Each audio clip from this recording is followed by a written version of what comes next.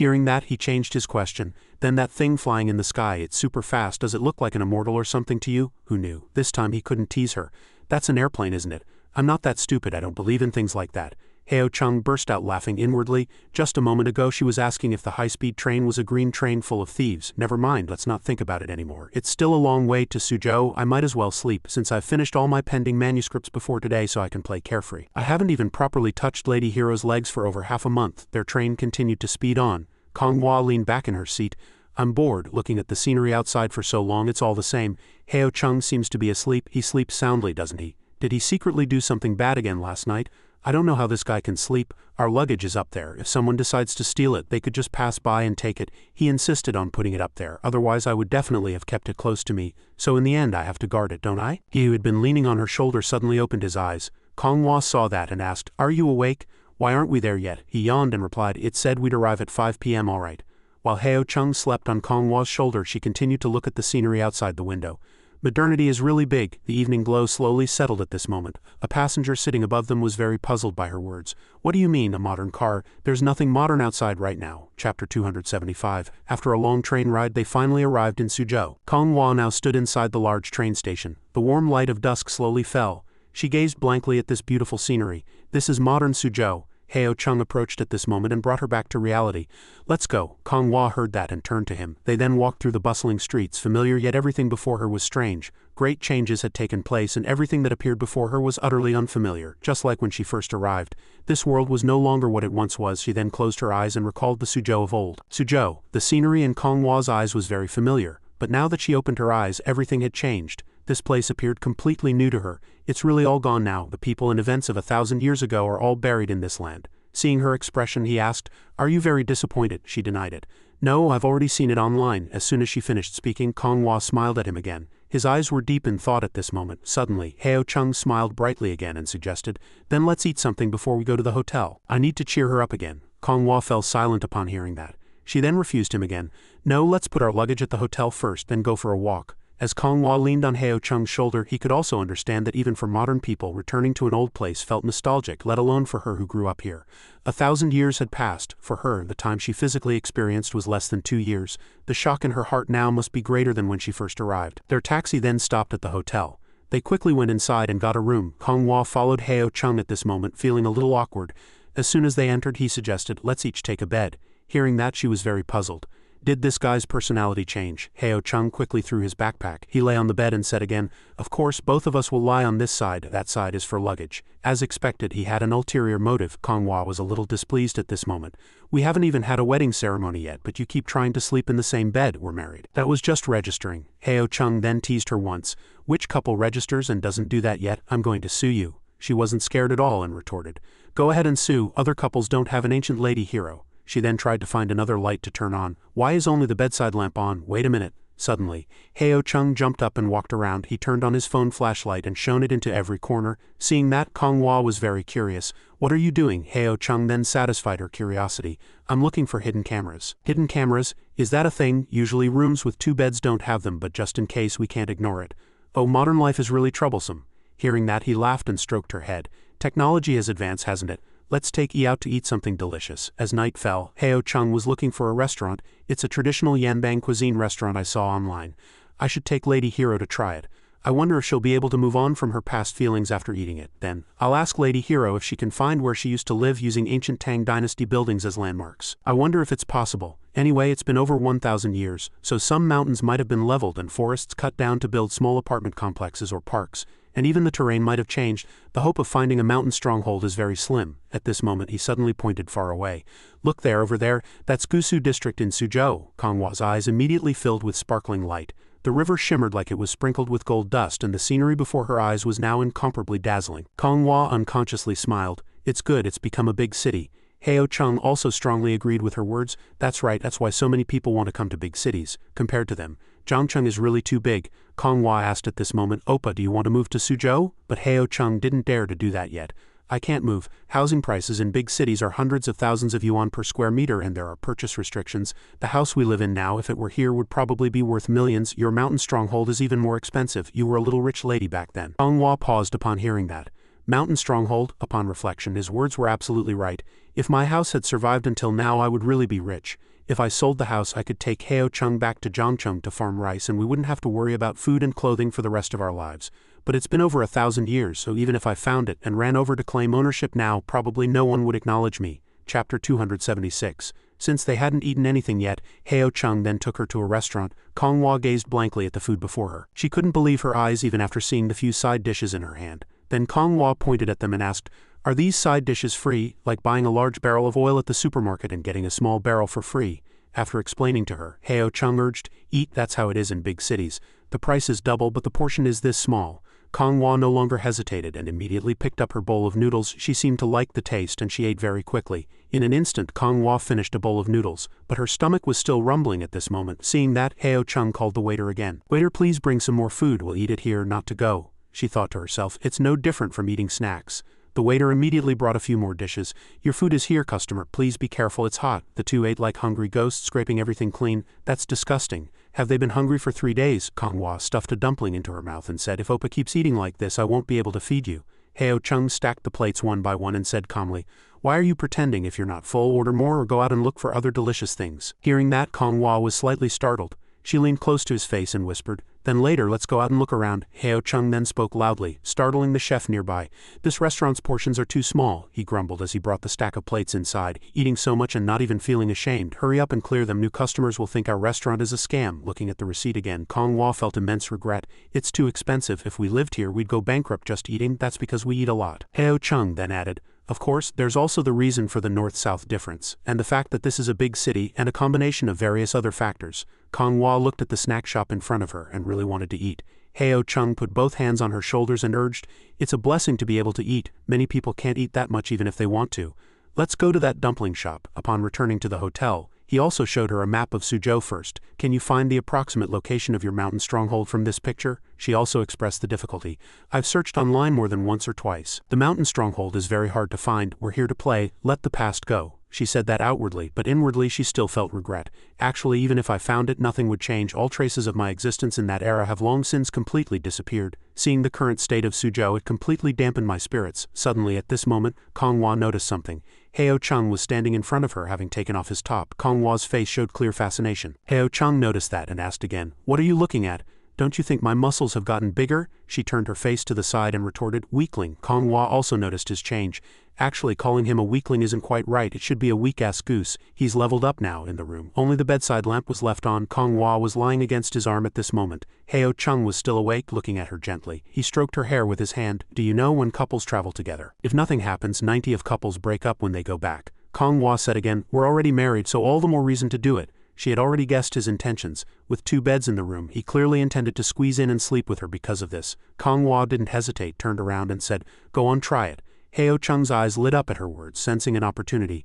"Really? Then I'll have to try." Who would have known that the next moment she threw a punch, but the punch didn't hit him, merely grazed past. Heo Chung was immediately pushed over. At this moment, he used all his strength to prevent her from using her hands. Kong Hua, showing no intention of stopping, lifted her leg and charged at Heo Chung, launching an attack. And so both of them fell to the floor with a thud, but strangely Heo Chung felt comfortable. Suddenly a very embarrassing sound came from the next room. Both of them flushed bright red upon hearing it. Chapter 277. Although their room was in an uproar, the next room was even more chaotic. The two looked at each other, faces flushed. Kong Hua no longer held onto him and pushed him away. Heo Chung hadn't expected the walls to be so flimsy. The soundproofing was terrible. What a blunder, our first night shouldn't be like this. At this moment he slowly turned his gaze towards her. Kong Hua, embarrassed, turned her face away. Even when watching movies at home she was listening by herself. Who would have listened like this? The next room continued to rustle. But seeing Heo Chung pressing his ear to the wall, she shouted, "What are you doing? How can this person be so shameless?" Kong Hua was curious but pretended not to be, yet the next moment she also pressed her ear to the wall. She looked at Heo Chung and stammered, "We should wait until after we're married." What are you doing? What do you want to do?" Kong Hua lowered her head and stammered again, "What am I doing?" Who would have known? She turned into a lioness and angrily said, "I'm going to hit Oppa." Heo Chung unexpectedly dared to provoke her. "All right, I want to challenge you." And so the two adjacent rooms were both very noisy at this moment. A moment later, Heo Chung had several bumps on his head. At this moment he clutched his pillow with an aggrieved expression. His little wife's technique was superior. "I'll deal with you cleanly soon. They say there's a high chance of breaking up if nothing happens on a trip. It's all based on something." Now that something has happened, his determination only grew stronger from her arrogant expression. "So if I wait until she agrees, will I have won her over? What am I thinking? I need to think carefully." Heo Chung lay prone on the bed and whispered, I thought bringing you here would give us a chance to consummate our marriage, but am I just dreaming before I even fall asleep at this moment? He lovingly nagged her. Do you think you can just get away with it? You're getting more and more unruly, I can't beat you. Heo Chung grumbled in dissatisfaction. Kong Hua turned off the light and lay down beside him. Heo Chung, having been beaten too much, fell asleep while she remained awake watching him sleep. Kong Hua suddenly remembered something. The book said friction generates heat. She subtly nudged her foot against his. Kong Hua then snuggled closer to Heo Chung. Mother probably doesn't know as much as I do now. He had slept through the night, but the next morning Heo Chung was still sleepy. He could feel his body was tired. This arm is still a bit sore. Lady Hero's bones are truly solid. The two guests from the next room also came out. At this moment they looked at Heo Chung with astonished eyes. That young man screamed for so long last night and the sound wasn't quiet either. It's really terrifying. They then scurried away. Heo Chung and Kong Hua moved to a colorful flower garden. The fresh and vibrant scenery here made her pull out her camera to take commemorative photos. Looking at the flower garden before her, she couldn't stop smiling, and Kong Hua's eyes were slightly moist with emotion. This is Suzhou 1,000 years later. Now she was enjoying herself among the blooming flowers. Heo Chung was taking her picture at this moment. It seems everyone feels nostalgic when revisiting old places. Suddenly, raindrops fell on his face. The clear sky instantly turned into a sudden downpour. The two looked at each other, slightly bewildered. Then Kong Hua quickly grabbed his hand and ran. The two quickly ran to take shelter from the rain. They found a sheltered spot and stood there. Raindrops still fell to the ground, making a pleasant sound. They sat in the pavilion, laughing and watching the rain together. Chapter 278. At this moment, Kong Hua gently extended her hand and caught each raindrop. This was not very surprising to her. See, I told you I'm unlucky. It's raining on our first day out. Heo Chung retorted, disagreeing. Clearly you're the unlucky one. I even brought an umbrella. How about it? Don't get wet. Come here and wipe yourself. Heo Chung then took out a map and showed it to her. Look, we're here now, and that's Tiger Hill Pagoda over there. As long as we use these few points as a reference. Suddenly his gaze fell on something. Outside it was still pouring rain. Heo Chung then returned to their conversation, calculating how fast her horse riding speed was and how long it would take. Then, if you draw a circle with the distance as the radius, the intersection points will be the location of the mountain stronghold. Just hearing this, her head felt very complicated. Does this mean more problem solving? This is called practical application. Outside it was still raining, and inside they were still calculating and searching for the most suitable path. But the speed of a horse is not easy to calculate. It's not like a car where the speed is displayed when you're riding. The difference in feeling is huge. From Tiger Hill to the mountain stronghold, I've never even been to Hanshin Temple. Suddenly the two looked at each other. Then Heo Chung suddenly stood up and looked far outside. At this moment what entered their eyes was an umbrella by the lake. Realizing something bad was happening, Heo Chung immediately ran out. Don't move, I'll go. Call the police. He shot out of the pavilion like an arrow. People were gathered by the lake, murmuring, what's going on? Someone seems to have jumped into the water. That young man is still so young. Could he be so short-sighted? No, that young man is going to save someone. It's so cold, he's not trying to hurt anyone, is he?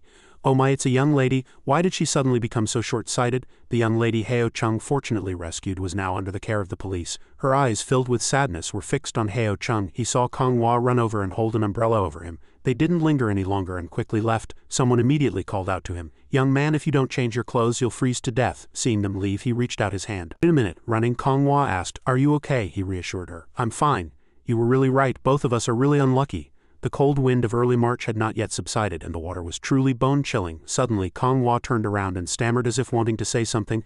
That young lady. Heo Chung continued to reassure her. She just drank a few mouthfuls of water. She's fine. But if I don't wash up now, it'll really be serious. Alright, let's go straight back. The next day, it was still raining like a waterfall outside. Seeing that, he was extremely dejected. Am I really a bit useless? It's been raining for days on this trip. He turned his head and looked outside, asking, has the rain stopped? No. Hearing that, Heo Chung reached out and grabbed his backpack. If it's raining, let's just take a walk nearby later. If it keeps raining, we won't be able to go out and play properly.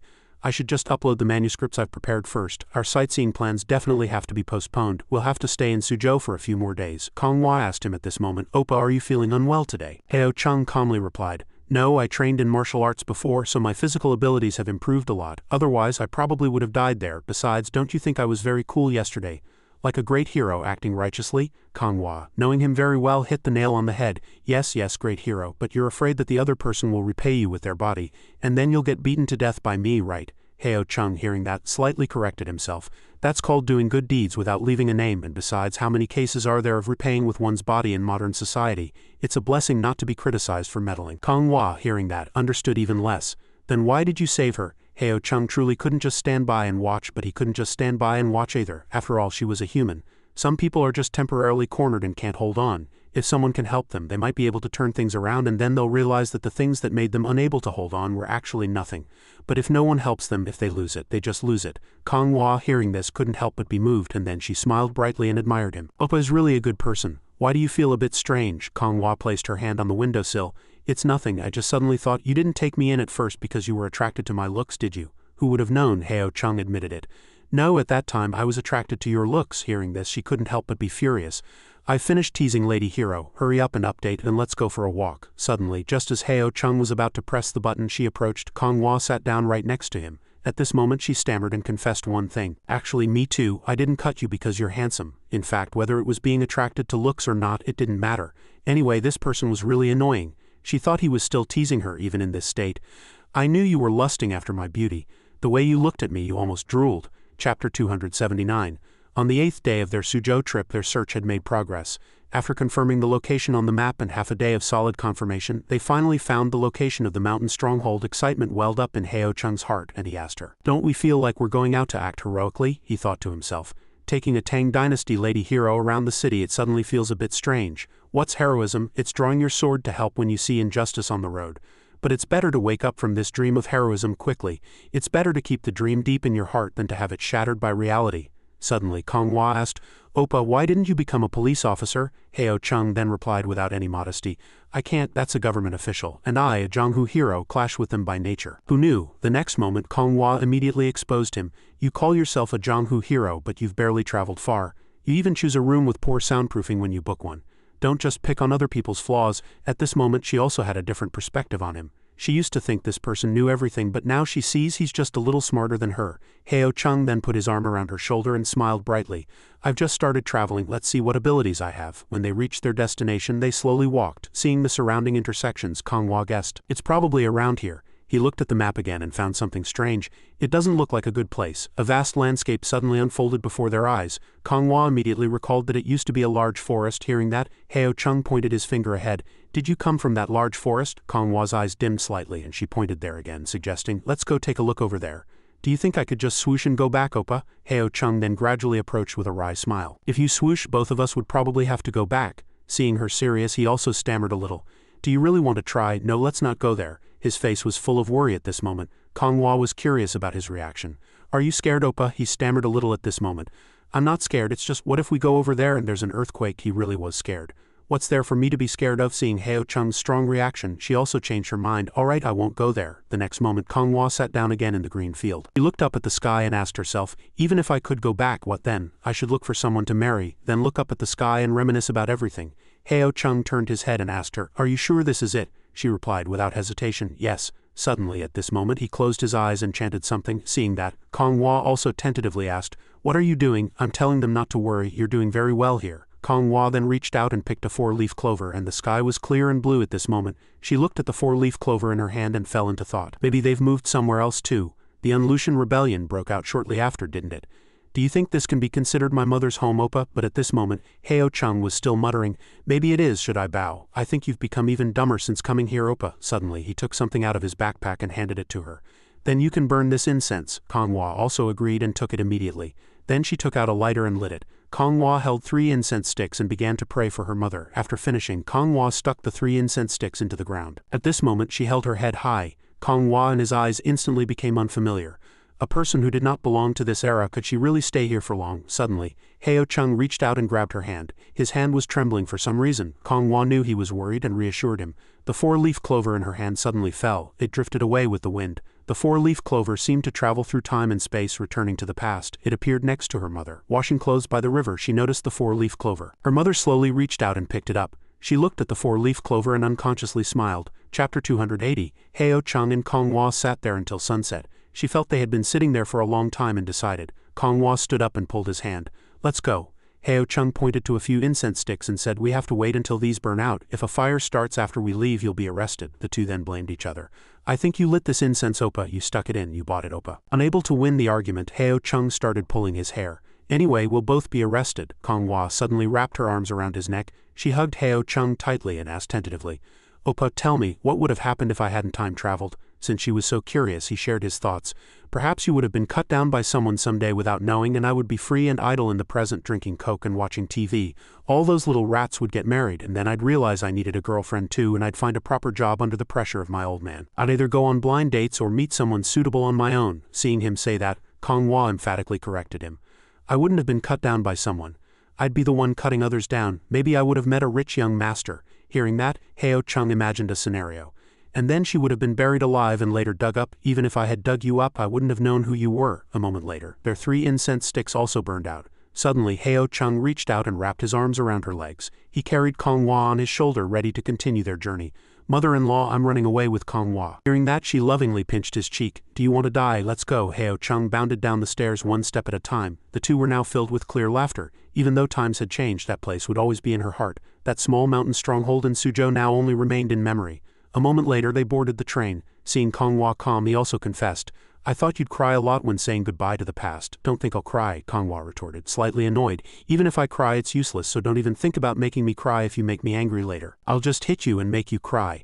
Shouldn't we intellectuals speak reasonably? She then pointed at his face with an embarrassed expression. Who's an intellectual with you, Oppa? What you're saying isn't reasonable. You're just tricking people. This person tried to ruin her purity before marriage with no good intentions. What if he got tired of her after getting her? Then she'd have to hit him. The train was still speeding at this time. The people in the train were very noisy about what happened. Loud quarrels continued to echo. Hearing the noise, they also looked over curiously. Kong Hua suddenly remembered something, and her eyes sparkled. Has the zombie apocalypse finally broken out? He asked, very curious. Why are you thinking about zombies? She then replied with an excited expression. This situation is very similar to a movie, brothers, uncles, and even that couple over there. Then we'll all run away together. Kong Hua even pointed to a couple, and they had question marks above their heads. There were already 7,749 scenarios planned in her mind. If the zombies in the next car attack, I'll carry you and run. As long as we run fast enough to reach the ground, I can do whatever I want. Fighting while running, advancing and retreating freely. At this moment, Kong Hua was envisioning her own blockbuster. Heo Chung also admired her creativity. It's a real shame you're not a director. Hearing that, Kong Hua became a little dejected. An ancient person like me fighting zombies, I guess I've watched too many movies. Suddenly, Heo Chung took her hand. Let's go out and play tomorrow. There's a place you'll like. Where? He didn't hide it and told her directly. GNG Swordfinger. Such a mighty name, I knew it suited you as soon as I heard it. Who would have known that the next day, something unexpected happened? GNG Hukju Swordfinger Lake Hill. Seeing it, both of them froze, so Heo Chung took her to Feng Yunquan Wind Gully Cloud Spring again. Is this all? Hearing her ask that, he was very surprised. Was it like this before? Since she was an ancient person, it wasn't surprising. Who would have paid money to see a place like this back then? This is just some dilapidated house. At this moment, Heo Chung thought to himself, this is the power of time. The scenic spots that people find interesting now in Kong Hua's era would just be worthless stones. A shabby house on the roadside. If our apartment complex is preserved for a few thousand years and a prominent figure comes out of it, it would also become a scenic spot. Even Dongnao's tattered house might become a tourist attraction. Heo Chung then told her a shocking fact. If you were displayed in a museum as a person from the Kaiyuan era and charged 100 million yuan for admission, Westerners would cross the sea to see you. Hearing this, Kong Hua's hands tingled again. Is he treating me like a country bumpkin, even putting me in a museum? I need to find a reason to spar with Oppa. I need to give Oppa some martial arts pointers. After seeing all of this, they moved to the next place. Let's go to the next place. Let's go see Shirjanshi sword testing stone. And before their eyes were a few rocks at this time, Heo Chung asked with an excited expression, don't you want to look closely? I heard that martial arts masters can infer the sword intent contained within by observing other people's sword marks. A few boys nearby also strongly agreed with his point of view. That's right, that's right. You can even make tens of thousands of sword lights fly around chaotically. It's equivalent to the full strike of a peerless master. If you have high enlightenment, you can even learn the swordplay of the person who left the sword mark. If successful, you'll grow another level. Taking this opportunity, he also enlightened the children. It depends on what the person who left the sword mark meant at the time. This sword mark and that sword mark are different. Kong Hua just wanted him to act like a normal person at this time. Oppa, please just act normal. Heo Chung was a bit overly excited, so Kong Hua sternly reminded him. Oppa, please just act normal. Contrary to his excitement, she felt nothing special. I can no longer distinguish whether it's sword energy or not. These two amateurs are speaking clearly, it might be possible. Suddenly, in Heo Chung's eyes, she turned into a dog. Woman, as he uttered those two words, her finger joints cracked. The tourist heard the cracking sound and looked around. What was that sound? Did you hear it? What was that sound just now? It was quite clear. Seeing him looking east and west, he reassured him. Don't panic. Heo Chung then pointed at Shirjanshi. It's the sound of martial arts, but it has no connection with me, brother. Let's part ways here. He cupped his hands and bade him farewell. The tourist also politely returned the gesture. See you again in the Jianghu. Seeing him converse so naturally with him, she asked, do you know him? Heo Chung replied with a smile. No, I don't. As they walked, he asked Kong Hwa a few things. Does sword intent really not exist? No. Absorbing yin energy with internal energy to replenish yang energy. No, it hurts too much. Seeing him asking as he walked, she also urged him. Hurry up, there are still many places to see. All right. They then traveled everywhere together, from morning till dusk, from parks to alleys. Heo Chung and Kong Hwa stopped and went, eating here and drinking there, just like people who had lived in Suzhou for a long time. They left their footprints everywhere in this unfamiliar city. When the moon was high, they went to a nearby night market together. The dazzling light from the lanterns illuminated her joyful face. I had fun all day. I even bought a gift for Gong Pyong. Through this trip, Heo Chung also gradually understood Kong Hwa more. As expected, Lady Hero prefers street snacks much more than scenic spots. Suddenly, a sound from afar caught her attention. Kong Hwa looked at a punching machine and asked, "What's that?" Heo Chung immediately rolled up his sleeves and told her, "It's a punching machine. If you hit the top, you get a prize. Wait a minute, I'll show you a punch." Hearing that, Kong Hwa was very much looking forward to his punch. Other people left after failing the punching machine. No good, let's go. You really can't hit the top. Is this machine a scam? Alright, let's do something else. Who would have known? Kong Hwa broke the punching machine. A new record. She hit the top and received a big prize. Heo Chung, holding a rabbit doll, received their astonished stares and left with her. The next moment, Kong Hwa pointed to another place with an excited expression. Let's do that next, but he refused. No, that's for kids. If we go, we'll break the mats. I'll take you to do something else. A moment later, Heo Chung took her to a whack-a-mole machine. Kong Hwa, holding a plastic hammer in her hand, was very puzzled. What's this? You hit the things that pop up and go down with this plastic hammer. Seeing Kong Hwa hitting hard, he was also surprised and reminded her. Hit gently, don't break someone else's machine. Heo Chung quietly sat next to her at this time, watching her play. In his eyes, Kong Hwa looked very joyful and innocent. He stroked the head of the rabbit doll and was happy inwardly. Coming here, Kong Hwa feels like she's returned home. If my older sister had taken me to play like this when I was little, I would have been incredibly happy. Our child will definitely have a very joyful childhood. Having a mother like that is like being invincible. It was early April and the sky was clear again at this time. Heo Chung was walking along the road answering a phone call. Be sure to stop by when you come back. Hearing that, Kong Hwa also turned around curiously and asked, "What's wrong?" Heo Chung heard that and told her. Jun became a dad. He had a son and kept showing off to me, laughing like crazy for 2 minutes. He's really something. Kong Hwa looked back at him at this moment. Suddenly, she turned her face away and spoke to him in a low voice. She took his hand and asked directly, "Do you want to have a baby too, Oppa?" Who would have known? Heo Chung's answer was even more direct. "I don't want to have one, I just want your body." "I'm despicable, aren't I?" At this moment, Heo Chung said with a serious expression. "Seriously, if we have a baby, we won't be as happy as we are now. It'll be very tiring and the pressure will be immense. We'll have to earn money for diapers and take care of them carefully. Anyway, we're not ready at all right now. I don't want to have one." Hearing that, Kong Hwa lowered her head and said, "You're making excuses." A feeling of agreement suddenly welled up in her heart. "But the person I like desires my body. It feels very..." Suddenly, she was slightly startled. Kong Hwa quickly shook off that thought. "No, what am I thinking? Kong Hwa, don't think like that anymore," she admonished herself. At this moment, they also arrived at the next place, Hanshan Temple outside Suzhou City. The midnight bell reaches the passenger boat. He looked into the distance and asked, "Is this the 1,000-year-old temple?" But she didn't feel anything special. "What's there to see in a temple? It's just a bunch of monks." Hearing him say that, he laughed. "You've never been here, have you? Isn't traveling about going everywhere?" Heo Chung felt a slight regret at this moment. It's a shame Lady Hero never came here before, otherwise I would really like to ask her how it feels to see it again after 1,000 years. Suddenly, as they walked, they paused for a moment. Before his eyes was a group of people standing in front of the temple. Many people are burning incense. I rarely come to places like this, so since I'm with Lady Hero, let's bow a bit. He then gently pulled her hand. Let's go inside and bow once too," but she refused. "You go, Oppa, I'm not going in." The candles placed by people were almost all melted and many people came here to burn incense to pray for peace. Kong Hwa waited outside for Heo Chung to burn incense inside at this time. A monk noticed her presence. He slowly walked towards her. Kong Hwa also sensed someone approaching and turned around. He instantly froze on the spot. Clearly that young lady's face was very pure and without aggression, but for some reason just a glance from her combined with her calm demeanor exuded an aura that overwhelmed people. This aura of hers made the monk freeze. Kong Hwa did nothing, but he was overwhelmed and suddenly felt a chill down his spine. At this moment, Heo Chung also approached and asked, "What are you looking at?" Kong Hwa immediately turned to him and smiled brightly.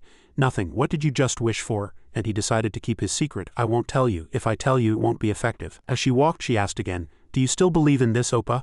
Heo Chung also stated his viewpoint.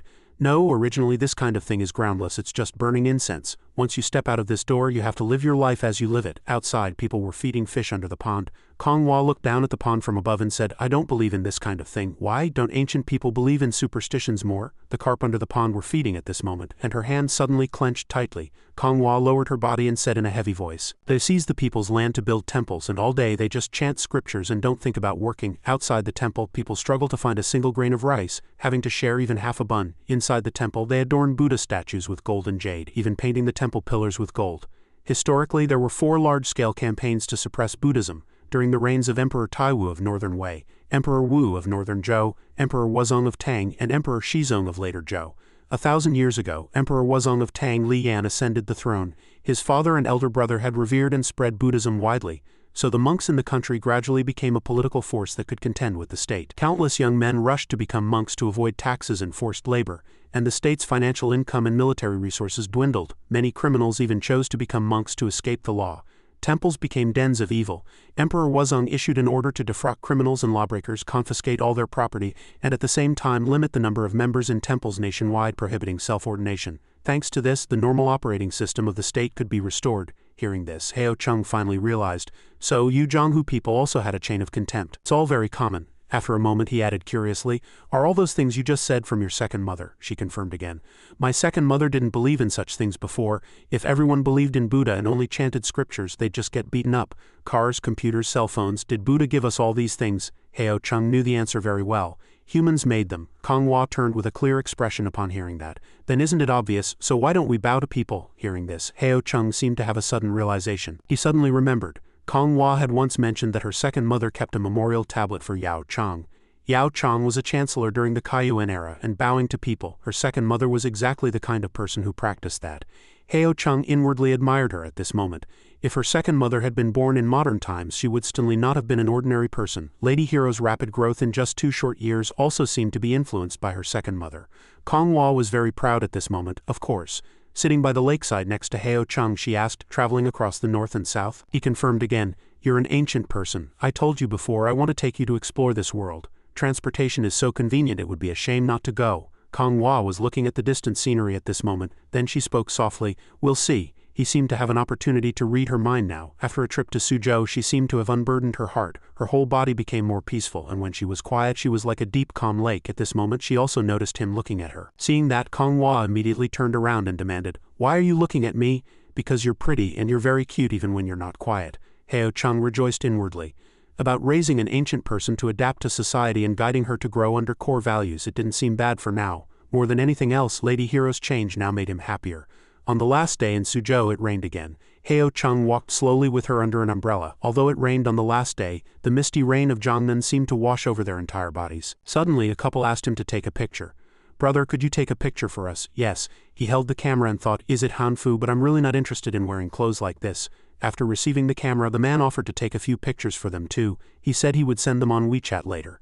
He politely refused. It's okay, we don't like taking pictures. They parted ways there. Alright then, thank you both. You're welcome. The couple smiled brightly at them at this moment. After Heo Chung and Konghua left, they felt, those two have a really special vibe. They definitely look great in Hanfu.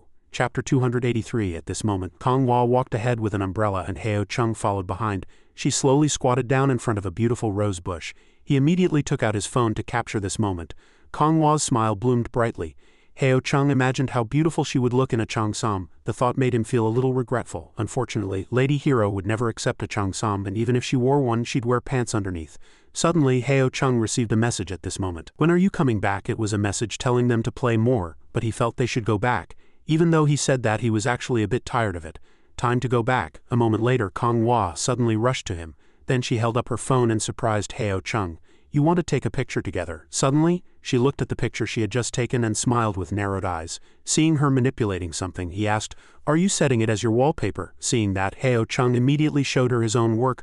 Aren't you going to use the pictures I took? They're very artistic, much prettier than the one you two took with your heads together. But she still only liked the picture she had just taken, and Konghua's phone wallpaper was now their photo. As the rain poured down, a cat suddenly appeared. It slowly walked in front of them. Seeing the chubby and cute black cat, Konghua reached out her hand. A cat, its eyes are just like Donghua's. I miss Donghua. Hearing that, Heo Chung gently stroked her head. We're going back tomorrow anyway. Waving goodbye to the black cat, she asked, Can we take Donghua out to play next time? But he was a little worried. Donghua is a cat. It'll be scared in unfamiliar places. If you want to take it, you can. Before he could finish speaking, she grasped the core of his message. Konghua immediately stated her guess. You mean we can take a baby out to play? Heo Chung then corrected himself slightly. No, I mean we can go on a road trip, let it get used to the car environment first, and take it for walks when we have time. The next day at dusk they returned. Konghua couldn't help but feel relieved looking at the scenery before her. Indeed, returning here put her mind at ease. Though this place wasn't as beautiful or as bustling as Suzhou in this completely unfamiliar era, this was where she had lived for 2 years, and it was the place she was most familiar with. For her, Suzhou had already become a strange city. Seeing Konghua lost in thought like that, Heo Chung paid attention. Then he lowered his head and asked, "What are you thinking about?" But his whole body shivered under her scrutinizing gaze. Heo Chung was a little frightened inwardly. Her expression seemed to hold some conspiracy, making him scared, and he feared she would do something illogical. After all, her way of thinking was very peculiar. Konghua then pressed her face close to his again. "What are you scared of, Oppa?" He immediately denied it. "Nothing." She saw him cough a few times and thought inwardly, "Since I've married into Gangsung, I'm also a Gangsung person. He always used my shortcomings to bully me. If I'm not scared, then he's the one who should be flustered. This guy doesn't seem to be very scary. For consummation, who isn't a first-timer?" Suddenly, Konghua blurted out, "I want to hit you, Oppa." He was startled by her words. "There has to be a reason. Is it because I'm not wearing a hat? What do ancient people think about all day?" Upon returning to the apartment, they met Auntie Jung and Uncle Cho. Heo Chung politely approached and asked, "Uncle, Auntie, what are you doing? You two went far away." "We went on a trip." Hearing that, he also said, "No wonder I haven't seen you for a while." "Tired," he said. "We need to go up and unpack first. We'll talk later." "All right, go on up." The two then went up to their room. At this moment, Uncle Cho and Auntie Jung were still there. "I think those two will have a baby first, and then get married after she's pregnant. They'll definitely get married first. Want to bet?" As soon as they entered the house, Konghua put her hand on a chair and a feeling of longing surged within her. They had been away from home for half a month and it felt like a very long time. Before, leaving the mountain stronghold was commonplace, but she had never felt this way. The two then took off their coats and Konghua slowly walked out to the balcony in her slippers. The seeds in front of Konghua had grown bigger. "Why are these leaves so big?" Seeing that, Heo Chung approached her and suggested, "Your flower looks very special. Are you thinking of changing to a bigger pot? This pot really doesn't have enough space." Konghua began to feel something strange. "This guy isn't normal. Is there something wrong with this lavender?" Then she found a picture of lavender online and held out her phone to him, accusing, "Why does my lavender grow differently from the picture? Don't think too much. I never touched your flowers. You bought and planted them yourself." Despite his explanation, she remained suspicious and left. "Anyway, I'll know when it grows." So Konghua decided to let him off the hook. Konghua then lightly touched the leaves and thought, "He definitely knows what this plant is. He knows but isn't saying. This guy is really cunning." Heo Chung then slowly spoke, "Of course I know. This is," he uttered the words, "Konghua's lavender," as if he had been struck by Heo Chung. Hearing that, she couldn't resist and punched him. Heo Chung still fearlessly put his hand on her shoulder. "You want to know that much? Call me honey and I'll tell you." Hearing that, she clenched her fists. "Teacher Heo, it seems we need to spar again." And when she made a move, he rolled on the floor like a pinwheel. Heo Chung sat in the corner clutching himself, feeling wronged. She's in her rebellious phase. She's not cute at all anymore. A moment later, Heo Chung also finished eating. After the meal, he went back to working on his laptop. Heo Chung also thought boldly, "Although I'm sure I can make a video this week, it's already a fixed outcome on this timeline, but until the weekend arrives, it's still in an uncertain quantum superposition state. There are countless possibilities. If we as observers see it first, this act of observation will collapse it into a fixed state. Simply put, it will lose countless possibilities of becoming better." Konghua sat next to him, thinking he was just overthinking. "He's just procrastinating on his manuscript, but he talks like he's launching a rocket." "Don't interrupt me," Konghua immediately retorted. "I'm a female bandit. My main job is to interrupt people." He wasn't scared at all and instead pinched her cheek. "How are you a female bandit? Aren't you Lady Hero? After a trip to Suzhou, you seem to have become a fool." Konghua was still chewing on dried sweet potato at this moment. While he worked, she also turned and stared at him. 2 years ago, I first ate the food of this era. I ate right here and listened to him talk about things to be aware of in this era. Sometimes I found it very annoying, but if not for his nagging, I would have been lost alone for a very long time. As I gradually got used to this place, his words became fewer and fewer, no longer rambling like when I first arrived, and sometimes he just teased me more. He clearly can't win, but he keeps wanting to tease me. It's a bad habit." Her face suddenly flushed. Seeing Konghua staring at him intently, he also paused for a moment. She then stammered with an embarrassed expression, "Ho?" Heo Chung's face flushed, thinking his chance had come. Could it be that she finally? Konghua slowly approached him. "Ho?" Who would have known? The next moment she playfully poked him. "Nay?" Konghua immediately grabbed the dried sweet potato and ran away. As soon as they returned the next morning, they went to Mr. and Mrs. Heo's house. Father, Mother, and Heo greeted them very happily. "You're back, yes." Dalna also came out to greet them after a long time, but it stared at them with resentful eyes. Heo Chung held its 2 paws and thought inwardly, "Mom must have fed it like crazy for fear of it starving. This won't do. I must put it on a diet. It's too fat and it doesn't like exercise, just sleeps. If this continues, it'll get fatter and fatter. It's better to lose weight quickly, at least return to normal weight." Suddenly he seemed to remember something and put his hand in his pocket. "Oh right." A moment later Heo Chung took out a red amulet. "Mom, this is a peace amulet I got for you. If you wear this while playing mahjong you'll win easily." Since Aunt Heo had a gift, old Heo naturally did too. "Father, this is a sandalwood rosary Konghua bought. It smells of sandalwood. Father, take a sniff. This rosary has spiritual power. If Father goes down to a tomb and encounters a zombie, it can ward off any evil spirits." He lifted his glasses and said, "What would I be scared of?" Old Heo glanced at the rosary and thought inwardly, since this guy gave it in Konghua's name, it definitely isn't cheap. Just by looking at it, it seems more expensive than that amulet. He glanced over there and was very confident. Aunt Heo then wanted to hear about their travel experience. Was Suzhou interesting? It was just a dilapidated GNG and a worn-out temple. The city center was much more interesting than those scenic spots. Those tourist attractions are all overrated. Father and Mother should also go out and travel when you have time, just avoid the famous places. After listening to Heo Chung's story, Aunt Heo remained loyal only to mahjong.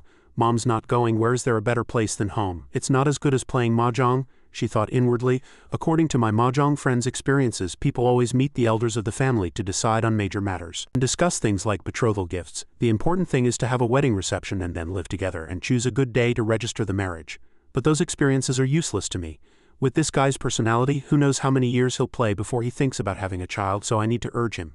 After holding Dong Ah for a while, they put it down. Dong Ah then ran all over the house. It feels like something's missing without Dong Ah at home during dinner. Konghua still held Dong Ah on her lap, and when Heo Chung practiced martial arts, it also followed along and exercised, and when the two kissed, it also had to peek. A few days later, Konghua held a flower pot in her hand.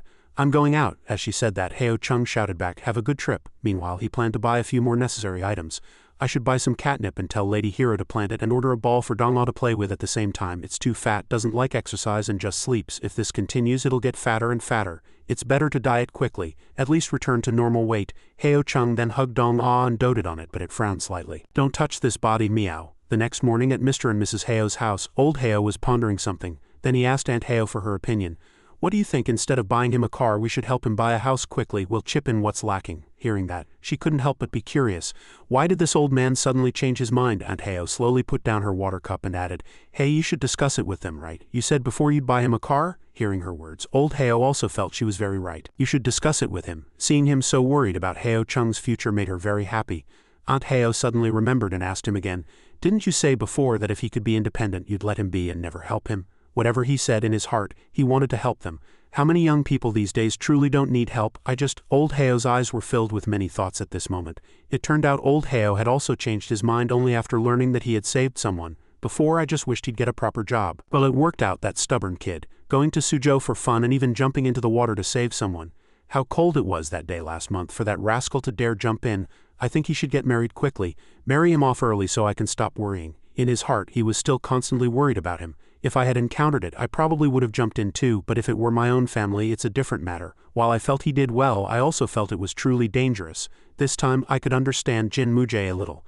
Everyone's just a normal person, not like they have superpowers. So what kind of courage is that? Understanding old Heo's worries, Aunt Heo took his hand and comforted him. The next moment, he smiled with relief again. Old Heo was happy that he was such a righteous person, but this kid truly had some skill. He did very well in this matter. He seemed not to know what fear was, like a fool. At Heo Chung and Konghua's house, she suddenly burst through the door. Konghua was extremely indignant after learning the truth and vowed to give this seller a bad rating. "I've researched it with Pyong and these seeds are definitely wrong. All my efforts have been in vain, all my hard work for nothing." Seeing Heo Chung avoid her like that, she stopped as if she understood something. Oppa already knew, and kept pretending to be an innocent deer. Knew what? Konghua couldn't bear it and immediately grabbed Heo Chung by the collar. Oppa already knew this wasn't lavender, and kept lying there watching me water it every day without saying a word. If this isn't lavender, what is it? At this moment she held the flower pot in her hand, trembling. That's a white radish." She fully understood his intentions. No wonder this guy kept urging me to change to a bigger pot. Now that the weather's getting warmer, it'll soon grow into a big white radish. Since she had grown radishes, she could just buy other seeds, but what infuriated her was that he had laid next to her, watching her water it without saying a word. Konghua then threatened him with the flower pot. "You bad guy." Still, it was a sprout she had painstakingly nurtured, so in the end she still treated it well. "Since the radish is already grown, I can't just pull it out and throw it away. I'll have to transplant it somewhere else. First, I'll put some soil in a styrofoam box." Seeing the box didn't fit, Heo Chung said, "This styrofoam box is too big, I'll buy some soil online." Hearing that, she couldn't understand. "You have to buy soil too, Oppa, are you the village idiot?" Heo Chung then pointed at the styrofoam box and made her understand. "Or you can go dig it up yourself." For such a big styrofoam box, how much soil would you have to dig up? I'll just go dig it up from the apartment complex's flower bed. That would damage the landscape. The plants outside are growing well. If you go and dig out a chunk, what would become of it? Konghua still didn't give up and insisted. Then I'll go dig it up from Bukshung Field. The next morning when the sun was shining brightly, they went digging for soil again. Sweat dripped from his forehead at this moment. Heo Chung couldn't believe how he had ended up digging for soil here. He turned to her, gritting his teeth. Damn it, anything related to Lady Hero has never been normal. No, I need to buy a bag. To drag me along to dig for soil, this is truly unbearable. Did she buy more seeds? Wholesale seed buyer has paid for potted flower seeds. Humans gradually adapt to different things according to their environment and instincts, finally shedding their past memories completely. Bury it firmly. After all, she was still just a 20-year-old girl. Suddenly, Heo Chung noticed something at this moment. Upon closer inspection, he realized she had ordered a set of pajamas. She bought new clothes too. These pajamas are fine. They're comfortable for her to sit cross-legged and play games, and comfortable for me too. Last night, I vaguely heard her call me honey. But I don't know if it was a dream or reality, and I don't have the courage to ask. Perhaps Lady Hero also has a bit of a sneaky side, but she just keeps pretending not to know so I won't notice. Suddenly, Heo Chung approached her and placed a hand on her shoulder. Right, we decided in Suzhou if you want to go to university you have to study hard. If you don't constantly refresh your knowledge, you'll be left behind by society. I'll buy you a few textbooks, so study them first. Konghua also made a firm decision to one day overpower him.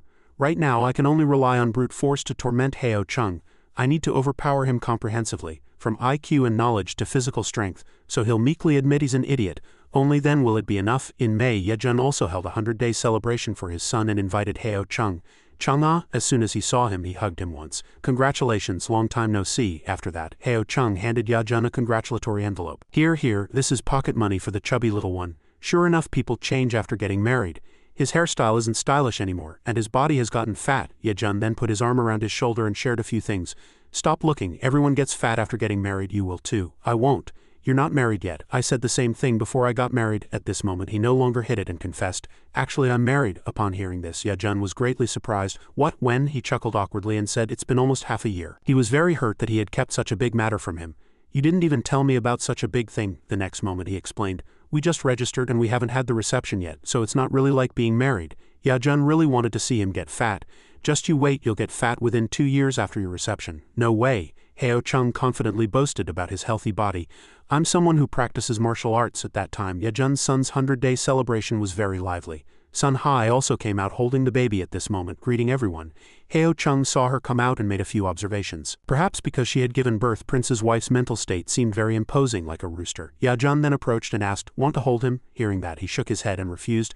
No, I've never held a baby. Then I'll hold him. Yejun seemed very happy to welcome this son at this moment. Suddenly, Heo Chung's mood was not heavy at all but very comfortable and strange. Before I didn't like children at all, I always felt they were annoying to death, but now, seeing Wang Yejun's kid, I really like him. I wonder what kind of child Lady Hero and I would have. Just thinking that, he immediately waved his hands. No, that's enough. Just thinking about the endless troubles after having a baby makes my head ache.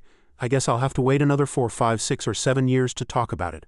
No rush now. The baby smiled brightly at him at this moment like a flower. He couldn't help but melt at this cuteness. Yejun played with the baby and said softly, isn't he cute? You don't know how much fun this little guy is? Hearing that, Heo Chung teased him slightly. Even if he pees on your hand, it's fun. He didn't hesitate and confirmed again. Of course it's fun, he's my kid, what's there to be scared of? You didn't say that at first. After welcoming his first son, Yejun's personality also changed. First time is first time, you just don't know. When he was just carried out by the doctor, he immediately grabbed my finger. My heart melted in an instant, you know. That's when I realized there was no way to explain that feeling, so he just said I'd understand once I had a baby. Talked to Chung for a bit. Be careful. Seeing them so harmonious, he was also happy for them. Seeing this young couple, they look very well suited living like this. After that, Yejun invited him inside. Let's both go inside, sit down and talk. Yejun was a little disappointed that all three of them couldn't gather. It's a shame little rat couldn't come today. I don't know if he's naive or what. He's the same rank, but he's the only one running around so busy, and he even enjoys it so much. Isn't that just his personality? As long as he's happy, it's fine. So when are you having your reception? To his curiosity, Heo Chung calculated a bit. I guess I should only consider the reception after buying a house. If house prices go up by another chunk, it'll be over. Yejun heard that and immediately reminded him, didn't you get the congratulatory money back? It shouldn't cost that much. Still, we need a new house first. That's true. After talking for a while, he opened a bottle of wine. Yejun poured wine into the glass and subtly suggested, so are you very short on funds right now? If you are, just say so. He didn't hesitate at all and generously said he would lend him some. Between brothers, I'll lend it to you. Heo Chung reached out for the glass and said, it's okay. Anyway, I want to try it with my own efforts first. If I can go to the bank, I'll borrow from the bank first as much as possible, otherwise I'll just keep thinking about being indebted to others and easily go bald. You know I don't like borrowing money. Hearing that, Yajun asked another question. Understood, but you said you registered, so is the identity issue all resolved? Resolved. Fortunately, I didn't use what you prepared. It's a relief you didn't use it. If you really had, it would have been a headache. When he confessed that much, he became very excited and urged him to drink another glass. Then that's good as long as it's smooth. Come on, let's both have a drink. After the feast, Heo Chung also received their farewells and returned. See you again, Chung-ah. Heo Chung waved his hand, joyful inwardly. Thank goodness Lady Hero suddenly appeared, otherwise my back would probably look like that dog at the end of Journey to the West by now. Who would have imagined? Prince even thought he'd be a non-married person and boasted a lot. He used to be very foul-mouthed. Yejun, I'd jump from here before I'd ever get married. Recalling that, Heo Chung felt again. He used to say, I'm so rich I should enjoy myself while I'm young. Going to a nursing home later is 100 times better than getting a wife. He was the most foul-mouthed and the first to get married as a result. His speed of getting a wife and having a child was like a rocket. The days of tightly managed living expenses and eating instant noodles together every month never returned. Fate was impermanent. At this moment everyone had to grow up. At this moment Heo Chung was moving towards the plaza. All the passengers on the bus were captivated by the scenery outside. Look, a Gujung. Heo Chung couldn't help but look outside with curiosity. But just then he suddenly recognized a familiar sight. Wait a minute driver, I'll get off. The Gujung player's fingers were so fast they made him and others exclaim in admiration. They were not strangers but Gong Pyong and Kong Hua. Gong Pyong, wearing sunglasses, was showcasing her Gujung skills at this moment, and everyone watching applauded thunderously. Only Heo Chung couldn't understand. What are those two doing? After the performance, people continued to praise them. Amazing. That's right. People spread the word and put money in the basket. I heard these two young ladies are blind. How unfortunate. Seeing them pack their belongings, his heart ached. What surprised him most was seeing them pretending to be blind. What in the world is this? Suddenly, an idea occurred to Heo Chung. He didn't expose them. Instead, he approached to help. This must be really hard for you two. Let me help you pack your things. Is this your new way of playing? When he asked, she also quietly said, shut up. The three couldn't stay long and ran off. The two young ladies were extremely nervous at this moment. I'm so nervous I could die. Heo Chung was very curious and asked, so, can you tell me about the cause of this incident? Two blind street performers? Upon hearing this, both of them fell silent. 2 hours earlier, people were densely gathered to listen to the Gujung music. When Kong Hua entered with Gong Pyong, she was astonished. There are so many people watching the performance, I brought a fishing chair. Should we just sit here? Gong Pyong didn't think so and said, the mini chair is too low. Let's stand for now. We'll see if there's an empty seat later. The young lady above was playing soft melodies one by one at this moment. Suddenly, someone approached and waved his hand back and forth in front of them. Seeing him act like that, Kong Hua wondered inwardly, what is this person doing? When he waved back and forth and they didn't react, he thought they couldn't see. Can't you see? Can't you see? Can't you see anything? It's true. At this moment, an old man also noticed their presence. He felt pity for them and offered them his seat first. Come, young ladies, since your eyes are uncomfortable, come and sit in our seats. Kong Hua hesitated and refused. No, but Gong Pyong put her hand on her shoulder and accepted. Thank you. You're such good people. You've helped us so much. My sister and I are both very grateful. Sitting there until the performance ended, she couldn't help but worry inwardly, if we get caught like this, it'll be over, right? Fortunately, the performance is over. Let's get up when the crowd thins out a bit. Suddenly, he approached them and asked, young lady, is that a Gujung you're carrying on your back? Gong Pyong confirmed, yes. My parents told me to learn it since I was young. The old couple then asked about their plans. Where are you two young ladies going later? We're going to the plaza. The plaza? I heard there are many street performers there. Old man, let's take those people there. These young ladies are truly having a hard time. They froze at this kindness. The next moment, both of them refused simultaneously. No, we can go by ourselves. We're used to it. We don't want to bother you. Yes, we're used to it. Seeing their awkwardness, the elderly couple insisted on helping. What's the trouble? It's only natural for us to help you. What if such pretty girls meet bad people? We can't rest easy. We're both retired and our old bones can't give you much practical help, so let us drive you there. Kong Hua felt the situation was difficult at this point. With them speaking like this, it was truly hard to refuse such kindness.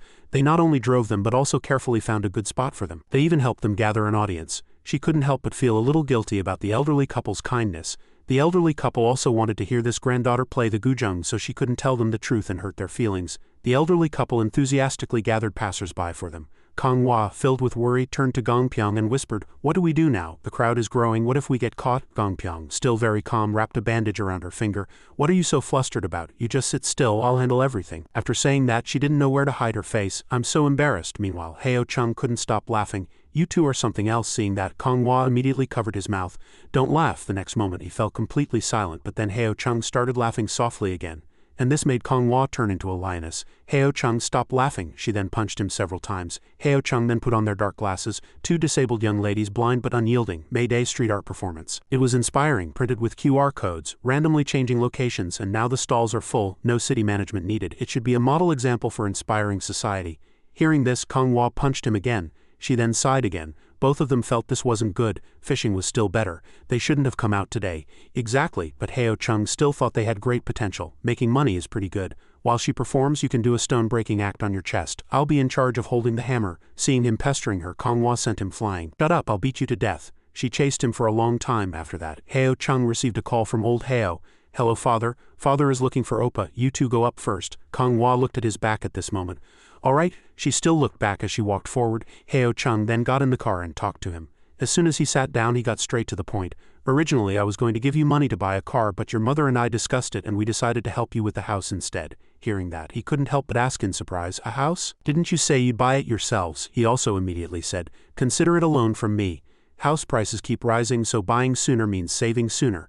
Heo Chung was also stunned for a moment by old Heo's decision. He then narrowed his eyes and guessed, Father, you're not making an excuse to send me to work again, are you? Last year you were completely against it, but now you've become so proactive. He thought it was his responsibility. You're married and I've been managing you so much, so just give me the money. Heo Chung was already thinking about having children. When we go back, we'll have a chubby baby for you two to take care of first. He then returned to the issue and asked, what kind of house have you looked at? What's your budget? We're still looking. We have a few temporary places in mind. Then tell me how much you're short and I'll give it to you. He glanced at him once. In short, old Heo then concluded, you buy a house and have your wedding, then do whatever you want. Suddenly he frowned again at this moment, then hesitated and brought up Kong Hua.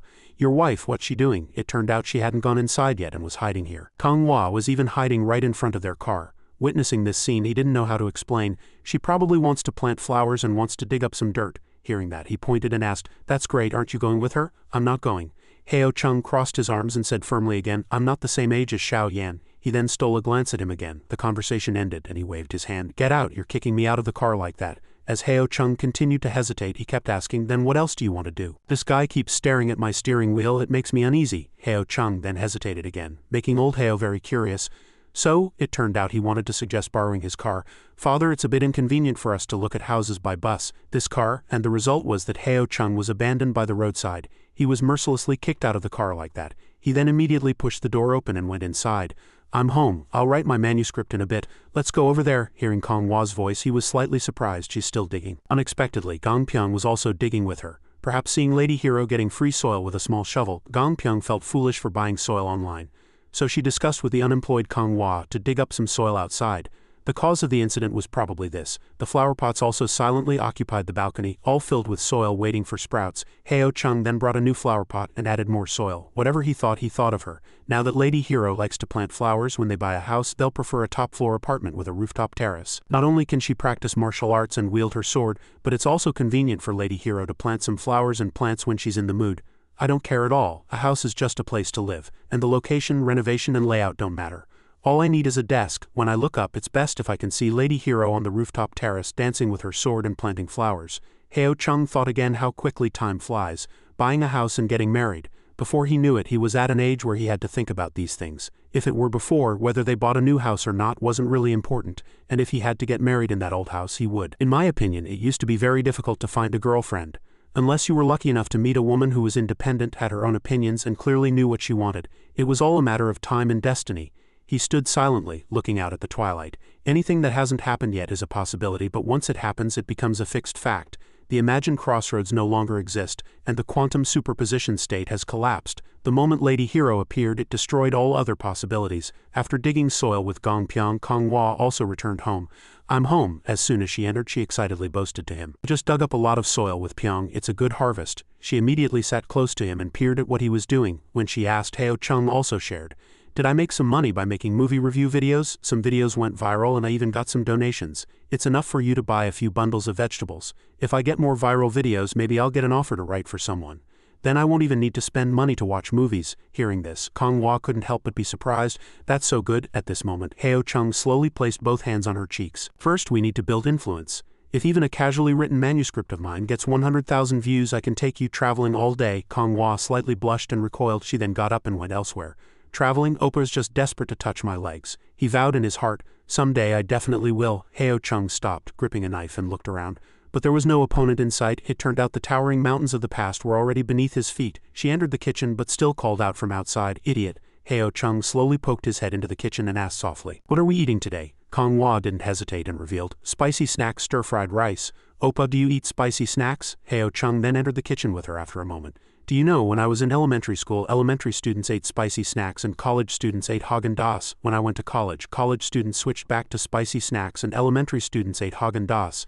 Is that just how it is? You've changed." Hearing that, she continued, "Only an idiot changes." Suddenly, Heo Chung gently hugged her from behind and slowly opened his mouth to suggest, "Let's go look at houses in a few days. We need to get married." Seeing him decide so quickly, she asked again, "Is there enough money?" He smiled brightly and said, "If we're short, we'll borrow from our parents and try to buy a good house. If the price goes up, we'll lose money." Hearing that, Kong Hua felt a little sad.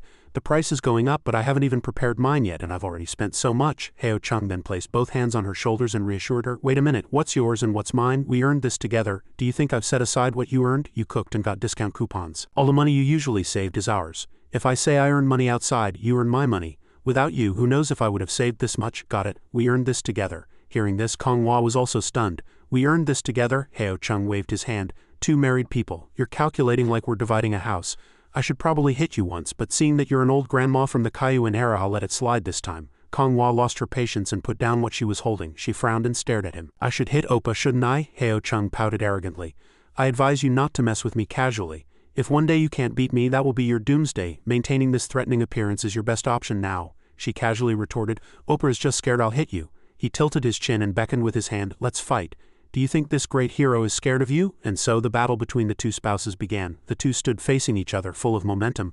Heo Chung with his meow cat stance and Kong Hua barehanded. In 2 seconds the two rushed towards each other with great momentum. Result: Heo Chung defeated on the evening of May Day, and so half of May passed with constant house hunting, and Heo Moonbin surprised Heo Chung by lending him his precious car. On a sunny afternoon, a cool silver car appeared. Kong Hua looked out the window with interest. She said in a surprised voice, "Look, another electric scooter just overtook us." Heo Chung said helplessly, "Shut up, that person is just busy." He sighed inwardly. This damn traffic jam. During rush hour, even riding a bicycle might be faster than driving a car, let alone an electric scooter. He had gotten his license 54 years ago and hadn't driven a car much since then. The skill was still there, but he didn't have the courage to drive too fast. Kong Hua looked at his hands on the steering wheel with interest and exclaimed happily, "I want to learn to drive too. How about ride-sharing when I'm free later?" Heo Chung refused without hesitation. "I don't recommend it," she pouted. "Why? Because I'm an ancient person." He shook his head and replied, "No, ride-sharing is dangerous." Kong Hua cracked her knuckles. "No one can beat me. If anyone tries to rob me, I'll pin them down and take them to the police station." Heo Chung poured cold water on her. "Don't think too much. If you want to learn, learn after you enroll in school. You still have to review now, and you look like death every time you do practice problems." "That's me racking my brains." "You mean you want me to rack my brains to think?" Hearing that, she felt offended and bit her lip. Kong Hua angrily turned her head away. Heo Chung quickly changed the subject. "By the way, how was that house we just saw?" She thought for a moment and replied, "The location seems a bit remote and the market is quite far. The good thing is the terrace is spacious. I can swing my 1.6-meter-long sword freely there. If the market is far, I can just take a self-balancing scooter. I really like that terrace. It would be great for hanging out blankets and things." He nodded. "Then tomorrow we'll look at another place, compare them, and then talk." Suddenly, a loud honk drew their attention. Heo Chung suggested, "Tomorrow let's just take the bus. Being stuck in traffic is worse than sitting at home reading a book with Dong-la in my arms. We made a mistake today and we're a bit late. Otherwise there wouldn't have been so many cars. Let's go out to the eastern suburbs, drive around, and head back." A short while later, the two smoothly escaped the congested traffic. The silver car sped along the empty road. The car whizzed past, leaving a trail of white smoke. The evening sun shone on the road, and the silver car seemed to be embraced by the sun's golden light. Heo Chung smiled. "Now I also like the vast field scenery, just like Lady Hero." Kong Hua silently looked at the scenery along both sides of the road. The gentle breeze rustled the golden rice paddies. She softly closed her eyes and savored the scent of nature. Kong Hua glanced at the photos she took with her phone. "It's really nice to be able to take pictures with a phone so I can keep the scenery I like." Heo Chung exclaimed, "Actually having a car is really convenient, isn't it?" She felt something was off. "Opa, I think you're hinting at something." He grinned. "You're leading me to think devious thoughts. Clearly you're the one thinking devious thoughts." Heo Chung leaned his elbow on the car door and tilted his head to look at Kong Hua.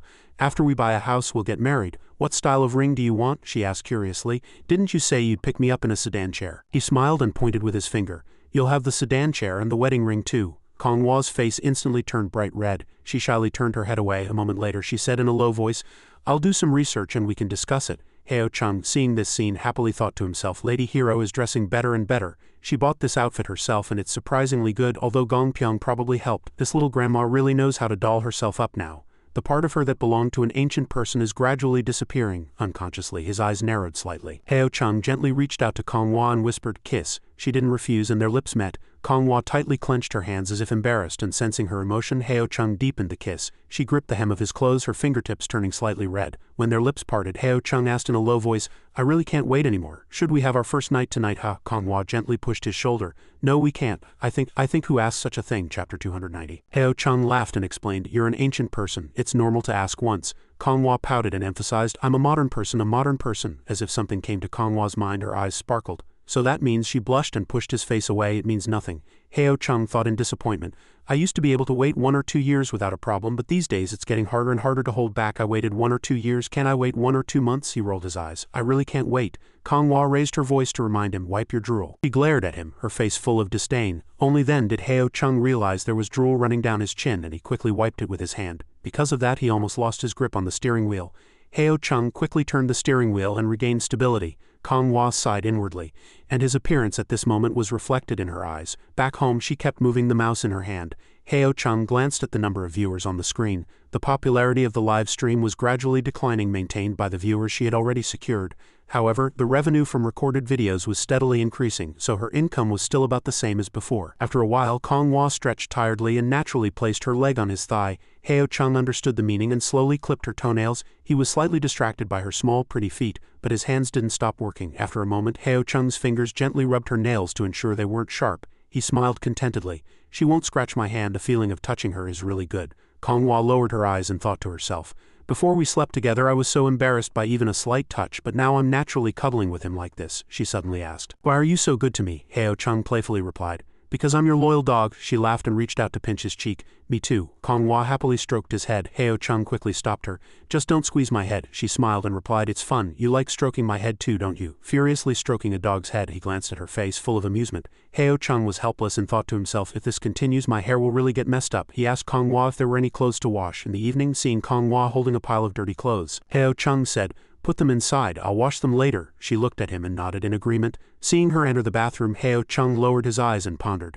There are 3 houses on the top floor, 2 of which have balconies, and the distances between them are not far. The other one is close to the city center, and the structure is relatively small, so the total price is lower. I really need to go to the riverside area, but I don't particularly like any of the houses there. The apartments in that area are all quite old. When the city was planned before, the new city center was moved elsewhere. While he was lost in thought, Konghwa came out of the bathroom. She stood drying her hair, then looked at his back as he sat on the sofa. Her slippered feet lightly moved forward and Konghwa stopped beside him. She pursed her lips and stood there for a moment, her hands clutching the hem of her clothes. Seeing Heo Chung focused on the computer screen, Konghwa pouted and turned to leave. Time flew by and the clock hands already pointed to 11 p.m. Heo Chung reached out to turn off the computer, stood up to wash his face and calculated inwardly. "I need to solve the house problem quickly and then get married. Otherwise I'll get sick from holding it in." Heo Chung entered the room. He lightly climbed onto the bed and lay down. Konghwa lay beside him and whispered, "Going to sleep?" He shamelessly replied, "I can't even wait for our first night, so what else can I do if not sleep?" She turned over upon hearing that. After a moment's hesitation, she slowly lifted her leg. Konghwa's toes lightly touched his ankle. Heo Chung raised his voice to warn her, "Are you playing with fire now?" He thought to himself, "Do all women like to play games?" Without the slightest hesitation, he threw himself over her. "Let's have a fight." Seeing her motionless, Heo Chung was slightly surprised. "Why aren't you resisting?" Konghwa's face turned bright red. She looked at him with seductive eyes. "Should I resist?" He was dumbfounded upon hearing that, and his eyes widened. Heo Chung slowly lowered his head. Their lips met intimately. Konghwa felt a tingling sensation all over her body and tightly closed her eyes. In the darkness, her trembling voice echoed, "Wait, towel, towel." Heo Chung impatiently said, "What towel?" The door slowly opened under some force. Konghwa quickly scurried out of the room, leaving behind only sounds that children shouldn't hear. The next morning, warm sunlight illuminated every corner of the space. Heo Chung woke up to the sunlight. He lazily sat up and glanced at the empty spot beside him. Yesterday, he touched the fabric on the bed with his hand. Was it a dream? After washing up, Heo Chung's eyes met Konghwa's bright face. "You're awake? Have breakfast." He stood there blankly for a moment, then turned his face away shyly. Heo Chung coughed and said, "Why don't you lie down a bit longer?" She asked, confused. "Lie down for what?" He sweated and replied, "Nothing." Seeing Konghwa's reddish face, he thought angrily. Dramas are all lies. Not being able to move, not being able to get out of bed. Looking at Konghwa like this, it's as if she's taken a great tonic pill. The two quietly ate together. Heo Chung wiped his mouth with a tissue, hesitated for a moment, then rolled his eyes and asked about the hole in the bedsheet. Konghwa clashed her fists together and said, "Let's fight." He sighed inwardly. "Fight my ass." Heo Chung annoyedly turned his face away. He didn't ask anymore. If the bedsheet is red, it's red, he thought for a moment, then finally stammered, do you really not need to rest? Konghua's expression darkened. She clenched her fists. Heo Chung quickly salvaged the situation. All right, no rest needed. Martial artists are truly amazing. He diligently wiped the plates in his hand. His hands were wiping, but his thoughts had already flown far away. Konghua sat on the sofa looking unwell. Feeling her intense gaze, Heo Chung inwardly broke out in a cold sweat. Indeed, no decisions should be made at night. Even washing dishes makes strange noises. Seeing him come out after washing the dishes, Konghua suddenly spoke up and asked, what if I get pregnant? He was stunned upon hearing that. What? Heo Chung saw her sitting on the chair with a red face. She blushed and repeated the question. What if I get pregnant? Heo Chung naturally replied. Then we'll have it, we're already married anyway. Outwardly he was calm, but inwardly waves were crashing. I said that, but it still feels a bit too soon. I'm mentally unsettled. We have a house, but I still need to prepare more for formula and diapers to feel at ease. The probability of getting pregnant at once is low, but there's no guarantee that she won't. Of course, if she does get pregnant, that's pretty good too. I won't regret it, we'll just have the baby. Konghua watched Heo Chung's expression for a moment, then smiled contentedly. In my 3rd year in the modern world, I've lost my body to this guy. She got up and quickly kissed his lips. No regrets, seen change, Heo Chung said, looking at his phone. I like this house the most. 2 bedrooms, 1 living room and a balcony. The study can be converted into a 3rd bedroom, and there's a loft over 100 square meters. Aunt Heo sat beside him, nodding repeatedly in agreement. This house is good, this house is good. The balcony is spacious, easy for drying quilts, piling up junk and hanging clothes, right? He happily turned to old Heo and dropped a bombshell. This house is expensive. He immediately understood upon hearing that. How much are you short? Heo Chung laughed and said, Father, you're very generous with your words. Not much, just a little over 800,000 yuan. Old Heo stood up in surprise. How much? He quickly said. That's the total price. What I meant was the total price. Calm down. Where in this shabby gangsun would a house deposit be 800,000 yuan? That would be a villa. He didn't look very convinced. Is this kid trying to trick his old man? Heo Chung laughed and waved his hand. How could I, Father? Let's not talk like strangers in the family. He rubbed his face against his body like a big dog. So, Father, my rent. After a while, Heo Chung opened the door and quickly ran in. I'm home. He had finished discussing with his parents. He happily hugged Dong-ah and ran to Konghua's side. I'm not buying a car. Father is paying the down payment. We'll use our money for renovations. It was decided so cleanly. She nodded. All right, the 3 of them exclaimed excitedly. Our lives have taken another step forward. It's the best. At the same time, Jin-ho and Wu Rio were walking together. He raised his voice and asked, What's your dream? Feeling their shoulders touching, she blushed and replied, Immortality. Jin-ho praised her. That's cool. Wu Rio smiled softly. What about you, Oppa? His eyes sparkled. Solving big cases, doing big things, becoming a police officer. She tilted her head slightly in confusion. What's the difference? Jin-ho quickly said. Of course it's different. Every day now. He hesitated slightly at this point. He thought to himself, things like catching dogs and finding cats every day are a bit embarrassing to talk about. Jin-ho concluded. Anyway, it's very amazing, Wu Rio lightly replied. She smiled and thought to herself, actually it's very amazing even now. Before, I wouldn't have dared to take a walk outside this late at night. Even after finishing my night shift at the convenience store, I would take a taxi home. Walking along the road like this now is very comfortable. After a while, they arrived at Wu Rio's house. Jin-ho said, We're here, go on up. Before he could finish speaking, she ran over and hugged Jin-ho tightly. Wu Rio shyly opened her mouth. Do you want to come up and sit for a bit? He asked in disbelief. Come up and sit for a bit. Chapter 292. Jin-ho stared blankly at Wu Rio standing in front of him. His face immediately turned bright red and he thought to himself, I don't want to go back so quickly either. Our work schedules are different, so even though we meet often, the time we spend together is very short. But going to a girl's house late at night. Jin-ho looked at her outstretched hand, hesitated, then took it. The two walked up the stairs together. Jin-ho bent down at the entrance to take off his shoes and in his heart he hugged Wu Rio's dog. Jin-ho sat on the sofa trembling all over. Wait, why am I sitting here? Sweat streamed down his face, Wu Rio said. He went to the bathroom and disappeared. Only the sound of trickling water could be heard from the bathroom. Jin-ho began to regret it. I shouldn't have come. What do I do? What do I do? Suddenly, Wu Rio's cough was heard nearby. She had finished showering and was wearing a sexy nightgown. Wu Rio shyly opened her mouth. Oui, seeing her like this, Jin-ho immediately froze and his heart pounded like a drum in his chest. I'm doomed. He put down the dog and struggled to speak. Oh, you rest first. Rest. Without giving her a chance to reply, he transformed into Superman and dashed out the door. I'll go first. At Heo Chung's house, he exclaimed in surprise. What? Jin-ho was standing on his apartment balcony. In his ear, Heo Chung's angry shouts came through the phone. You idiot, what are you running for, you bastard? Don't you want a date anymore? If someone tells you to come up and you run away, what about the person you left behind? He also retorted aggressively. Then tell me what to do now. Leave me alone, I'm panicking. I'm completely panicking. I wasn't mentally prepared at all. Recalling Wu Rio's shy expression, he tiredly rubbed his forehead. She was so gentle yesterday, but today, I shouldn't have gone up. What was I going to do, going to someone else's house in the middle of the night? Drink water. Heo Chung picked his nose and said in a disdainful voice, You two have been dating for half a year. What more do you want to do? Are you going to have a child with your pure body that's been passed down through generations? What did she say? Let me think about how to explain it. Wu Rio's cold gaze reappeared in Jinho's mind. She didn't say anything, she just had a cold face. He sighed dejectedly. Last night my mind suddenly went blank. I don't know what happened and I couldn't contact her again. I don't know what to say. Heo Chung suggested. Buy a bouquet of flowers. Will she like it, or buy a magenta one? Red makes people happy. Then you apologize, Jinho pouted. How do I apologize? I don't know what I did wrong. He laughed in anger. He concluded in one sentence. I'm going to tell your father now that you dumped someone, played around, and then discarded them. He shouted in anger. What? From Heo Chung's side, Konghua said in a low voice. I'm going to meet Pyong. He waved his hand to say goodbye to her. Jinho's shout echoed inside the phone. You're slandering me now. She walked towards the door, thinking to herself. Lately I've been dragged around looking at houses every day. I don't know much about location or community property, but that guy is enthusiastically dragging me everywhere. Now he's even bothering me with interior design plans. I can't possibly know that much. I just need a place to live. After a while, Konghua arrived at Gong Pyong's house. She leaned tiredly against the wall and said in a dissatisfied voice, What are you so busy with these days? Every time I call, you say you're busy. She took off her shoes and replied, I'm busy looking at houses with Heo Chung. Gong Pyong said admiringly, You're buying a newlywed home. She smiled and nodded. Konghua lowered her eyes and thought to herself, Modern life is really great, even though there are a few very annoying things. For example, when you go out and stay in a hotel, you have to worry about hidden cameras, even if I just chop them in half myself. But planting flowers, practicing swordplay, playing games, reading books, buying things, and getting cash back, everyday life is very fulfilling. This is truly living, not just wandering around with a sword and sleeping rough. Heo Chung's handsome face came to mind. Fortunately, she was by his side and was able to meet him. Whether modern or ancient, it was all a very fortunate thing. Gong Pyong stretched next to her.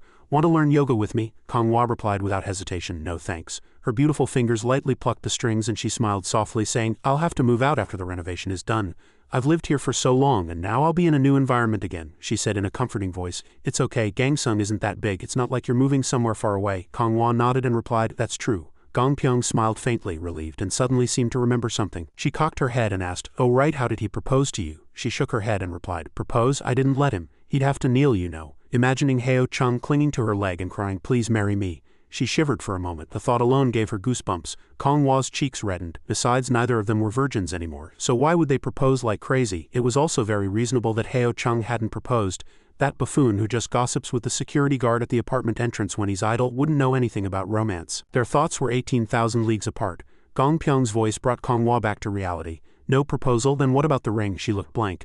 Oh right, you need a ring to get married, don't you? Do you need one for an engagement too? Her eyes sparkled and she slyly suggested. Tell him to buy you a diamond ring so big it'll blind people. I want to be jealous too. Looking at his bank balance, it definitely won't be small.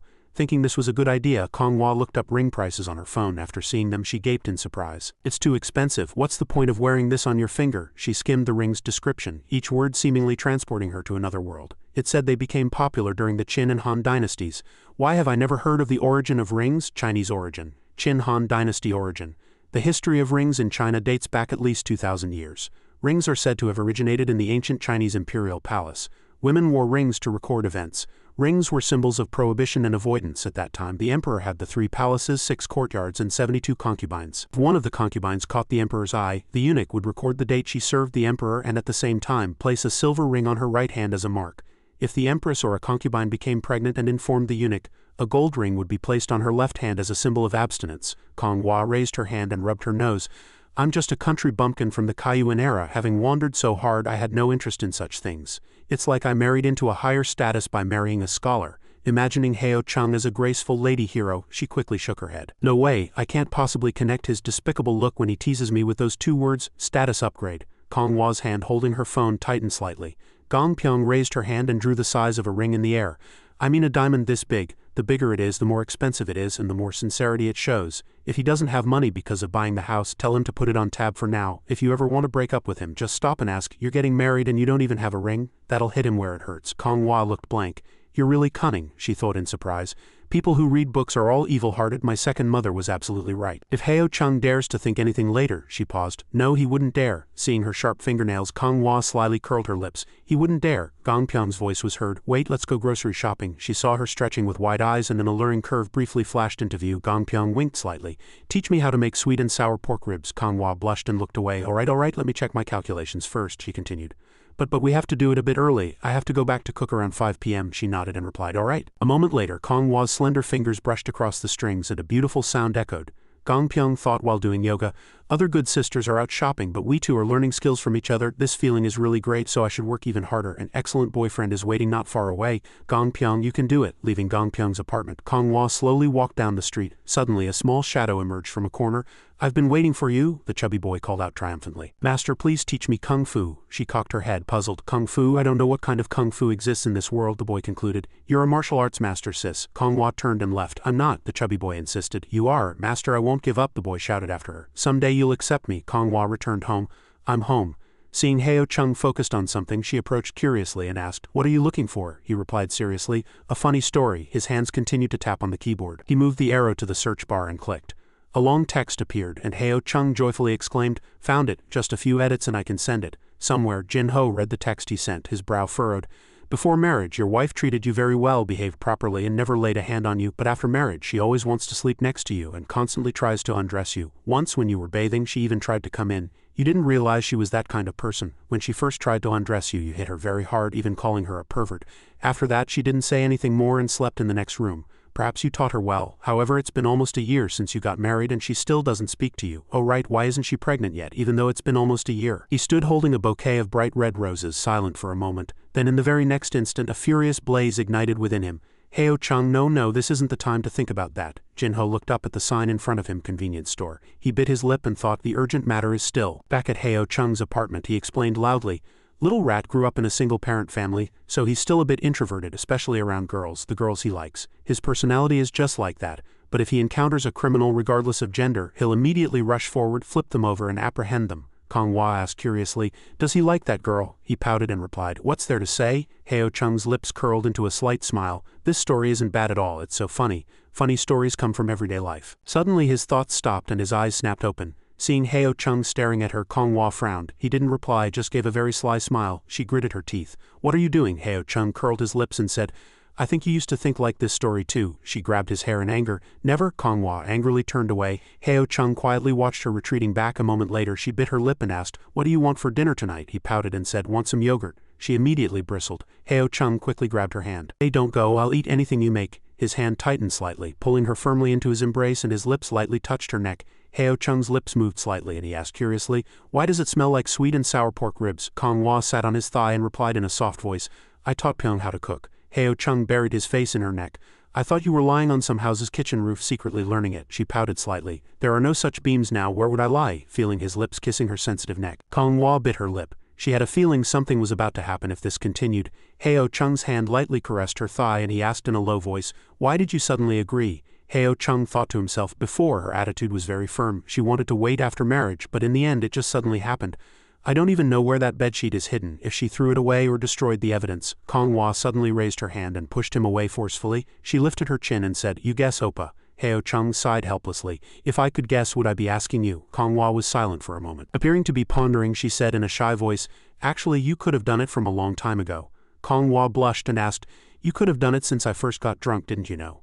Heo Chung smiled and replied, That's different. Hearing that, she looked blank, and without the slightest hesitation she turned her head and kissed his cheek. It's definitely different. So at that time, Heo Chung took advantage of the alcohol and the excitement of the moment. It would definitely have been a different outcome. Even if I hadn't done anything, it definitely wouldn't have been as comfortable as now after kissing him. Konghwa turned and left. All right, I have to go cook. He grabbed her hand and pulled her back. Wait, so why did you change your mind in the end? She narrowed her eyes and poked Heo Chung's face with her hand. Can't you guess, Oppa? Weren't you my belly worm? Turns out there's something you can't guess too. Admit it, you're idiot, Heo Chung, he grumbled in response. You're even dumber, all brawn and no brains, violent, savage, and not even smart. Konghwa pouted and turned her head away. He looked at her retreating back, thinking to himself, as he had suspected before, perhaps Lady Hero grew weaker and weaker during their sparring, and in the end it happened naturally, like water flowing, losing all resistance. And so Lady Hero became completely pure and without shame in her heart. Lady Hero's best skill is self-deception. And at that point I would have taken advantage of someone else's predicament, so it had nothing to do with her. Why did it end up like this? Heo Chung held Dong-ah in his arms, leaned his shoulder against the door and bit his lip, saying, I'm idiot Heo Chung. Konghwa remained focused on her own tasks, paying him no mind. Heo Chung rolled his eyes slightly, then finally gritted his teeth and said, I'm stupid and all brawn, I'm violent, savage, and unreasonable. She couldn't hold back her laughter after hearing this much. Konghwa sighed helplessly, turned her head and asked with a smile, Have you ever thought about yourself, Oppa? Konghwa moved closer, pressing tightly against him. You like me so much, but what about me? Heo Chung's lips moved slightly and he smiled faintly, his lips curving. Their eyes, full of affection, met each other. So that's how it was. In fact, nothing was sudden. Dong-ah in his arms leapt down as if displeased. Heo Chung raised his hand and wrapped it around Kong-Hwa's shoulder, and their lips intimately met. A few seconds later the two slowly separated. She suddenly remembered something. Oh right, the ring. He cocked his head, puzzled. You want an engagement ring? She narrowed her eyes, flipped her hand, and grabbed a knife from the kitchen. The sharp blade touched his neck and she said in a low voice, No, if you dare to buy a ring I'll have a proper spar with you. Heo Chung narrowed his eyes and asked, Why? Kong-Hwa pouted. It's too expensive. If I wear it on my finger I can't eat or do anything else. He quickly comforted her. What if there's no ring? We can buy a cheap one, can't we? She silently watched him for a moment and finally Kong-Hwa reluctantly gave in. Alright, choose a cheap one then. Heo Chung nodded repeatedly. Alright, I'll go wash up first. After dinner let's go for a walk downstairs. Scene change at the park. The chubby boy continuously swung his small fists in the air. Hearing a sound, the boy turned his head and saw Kong-Hwa and Heo Chung walking side by side. The boy cheered. Master, the chubby boy knelt before her and called out, Master? Heo Chung asked, puzzled. Oh, you took on a disciple? She replied wearily. No, the chubby boy raised his head, his eyes filled with determination. Master, please accept me. She quickly refused. I'm not your master. Suddenly a hand flew out and struck the back of the boy's neck. The chubby boy's mother grabbed his sleeve and pulled him away, continuously saying, I'm sorry we're bothering you, hurry up and go. Heo Chung watched this scene and admired. This kid is really persistent. How did it come to this? Kong-Hwa sighed. During Lunar New Year, Yan Yan was chased by a dog, and it seems many people want to learn martial arts. He winked slightly. They're just kids. It's the perfect time to show off their chivalry. She asked, puzzled. What about you, Oppa? Heo Chung struck a pose showing off his muscles. He said proudly, Of course, to train my body. Kong-Hwa raised her hand and pinched his forearm. Heo Chung squirmed in pain. To associate martial arts training with such sly things. I definitely didn't think that then. He said in a trembling voice, Hey, what's wrong with training your body and living for 100 years? She didn't reply, just sighed. Kong-Hwa looked up at the sky and thought to herself, a sky full of stars, summer will be here soon again. The next morning, dazzling sunlight streamed onto the building. Heo Chung said excitedly, We're buying it together with a joint loan. You're in debt with me now too. Holding the debt document in her hand, Kong-Hwa fell into thought. What are you thinking about?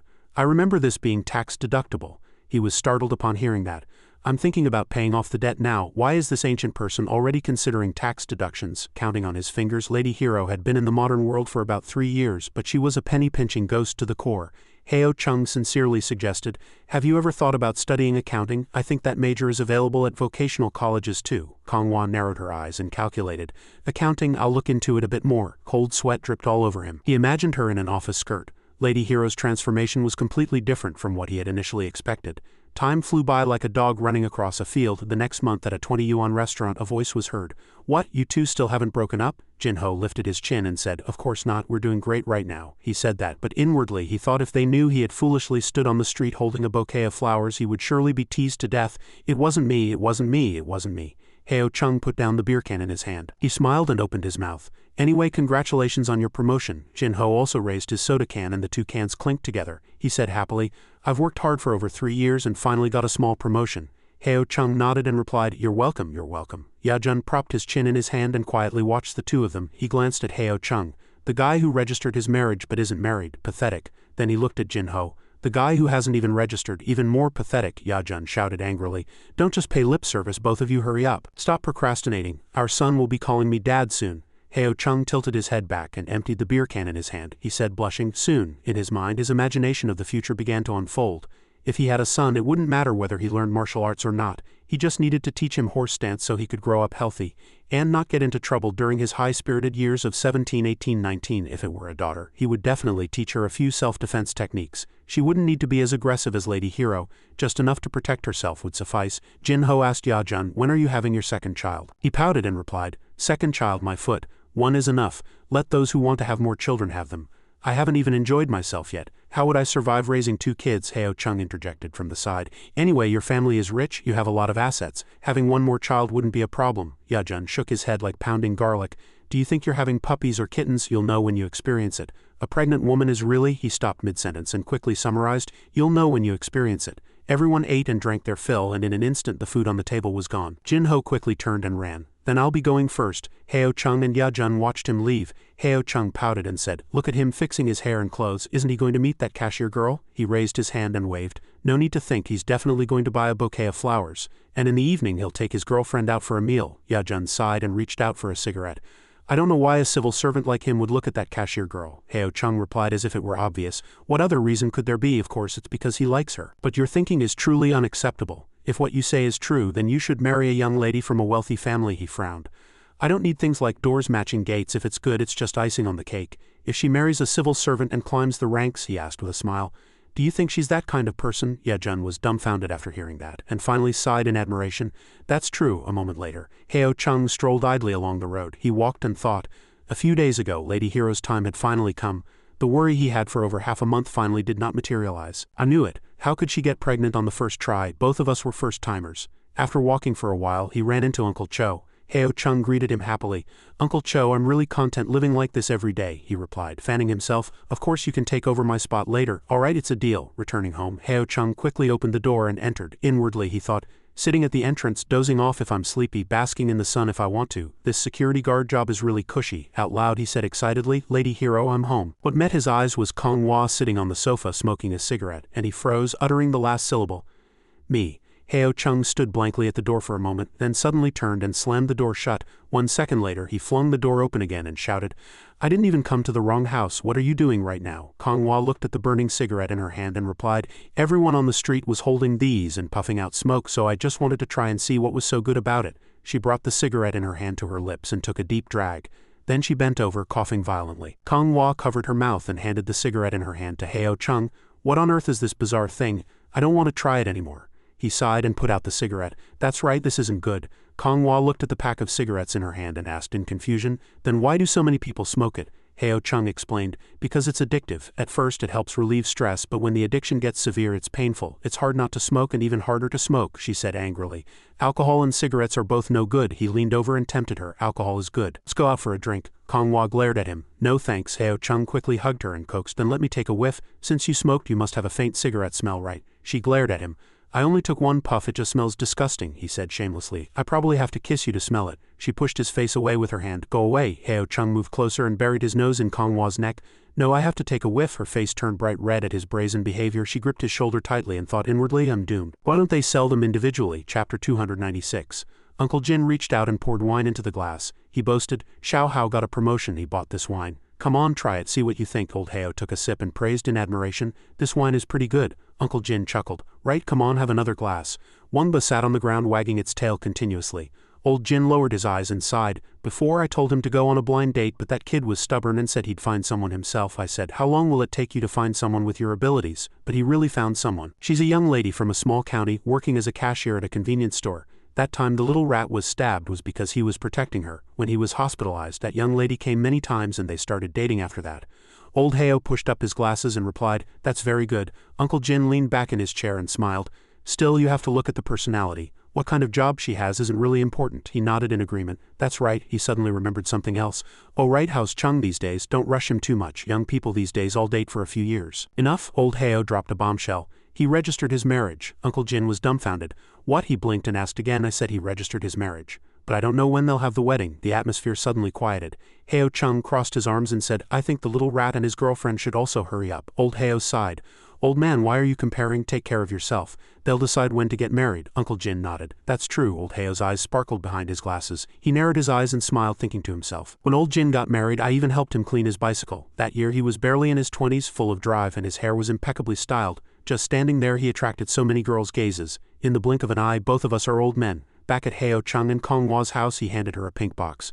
This is for you, she asked in confusion. What is it? He placed a hand on his forehead. Open the box, it's a ring. Kong-hwa stared blankly, her eyes wide. She blinked and asked, is it expensive? He sighed. Don't be so materialistic. There's a proper order to these things. Will you marry me? Kong-hwa snatched the ring without hesitation and said, too much talk. She held the ring up to examine it, then squeezed it slightly. Kong-hwa uttered, it's real gold. Heo-chung froze like a stone. Even though it's gold, it's new. Whether good or bad, it's our engagement ring. Could you please not treat it so casually? Gold is probably more valuable than diamonds anyway, he said shamelessly. If you don't object, I'll take that as you agreeing to my proposal. Kong-hwa pouted. We've already registered our marriage and now you're proposing and asking for agreement? Modern people's brains aren't very good, are they? Heo-chung said nothing. What if I'm not a fool? Right now her mind must be full of gold, gold, gold. Nothing else matters. He shook his head and picked up his laptop. Heo-chung's mind quickly calculated. Now that I've proposed, I should start preparing for the wedding. There are no other rings to change and this little grandma doesn't even like that one, so a gold bracelet would probably make her happier. Even a wedding might not be that necessary for her. Of course I want to hold a wedding for her.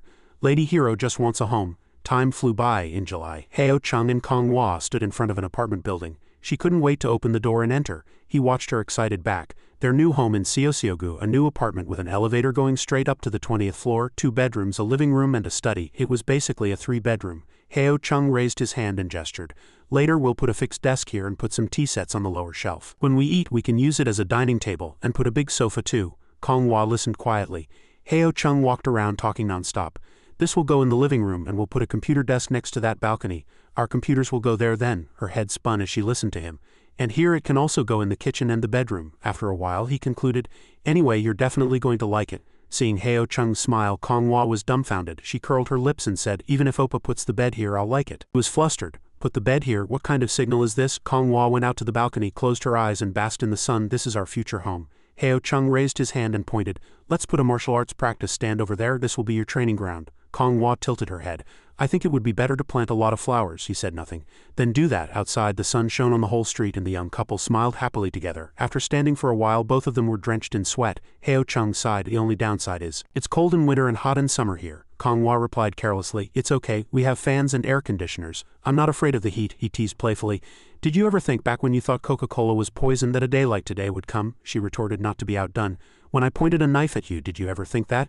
Heo Chung was speechless. He said shamelessly, I did. Want to exercise? She asked in confusion. Heo Chung lowered his eyes and didn't reply. Konghua narrowed her eyes as if sensing danger. Here? He nodded like pounding garlic. Yes. She glared. Why not? All right. No time to waste. Let's go into the room. A moment later, Konghua stretched comfortably. Heo Chung was battered. Hold on, can't we do this outside? His eyes kept staring at the continuous line of cars below. Heo Chung pulled up his clothes and looked at the red bruises on his hands. No good, my hand is really broken. It hurts so much, your hand is too heavy. You clearly used the competition as an excuse to hit me, and Konghua propped her chin and said disdainfully, you'll improve faster if we compete. A moment later the two were sitting in a taxi. The taxi driver said kindly, young man, stop grumbling. I've even seen people get scolded by their girlfriends for not wearing a hat. Heo Chung blinked. The person you mentioned, uncle, might be me. The taxi driver burst out laughing. No wonder I forgot. Gangsung is really small. Ha ha ha. Young people really know how to have fun. The sun gradually set in the west. Gong Pyong visited Konghua's house. She asked, is that person good or bad? She shook her head and replied, I don't know. Heo Chung listened blankly to the two women talking. He felt like he was about to die. Everyone inside will probably die, right? The protagonist won't die. Others will die trying to save the protagonist, especially the female protagonist. Only after she died could Zhang Sanfeng suddenly become a peerless master. Konghua nodded. That sounds a bit reasonable. He listened quietly and finally lost his patience and shouted, hey, I've been waiting for you two to come back to my house and you've been waiting all this time just to learn how to fry meatballs. Gong Pyong raised an eyebrow. Then what else? He asked back. Then what else? She glared at him. Oppa just waits to eat. Come and help a bit, he said in a patriarchal tone. I married her to cook for me and help me. What are you talking about? Gong Pyong was terrified. Wow, he's so bold. She turned to speak but froze. What met Gong Pyong's eyes was Konghua's happy face. That's not it either. Today Oppa's arm is uncomfortable so it's not convenient, she glared. Only you would come up with such an excuse. No, it's true. She stared at Heo Chung for a moment, then couldn't help but laugh. Still, I should explain a bit, otherwise this guy will be labeled a slacker. I thought he had practiced martial arts for so long that he could take a few of my moves. I didn't expect him to be dealt with in one go. On the way home in the taxi he really seemed to be in pain, so I should give him a massage tonight. Konghua quietly focused on the task at hand. Suddenly a thought flashed through her mind. Given that guy's cunning personality, could he be pretending his arm is broken on purpose? He must be using that as an excuse to avoid washing dishes and then planning to ask for a massage later to enjoy himself. She imagined Heo Chung's triumphant face having his plan work out. Konghua sighed. This guy really. She turned her head and looked at him. Heo Chung, who had been sitting in his chair, suddenly paused, then raised a hand to rub his shoulder. Seeing him do that, Konghua trembled with anger. It really was an act. He made me feel guilty for half a day. She clenched her fists. If we had waited until after the wedding ceremony to consummate our marriage, I would have had to wait until next year. This guy would truly have died of pity. A moment later, the food was finally on the table. Heo Chung put a spoonful of meatballs into his mouth and smiled happily. Konghua asked in a louder voice, when will the renovations over there be finished? He chewed and replied, it'll take about 3 or 4 months. After the renovations we need to air it out for 3 more months, so it'll be lucky if we can move in by the end of the year. We have to rush. She narrowed her eyes, noticing something strange. Heo Chung immediately feigned pain. Ow, it hurts. Konghua gnashed her teeth and called out, Heo Chung, don't even think about running away, go wash the dishes. She lowered her eyes and thought, he made me feel guilty for half a day. I'll have to give him a proper massage tonight. As night fell, Konghua sat at her computer desk. She glanced around. She had grown accustomed to life here. I play games on the computer. Heo Chung sits on the sofa with his script notebook, or we watch TV together, or clear the chair in the middle of the living room to practice martial arts. Konghua smiled. This is how a home should be. She propped her chin in her hand and asked, when will the renovations over there be finished? She stood up and walked over to Heo Chung. He tilted his head and replied, it'll take about 3 or 4 months. After the renovations we need to air it out for 3 more months. So it'll be lucky if we can move in by the end of the year. We have to rush. Kong Hua puffed out her cheeks and replied no. Heo Chung secretly tilted his head and watched Kong Hua diligently typing on the computer. After waiting a moment he slowed his steps and crept closer. She immediately turned her head and glared at him. Huh? Heo Chung quickly hugged her neck, pointed at the screen with his hand and exclaimed excitedly, Look, your top fan just dropped a big one. Only then did Kong Hua notice that the ranking board had changed. You're right, the top fan isn't Oppa's friend anymore. If you're in the top 10 fans you can get a personal emblem, a big orange one. He admired. That guy really settled down after getting married. The couple, as if understanding each other, clasped their hands together in gratitude. Suddenly a status message appeared. So I should be thanking both of you, right? Heo Chung and Kong Hua both froze for a moment. He reacted first and didn't decline. He thought to himself, this is the first time I've seen someone thank me after giving money. To say he doesn't decline even after receiving a donut. There are probably not two people like this on this entire website. At this moment the status message updated with new information again. Thank you very much. Heo Chung and Kong Hua's lips twitched. They simultaneously exclaimed, what's going on? What did these two do? He couldn't help but ask in a low voice. Did you two secretly go out at night to do some chivalrous deeds? He speculated inwardly. Could Lady Hero have been cooped up at home for too long feeling restless and gone out to play at being a great hero? She shook her head vigorously. No, she rolled her eyes and thought, I sleep with this guy's arm as a pillow every night, so how could I go out at night? Heo Chung decided to send a private message to the Big Orange One account to ask, I need to find out what's going on. We can't have a situation where some elementary school student wants to learn martial arts and uses an adult's bank card to make a big donation. The chubby boy they met that day was very suspicious. Thinking this far, he sighed tiredly. Heo Chung raised his head and looked at Kong Hua's back. She glanced at him. Then she refocused on the game she was playing. Currently, Arena PK wasn't as exciting as it used to be. Half of the live stream viewers were there because of Heo Chung's background. Without Heo Chung, the viewership dropped significantly. Playing League of Legends takes too much time. 3 games would easily take over an hour. There are only so many hours in a day, and if you play too much, the remaining time shrinks. She had only just lifted the veil of being an ancient person, and her future was just beginning. She couldn't waste all her time on games, Kong Hua calculated inwardly. Live streaming for an hour every day is just a temporary measure until a better option comes along. Once a better option appears, I'll ditch this blasted game. Compared to Heo Chung, I'm the real hidden brain. Time slowly passed. The clock hands already pointed to 8 p.m. And she said in a louder voice, that's all for the live stream today. Suddenly, something strange caught her eye. Kong Hua turned her head and called Heo Chung, there's a private message here. I think it's from her. He told her to open it and take a look. She scanned the screen. Recent message. This might be a bit sudden. I really want to. Kong Hua clicked the mouse, opened the message and read it to the end. This might be a bit sudden, but I truly want to express my gratitude.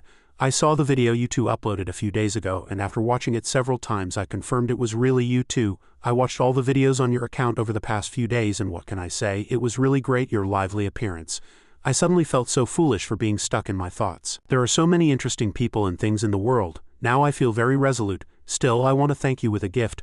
I don't think Oppa likes getting involved with strangers, so I'll do it this way. My words might be a bit jumbled, but thank you truly. That time Oppa reached out and helped me. I want to wish both of you happiness, but it feels a bit strange. Then I wish you both to become rich overnight. Thank you. A stranger. A scene flashed in Heo Chung's mind. He thought in surprise. That student found us on this small website. Are we really popular or what? Beside him, Kong Hua looked at him with a smile. She recalled the scene from that day. She thought Heo Chung jumping into the water to save someone was already a past event, but she didn't expect that student to find them again. Kong Hua suddenly reached out and cupped Heo Chung's face. She laughed and said, she gave it to Oppa again. How can you be so amazing? He chuckled at her praise. Because I'm Heo Chung. Her proud gaze pierced him, and her hands couldn't help but pinch him repeatedly, surprising Heo Chung. After you're done fooling around, she said in a louder voice. She said we're lively. He laughed and replied, we're happy even if we're poor, always giggling. Haha, if we're not lively, who is? Kong Hua asked in confusion. Are we poor? Heo Chung reached out and stroked her head. We're dirt poor. You're playing games every day to feed the family surviving on gruel. She rubbed her chin, lost in thought. Heo Chung just eats and is lazy. I'm the one supporting the family. Not only do I cook every day, but I also have to do laundry, earn money by playing games, study and endure this guy's torment at night. I should reward myself with some hawthorn candy. Good job, good kitty. Heo Chung saw her lost in thought again and thought helplessly, no matter how long she stays in modern times, she probably won't lose this country bumpkin personality from the Kaiyuan era. Her current appearance was very similar to a little kid he saw at his grandmother's house when he was young, with a snotty nose sucking on a neighbor's candy. He rolled his eyes and changed the subject. I'll go shower first. Ow, my arm. After a few steps, he realized something was off. Wait a minute, she already found me out, so why am I still feigning illness? An evil thought sprouted in his mind and a selfish motive arose. Heo Chung raised his voice to catch Kong Hua's attention.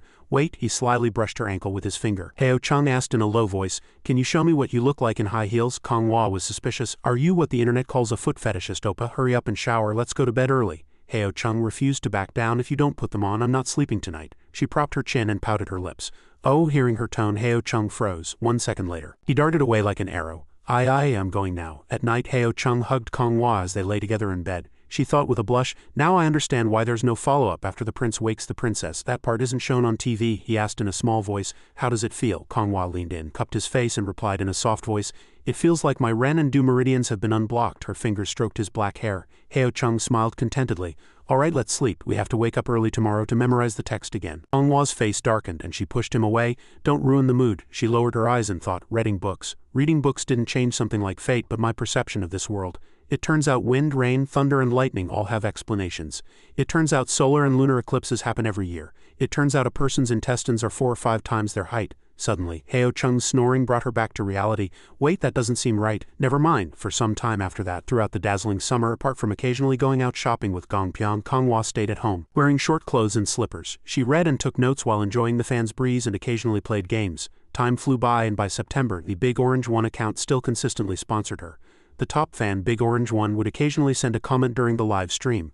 The two would reply if they saw it and if not, they'd just let it pass. Kong Hwa glanced at the date on the calendar. October. In the blink of an eye it was October. The autumn breeze gently blew, the leaves turned yellow, and it was time to inspect the house decorations. He excitedly rushed into the new house. Wow! Kong Hwa's eyes scanned everywhere. The floor was sparkling, the walls were brand new and the kitchen was half again as big. Her eyes shone brightly. She couldn't believe it was a hideous bare-bones house just 3 months ago. She wanted to move in right away. Kong Hwa said, I haven't even rolled around on the bedroom bed yet.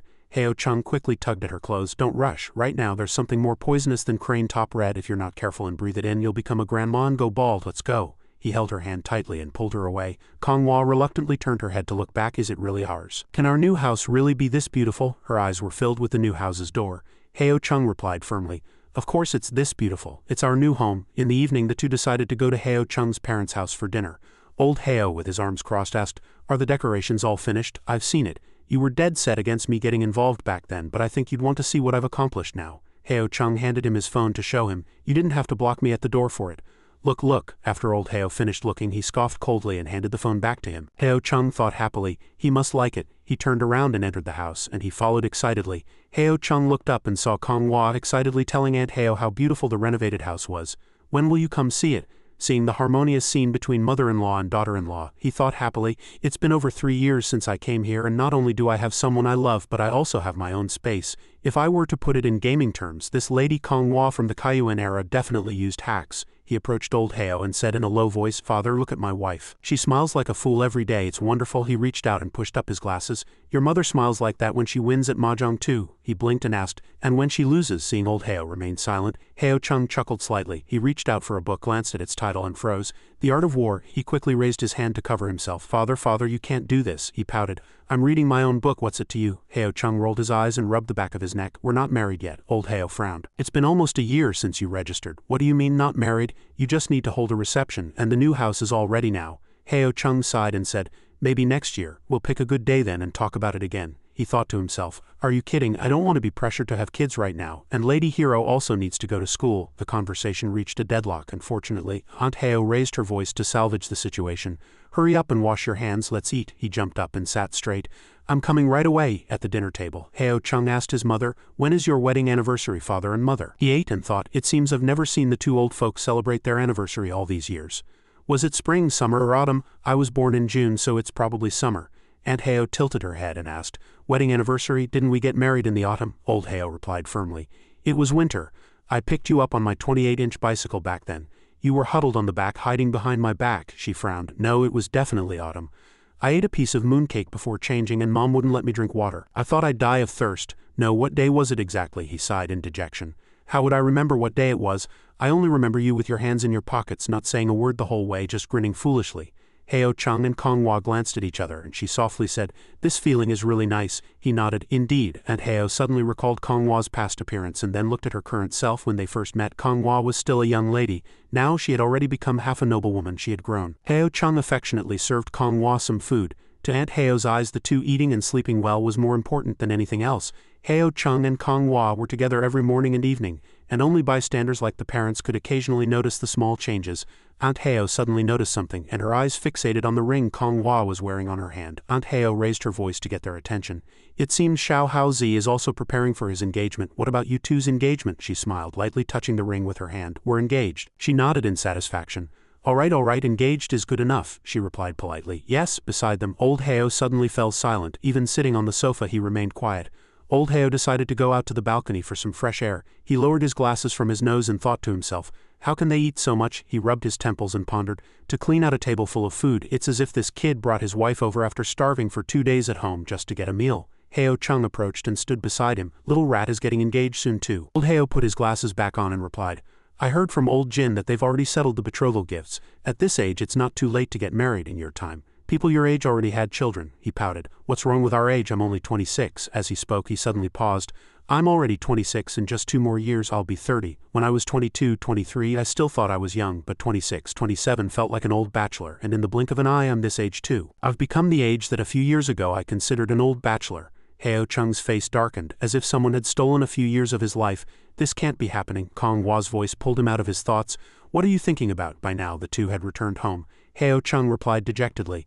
I was thinking, who am I? Where do I come from? Where am I going? And what am I doing? He asked. Do you want to have a baby? He thought to himself. If I postpone it for another year, get engaged next year, marry the year after and have a baby the year after that, I'll be a 30-year-old uncle, she said matter-of-factly. If we have to, we have to. We can't not have one. Heo Chung tore at his hair. Having a baby isn't just about having one. Once you have the shackles of a family and a child, there'll be so many things to consider when you want to do something. You'll lose the energy to try new things, and you won't be as free as you are now. It was only after hearing Kong Hua's words that she realized something was wrong. Are you worried? His eyes widened and his pupils contracted. Heo Chung explained, worry is a chronic disease of modern people. She frowned. So you don't want to have one? He covered his face with both hands. If I didn't want to, I wouldn't be worried. Kong Hua held Dong Ah in her arms, chin held high, and said, then rest assured I'll accommodate you. He sighed again. Thank you, that's truly good news. Heo Chung leaned back in his chair and thought to himself, accommodate me? What nonsense. We're clearly enjoying it together. Especially after opening up the Ren and Du meridians. His gaze lingered on her red lips for a moment. Heo Chung's face flushed and he swallowed hard. He said excitedly, or you could be on top. Kong Hua rolled her eyes and threw Dong Ah at him. Dream on. She pouted and said, you're just scared of having a baby, aren't you? I'll be the one having it, not you. Heo Chung helplessly covered his face, which had been scratched by Dong Ah. It's not that I'm scared, it's just that I feel we have too many things we want to do but haven't yet. Life is short after all. Hearing that, Kong Hua leaned on his shoulder. She comforted him. Anyway, we'll have one when the time is right. We'll only have one, no more. Kong Hua cursed inwardly. If he tells me to have 5 like Bluebeard, I'll report him. I'll report this guy for violating family planning. No, then I'd be reporting myself too. Her eyes lowered slightly, and Kong Hua lay on Heo Chung's lap. She smiled and suggested, I want to plant blue roses in the new house. He replied gently. All right, you'll be busy when we move. In mid-December, the first snow of the year fell in Gangsung. Jin-ho walked on the snow, exhaling cold breath. It's really cold today. Jin-ho looked at Ya-jun and asked, did you order? He curled his lips. Not yet, I was waiting for you guys. After Prince became a father, he had shed many bad habits, but he still loved to have fun. When he was free, his greatest pleasure besides his family and child was to gather with friends for a game and a few beers. He squinted and looked Jin-ho up and down. He scoffed. That scarf, your girlfriend knitted it, didn't she? Look at you, treasuring it like a jewel. Hearing that, he flinched. None of your business, Ya-jun grinned. It's not. Jin-ho sat down and picked up the menu. No need to wait any longer. It's just the two of us today. Ya-jun was stunned. What? In December in Gangsung, the weather outside was getting colder and colder. Heavy snow began to fall. Ya-jun quietly listened to the mechanical voice coming from the phone. The customer you have dialed is currently unavailable. Sorry, he frowned irritably. This bastard, he's not answering the phone. He's not coming to eat with us, is he? I'll go to his house later and drag him out from under his covers. Jin-ho pushed the menu towards him. He laughed and said, think about it, he's not just not coming out. He's gone too far. Ya-jun raised an eyebrow. Where did he go? Jin-ho shook his head. I don't know, his father said he went mountain climbing in the snowy mountains, so he's probably traveling everywhere. Oh, then he really went far. No phone signal either, he exclaimed. He and his wife are really energetic.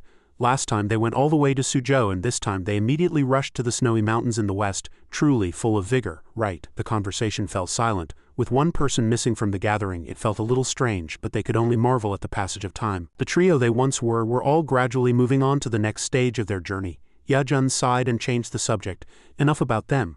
How about you? The new year is coming again. Where's your wife? Jin-ho rummaged through his pocket. He triumphantly pulled out a wedding invitation.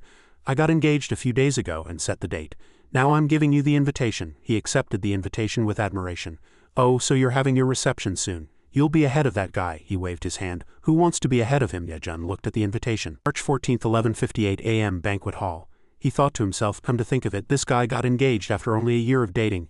Heo Chung dated for over 3 years and just registered, still hasn't even prepared for the reception, and I, after breaking up for a long time, got back together and suddenly got pregnant and married. Although my son is crawling now, strictly speaking, I'm not as fast as Little Rat. This guy is really fast. Jinho suddenly remembered something and asked, oh right. How did you resolve your fight back then? Yajun said nothing. He watched his expression and added, I heard you booked a room for the night and then ran away. And after getting some treatment at a traditional medicine clinic, you were all better. Damn it, who's slandering my chastity without any basis? Yajun laughed awkwardly. Haha, just kidding, but don't worry, I'll definitely not be late for your big day. Cheers, Jinho sighed and the two clinked glasses. A moment later the two left the restaurant together. You bastard, you're on night duty tonight so you can't drink and it's really no fun drinking alone, no choice, duty calls. Yajun nodded his chin. Get in the car, I'll give you a ride. Jinho shook his head and refused. It's fine, it's not far. Before he could finish speaking a scream was heard. Thief, Jinho reacted immediately. He turned like lightning and chased after the thief. Stop right there. Yajun's jaw dropped in surprise. So fast, the old lady whose belongings were stolen pitted. There, stop him, he approached and asked. Grandma, what did you lose? The old lady, wiping her sweat, replied tiredly. They just took the battery. I saw him squatting there messing with something, but luckily the security guard chased him before he could steal it, but the security guard was slow. Yajun pouted. Oh, so you didn't lose it yet, that's good then. On the other side, Jinho had successfully subdued the thief. Don't move, stay still. The old lady approached and asked in a puzzled voice. This young man? Yajun answered for him. He works in this field, building up his performance for the end of the year. He closed his eyes and took a deep breath. Compared to this guy, I've gotten too fat. Suddenly, Yajun's eyes snapped open. He looked up at the sky. The snow was falling even harder. Scene changed. Somewhere in the west, the owner of a guest house was gazing blankly at the blizzard outside. Suddenly, there was a knock at the door and she rose. It's so late and still customers are arriving. The owner opened the door and two guests, a man and a woman, appeared. The woman took off her glasses. It was none other than Manhua. Hello, can we stay here? The guest house owner smiled politely. Of course, she thought to herself. It's not even travel season and they've come to such a remote place. Are they hikers? She said to Heo Chung, please come over here and register your information. While he exchanged information, Manhua walked around the guest house lobby. His voice reached her ears. Do you have a double bedroom? The owner still maintained a polite smile and said, we only have standard rooms. Heo Chung frowned. What? She silently and quickly approached. Manhua pinched his arm hard. He reluctantly said, then one standard room. The owner replied, all right. She found the room key and handed it to him. It's on the second floor. Welcome to the plateau, both of you. Heo Chung and Manhua pulled their luggage and went up to the second floor together. He inserted the key and turned it, and with a click, the door opened. The couple entered the room and Manhua went to the window to look out. The blizzard was very strong, covering the entire mountain, and the house also felt somehow not very sturdy. Heo Chung lay stretched out on the bed and asked, doesn't it feel familiar, a wooden inn and wooden stairs? Ancient inns were probably like this too. She drew the curtains and said, I've never seen such a strong wind. He looked at the signal indicator on his phone. Fortunately, there was a signal. The wind blows, the grass bows, revealing cattle and sheep. The sun might come out tomorrow. Heo Chung recalled the journey they made today. They hadn't encountered any clueless scammers on the way here. The only thing they had to face was the weather. Before we have a child, I must take Lady Hero to travel the world. It will be hard to be this free once we have a child. He leaned over to look at Manhua. At first she was quite displeased and preferred playing games at home, but after coming out she's really enjoying herself. Next morning Manhua woke up in a daze. She rubbed her eyes languidly. Manhua blinked a few times, then got up and stretched. She saw the sunlight streaming through the window. The sun really did come out. Is this the fickle weather of the plateau? Manhua turned and shook Heo Chung. Wake up, he replied in his sleep. Just a little more sleep. Heo Chung half opened his eyes and patted his shoulder. Come here. Manhua frowned unhappily. She angrily grabbed his hand and pulled him up. He can't be allowed to sleep in late in broad daylight. Heo Chung cried out, dazzled. It's too bright. He sat up and rubbed his neck. The sun's out, she replied. Yes. Manhua smiled as she looked at the morning sun. The clear weather lifted her spirits and she was now happily ready. A moment later the two decided to take a walk downtown. Heo Chung and Manhua looked around enthusiastically. He admired a man who walked past him. He's tall. She walked a few steps and saw a stall selling bracelets run by an old lady. She grabbed his hand and pulled him along. The two ate the local specialty food together. Manhua ate very contentedly. After the meal she rubbed her belly and thought to herself, at first the food here didn't suit my taste, but after eating it again it's more delicious than anything, especially the butter tea with its rich tea and milk flavor. I should buy some ingredients on the way back to let the two elders at home try it. Heo Chung walked with a map in his hand and said, straight ahead is the uninhabited zone. There's no trace of human activity for hundreds of kilometers, only herds of wild animals and occasional travelers. Suddenly she cried out, look quickly. He turned his head.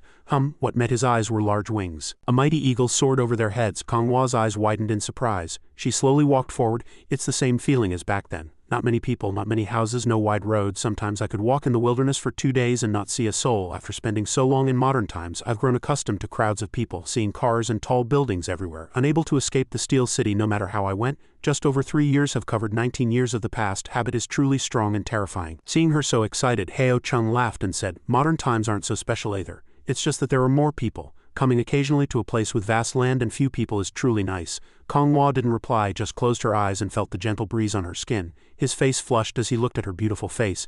Heo Chung slowly leaned down and kissed her. Without giving Konghua a chance to react, he quickly changed the subject. Want to go into the uninhabited zone? Playing for a few more days would be great too. He turned his head first. We need to rent a car to keep going. We can't go far on 2 legs. She blushed and looked at his back. Heo Chung noticed a shop. There's a clothes shop over there. Let's go in and look. He kept pulling out pretty clothes and holding them up to Konghua. This outfit is nice. This one's pretty too. Try it on. She frowned. Oppa, it feels like you're playing a dress-up game. He grinned. I've been found out again. The shop owner flattered them. Young man, you have great taste. Konghua bit her lip and thought, why do I have a feeling he'll ask me to wear this outfit tonight? Konghua gazed blankly at Heo Chung. He was still diligently picking out clothes. She suddenly pushed his hand away. Konghua shook her head and said, I don't like this outfit. Her gaze shifted to other clothes displayed over there. She pointed with her finger and said, I like that one. Heo Chung had no particular opinion. Then try that color. But do you know how to wear it? She pouted.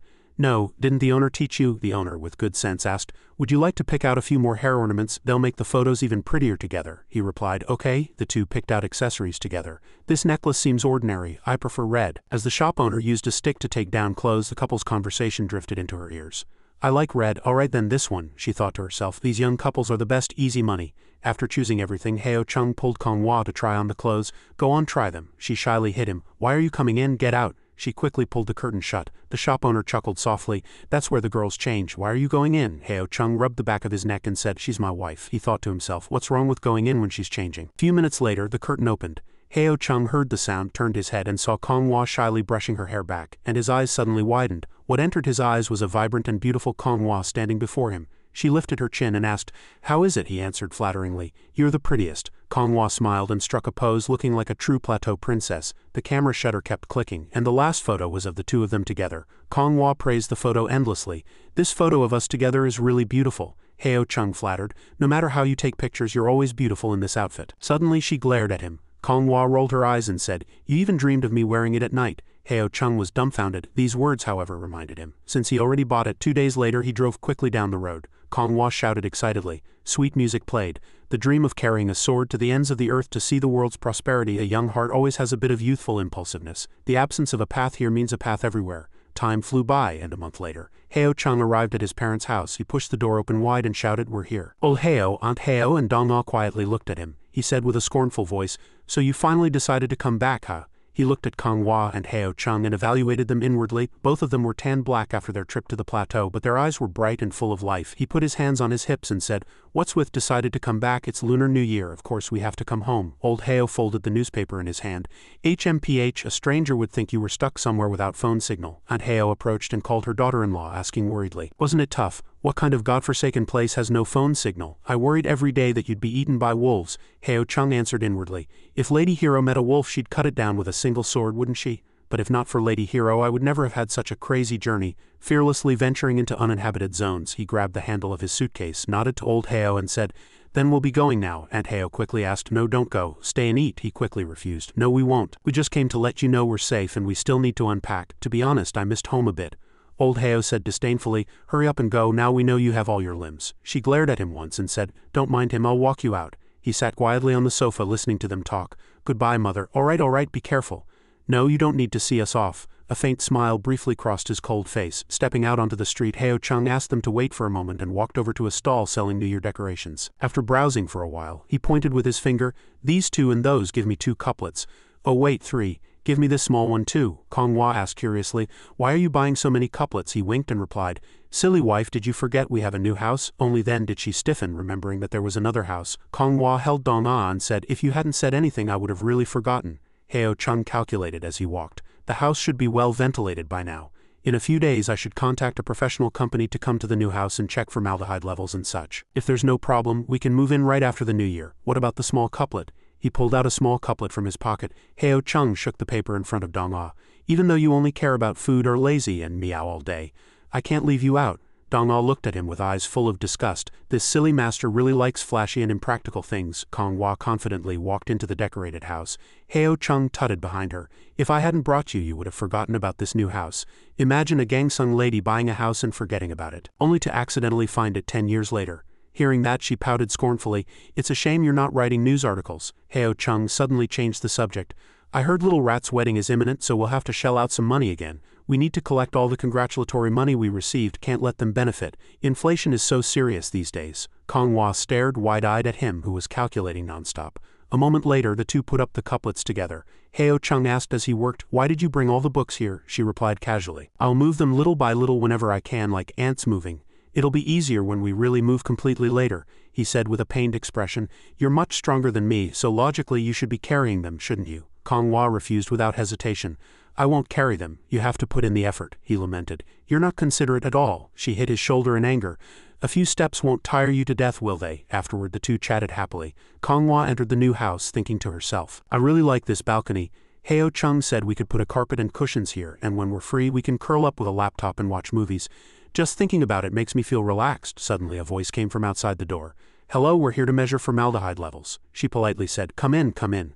Heo Chung greeted the inspector politely when he saw him. He came in and took out his tools. Kong Hua asked in a low voice, "Is this the device for testing poison?" He curled his lips and explained, "It's for testing harmful substances." "Why does what you say sound like Empress Dowager Wrong testing food with a silver needle?" He frowned and argued, "It means the same thing." He stammered, "No, it really does mean the same thing," the inspector asked. "Did you keep the windows closed yesterday?" Heo Chung replied, "Yes, I closed them very thoroughly." Kong Hua thought to herself, "Probably no problem, right? They've been closed for a long time." The warm sunlight shone on the window and Heo Chung's phone buzzed with a notification. He turned his head and said, "The new house formaldehyde test report is out." Kong Hua quickly rushed over.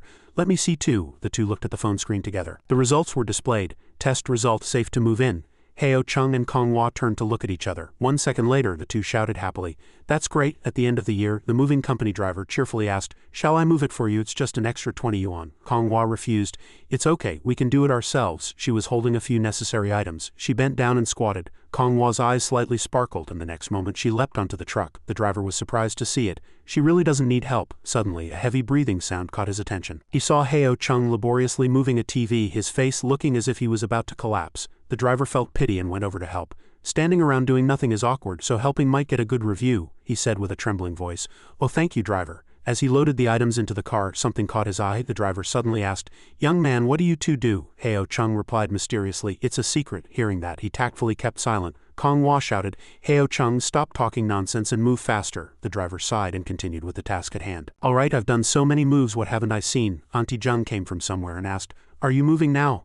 Heo Chung wiped the sweat from his face and replied, "Yes, moving into our new house and getting married." She said happily, "Oh, the day has finally come. You should have gotten married ages ago." Auntie Jung glanced at Kong Hua, who was busily sorting items, and her eyes suddenly fixed on the belt Kong Hua was wearing around her waist. Auntie Jung stroked her chin, frowned, and evaluated. She asked, puzzled, "What's wrong?" Auntie Jung waved her hand and said, "Nothing, just you two be careful." Seeing her back, Kong Hua asked curiously, "Why is Auntie Jung so strange?" Heo Chung cleared up her confusion.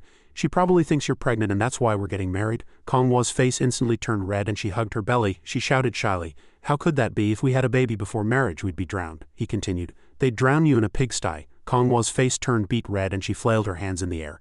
Heo Chung chuckled at her silly appearance, thinking to himself, she used to say that premarital relationships also lead to drowning in a pigsty. And this term premarital relationship was also invented by Lady Hero when she traveled. The uncle next to them, who heard their conversation, burst out laughing. Peeved, "What era is this and you're still talking about pigsties?" Heo Chung also laughed and pointed at Kong Hua. "Exactly, she's an alien." As soon as he finished speaking, he was kicked in the shin by her and shivered in pain. Suddenly, Gong Pyong's voice came from somewhere. "Oh, you two, haven't you finished moving yet?" She rushed over, wailing, Why didn't you wait for me to come back? I couldn't even help." Kong Hua smiled brightly and comforted her. "It's okay, come visit after everything over there is sorted out." Gong Pyong couldn't resist and hugged Kong Hua. "I'll go." The old apartment was also tidied up. Heo Chung took one last look around, feeling a bit nostalgic. He had lived here for 3 years and leaving now felt a little regrettable. The old house, whether in terms of environment or other things, felt very comfortable when he was there. Now that people had left, even with many items still remaining in the house, it already looked desolate. "I wonder how father will deal with this empty house. Honestly, I don't want anyone else to mess up this house that's full of her and my memories." The sky was already turning to evening. Heo Chung let out a sigh of relief. "Phew, finally all the bulky items are moved." As soon as he finished speaking, his stomach growled. Heo Chung said awkwardly, "I heard that on the first day in a new house you have to use the kitchen." So shall we light a fire and cook tonight? Kong Hua looked at him and said, of course, if we don't cook, what are you going to eat, Oppa? Heo Chung looked at the kitchen, but the kitchen wasn't tidied yet, and there was nothing in the refrigerator. Before he could finish speaking, Kong Hua commanded him to go buy things. Heo Chung also responded loudly. Understood, Commander. The first 2 days after moving in were mainly spent cleaning and organizing items. Kong Hua and Heo Chung were busy everywhere. Dong Na, still unfamiliar with the new environment, hid inside its cat house and refused to come out. The study was neatly organized and the computer was placed near the balcony window. Young Gyu-sang, as before, was facing the computer, warding off evil spirits. 3 days later, old Heo and Aunt Heo visited their house. Aunt Heo was slightly surprised. The two of them looked around the house with a bit of excitement. Old Heo exclaimed, unbelievable, not bad, I have to say it's unexpected. The two stopped in front of the paintings. As expected, they couldn't understand young people's aesthetics. Old Heo went out to the balcony to take a look. It really wasn't bad. At least it felt like a home. Suddenly he turned around and noticed something. He looked at the few swords displayed on the wooden shelf with a puzzled mind. He asked Heo Chung curiously, what are those things over there? Heo Chung proudly replied, Oh, aren't they weapons? You can tell just by looking. Old Heo was surprised. What did you say? He stood there dumbfounded. Such a natural tone. Is something wrong with me? No, something is definitely wrong with this kid. Old Heo tried to pick up one of the swords but couldn't. It was too heavy. He looked at Heo Chung with strange eyes. Why do you have these weapons at home? Are you going to put on a play? Unexpectedly, Heo Chung calmly replied. They're very useful. I can practice martial arts and train my body. The body is the foundation of revolution. Old Heo adjusted his glasses, no longer wanting to listen. Unexpectedly, Heo Chung continued to babble. A healthy body allows for better contributions to society and strengthens national construction. If the youth are strong, the country will be strong. Suddenly, Heo Chung shouted excitedly, exactly. Then he picked up a sword and walked proudly to one side. He called out excitedly, Father, look at this. Old Heo was surprised. What did you say? Heo Chung struck a pose and swung the sword once, and the sound of the sword cutting through the air went whoosh, and old Heo was speechless and stunned without realizing it. His eyes widened, full of admiration. Heo Chung asked proudly, Father, how is it? Old Heo was a little scared. Am I possessed by a ghost? Then he regained his composure and asked, where did you learn it? Unexpectedly, he laughed and teased him. This humble one is the 28th generation disciple of Shaolin Temple. Old Heo lost his patience and hit Heo Chung. Shaolin Temple, my foot. Only after getting a bump did Heo Chung become honest. Actually, I just practiced casually. Then he lifted his clothes and showed off his firm arm muscles. Father, don't you feel that I'm getting stronger and stronger? Old Heo carefully observed Heo Chung's body. He was astonished and gaped. It's true, this kid has been doing horse dance every day. He used to even practice armor-piercing training. So can he really do martial arts? Heo Chung took the opportunity to show off to old Heo. Father, this move is called Immortal Guides the Way Xian Xian Ji Lu.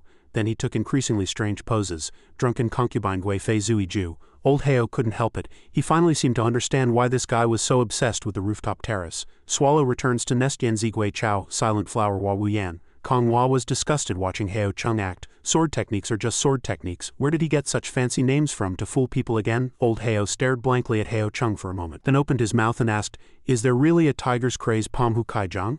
Heo Chung replied with a bright face, yes, father, would you like me to show you? Old Heo wearily rubbed his forehead.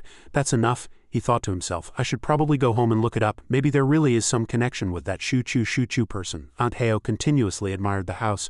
Oh my, the kitchen is much bigger. Then the two went to the living room, and old Heo was still lost in thought. Even if there is a connection, being brave and peerless is just a story in a novel. Aunt Heo hugged Dong. Dong La has gotten heavy again. In the bedroom there were already quite a few people practicing sword dances, but no one brandished a sword with such decisiveness and agility, making a whoosh sound. Is this what a day unseen feels like 3 autumns means? Aunt Heo was still delighted. This place is really well decorated. Old Heo couldn't snap out of his thoughts. He almost didn't recognize his own son. Is this still that foolish kid who used to insist that straw sandals were antiques? Oh right, those straw sandals are still in the bottom shelf of the closet. Aunt Heo was about to turn around and compliment him. It's really well decorated. What are you looking at? But suddenly she too froze with old Heo. Both of them agreed. It's really good. Let's go out. It was already dinner time. Heo Chung suddenly broke the silence and said, Father, Mother, we're getting married. His expression was very serious. Kong Hua looked at him, her eyes filled with joy. Heo Chung continued, within the next 2 or 3 months. Aunt Heo immediately agreed. All right, Mom will pick a date for you too. Meanwhile, old Heo just looked at Heo Chung affectionately. He's all grown up. On the way home while waiting at a traffic light, old Heo suddenly asked, doesn't Heo Chung seem a little different? Aunt Heo looked at him, slightly surprised, then furrowed her brows and said, nonsense, he's about to get married, how could he get more childish? Old Heo stroked the steering wheel. Exactly, his martial arts skills are truly not ordinary. At first I thought it was strange and didn't pay much attention, but now looking at it suddenly, that guy has really changed a lot. Aunt Heo smiled brightly. Kong Hua couldn't have taught him. She's very good at growing flowers. I even wanted to plant some at home after seeing hers. Old Heo didn't reply. His expression looked very serious. Old straw sandals and old swords. He recalled what Heo Chung had said before. Actually, Konghua is an ancient person. Could it be that she really just flew out of ancient times and became this guy's wife cooking for him? How impossible. Old Heo suddenly felt it was absurd and shook off those thoughts, but he was still very suspicious. No, I still need to think about it. How did this guy learn those martial arts moves? At this time at home, Konghua was practicing martial arts, swinging her sword drenched in sweat. She unconsciously looked around her house and thought to herself, the new house is indeed much more comfortable than the old one. Later, if I put another rattan chair on the balcony, I can sit there and read or enjoy the breeze and stargaze at night. Heo Chung was quietly waiting inside the house. Done. Konghua only replied with a simple, but unexpectedly he reminded her. Don't forget to read, you have to learn quickly. You need to get an intermediate professional certificate before you can enroll in a vocational college. Konghua annoyedly covered her ears. Ah, I know. Her mind was completely filled with thoughts of studying. I really have studied hard. But I just don't understand those Western characters. Then she picked up a book, flipped through it for a long time and lamented. Do I really have to learn this? I haven't met Westerners many times, and even if I do, I don't talk to them. Can I not learn it? Heo Chung calmly explained, some things, even if you don't use them much, you still have to learn. In fact, he felt a little sympathetic in his heart. Asking an ancient lady hero to learn English would really be hard on her. Konghua looked at him, her eyes showing a hint of sadness. She turned her head and thought to herself, at first I just wanted to eat my fill, then later I wanted a home, and then I wanted to be an intellectual. Now I have a home and a family, only having a baby is left. She stood quietly beside the computer desk, then as if determined she clenched her fists. I don't want to be an intellectual anymore. Being a clever woman who only knows how to have children and cook is perfectly fine, rather than looking at Western characters I don't understand at all. When that time comes, I'll just raise a child, and when it grows up I'll have another. Once I'm past the age for reading, I won't need to study anymore. Thinking that, Konghua immediately spoke in a sweet voice. Oppa, she calculated inwardly. I can't say directly that I'm trying to avoid studying, so I have to show off my alluring posture. Let's have a baby after we get married. These words immediately stunned Heo Chung. What? Chapter 306, Chapter 307. Heo Chung had a surprised expression. Why does Lady Hero suddenly want a baby? Could it be that the finished interior design of the new house has influenced her? That's possible. After all, she wanted her own home so badly. I need to comfort her well. Thinking that, Heo Chung immediately said happily, it's okay, let's talk about having a baby in 2 years. For now, you should focus on your studies. These 4 words immediately weighed heavily on Konghua's mind. Focus on studies. It felt like it was getting heavier and heavier. Focus on studies, she thought to herself. Instead of secretly studying to surprise this guy, it's better to just give him a baby. Without further thought, she immediately climbed onto the sofa. She still displayed her alluring posture. Don't think about studying. Don't you want to do something else? Heo Chung saw her and stammered, blushing. What you mean is, then Konghua leaned close to his ear and whispered, what do you think, Oppa? Just as the two were about to do something naughty, the phone rang. Konghua picked up the phone. It's probably another message from the residence's group chat. So noisy. She read the group chat message aloud.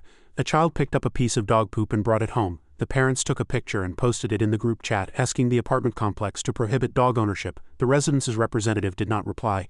How can I manage this? Heo Chung scratched his neck. He still hadn't recovered from his embarrassment. I should just mute these group chats when I'm not busy. He thought to himself, Lady Hero suddenly driving the car like this, I almost couldn't hold back. I need to go out and cool off. Then he resolutely walked out. I'll go to the other house and chat with Uncle Cho. Konghua only replied with a simple, oh, the sky outside is really clear. Heo Chung walked and thought, after moving, if I get tired of the computer, I just go out to the balcony to exercise or go for a walk outside. I can't sit at the apartment entrance soaking up the sun and chatting like before. It feels like something is missing. Heo Chung unknowingly arrived at the old apartment complex entrance. Uncle Cho saw him and asked, I still haven't congratulated you on your new house. When are you having a baby? He replied happily. Probably in about 2 years. We can't have a baby right after getting married. We haven't even had enough fun yet. Uncle Cho immediately understood. He's reluctant to give up their world together. Heo Chung could only calmly reply, young people these days don't consider having children a lifelong event. Uncle Cho immediately teased, you'll know when you have one. It's quite fun. He rested his chin on his hand, looking languid. Maybe so. In fact, Heo Chung had an unspoken thought. Fun my foot. Kids only scream and cry. Besides crying, he unconsciously sighed. I'll call Wang Yajun later and have a meal together. Just because we're married doesn't mean we have to live separately. The scene shifted to Heo Chung's hometown. The fortune teller, after reading the fortune, said, not today. Aunt Heo asked worriedly, why not today? In her heart, she was already calculating. Originally, she wanted Chung to set the wedding date himself, but it seemed better to ask the half-immortal in her hometown to pick a date. The fortune teller was only slightly puzzled. Why are they getting married so early? Did you write down the child's birth date incorrectly? Aunt Heo carefully replied. No, I asked the teacher to look at it before, and this was also written by the teacher. It was clear that Aunt Heo had come here when Heo Chung was young to get his fortune read. The fortune teller frowned, looking a little troubled. I'll contact you again in a few days. Aunt Heo's face showed clear anxiety. There won't be any problems, right? This look is too scary. the fortune teller immediately reassured her. No, I just felt that it shouldn't be so early. Heo Chung, after hearing the story from Aunt Heo, was a little suspicious. It shouldn't be so early? Aunt Heo covered her face and asserted, yes, that's what he said. There won't be any problems, right? Heo Chung unconsciously felt annoyed. What does that person know? What's early or late? If I don't get married, I'll be an old bachelor, you know. As he said this, Heo Chung's face was filled with shock. Aunt Heo said softly, Mom also thinks it's nonsense, but you should still be careful. If you bully her and something happens, Mom won't let you off, she thought to herself. Now that he knows how to throw punches, Kong Hwa's small body might not be able to withstand even one push from him. I can't let him bully Kong Hwa. Heo Chung just replied perfunctorily, yes, it's already good if she doesn't hit me. Aunt Heo immediately got angry and said sternly, don't say such superficial things, Mom is talking to you seriously now. Heo Chung said with a slight sneer, if that fortune teller is really amazing, ask him to guess where Kong Hwa came from. If he can't, then they're all con artists in the Jianghu. Aunt Heo frowned, not understanding. Are you hoping he'll find her family? Then why bother putting out ads to find people? Heo Chung said happily, then isn't it true? What's there to believe in such things? Aunt Heo looked at him, slightly stunned. Exactly, if he said something good I'd reluctantly believe him, but now he's clearly just asking for more money. Next to them, Heo Chung was teasing Dong Ah. Ancestor, step lightly. Then she suddenly asked him, what's wrong with your hand? He was startled and immediately replied, it's fine, I just stretched a bit while practicing martial arts. Aunt Heo couldn't help but ask curiously and surprisingly, in the Heo family, do you really have some kind of palm technique? Did your grandfather teach you? Your father had no talent, so he secretly taught you. Heo Chung immediately denied it. Mother, how can you think such things? Aunt Heo honestly confessed. Mom heard your father asking on the phone and he got scolded by your grandfather. These words truly made Heo Chung dumbfounded. Oh, in March on a rainy spring day in a taxi, Kong Hwa and Heo Chung were quietly going to try on wedding dresses. Heo Chung held his phone and thought, little rat is having his wedding this month. Ours is in May, so it just overlaps a bit, for us to have our weddings one after another like this. I thought I'd be much faster than that little rat. Heo Chung unconsciously looked at Kong Hwa. Are you a little nervous? Kong Hwa blushed and replied softly, no. When she looked at Heo Chung, he was also smiling and looking at her. Unknowingly, the two arrived at their destination. Kong Hwa put on makeup and wore a bright red wedding dress. Heo Chung was mesmerized looking at her, and she gently raised her eyes to look at him again. Heo Chung was too surprised to speak, and all the memories of their journey together suddenly flashed through his mind. How radiant was Kong Hwa's shy appearance in her wedding dress. Suddenly, the shop assistant's voice brought him back to reality. Excuse me, sir, it's your turn to change clothes. Heo Chung awkwardly replied, yes, all right. Kong Hwa watched Heo Chung turn around and go into the changing room. She thought for a moment, then turned around to look at her wedding dress in the mirror again. I used to think this was a dragon and phoenix robe long fengua, only after listening to Heo Chung did I realize it's called a shufu shuhei fu. It only appeared in the last few decades and it's a Kai Luang reformed version of traditional wedding dresses from the late Qing dynasty and early Republic of China. This guy, Heo Chung, fought with me for half a day, but I've never been married, so it's only natural that I wouldn't know, right? At the same time, Aunt Heo was intensely studying the Xie Ji Bian Fang Shu Xie Ji Bian Fang Shu, a book on date selection. Old Heo was slightly puzzled. What are you reading that for? Unexpectedly, Aunt Heo replied very seriously. It's better to rely on myself than on others. The date is already set, so I'll pick a good time myself. That old man isn't very trustworthy. Old Heo was truly speechless. One son secretly learned sword dance and boxing, and he's quite good. Now his wife is studying feudal superstitions every day. Aunt Heo thought very carefully. When it's time to name the baby, I'll have to look it up carefully too. Old Heo was slightly surprised. Name the baby. Will people ask you? They'll name it themselves. Nowadays parents don't name their children, especially Heo Chung. Don't let Kong Hwa dislike it, they'll name their own child. Aunt Heo was still very firm. It doesn't matter anyway, I'll pick a few in advance and give them to them as reference. Who knows, maybe they'll like them. Old Heo had no choice. You're really idle. Needless to say, Heo Chung will 100 name his own child. Furthermore, the wedding hasn't even finished, so what's with thinking about grandchildren? A moment later, Old Heo knocked on Uncle Jin's door. Old Jin, are you home? The door creaked open and Uncle Jin poked his head out. He looked very anxious, holding a book of I Ching Zhou Yi in his hand. I'm researching names for my grandson. Old Heo stood there completely dumbfounded. One person, two people, the whole world is playing with superstitions. The wedding hasn't even happened yet. Why are they rushing so much at the wedding dress shop? The staff was printing photos. The wedding photos were truly dazzling. Heo Chung complimented. They're really well taken. The shop staff also smiled brightly at them. You're a perfect match. It was a fated connection, bound by heaven and earth. Night had fallen, and the two returned home. Kong Hwa, with a hint of regret, pressed the end broadcast button for her live stream and sighed. The popularity of her live stream was not what it used to be, and she was continually losing viewers. Heo Chung consoled her. You had your glorious days too, you should be content. For a lady hero from the Kaiyuan era to achieve this much is admirable even to modern people. Gong Pyong's Guzheng performance shorts also went viral and spread everywhere but only accumulated a little popularity. Kong Hwa asked dejectedly, am I just not good enough? She thought to herself, it was originally just luck and I didn't even know why I was popular. But Heo Chung was different. He always had a stable fan base and his earnings were very clear. Even his movie reviews were gradually gaining traction. Heo Chung still patiently stroked her head. It's just that you're not smart enough. I'll help you curse. This is very fun. Kong Hua didn't pay much attention and stood up. I'm not doing it. You do it, Oppa. But Heo Chung pulled her into a hug and sat her down. Kong Hua was slightly surprised, lost her balance and leaned against him. She saw Heo Chung's brightly smiling face and then Heo Chung performed a series of actions. Come here, you brainless idiot, taste this. You stupid pig, eat garbage, you piece of trash, you useless bastard, you super idiot, you long-tongued fool. Kong Hua looked at him awkwardly. It was a real loss for him to get to play this game for free. Kong Hua shifted. I'll go shower first, but Heo Chung deliberately teased her. We took wedding photos today, so we should celebrate properly. In mid-March at the couple's new apartment, dawn was gradually breaking. Kong Hua was still in a deep sleep.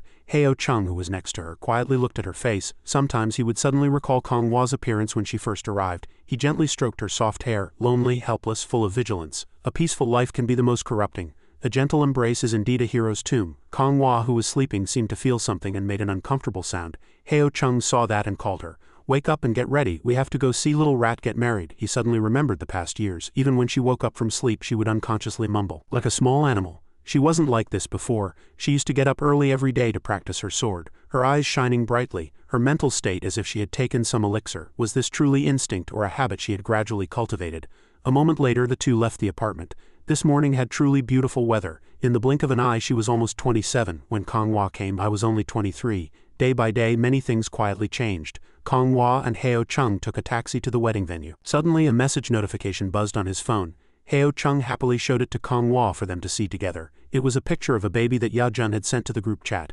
Heo Chung thought before, when we were free, we'd all gather to eat lamb skewers, drink or go to KTV, but now it's just a few shouts in WeChat. Heo Chung unconsciously smiled. Wang Yejun brags about his son every day, saying today his son threw and broke the remote control. He went AFK 2 or 3 times while gaming. Tomorrow he'll buy a small excavator for his home and toys are piled up like mountains. Heo Chung felt a slight chill after reading it all. Soon I'll have a child too, but I'll only have one, no more, or else it'll be annoying to death. Absolutely not. A little kid screaming loudly next to me while I'm watching a movie and editing a video. I don't want a daughter either. But Kong Hua had a different idea. Heo Chung, if we have a child later, can I just take care of the child and not read books? At the wedding, Jin Ho smiled brightly when he saw them arrive and Heo Chung teased, oh, getting married? He smiled and high-fived Heo Chung. So fast, no need to say more. Then why are you here? Wu Rio echoed with a smile. Are you two doing a comedy routine? Heo Chung asked curiously. Jin Ho, I've always wondered about one thing. That time when Wang Yejun was screaming for help among us three. You rushed right in and got stabbed, and in the end I dealt with that guy. So why did she look at you? Jinho hesitated slightly. Well, she said I didn't look like a good person. Then he scratched his head, looking innocent and clueless. Heo Chung felt a little angry. Amazing, this judgment is even worse than Lady Hero's. But then he thought, it's just that what's medicine to one person is poison to another. If Lady Hero had met Little Rat she would have beheaded him with one sword. Suddenly a voice was heard and all three looked up. You're here. Uncle Jin looked happier than usual. Today Xiao Hao is getting married, so you two should hurry up too. Heo Chung replied meekly, yes, soon. Uncle Jin saw that and teased, it's all right, you were a step late this time, but you can pick up the pace when having children. After saying that, the two walked around the wedding hall and then went outside to get some air. Uncle Jin handed Heo Chung a cigarette and he didn't refuse, taking it and lighting up. Suddenly Kong Hua moved closer to him. I want to try it too. Heo Chung refused. Try what? I'm not smoking anymore either. Kong Hua kept pestering him. Just once, only once. Heo Chung reluctantly agreed. Alright, just one puff. Just as he was about to bring the cigarette to Kong Hua's lips, old Heo came out and saw the scene, shouting in surprise, what are you doing? Heo Chung nervously explained, well, she just wanted to try. Old Heo was suppressing his anger. If there hadn't been so many people, if Kong Hua hadn't been next to him, definitely would have beaten this good for nothing. Kong Hua understood the situation and hesitated slightly, then put on an innocent expression. Look, I said I didn't want to. Oppa kept telling me to try. Hearing that, Heo Chung was momentarily stunned and old Heo's face had already turned completely black. He angrily pointed at Heo Chung's face. When you come back later, your mother has something to talk to you about. Heo Chung was terrified and broke out in a cold sweat. The proverb was right. Smoking is indeed harmful. He vowed inwardly, if I ever touch this stuff again, I'm your grandson. Just then, Uncle Jin, holding a small piece of paper, called out, Old Heo, come here and help me revise the speech for the stage. This was prepared by the wedding planner, but I think it needs some changes. Old Heo read each word carefully. This part's word choice isn't great. I think the opening should be like this. No, our family is Chinese style and I don't think there's this kind of sequence. Uncle Jin asked curiously. Why isn't there in Chinese style? Old Heo slowly explained. They bow to heaven and earth, then to their parents, and then the wife and I sit there and they bow and that's it. They probably won't elaborate so much. Uncle Jin was a little curious. But shouldn't you say a few words? Old Heo also grew suspicious. Should I? We'll decide when the time comes. Anyway, the wedding planner will take care of everything. If it's about Chung's ceremony it should be purely Chinese style, but since it's in a hotel it should be a blend of Chinese and Western. Anyway, I don't know much about wedding procedures. Nowadays my wife is giving me a hard time saying her wedding was too simple. She didn't even have a red veil on her head. Uncle Jin smiled after hearing that. I haven't seen a Chinese wedding yet. Those two really know how to have fun. How did they come up with that idea? Was it influenced by that eccentric archaeologist in your family? Old Heo adjusted his glasses. How could they have come up with it? His wife is an ancient person. Then he unconsciously smiled. Sometimes when I'm home, Chung calls her Lady Hero. I really don't understand what young people these days think. It's all about flashiness. In a blink of an eye, it was time for the wedding ceremony. The entrance to the wedding hall was magnificently decorated in two colors, blue and white. A couple deeply in love, from meeting to knowing each other, to falling in love, they had journeyed through a romantic love. And today was a turning point, a major milestone in their lives. Konghua looked at their happy faces and blessed them with a smile. Let's all congratulate them with warm applause. But she was extremely curious. Everything else was fine, but there was just one slightly unfamiliar thing: wearing white clothes on such a big auspicious day. The next morning the small apartment was filled with noisy voices. Lady Hero, I've brought the goods. All right. Konghua happily tore open a large box and her eyes sparkled as she lifted a skateboard. Heo Chung was slightly surprised. A skateboard? Seeing it, she explained. Well, now that I'm at the new house, when I go to meet Pyong at the old house, and then go out and about, the balance board isn't enough? Heo Chung understood after hearing that. Right, this new toy suits your footwork better. It's probably more fun than the balance board. Why didn't I think of it? Konghua excitedly held the skateboard and said, I'll go to the balcony and try it out. She cautiously put one foot on it first, and it was certainly a bit awkward for her first time. With both feet on the skateboard, she still trembled slightly, but she quickly found her balance and wore a very satisfied expression. Konghua suddenly drew a long line, and even Heo Chung couldn't help but exclaim, wow! Then she put her feet down and quickly picked up the skateboard. Konghua, with a beaming face, went out the door. I'm leaving. Heo Chung raised his hand to wave goodbye and reminded her to be careful. At this moment, in Konghua and Heo Chung's old apartment complex, Gong Pyong lay dejectedly on the bed. She turned on her phone, but there were no notifications. Her eyes looked very lonely. Even after Konghua moved, they often contacted each other on WeChat and occasionally made plans to go shopping together, but it wasn't as convenient as when they were neighbors. Sometimes she wanted to take her fishing rod and go to the riverside to relax, but it was really no fun alone, and her interest was halved. The more Gong Pyong thought, the lonelier she felt. She tossed and turned in bed, thinking about getting a boyfriend. Thinking this far, she really felt a little swayed. Then she closed her eyes again and imagined getting a boyfriend like Konghua. No matter what she did, there was someone by her side. They could go grocery shopping together. After dinner in the evening, they could hug each other to sleep, wake up early in the morning, and lie in his arms for a little more sleep. They could share a big watermelon. She couldn't finish a whole watermelon by herself, but two people could each hold half and scoop it with a spoon. And they could go for a walk after dinner, walking under the twilight streetlights, stepping on their two shadows, making various hand gestures, watching the shadows change, watching the shadows merge into one.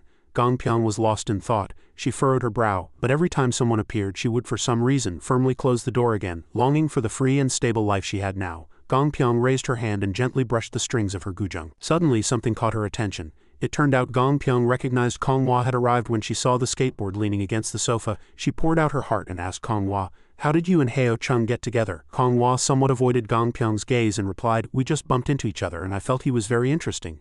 After that, Gong Pyong was curious. And then, Konghua stammered a little. The sudden question truly flustered her inwardly. How to reasonably fabricate the story of being tricked by Heo Chung. She couldn't say she was tricked into cohabiting. Then after living together for a while they ended up sleeping together. She could only prevaricate and beat around the bush. It was just raining heavily then, and he held an umbrella for me, took me home and ordered food for me. Gong Pyong was suspicious. That good? Konghua immediately chimed in. Yes, last time when we went to Suzhou to play we met someone who jumped into the river and he didn't hesitate at all and jumped in too. Gong Pyong was surprised. That happened, Konghua lied without batting an eye. Yes, usually he's very cowardly, but when something happens he's never ambiguous. Konghua thought to herself, Heo Chung usually idles around, but when he works he always has his principles, which is truly a bit like the heroes in TV shows. But then Konghua became curious. Why are you suddenly asking this? Gong Pyong was also suddenly surprised. Now it was her turn to stammer. Just curious. You two give off a strange vibe. Oh right. Have you two ever fought? Konghua replied with a bright smile. No, we just go straight to physical action. Gong Pyong was dumbfounded. That's called a lover's quarrel, she asked curiously again. Have you never had a verbal argument? Konghua replied innocently. What's there to argue about? Gong Pyong found it a bit hard to believe. That's too strange. Is that even possible? I've never heard of a couple not fighting or having conflicts. Even with parents there can be arguments. How can a couple not? Konghua replied calmly. Fighting means there's a conflict, and if there's a conflict you talk it out reasonably. If talking reasonably doesn't work, then you have a fight. Heo Chung is very reasonable. I can't beat him with words. Gong Pyong was scared after hearing this love story. Her mind was very confused. If it's as simple as you say, why do so many couples break up unexpectedly? Kong Hua's answer completely broke Gong Pyong. Perhaps they just don't know how to talk reasonably. Gong Pyong truly didn't know whether to continue believing in love or not, and just felt herself getting more and more bored. That makes sense. A self-contained logical loop that convinces people. Kong Hua also thought for a moment, but Pyong asking this way, I'm suddenly speechless. No matter how I think about it, it's just a fight. Kong Hua thought for a long time and then explained in detail to Gong Pyong. For example, he didn't like me live streaming, but I kept wanting to do it. He didn't force me to stop, he just thought of ways for me to learn other things. That way, if I have more good options, I'll naturally stop. If he had forced me to interfere unexpectedly, Gong Pyong interrupted Kong Hua. If you had just listened to him, I wouldn't have been able to meet you. Kong Hua gently continued, I would listen, but if he was the type to force me to accept it, once would become twice, then thrice, and that wouldn't be reasonable. Gong Pyong unconsciously smiled. It was really lucky to have met you. Kong Hua noticed something was strange and she gently asked Gong Pyong, you're suddenly asking about that matter. So you want to get a boyfriend? Chapter 310. Gong Pyong stared blankly at her for a moment. Would Kong Hua be like that too? She lazily waved her hand and denied it. No, I'm probably the type who can only decide to meet someone and pair up when I've wanted it so much that I can't want it any longer. But Gong Pyong vowed to herself, only after passively having enough long contact will I be able to lower my psychological defenses. If I actively entertain the thought of wanting to date, I'll unconsciously feel a contradiction, start finding flaws in the other person everywhere, and then worry about what will happen later. This must also be a kind of worry. She happily asked further, you'll be entering the tomb of marriage in about a month, how do you feel? Kong Hua replied calmly, they call it the temple of marriage. As for feelings, I have none. Gong Pyong was someone who feared marriage. She asked again, why no feelings? Kong Hua thought for a moment and replied, at first I was very excited and looked forward to it, but after living together for so long it doesn't feel like a big deal. After speaking, her face reddened slightly. Actually, she was very much looking forward to it originally, but after the first night, that anticipation disappeared without a trace. Now that we've already done everything, it was no different from marriage. It's all that damned Heo Chung's fault. Somewhere Heo Chung, whose name was being called, kept sneezing. Gong Pyong felt confused after hearing that. Gong Pyong looked at the skateboard and said, right, it's boring just staying in my room. Teach me how to skateboard. Kong Hua immediately agreed, alright, let's go downstairs. The two young ladies happily spent time together. Today I'm commandeering your skateboard. They held onto each other and had a lot of fun skateboarding. Using the last month or so before Kong Hua's marriage, the two wanted to play to their heart's content. And Gong Pyong suddenly realized, after getting married it's common to have children. In such a situation, common topics among friends will gradually decrease. Gong Pyong took Kong Hua's hand. She had enjoyed that day's outing very much, so a question arose. Once married and with children, the focus will shift to family and children. Even when gathering, conversations usually drift towards that. Those who aren't married won't be able to converse with them, and relationships will gradually drift apart. Would Kong Hua be like that too? Feeling tired, Gong Pyong cajoled Kong Hua. No, I want to buy and drink bubble tea. They stood neatly by the roadside waiting to cross when they happened to encounter the chubby boy returning from school. The boy called out loudly, Master. Kong Hua replied firmly, I am not your master. The boy paid no mind and proudly boasted in a loud voice, I learned the horse stance. Look. Gong Pyong quietly commented from the side, this chubby kid isn't very smart. Isn't it simpler to just go learn from Heo Chung directly? After finishing his boasting, the chubby boy happily turned to leave. I'll go home first. Just then the traffic light turned red, and as the boy was about to step into the road, a hand swiftly shot out. Gong Pyong lifted the boy and reminded him, Son, you shouldn't run out on a red light. The chubby boy looked at the people across the street. But those people are all crossing, no need to wait. Then she yelled at the boy, those people seem to have lived long enough. Have you lived long enough too? At those words, the chubby boy's face turned pale. No, the boy's eyes sparkled brightly. I need to master peerless martial arts. How can I say I've lived long enough? And the boy turned that gaze towards Kong Hua. I can't deal with kids. Kong Hua didn't dare look into the boy's eyes, and Gong Pyong merely sighed. Kong Hua felt that teaching just Heo Chung was enough. Later she would just teach Heo Chung, and she had to stop him from constantly trying to act like the master. If they considered having taught each other once, then later each person would have learned from the one they actually learned from. After the chubby boy left, Gong Pyong, drinking her bubble tea, asked, why does he call you master? This question was too easy for her.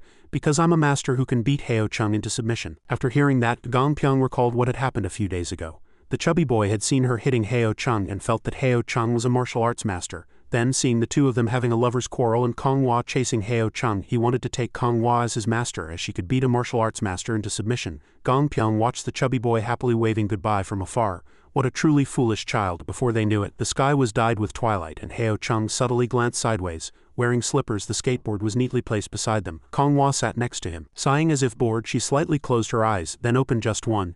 Heo Chung was very much looking forward to the upcoming wedding. I'm really looking forward to this wedding. If we don't hold it, it feels like something is missing. His face, full of sly intentions, reddened. After the wedding, all the good days will be in the future. Seeing his appearance, Kang Hua wanted to punch him. Look at that sly smile, I want to hit him. Heo Chung pretended to be a young man. Heo Chung turned his head. What a truly fickle personality. Suddenly she realized something. A faint smile spread across Kang Hua's lips. Wait, this is an interesting question. It turned out she had found an interesting topic on the internet. If you were to return to ancient times, how would you start the Industrial Revolution? She blushed slightly and typed a few lines online. Among them she wrote Cat Kang Hua from Kaiyuan. First, it's best to meet a kind person, otherwise you might starve to death. Next, it's good to learn some martial arts because you need to be able to protect yourself outside. It's best to join a bandit lair first, solve the problems of food and clothing, and then plan big things. Time flew by. May 8th, Yulhei Day. The wedding hall was perfect and all preparations were complete. Uncle Jin came in and looked around. He called his friend. Old Heo. Uncle Jin approached and said with interest, "This is interesting, really interesting. How much did it cost? Very expensive, right?" Old Heo, pretending to be critical, pushed up his glasses. "It looks grand if you don't look closely, but actually it's just so-so." But in his heart, he was praising his son greatly. That rascal wasn't wrong. On a good day at a good time, such a lively Chinese wedding is a cut above. Uncle Jin squinted and smiled. Truly fresh. I've never seen such a celebration before. Are you excited? Old Heo still pretended to be calm. Xiao Chung is getting married. What's there for me to be excited about? Then Uncle Jin pressed him, asking, "Your son is getting married, aren't you happy?" He stammered in a slightly timid voice. "Happy, of course I'm happy." He slightly raised his head and thought for a moment. There was certainly a different feeling in his heart. Actually, when Heo Chung suddenly registered his marriage, he felt even more excited then. Now that the wedding hall was ready, a sense of satisfaction with this son was evident in his heart. This damned rascal must have been influenced by me. Perhaps he chose a Chinese style for himself to show that I've studied history my whole life. This rascal is following my words. He glanced towards Heo Chung. This son is pretty good. At this moment he was still nervous, fiddling with the hem of his clothes. The wedding hall was bustling with many guests. Heo Chung was very tense all over. He closed his eyes. I really didn't expect this day to come, but now that it's here I'm starting to get nervous. Below Heo Chung, Jin Ho and Ya Jun were constantly whispering softly, Did you see? This is a groom. What was that suit you wore before? Come to think of it, didn't you wear a suit too?" Only then did he realize and looked around. "That's right, where's the bride? Where's the bride?" Heo Chung, looking annoyed, crossed his arms and said, "The bride of course is waiting to arrive in a sedan chair." He waved his hand to dismiss them. Go quickly, go play over there. It's not your turn to go on stage yet." Yejun angrily raised his middle finger. While he was joking with his friends, a voice announced from outside, "The bride has arrived." The two people behind him were interested. "All right, go quickly." An 8-bearer sedan chair soon arrived. The matchmaker kept waving her hand. "Groom, quickly come out to receive the bride." Kang Hua, sitting inside, was just as nervous as him. "Lower the sedan chair here." Her two hands tightly gripped the hem of her skirt. So this is what a traditional wedding ceremony was like. The matchmaker slightly lifted the veil and reached a hand inside. "Come bride, hold my hand tightly. We need to get out of the sedan chair." At this moment outside, Heo Chung, very nervous, was holding a silk ball and waiting for the bride to arrive. Kang Hua tightly gripped the hem of her skirt and walked, supported by the matchmaker. Yejun stood nearby looking at Jin Ho with regret. "If I had known earlier I would have done this for my wedding too." What's with cars? The two performed the ceremony together. Chasing away bad luck, if the bride steps over the brazier she will have wealth, honor and peace. Kang Hua stumbled as she stepped over the charcoal brazier. "May all good things be paired and happiness be eternal." Heo Chung blushed shyly at his own wedding. He had never imagined he would actually marry an ancient person from over 1,000 years ago. He recalled the days they first met. Cat Kang Hua, who was naive yet possessed a hint of slyness. Heo Chung even secretly mocked her from behind. There were still hamburger crumbs on her lips. Kang Hua, who blushed very easily when she first traveled through time and space. Just a touch and she would loudly curse him as a pervert, and immediately made him realize what pain was. When she had nothing to say, she would clench her fists, making her knuckles crack. Time flew by so fast. The two entered the wedding hall and performed the traditional ceremony. In the blink of an eye several years passed and we actually performed the traditional ceremony. He entered, his face bright red. Kang Hua bowed her head and dared not look up. As the two approached the center, Heo Chung's parents were already seated. The MC happily guided the wedding ceremony for the two young people. The bride and groom have arrived. Next is the three bows ritual. The two slowly turned around. "Bride and groom, please turn south." Heo Chung carefully supported Kang Hua. "We will now begin the three bows ritual. First bow to heaven and earth." The parents seated above couldn't hide their emotion. Next was the second bow to the parents. This time the look of happiness was evident on his face. Kang Hua's face was covered so her expression was unknown. And finally the couple's bow, the stick for lifting the veil, was handed over. "Lift to the left for success in all endeavors. Lift to the right for wealth and auspiciousness." Heo Chung lightly lifted her veil, revealing Kang Hua's jade-like beautiful face behind it. "Lift it once more and behold a countenance like the moon and flowers." Heo Chung gently said to her, "Lady Hero, we're wed." Kang Hua blushed and bowed her head, her white hands gently touching each other. "What do you mean wed? This is called marriage." "Heo Chung, you fool." Afterward, friends from both families came to bless the bride and groom. She also wasn't sure. Actually, she wasn't sure if this wedding ceremony was like those in the Tang dynasty, but everything that should be there was there. There was already a sedan chair, a wedding dress on her body, and a Western-style wedding dress. The nest was also all decorated and purchased. Having a house too, that was enough. She secretly glanced at Heo Chung standing beside her. He was smiling happily. Most importantly, having Heo Chung made it even more complete. She leaned slightly against him, and the two drank the nuptial cup together. When Ya-jun uttered a remark, Jin-ho was speechless. Next time, if there is a next time, I'll do it like this too. Jin-ho also realized one thing. He looked at the couple in front of him, nodded, and thought, a red wedding dress is definitely prettier than a white wedding dress. If I had known earlier, I would have let Chung go first so I could follow suit. I made a mistake. Heo Chung was a guy who knew how to care more. Ya-jun put his arm around his shoulder and grumbled, hey, are you even listening to me? After the ceremony, Heo Chung flopped onto the bed and let out a tired sigh. Such a lively day has ended. Marriage is really tiring. Konghwa sat next to him, wiping her mouth, and agreed. That's right. Then Heo Chung got up and pecked her on the lips. They say the first night, a moment of spring, is worth 1,000 gold. She pushed his body away and grumbled, you smell terrible, all liquor. But Heo Chung paid no mind. He laid her down on the bed. You smell terrible, all liquor. A few buttons on his clothes came undone. Come on, let's have our wedding night. But Konghwa couldn't hold back and shouted, wait, I said wait. She unhappily covered her nose. Wash up first. Heo Chung was reluctant but had no choice but to accept. All right, she carefully reminded him, wash thoroughly. If you're not clean, don't even think about coming here. In the end, Konghwa was left alone in the room. She quickly lay prone and grabbed her phone. Konghwa watched the wedding video again from today. Her face was filled with happiness. Konghwa excitedly rolled around on the bed. Second mother, I really did get married. A moment later, when Heo Chung opened the door and entered, Konghwa had changed into new clothes and was sitting quietly on the bed. Heo Chung sat next to her and asked, what's wrong? She bit her lip tightly out of embarrassment. Her ears turned red with embarrassment and her voice trembled. Actually, I know Inner Force Naigong. At those words, Heo Chung was momentarily stunned. Konghwa leaned close to his ear and whispered softly. He asked back in shock, really? She slightly touched her hair and somewhat averted her face. It's true. It's just that there's no way to teach you. After that, both of their clothes were removed. Why didn't you say so earlier? Soon it was the next morning. Konghwa was in the kitchen. Heo Chung hugged her from behind. Good morning, Lady Hero. Konghwa replied softly. Good morning, Heo Chung. Suddenly his eyes widened. Heo Chung's voice rose slightly, expressing surprise. Since we're married, shouldn't we change our address something like honey or darling? But Konghwa casually threatened him. If you don't want to get hit by me, stay still. She glared with reddened eyes and glanced back. Konghwa recalled a few things. Actually, changing a little bit was no problem, but since this guy was so brazen, she couldn't indulge him. Just like last time. At that time, Konghwa asked worriedly, are you very tired? Heo Chung sincerely confessed, I've heard married people say that sometimes after being busy all day outside they're very tired, but when they come home and their child calls them dad once, all the fatigue in their body feels relieved. I'm tired today. Can you call me dad once? Then he put on a cute expression. As soon as she heard that, Konghwa slapped him on the cheek. End of flashback. She would never give in to Heo Chung. This man was an expert at taking an inch and demanding a mile, so if she really changed her title for him, she didn't know what other strange demands he would make. For breakfast, sandwiches and fried eggs were ready. Heo Chung always paid attention to her studies. Now that they were married, she should study even harder. Konghwa got a little bored listening. If you don't read books, you'll live a life worse than a pig. Before he could finish saying, your intermediate certificate is less than a year away, the phone rang. Heo Chung answered, hello, father. Yes, I'm eating breakfast, but something made him jump up. What? Then Heo Chung hurried out. Konghwa, not knowing what was happening, ran out worriedly and asked what's wrong. Heo Chung excitedly pointed downstairs. This morning father brought a car as a gift. At this moment Konghwa was momentarily stunned, and in the meantime Heo Chung was already out of sight. So fast, he's already downstairs. Konghwa merely sighed and smiled. That was understandable. After all, their plan to buy a car had been continuously postponed due to buying a house. It was only natural for Heo Chung to be so excited. The sky was clear and blue and the leaves swayed in the wind. Old Heo handed the car keys to Heo Chung. Heo Chung stood respectfully in front of him. Now that he had a car, it would be convenient to go for a drive when he had free time.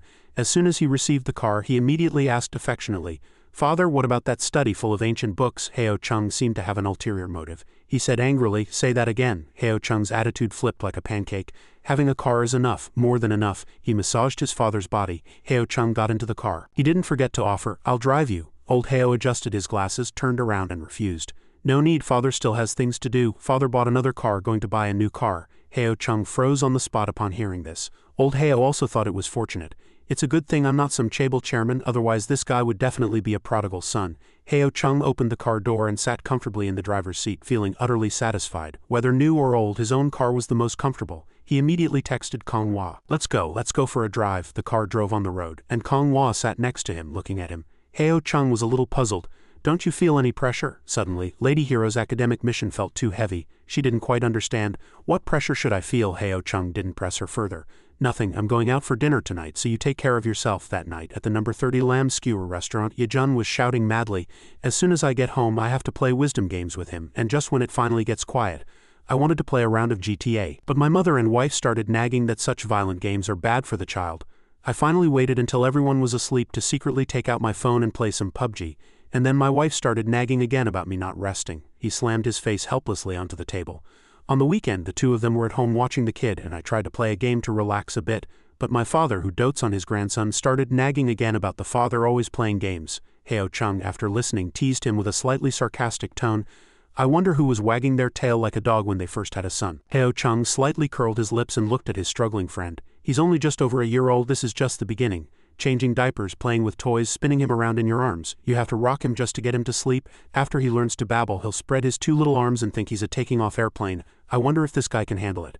Heo Chung immediately turned the topic to Jinho. Your family will be next soon, right? He shook his head repeatedly. No, not so fast. Yejun, still slumped on the table, saw right through him. Not fast, my foot. I bet you're itching to hold one tomorrow. Jinho inwardly agreed, but didn't dare say it out loud. Indeed, after getting married, they started talking about having children. But after half a day of trying, there was no news. He looked up dejectedly and asked Heo Chung, "What about you?" He replied firmly. "What about me? I'll wait 2 more years. Who has a child as soon as they get married? How old-fashioned. It's not like we're living just to get married and have children." Jinho and Ya-jun looked dumbfounded. "Then what did you do it for?" Heo Chung said in a voice full of romance. "For great love." His two friends' faces were filled with disbelief. "Get real." "Great love?" Heo Chung looked at the two of them helplessly. "You can't really not have one, can you?"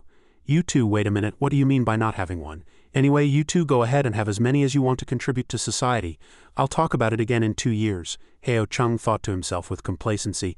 How wonderful are the days of enjoying our world together. These two guys wouldn't know.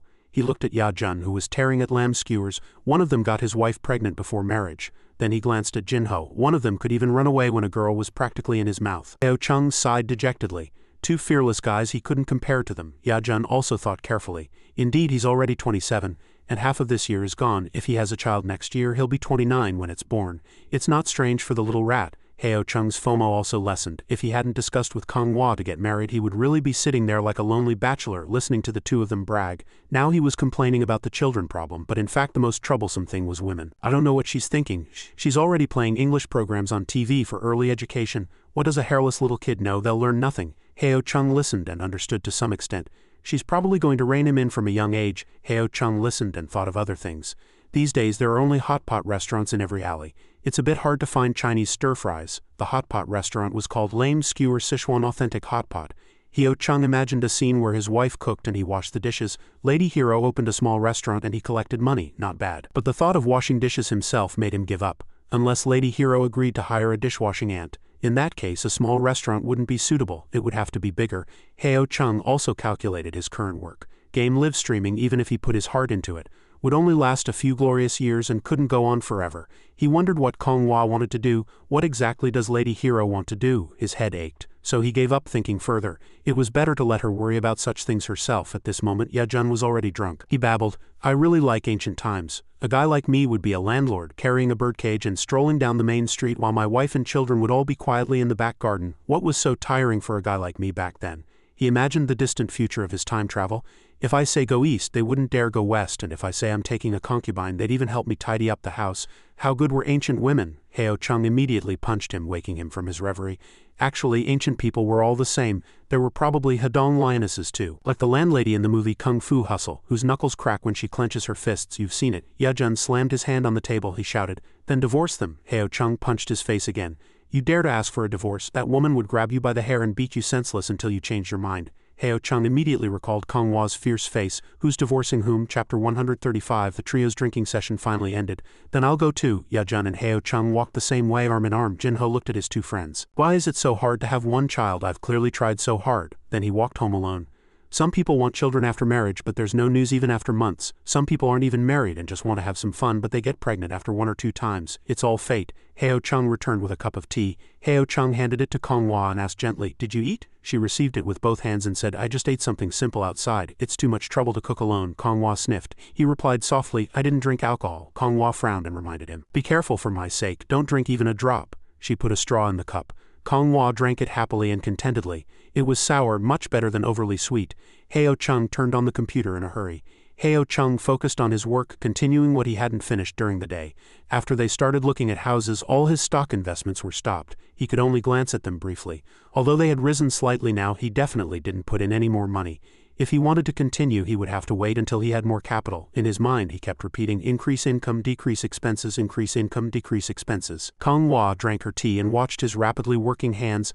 I need to get serious about movie reviews. When a popular new movie is released, I should go to the cinema a few times, seize the opportunity to write the first review, and get the initial buzz. She sat next to him and confided, after being on the internet for so long, I've discovered something. Why are some people so stubbornly unwilling to change? Heo Chung smiled and explained, that's just how the internet is. You can't expect everyone to be normal. I experience it often while making videos. You just get used to it. When some netizen rambles on to refute you, don't refute them, just reply with, I don't understand. Then that person will feel as frustrated as punching a cotton pillow and be furious to death. She pouted, displeased.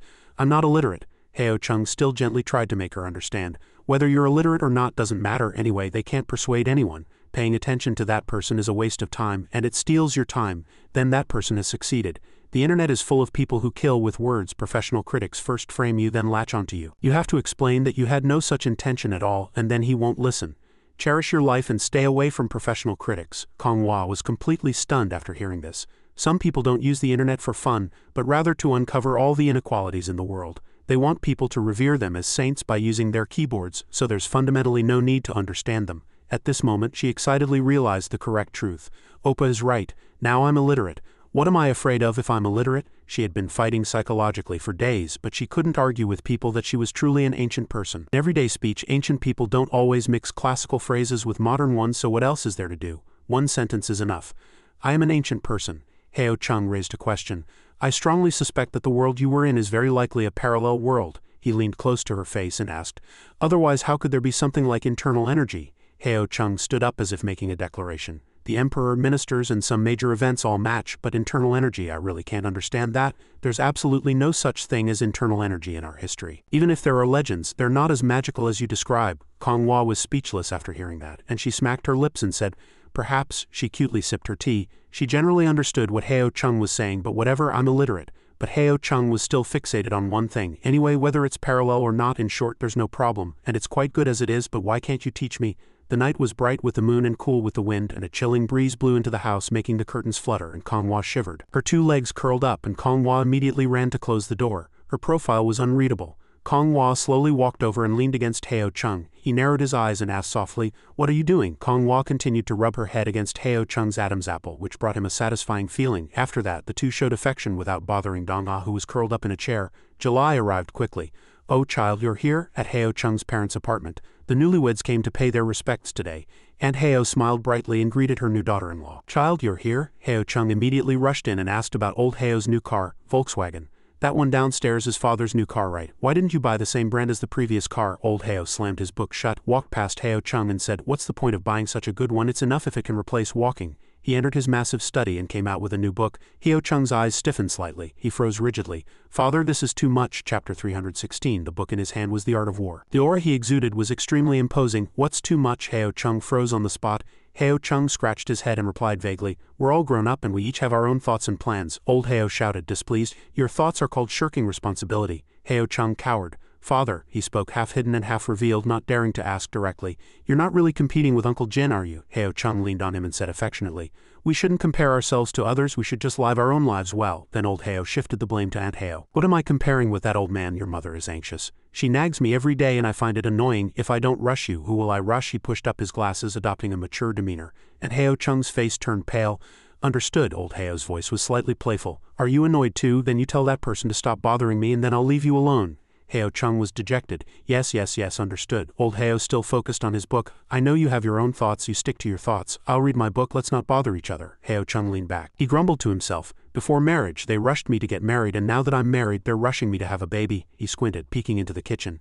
Seeing his mother and Kong Hua getting along very well, he thought, Lady Hero is really smart. She knows how to treat mother even without me teaching her. She'll just nod her head and say, all right for now, do what she wants and then shift the blame back to me later. Heo Chung slowly rose from the sofa. He looked at the sky. Anyway, in my old parents' eyes, Lady Hero is an innocent image and all the bad reputation falls on me. I bear it all. He looked down to the first floor. It was Little Rat's electric scooter. Looks like that guy isn't working today, or he's on night shift. Seeing Jin Ho come out holding Wu Rio's hand, he bowed his head and stared wide-eyed. Damn it, it's Little Rat. Uncle Jin, from across the way, was also watching. Upon seeing Uncle Jin, Heo Chung immediately pulled out his phone. He cheerfully asked, Uncle, what are you up to? He chuckled and replied, I'm just trying to see what's so interesting about watching them since you're watching them too. Heo Chung was speechless. Heo Chung couldn't help but be surprised. Little Rat looked so refined and not rustic like before that he almost didn't recognize him. Uncle Jin joked, "You're the messiest, just like your father." Heo Chung turned his head, saw, and then reported to him, "He's reading The Art of War." Uncle Jin heard and was quite curious, asking where he bought it and saying he wanted to read it too. Heo Chung kindly replied, "I'll send you a copy next time." He laughed heartily. "Great, come over sometime and have a drink with me." Heo Chung politely refused, shaking his head. "No drinking, no drinking, gotta prepare to be a dad. I won't touch a drop." Every word he said reached old Heo's ears. Look at him eating fruit and taking care of his health now. Old Heo's face showed disdain. "Just all talk. If that rascal can become a dad within a year, I'll swallow this book whole." Meanwhile, Kong Hua was diligently mopping the floor. Heo Chung looked at her with affectionate eyes. His current life was far better than he had imagined. Kong Hua paused for a moment, tilted her head, and asked, "Oppa, what kind of wife did you want to find before?" He replied in a Stone Age style, "Pretty face, able to read, write, and speak. Know how to watch TV, take shelter when it rains, and take off her skirt when she needs to pee. That's enough." She gripped the broom tightly, ready to hit Heo Chung a few times. "I wish you would be honest." Heo Chung gently closed his laptop. "That is the truth." He gently coaxed her. "That's enough for me. How is that different from these other things I'm looking for?" Kong Hua was still not satisfied. "When you say that, it sounds like any ordinary person would do, and it feels like you're giving a half-hearted answer." Heo Chung stretched and explained, "It's not a half-hearted answer. I'm praising you for having so many likable qualities." Kong Hua gave her own case as an example. "For example, the fact that I'm an ancient person." Her face flushed slightly. "That's probably curiosity, not liking." But Heo Chung denied it. "No, coming from ancient times was just the catalyst. Your personality is the core." He smiled in affirmation. "Even if you had been born and raised in modern times, you would still be loved just as much." Kong Hua didn't believe him, and immediately showed him her clenched fist. "Even when you get angry and hit me immediately." Heo Chung sounded like a masochist. "That's truly the best." Kong Hua's jaw dropped in surprise upon hearing that, and she trembled all over. "What's the best? Is he really the type who enjoys being hit?" He went inside and sat in the armchair, savoring the happiness he enjoyed. What if Lady Hero was someone who would just frown if the food didn't suit her taste, not properly voice her complaints, and then harbor ulterior motives behind my back? He looked at his wife outside tending to the flowers. A languidness was in his eyes. "Perhaps I won't be able to wait for a child." Although that reason wasn't enough to make her more mature, she wasn't that kind of person anyway. He didn't wish for anything more. "I'm very satisfied with my life now. I don't want a little kid to break these peaceful days." Chapter 317. Kong Hua pulled a handful of scallions from the dirt. The scallions were made into various dishes. Finally, there was a fragrant scallion pancake that Kong Hua was about to eat. She happily took a bite of the pancake. Surprisingly, it was delicious. What a strange scallion pancake. My appetite seems to have improved lately. Whenever I'm free, I keep looking for something to eat. I should exercise more if I don't want to gain weight. As she chewed, she fell into thought, calculating the date, and unconsciously touched her belly. Meanwhile, Heo Chung was probably not fully awake from his nap. He had just woken up and was groggy, but what met his eyes was Kong Hua skateboarding in front of him. Heo Chung's face turned pale at the sight. Is she researching whether practicing swordsmanship while skateboarding is more effective? As she was diligently practicing, Heo Chung spoke up. "You're not planning to fight someone while skateboarding, are you?" She immediately stopped, put the sword back in its place, and quickly darted into the house. Heo Chung looked blank for a moment. "What's going on?" Unable to understand, Heo Chung followed her glance. "Lately, this little grandma often secretly peeks at me as if plotting something. I need to be more cautious. Lady Hero's peculiar way of thinking makes it impossible not to be on guard." Then Kong Hua poked her head out again and looked at him. Her voice was a little hesitant. She stated the truth. "I don't want to go to school anymore." Heo Chung felt something was off. "But you've almost got your intermediate professional certificate." Kong Hua repeated her reason. "I just don't want to go to school anymore. The intermediate certificate is just a waste of money. If I had known earlier, I wouldn't have let you make me do it." Heo Chung asked about her wish. "Then what do you want to do?" Kong Hua shyly replied, "I want to learn gardening." She had that small wish. "I saw it before. There are gardening classes. After learning that, I want to practice here first. And then later, when I save up money, I want to open a flower shop and sell flowers." His voice was slightly puzzled. Open a flower shop? He had to look at Kong Hua with different eyes. He had never imagined she would go down this path. He saw Lady Hero tinkering with flowers every day, and it had been 2 years since she started, but he never thought she would consider something like this. Heo Chung also thought it was quite good. This idea wasn't bad. Then he continued to ask, "When did you start considering it?" She talked about their previous outing. "That time we went sightseeing downtown, we bought 2 roses, right? 2 roses for 20 yuan. She had already finished her business calculations. Actually, a single rose only costs a few yuan. If you grow them yourself, they're much cheaper. Heo Chung looked at her wide-eyed. "I almost always forget to buy flowers for anniversaries like Valentine's Day." By the time I remembered, it was already late at night. After that, the 2 of us had a big meal and bought a cake to celebrate the anniversary, and that was already more than 2 years ago. Heo Chung didn't know when she started thinking about it. "I started researching this 2 years ago." Kong Hua gently reminded him. At that time it was just a vague idea. After that, I bought seeds and planted them myself, but radishes grew instead. However, her expression was a little tearful. Nothing is easy. Even the simplest looking task has many difficulties when you actually do it. Otherwise, the whole world would be full of millionaires. She painfully recalled a few misfortunes she had experienced because of Heo Chung's jinxing mouth. She had secretly fumbled her way through, avoiding that rascal's crow's mouth until now. Anyway, his crow's mouth was incredibly powerful. Even things like dried sweet potatoes really became unsold inventory just because he said something about them. Kong Hua still talked endlessly in front of him. Now I can grow roses, if I learn a bit more formally. The problem probably won't be too big. He listened, thinking to himself, this little grandma really hid it well. Only today did she bring this up to me. He had seen Kong Hua with her nose buried in the computer researching even before this. He'd seen Lady Hero looking for gardening educational videos and materials, but he just thought she didn't want to grow white radishes again. He fell silent for a moment, then turned around to question her. Wait a minute, but reading books and this job don't conflict, do they? He remembered she also had gardening textbooks. Then she blushed and placed her hand on her belly. But I'm pregnant, I can't go to school anymore. Heo Chung froze on the spot upon hearing that. His face darkened. He couldn't believe the truth. Don't use that excuse just because you don't want to go to school. Kong Hua lowered her head, revealing charming moist eyes. Actually, I really do want to study. Of course, Heo Chung didn't believe her at all. You who wanted to behead people like Li Bai and Du Fu all day want to study? He brought up her old hobbies. Did you give up on your dreams, making kimchi games? Before he could finish speaking, Kong Hua pinched his mouth. What was I doing? She adorably blushed and lowered her head, continuously pinching Heo Chung's mouth, making him hurt. I don't know why I had so many fickle and foolish thoughts at first. Now that this guy is bringing them up again, I have to shut him up. Heo Chung grabbed her hand. His mouth was swollen. So not going to vocational college is just because you're lazy, right? Don't want to go to school, too lazy to take exams. Kong Hua had to emphasize again. No, I'm really pregnant, as Heo Chung kept pulling her hand. Stop pulling. She sat on his lap. She spoke again. Oppa, surely you didn't notice, Kong Hua said, blushing. Well, I didn't get my period this month. At those words his face turned red all the way to his ears. No way. Heo Chung still couldn't believe the truth. Then I'll go buy a pregnancy test kit. Kong Hua immediately stopped him. No need, I have one. She got off Heo Chung and quickly ran off. Heo Chung grew more and more scared, trembling all over as he slowly got up and went into the house. His shadow approached the pregnancy test kit box. His heart pounded in his chest. Inside the box was an already used test stick. Heo Chung stood there for a long time and Kong Hua quietly came out. He turned his head and looked at her nervously. Kong Hua, blushing, held it out in front of him. Heo Chung's body trembled. He pointed at it and said, this is expired, right? Kong Hua looked at the packaging again. How could it be? The production date is right here. She excitedly showed it clearly to Heo Chung. A forced smile hung on Heo Chung's lips. She continued to happily boast, it's only been 2 months since it was produced. He grabbed her by both shoulders, unable to utter a single coherent word. No, you? Kong Hua smiled as brightly as the morning sun. Oppa, you're going to be a dad now. Are you happy? She stroked her belly, which was less than 3 months pregnant. She covered her mouth and smiled slightly, thinking, looking at Oppa, he seems very happy, so happy he can't even speak. Then memories of their first night flooded back. Heo Chung was blank for a moment, then screamed like a child. What do you know about inner force? I was tricked by this cunning little grandma. Damn it, calculating everything. It's been less than 3 months since we got married and she's already planned out the baby too. In the afternoon, as twilight fell, Heo Chung was stiff as a stone even while eating and sat stiffly blank when resting. By the time Kong Hua washed the last dish, the house was sparkling clean thanks to Kong Hua. Heo Chung is in such a good mood, I should let him be happier. I shouldn't bother him with such trivial matters. Right now, Heo Chung is no different from a doll. I can take him anywhere I want. She went outside to check on him. She whispered softly in his ear.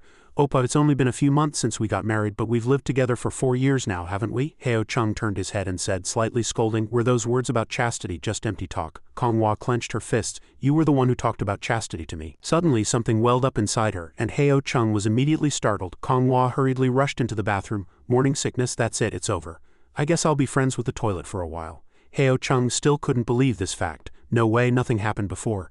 And it starts right after she tested positive. Kong Hua glared at him unhappily. How would I know? She started to go to the sofa. I'm going to play some games. But Heo Chung immediately stopped her. No, he hugged her tightly. Lady Hero is pregnant. I'm helpless. Suddenly, it felt like there were so many things to take care of. He finally knew what worry was. Should I tell Mother? Should I ask Mother what to be careful about? Or should I go to the hospital tomorrow to see a doctor? But Kong Hua, being an ancient person, didn't quite understand. Do you need a doctor's examination to have a baby? Heo Chung shouted. Of course, but he immediately composed himself. He had to be patient with a pregnant woman. Heo Chung picked up the phone, and Heo answered from the other end. What is it, calling your mother so suddenly? He immediately got to the point. Mom, there's something I need to tell you. Kong Hua is pregnant. A clattering sound came from the other end of the phone, surprising him. Mom, what's wrong? And Heo's voice brightened. Nothing, my chopsticks fell. What did you just say? Heo Chung stammered and repeated, well, cough. Kong Hua is pregnant. His hand fumbled over her flat belly. There's no sign of pregnancy at all. The phone on Aunt Heo's side went silent. Heo Chung had to check the call screen again. Nothing's wrong. Why is there no sound? The call hasn't been disconnected. At this moment she was at a mahjong table. Aunt Heo asked again for confirmation. Really? When Heo Chung confirmed it, she couldn't hide her joy. It's true, we confirmed with a test kit and she had morning sickness. But she couldn't actually throw up anything. She was already imagining the future of holding and caring for her grandchild, but Heo Chung was quite worried. Is this normal? She threw up right after eating, but nothing came out, only a few mouthfuls of saliva. Aunt Heo thought seriously. Spitting saliva? What kind of trick is this, spitting saliva? Then over the phone she exclaimed in surprise, anyway, take Kong Hwa to the hospital right now and confirm whether she's really pregnant or not. Thus the newlywed couple discussed a date to go to the hospital, and since only the emergency room was open, they decided to see a doctor the next day. Old Heo cried out in shock. What? He rushed over with a newspaper and asked again, that rascal isn't tricking you, is he? Aunt Heo's face was flushed with joy. How dare he joke about this? She bounced excitedly. I'd kick him to death, but speaking of it, it's really fast. It hasn't been long and he said he wasn't in a hurry, but in fact he was more eager than anyone. Old Heo felt something was off. Why did it feel like an unexpected accident as night deepened? The bright light of the crescent moon spread across the night sky, and the pregnancy test kit lay quietly in the trash can. On the computer screen, the content precautions during pregnancy was displayed. What's this? The couple was concentrating on finding information on the screen when suddenly both of them were startled. Kong Hwa pinched him so hard it felt like the sky was falling. What are you doing? Heo Chung dodged, trying to explain. I'm just looking it up, honey, don't joke around, don't joke around. Heo Chung was in extreme pain. It felt like one child had ruined all his plans and he couldn't even keep his happy life for a moment. He was doomed. He grumbled again. Why are you pregnant? The computer showed his search history. What can you do after getting pregnant? What to be careful about during pregnancy? Is it okay to do it during pregnancy? What to prepare after getting pregnant? Kong Hwa retorted. Why am I pregnant? You tell me, Oppa. Heo Chung cried out in accusation. It's because you said you knew inner force, but Kong Hwa had a composed expression. So you believe me when I say it? At those words he realized he had truly fallen into a trap. How could I have known you'd make up a story about inner force just because you wanted to have a baby? She stood up and left. She walked cheerfully and said, Heo Chung, you fool, answer my call and become my summoned beast. Kong Hwa poked her head out and told Heo Chung, find me some CEO novels, I need to do prenatal education later. He heard it but didn't understand at all. Prenatal education? Heo Chung inwardly swallowed his tears. What kind of prenatal education? The lives of the two of them were about to enter a new chapter and they had to prepare to become parents. After the initial bewilderment, Heo Chung's heart gradually filled with joy. He sat on the sofa grinning foolishly all day. Suddenly Heo Chung realized, will it be a boy or a girl? And he imagined holding the child in his arms. Human nature was truly amazing. If it was already irreversible, he would gather his resolve and embrace it. Just then, someone opened the door from outside and Aunt Heo brought some food. Are you home alone? He didn't hide it and replied. Kong Hwa went out. Hearing that, Aunt Heo was displeased. It's so hot. Where did she go? Heo Chung replied calmly. Fishing. It's not bad to be in the shade by the stream in this weather. She couldn't help but nag. She's pregnant and she's fishing. You two really are. So he had to cover for Kong Hwa. The weather is so nice and Kong Hwa's belly hasn't even shown yet. She's already started resting and recuperating. Aunt Heo took out a few apples. Didn't I buy you a car? I bought it so you two could be comfortable. Is she okay by herself? Heo Chung immediately denied it. What's difficult for her? Her stamina is like a bull right now. Kong Hwa always considered skateboarding her primary mode of transportation. Even though they had a car which meant no sunburn or heat, what Lady Hero liked most was still skateboarding. It could only be described as truly Kong Hwa-like. Her brain structure was different from others. A pregnant woman carrying a skateboard around every day was probably a first for Kong Hwa. Aunt Heo also happily told him about Jinho. Jinho's wife is also pregnant. Shall we betroth your children from an early age? Then he casually dropped a remark. How can a little rat get pregnant? His wife did, and he gesticulated. Childhood betrothals are outdated traditions, bad customs. Nowadays we advocate for free love. What's with betrothals? Aunt Heo listened, frowned, and scolded her son. You talk too much. These are peaches I just bought. If your son is handsome but they have a fat, ugly, and dark child, won't you be ridiculed to death by your son? Aunt Heo slapped him on the shoulder. Who's dark? Then he painted a future scene. Then conversely, if they have a great beauty and our child is short and ugly, won't we be ignored to death or laughed at to death? Neither situation is good. Let the children decide for themselves when the time comes. If they both have daughters or sons, becoming sworn siblings is acceptable enough. Heo Chung inwardly speculated about Jinho's family. Perhaps the little rat's family is also going through a difficult period this month or two. If there's still no news, then there's definitely a problem. Meanwhile, he was suffering, caught in the net Kong Hwa had set. Lady Hero deliberately set a trap here, and I had no intention of having a child. Jinho is probably very troubled by his elders. That little rat is the one truly eager to have a child. For someone as traditional to the core as the little rat, having a child at 30 would be a disgrace to his ancestors. Aunt Heo looked at her son's displeased face and said nothing. She helplessly sighed. Originally she wanted to remind Kong Hwa of a few things, but it seemed useless to talk to this guy. So Aunt Heo said goodbye and left. If there's nothing else, I'll go first, Mom. Heo Chung hinted for her to stay. Mother, why don't you have dinner with us after Konghua gets back? But she turned around and sternly reminded him, if you're free, go for a walk outside. You're always at home and you don't exercise as much as Konghua. Heo Chung laughed and said, she's pregnant, she should exercise a lot. And Heo also reminded her son, you should exercise a lot too. Heo Chung shrugged. I'm different, I have to work. How can I earn formula money if I go out and play? Aunt Heo looked at his face and wanted to hit him. This good for nothing truly, as expected, Konghua is better. Her words always make people happy. She turned her head and told Heo Chung, you don't need to see me off, I can go down by myself. Heo Chung smiled politely. Yes, Mother, please be careful. Aunt Heo waited by the elevator, and as the elevator door was about to open, she spotted someone she knew. It was Konghua returning from playing. Mother, you're here? She even had a skateboard in her hand. These two didn't have a fight, did they? Chapter 320. The elevator door slammed shut. Aunt Heo cheerfully greeted her. You're back? Konghua politely replied. Yes, I went for a walk. Her eyes were fixed on one thing. She had a skateboard in her hand. This Konghua walked into the house in slippers. From the elevator until she entered, Aunt Heo continuously reminded her, pregnant women need plenty of rest. You should do less of this. Look, if a pregnant woman bumps into something. No, right? If you want to go somewhere, ask Heo Chung to drive you. He's just idling around anyway. She blinked once. Yes, she signaled to Heo Chung. Interpreter, quickly come and help. But Heo Chung didn't react at all. On the surface, Heo Chung showed no expression, but inwardly he was greatly pleased. What's so great about you being pregnant? This is karma. Say goodbye to your precious skateboard. Konghua felt hopeless, looking utterly bewildered. Then she quickly shoved the skateboard into Heo Chung's arms. Konghua blamed everything on him. I only ride it occasionally. Actually, this is Heo Chung's and Oppa usually rides it. He took it, not understanding what was going on. Heo Chung smiled and accepted the blame.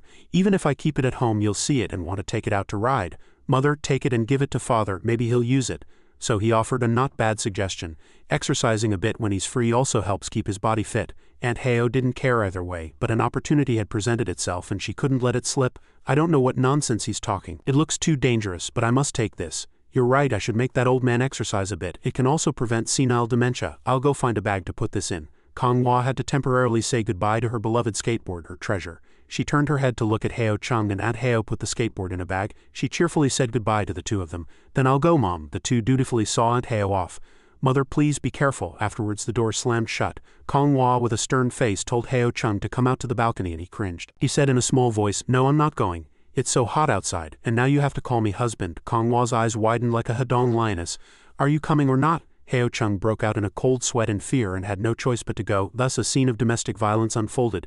Heo Chung's soul was scattered by the wind and her face was red with anger and indignation. Anyway, reading books and listening to music can count as prenatal education, so why can't sparring? She slightly lowered her head, not knowing what to say, but tears were already welling up in her eyes. My skateboard. Heo Chung pulled Konghua closer. He coaxed her. Don't be angry. I'll buy you a new one. He caressed her small pregnant belly. But you won't be able to ride it in 4 months either. If your belly shows and you ride something like that, people will think you're crazy. But Konghua was still displeased and pouted.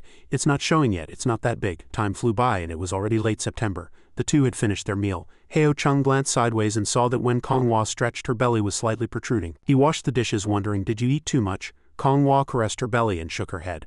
No, I only ate about 70. He put his head against her belly and listened. Listen, what do you hear? Did you hear anything? He listened for a long time, then raised his head seriously. I didn't hear anything. Konghua turned into a dark cat and chased him away. Then why are you pretending? Get up. Heo Chung was curious and asked Konghua how she felt. You're a martial artist, so you'd be more sensitive than me, right? Don't you feel anything? She immediately replied, no. Then he started guessing again. So it's still just your belly bloated from eating too much? It drove her crazy. No, then Heo Chung began to deduce and analyze. But you ate 4 buns this time, right? You said you were only 70 full, and your belly is so bloated it's really not normal. Konghua turned her head, unable to suppress her anger. According to my appetite, that's eating little. Heo Chung showed a worried expression. Or let's go ask the doctor again and get a checkup at the same time, Konghua agreed. Without any objection, they immediately went to the obstetrics and gynecology department. Heo Chung anxiously asked, Doctor, how is it? The doctor replied, it's normal. Exercise more. For example, take walks. Don't just sit all day. The two looked at each other for a moment as if they didn't understand. Then Heo Chung suddenly jumped up with an urgent expression. Then if I practice boxing, won't it be over-exercising? Now it was the doctor who was bewildered, not understanding at all what he was talking about. The doctor frowned in confusion. What boxing? Heo Chung replied innocently. Tang Su Do. At his answer, several large question marks appeared above the doctor's head. Heo Chung enthusiastically stood up and demonstrated some basic boxing moves. Then I'll show you, doctor. The doctor watched, then worriedly urged him, you don't need to do this, just walking is best. Don't practice boxing casually. The doctor's expression was very serious. Heo Chung firmly asked again, really can't practice? The doctor looked at him with sharp eyes and affirmed, yes, don't.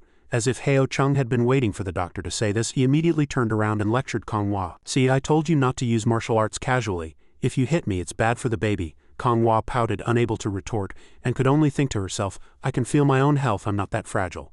She unconsciously raised her hands and lightly caressed her round belly. Heo Chung also shifted his gaze to her belly. He worriedly asked the doctor again, "Right, doctor, I heard that the belly only starts to show at 4 months, so why did her belly show half a month early? Is this different for everyone?" The doctor clasped her hands and her solemn gaze made the atmosphere tense. "It's twins." This information made the two of them freeze like animals on the spot, staring at each other blankly with wide round eyes. When the two returned to the car, the atmosphere inside was a bit awkward and both were silent, not knowing what to say. Heo Chung's lips couldn't help but keep curling up. Heo Chung was overjoyed, his cheeks flushed, and he smiled foolishly. Kong Hua turned away shyly. "Are you that happy?" Heo Chung looked at her in surprise. "What are you talking about? It's twins." He looked up at the sky, confident. "I'm really amazing." Kong Hua said angrily, "Of course I'm the amazing one." Kong Hua looked a little worried. "Is it really that magical? My belly has only just shown a little and they already know it's two." She placed her hand on her belly, wanting to feel something.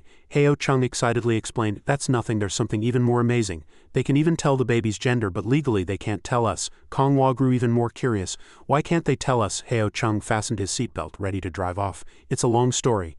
I'll tell you again when we get home." Kong Hua was delighted. "Less work, no need to give birth one by one." Heo Chung asked back in confusion. "What do you mean less work?" Kong Hua prevaricated. "Nothing." She couldn't tell him that she was trying to avoid studying by having one child after another. Heo Chung noticed she was a bit strange. "No, I feel like you have some ulterior motive." Kong Hua looked away, avoiding him. "No, since nothing went according to plan." Kong Hua was a little uneasy. Originally she planned to have one child first, but as a result one more was added. She put her hands around her belly. "There are 2 small lives in here and they'll come out in about half a year." What happened to Kong Hua felt like a bizarre, fantastical dream. The fact that she and Heo Chung had created it together felt truly wondrous. The two of them had just done a little something under the covers and a baby was born. How could such a magical and profound thing exist in the world? It had been less than 5 short years. It truly felt like a dream. Kong Hua, feeling slightly dazed by how quickly everything had happened, asked Heo Chung, "Oppa, do you ever suddenly feel like this isn't real?" Heo Chung answered honestly, "Not real? Often. I've often wondered if you had delusions or if I did. If your martial arts skills weren't real, I might have even thought you were a scammer trying to trap me." Kong Hua fell silent in thought for a moment, then looked out the window and replied casually, Kong Hua noticed that the scenery outside the window was unfamiliar. This wasn't the way home. On the wide road, cars were very busy in both directions. Right, they were going to her parents' house first. Of course, she had to tell them about the twins in person. Their expressions would surely be very amusing. Kong Hua smiled, narrowing her eyes with enjoyment, imagining the extremely surprised faces her parents would make when they heard she was pregnant. "That's right." She let out a long sigh and smiled as she surveyed the surrounding scenery. She closed her eyes and quietly recalled the time this family had accepted her when she had nothing. Heo Chung drove the car into the apartment complex. He looked out and suddenly noticed something. Not far away, his former classmates, a couple, were taking a walk together. "Isn't that little rat? He's out for a walk with his wife." He excitedly drove the car next to them. "What an unchallenging activity. It's not as high level as my duel with Lady Hero." Heo Chung leaned out the car window and greeted them. "Not working today." Jin Ho, supporting his wife's hand, replied cheerfully, "Next shift. Right now I'm exercising with my pregnant wife." Although he was very puzzled inwardly, he didn't quite understand, but her belly wasn't showing yet, so why start exercising already? Jin Ho asked Heo Chung curiously. "Oh right, when's the due date?" Heo Chung, hit by the key question, grinned triumphantly. "Of course it's much sooner than yours." Jin Ho smiled awkwardly. "Could it be more than a month or 2 sooner?" Heo Chung smiled again as if to taunt his opponent. He looked at Jin Ho confidently. "1 more than yours." Jin Ho's eyes widened in surprise, and he opened his mouth. "What?" Heo Chung drove off with a triumphant laugh, leaving Jin Ho scratching his head, wondering. 1 more? A month? A week? As soon as Kong Hua got out of the car, she placed her hands on her waist and pushed out her belly, deliberately showing off her pretty pregnant belly. Heo Chung saw this and immediately teased her. "Stop pushing it out. No matter how much you push, it's still only that big." Kong Hua recalled Wu Rio's appearance just now. Her protruding belly looked truly comfortable. She had just seen Wu Rio's walking posture in the car and immediately imitated it. Kong Hua shook her head vigorously. "If I don't walk like this, it's uncomfortable." Heo Chung was speechless. She meaningfully glanced at Heo Chung.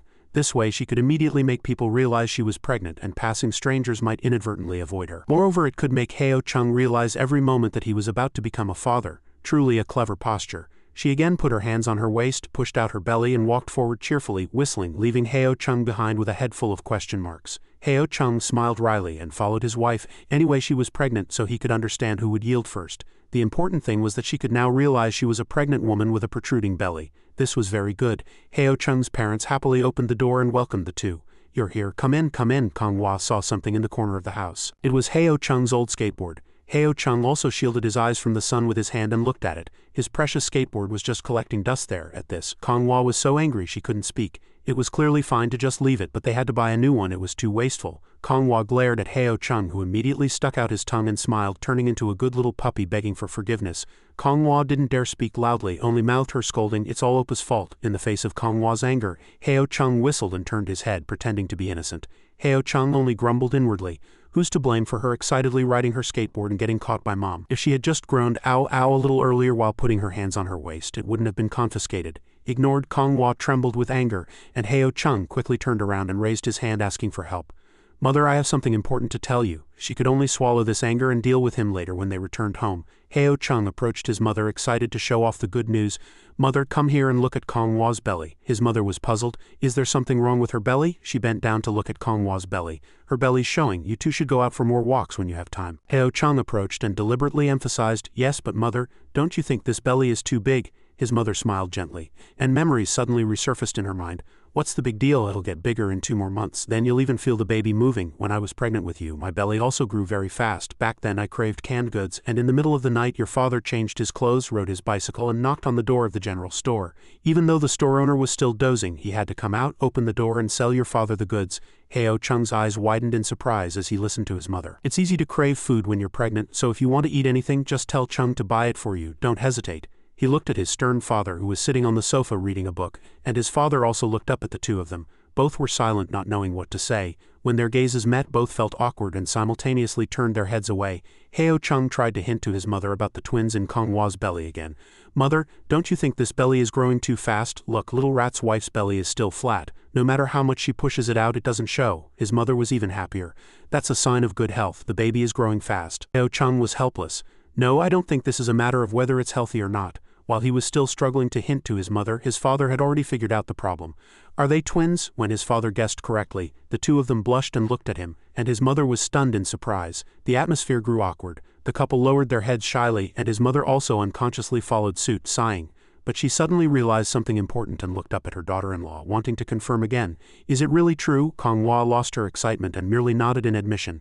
"Yes." His mother excitedly grabbed her hand. She had spent half a day looking through books, pondering whether to name a boy or a girl, and as a result she got 2 at once. "That's wonderful, truly wonderful." At these words, Konghua also became cheerful again. Heo Chung puffed out his chest triumphantly.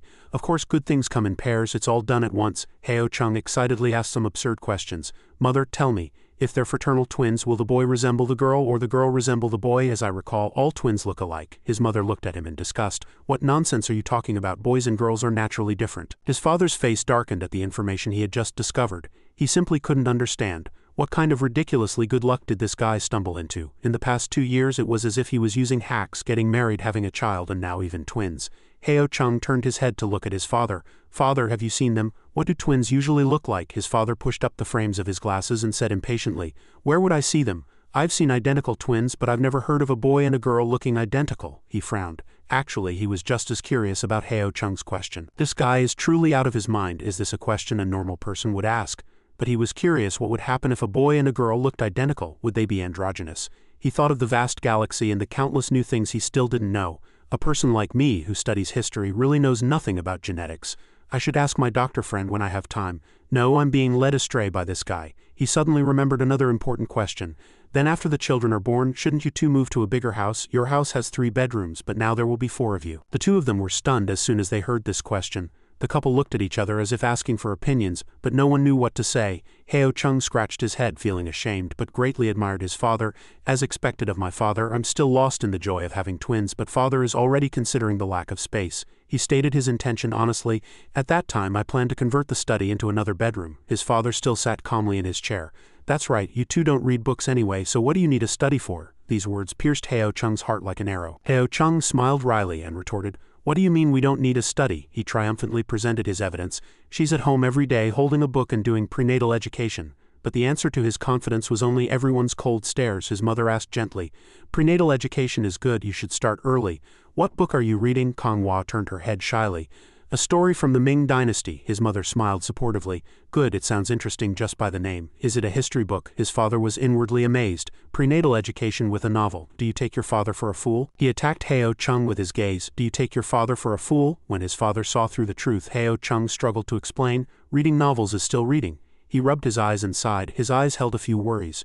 Before, he worried that if Konghua got pregnant, the two of them wouldn't break their old habits and would just sit at home glued to their computers, not moving an inch. Heo Chung in his father's imagination was like a game addict with large glasses and dark circles under his eyes, his nose buried in the computer. No matter how you looked at it, reading a novel was better than playing games. His mother patted Konghua's shoulder. Your body needs the most nourishment right now. Mom will buy a chicken and make you soup. Without giving her a chance to reply, his mother slammed the door shut and left. It's decided then. She walked away, thinking happily with a face blooming like a flower. She never imagined she would get pregnant with two at once. With irrepressible joy, she trotted through the apartment complex. Next time, I'll set up a mahjong game and casually drop this news to my sisters. She was completely unaware that someone was following her from behind. It was Jin Ho, who had come downstairs to throw out the trash, looking at her strange expression with curiosity. Heo Chung's phone rang. Jin Ho immediately asked the question he was curious about. Why is your mother so happy? Heo Chung quickly replied. My wife is pregnant. Jin Ho gradually lost patience. Nonsense. I already knew that, Heo Chung replied briefly. It's two. Jin Ho was greatly shocked by this news. Damn it, he recalled Heo Chung's triumphant expression that morning. So when he said one more, he meant this. Jin Ho squatted by the roadside, deliberately threatening him with a text. If you have two sons, then prepare to work like an ox or a horse until you die of exhaustion. But he was immediately blocked by Heo Chung. What if you have two daughters, two little cotton balls, crawling all over me, calling me dad? Wouldn't that be better than your child just babbling oh? At these words, Jin Ho was truly speechless. He resolutely said goodbye and incessantly comforted himself. I'm not envious, not even a little. Konghua and Heo Chung returned from her parents' house. She stretched comfortably, as was her habit. Konghua raised her hands to tie up her hair neatly, then immediately headed for the computer, but was quickly stopped by Heo Chung. Don't touch the computer as soon as you get home. Be careful of electromagnetic radiation. Konghua pointed at the cactus on the desk and retorted, There's a cactus there. Heo Chung didn't budge. Cacti can't block electromagnetic radiation. That's something they say to fool ignorant people like you. Konghua was also very stubborn. Computer electromagnetic radiation isn't that strong. Heo Chung bent down and looked at Konghua displeased. Are you talking back to me now? But she vehemently denied it. No, she slammed the desk with both hands, trying to hide her anger. If I'm not doing it, I'm not doing it. I'm going to plant flowers. Heo Chung also followed her gaze. He watched her pick up a shovel and head out to the garden, and a thought came to his mind. In the end, Lady Hero's martial arts training ground was never built. Instead, it turned into a pile of flowers. Heo Chung watched her from behind. He felt as if the script had gone wrong somewhere. Seeing her supporting her waist, her movement seemed a bit strenuous. Heo Chung sighed. He walked over and took the shovel from Konghua's hand. He really couldn't just watch her work. For better or worse, she was pregnant. While worried inwardly, he spoke as if annoyed. Now I see you're completely like a Siberian wolf. Heo Chung thought of his fate. At first, he wanted her to cook for him and live a simple life of martial arts training. But now, not only does he serve her every day, but he also has to help her dig the ground and tend to this pile of flowers. Konghua walked to a nearby chair, leaving Heo Chung diligently planting flowers. I don't have a tail, you do, Oppa. But his mouth didn't stop for a moment. I think you're talking nonsense. Konghua sat and rested in the chair, sticking out her tongue to tease him. Oppa is an ancestral monkey. Heo Chung turned to look at her. His expression was shameless and perverted, but he quickly continued his work, reminding himself, she's pregnant, don't mess with her. Konghua leaned back comfortably in the chair and looked at the beautiful sky. Sunlight streamed down onto her gently smiling face. Being pregnant is truly nice. She lay tilted in the chair and instructed Heo Chung, you need to dig that a little shallower, so the seeds are half exposed, otherwise they'll suffocate and die. Heo Chung could only tisk and obey. Konghua was even more excited. Not only did she not have to work, but she could also tease Heo Chung and get some revenge for the past. The scene inside the house right now was truly unique. Everyone, human and cat, was idle except for Heo Chung, who was working. Heo Chung also spoke up. By the time you open your flower shop, you probably won't even need to stock up. You can just move these over and they'll fill the storefront. Konghua replied, how can just these open a shop? Heo Chung turned around and looked at his wife, who was lazily reclining in the chair. Look, we've only been here for less than a year and there are already so many flowers here. At this rate, the balcony will be full soon, so wouldn't it be better to just open a shop that way? Hearing this logic, Konghua also pondered a bit. She raised her head and looked at the sky. No, I'm not planning to open a shop right away. She had more practical thoughts. Flowers are troublesome to deliver, so it's not easy to sell them online either. It would be disastrous to lose money, and business is not easy. She excitedly shared her idea. A lady boss driving a three-wheeled cart full of flowers. Like a cactus seller, I'm thinking of buying a few succulents first and selling them on the street. When I save up money, I'll buy a three-wheeled cart, display light plants like clivia in the cart, and drive around in the three-wheeled cart to see if anyone wants to buy them. Hearing this, Heo Chung was dumbfounded. A three-wheeled cart. He helplessly raised a hand to his forehead but dared not say anything and could only marvel inwardly. Why don't you just drive a three-wheeled cart to collect junk? Business might even be better. This lady hero, sometimes when you call her foolish she's very clever, and sometimes when you call her clever she's very stupid. Heo Chung, holding the broken dish in his hand, forced a smile and asked, "Why do you say we don't need a study?" He pointed forward with his finger and proudly declared, "I'm doing prenatal education every day at home with a book in my arms." Everyone standing there silently looked at Heo Chung. No one said a word at this moment. Aunt Heo turned to Kong Hua and earnestly instructed her about prenatal education. "You should start prenatal education early. What book are you reading?" A story from the Ming Dynasty. Whether Aunt Heo continued to chatter or not, old Heo still quietly read his book, but he already had his suspicions. It sounds interesting just by the name. Is it a history book? Prenatal education with a novel. Do you take your father for a fool? Old Heo attacked Heo Chung with his gaze, but he just turned his head and pretended not to see. Do you take your father for a fool? Reading novels is still reading. Old Heo raised a hand to wipe his eyes, forcing a wry smile at this moment. His eyes held a hint of kindness, and he thought to himself, "Before I worried that if Kong Hua got pregnant the two of them wouldn't break their old habits. Sitting at home all day, glued to the computer, not moving an inch." Old Heo imagined Kong Hua sitting in her room all day, glued to the computer. "Whatever you say, reading novels is better than playing games." Aunt Heo patted Kong Hua's shoulder and instructed her, "Your body needs the most nourishment right now. Mom will buy a chicken and make you soup." Before she could stop her, Auntie left the house. "It's decided then." On her way to buy groceries, Aunt Heo was overjoyed in her heart. She never imagined she would get pregnant with two at once. She was so happy she even skipped down the street. "Next time I'll set up a mahjong game," and casually dropped this news to my sisters. Jin Ho, who had come downstairs to throw out the trash, happened to witness Aunt Heo's scene. Just then his phone on the chair rang again. Jin Ho texted Heo Chung to ask, "Little rat, why is your mother so happy?" "My wife is pregnant." "Nonsense, I already knew that, it's two." After reading that text message, Jin Ho was shocked and speechless. Damn it, he recalled the time he had met Heo Chung driving on the road. So what he meant by one more then was this. Jin Ho sat by the roadside continuing to text Heo Chung. He even threatened Heo Chung, "If you have two sons, then prepare to work like an ox or a horse until you die of exhaustion. What if you have two daughters, two little cotton balls crawling all over me calling me dad? Wouldn't that be better than your child just babbling oh?" After reading that text message, Jin Ho also sent a resolute reply. "Goodbye, I'm not envious, not even a little." Over here, Heo Chung and Kong Hua had already entered their room. Kong Hua tied up her hair and immediately headed for the computer desk. Heo Chung approached and reminded her, "Don't touch the computer as soon as you get home. Be careful of electromagnetic radiation." "There's a cactus there, isn't there?" "Cacti can't block electromagnetic radiation." "That's something they say to fool ignorant people like you. Computer electromagnetic radiation isn't that strong." Heo Chung leaned close to Kong Hua's face and reminded her, "Are you talking back to me now?" "No." Suddenly, she slammed the desk with her hands. Kong Hua angrily turned her back and went out to the balcony. "If I'm not doing it, I'm not doing it. I'm going to plant flowers." She held a shovel in her hand and looked at the flower pots in front of her, thinking inwardly. In the end, Lady Hero's martial arts training ground was never built but instead turned into a pile of flowers. Heo Chung went outside at this moment, quietly observing Kong Hua. He was also worried about her. He felt as if the script had gone wrong somewhere. Perhaps because she was pregnant and tired, Kong Hua supported her waist with her hand to ease the heavy feeling. Seeing this, Heo Chung could only sigh helplessly. He walked over and took the shovel from her hand, muttering, he really couldn't just watch her work. For better or worse, she was pregnant. "Now I see you're completely like a Siberian big-tailed wolf." At first he wanted her to cook for him and live a simple life of martial arts training, but now not only does he serve her every day, but he also has to help her dig the ground and tend to this pile of flowers. While Heo Chung was tending to the flowers, Kong Hua turned her back and went inside to rest. "I don't have a tail, Oppa does." She sat in the chair, sticking out her tongue to tease Heo Chung. Oppa is an ancestral monkey. Seeing Kong Hua teasing him, Heo Chung could only endure it and dared not retort. He muttered inwardly while working, she's pregnant, don't mess with her." Kong Hua sat in the chair over here and looked up at the clear sky. Looking at that sky, she felt at peace. Being pregnant is truly nice. Not only did Kong Hua not have to work, but she also sat behind and instructed Heo Chung, "You need to dig that a little shallower, so the seeds are half exposed, otherwise they'll suffocate and die."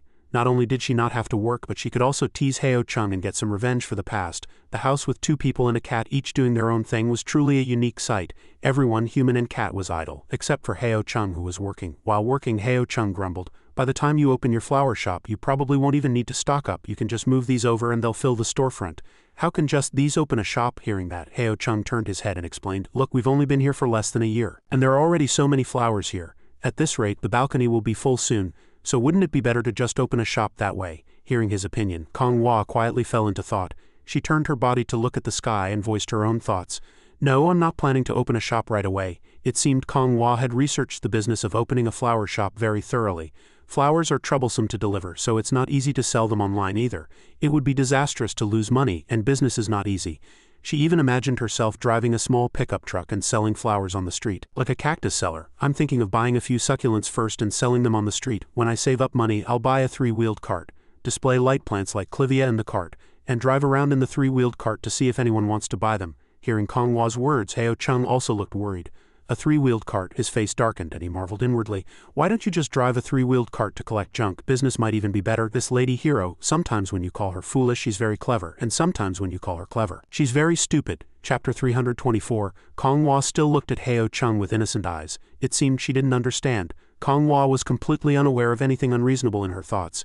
In her sense of responsibility, working efficiently was paramount. Whether driving a 3-wheeled cart, an electric 3-wheeled cart, or even buying a Wuling Hongguang and modifying it as needed, all were feasible. Heo Chung slowly sank to the floor here. He placed a hand on his temple and gently rubbed it, thinking about Kong Hua. In this woman's perception, practicality was key. Maximized demand, and the process didn't matter at all. He had to admit that he was inferior to Kong Hua in this regard. Kong Hua was still very happy and innocently thinking about herself selling flowers from a 3-wheeled cart in the future. But Heo Chung's thoughts were different from hers. Me driving a 3-wheeled cart to sell flowers? Absolutely not. Just the idea of driving a 3-wheeled cart made him instinctively recoil. It was embarrassing. She truly had no such awareness. All work that earned money through her own labor was the same to her, without distinction of high or low. Not only that, Heo Chung even imagined being discovered by his old classmates. If I were driving a 3-wheeled cart and happened to run into a classmate on the street, I'd die of embarrassment. But another thought popped into his head.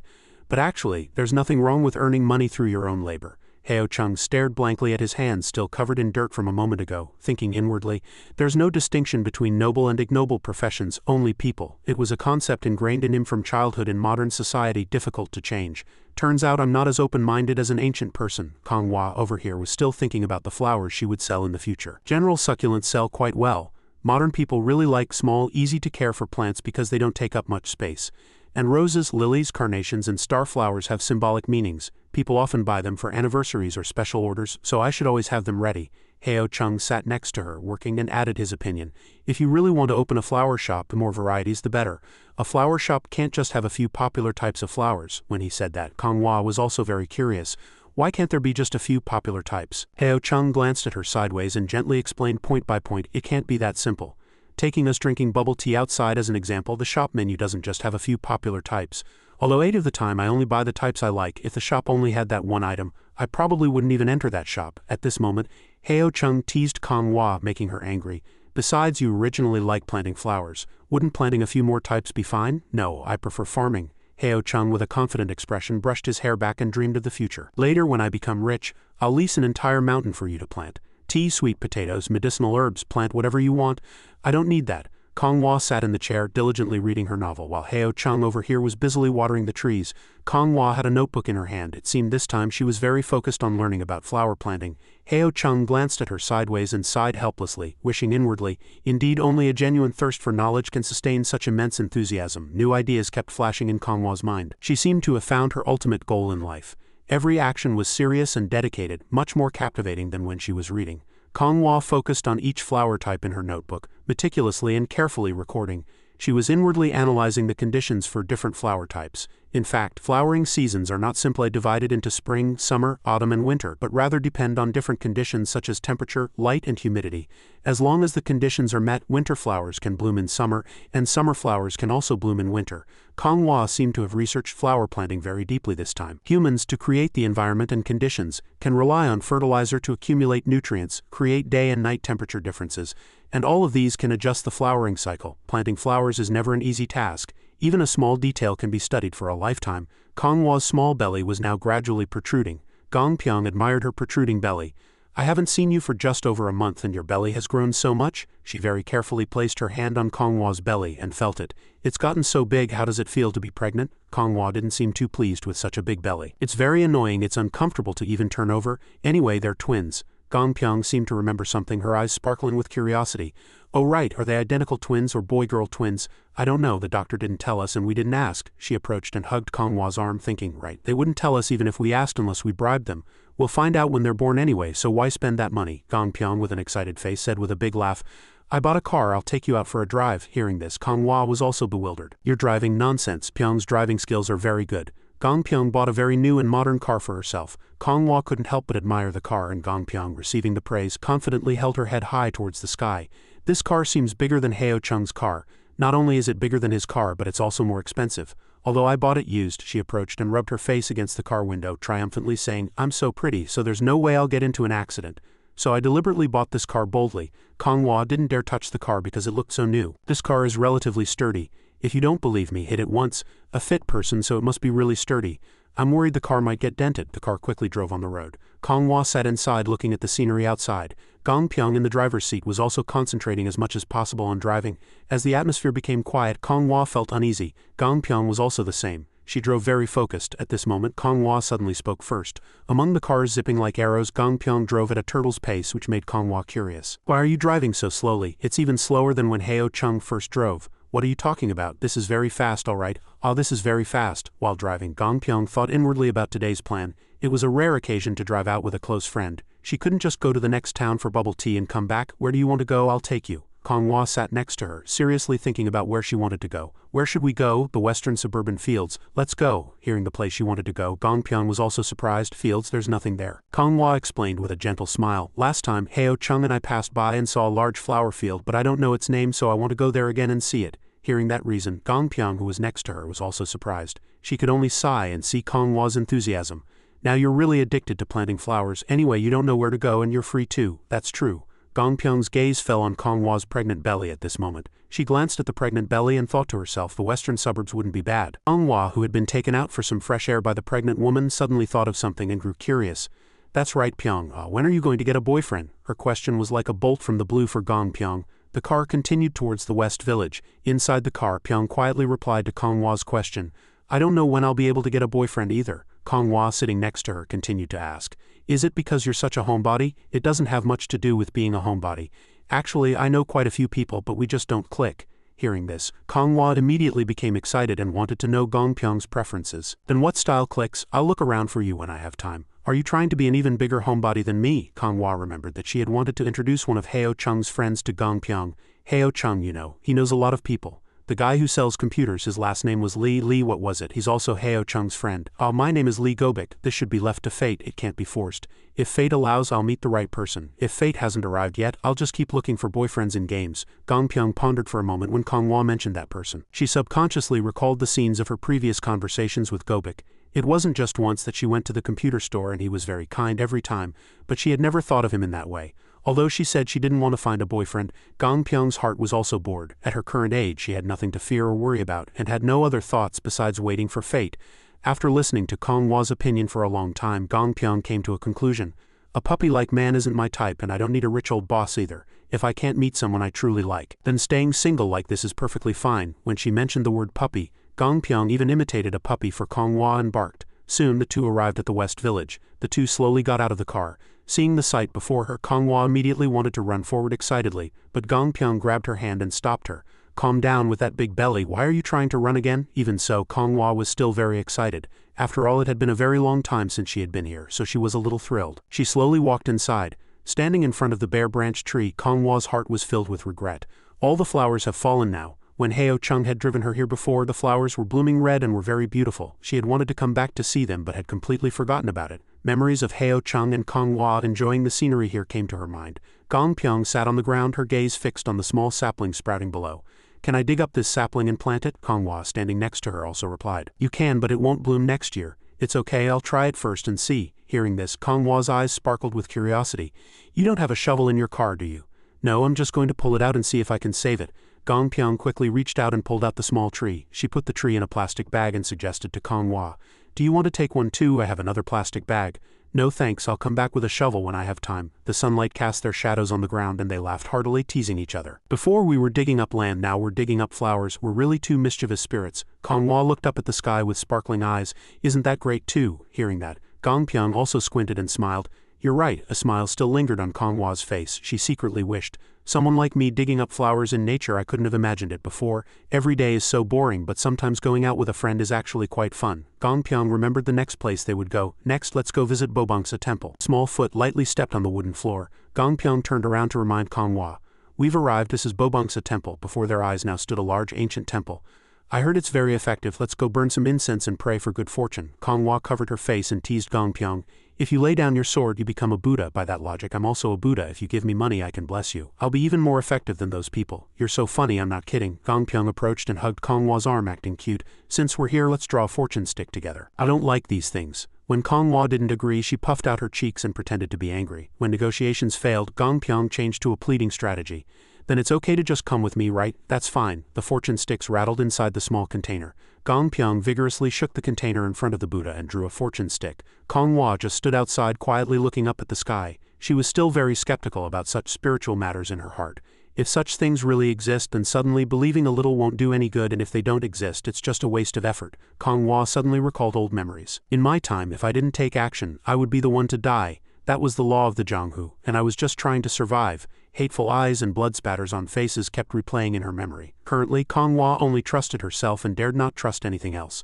So I don't believe in ghosts. Even if they really exist, not going to apologize to others and instead coming to the Bodhisattva to pray. Can you really wash away all your sins? Gongpyong had finished drawing her fortune stick and excitedly ran towards Konghua with it in her hand. What are you spacing out about? I've finished drawing. Gongpyong seemed very happy looking at the fortune stick in her hand. Not bad, I drew an excellent fortune. Hearing that, Konghua used her hand to point at Gongpyong's fortune stick and reminded her, won't it lose its effectiveness if you show it to me? I heard there was such a saying. How can it lose its effectiveness if you can't show it to others? How do you interpret the fortune? Konghua also turned her head, but still squinted at Gongpyong with suspicious eyes. Did you interpret it? She held the fortune stick in her hand, blinked and hinted.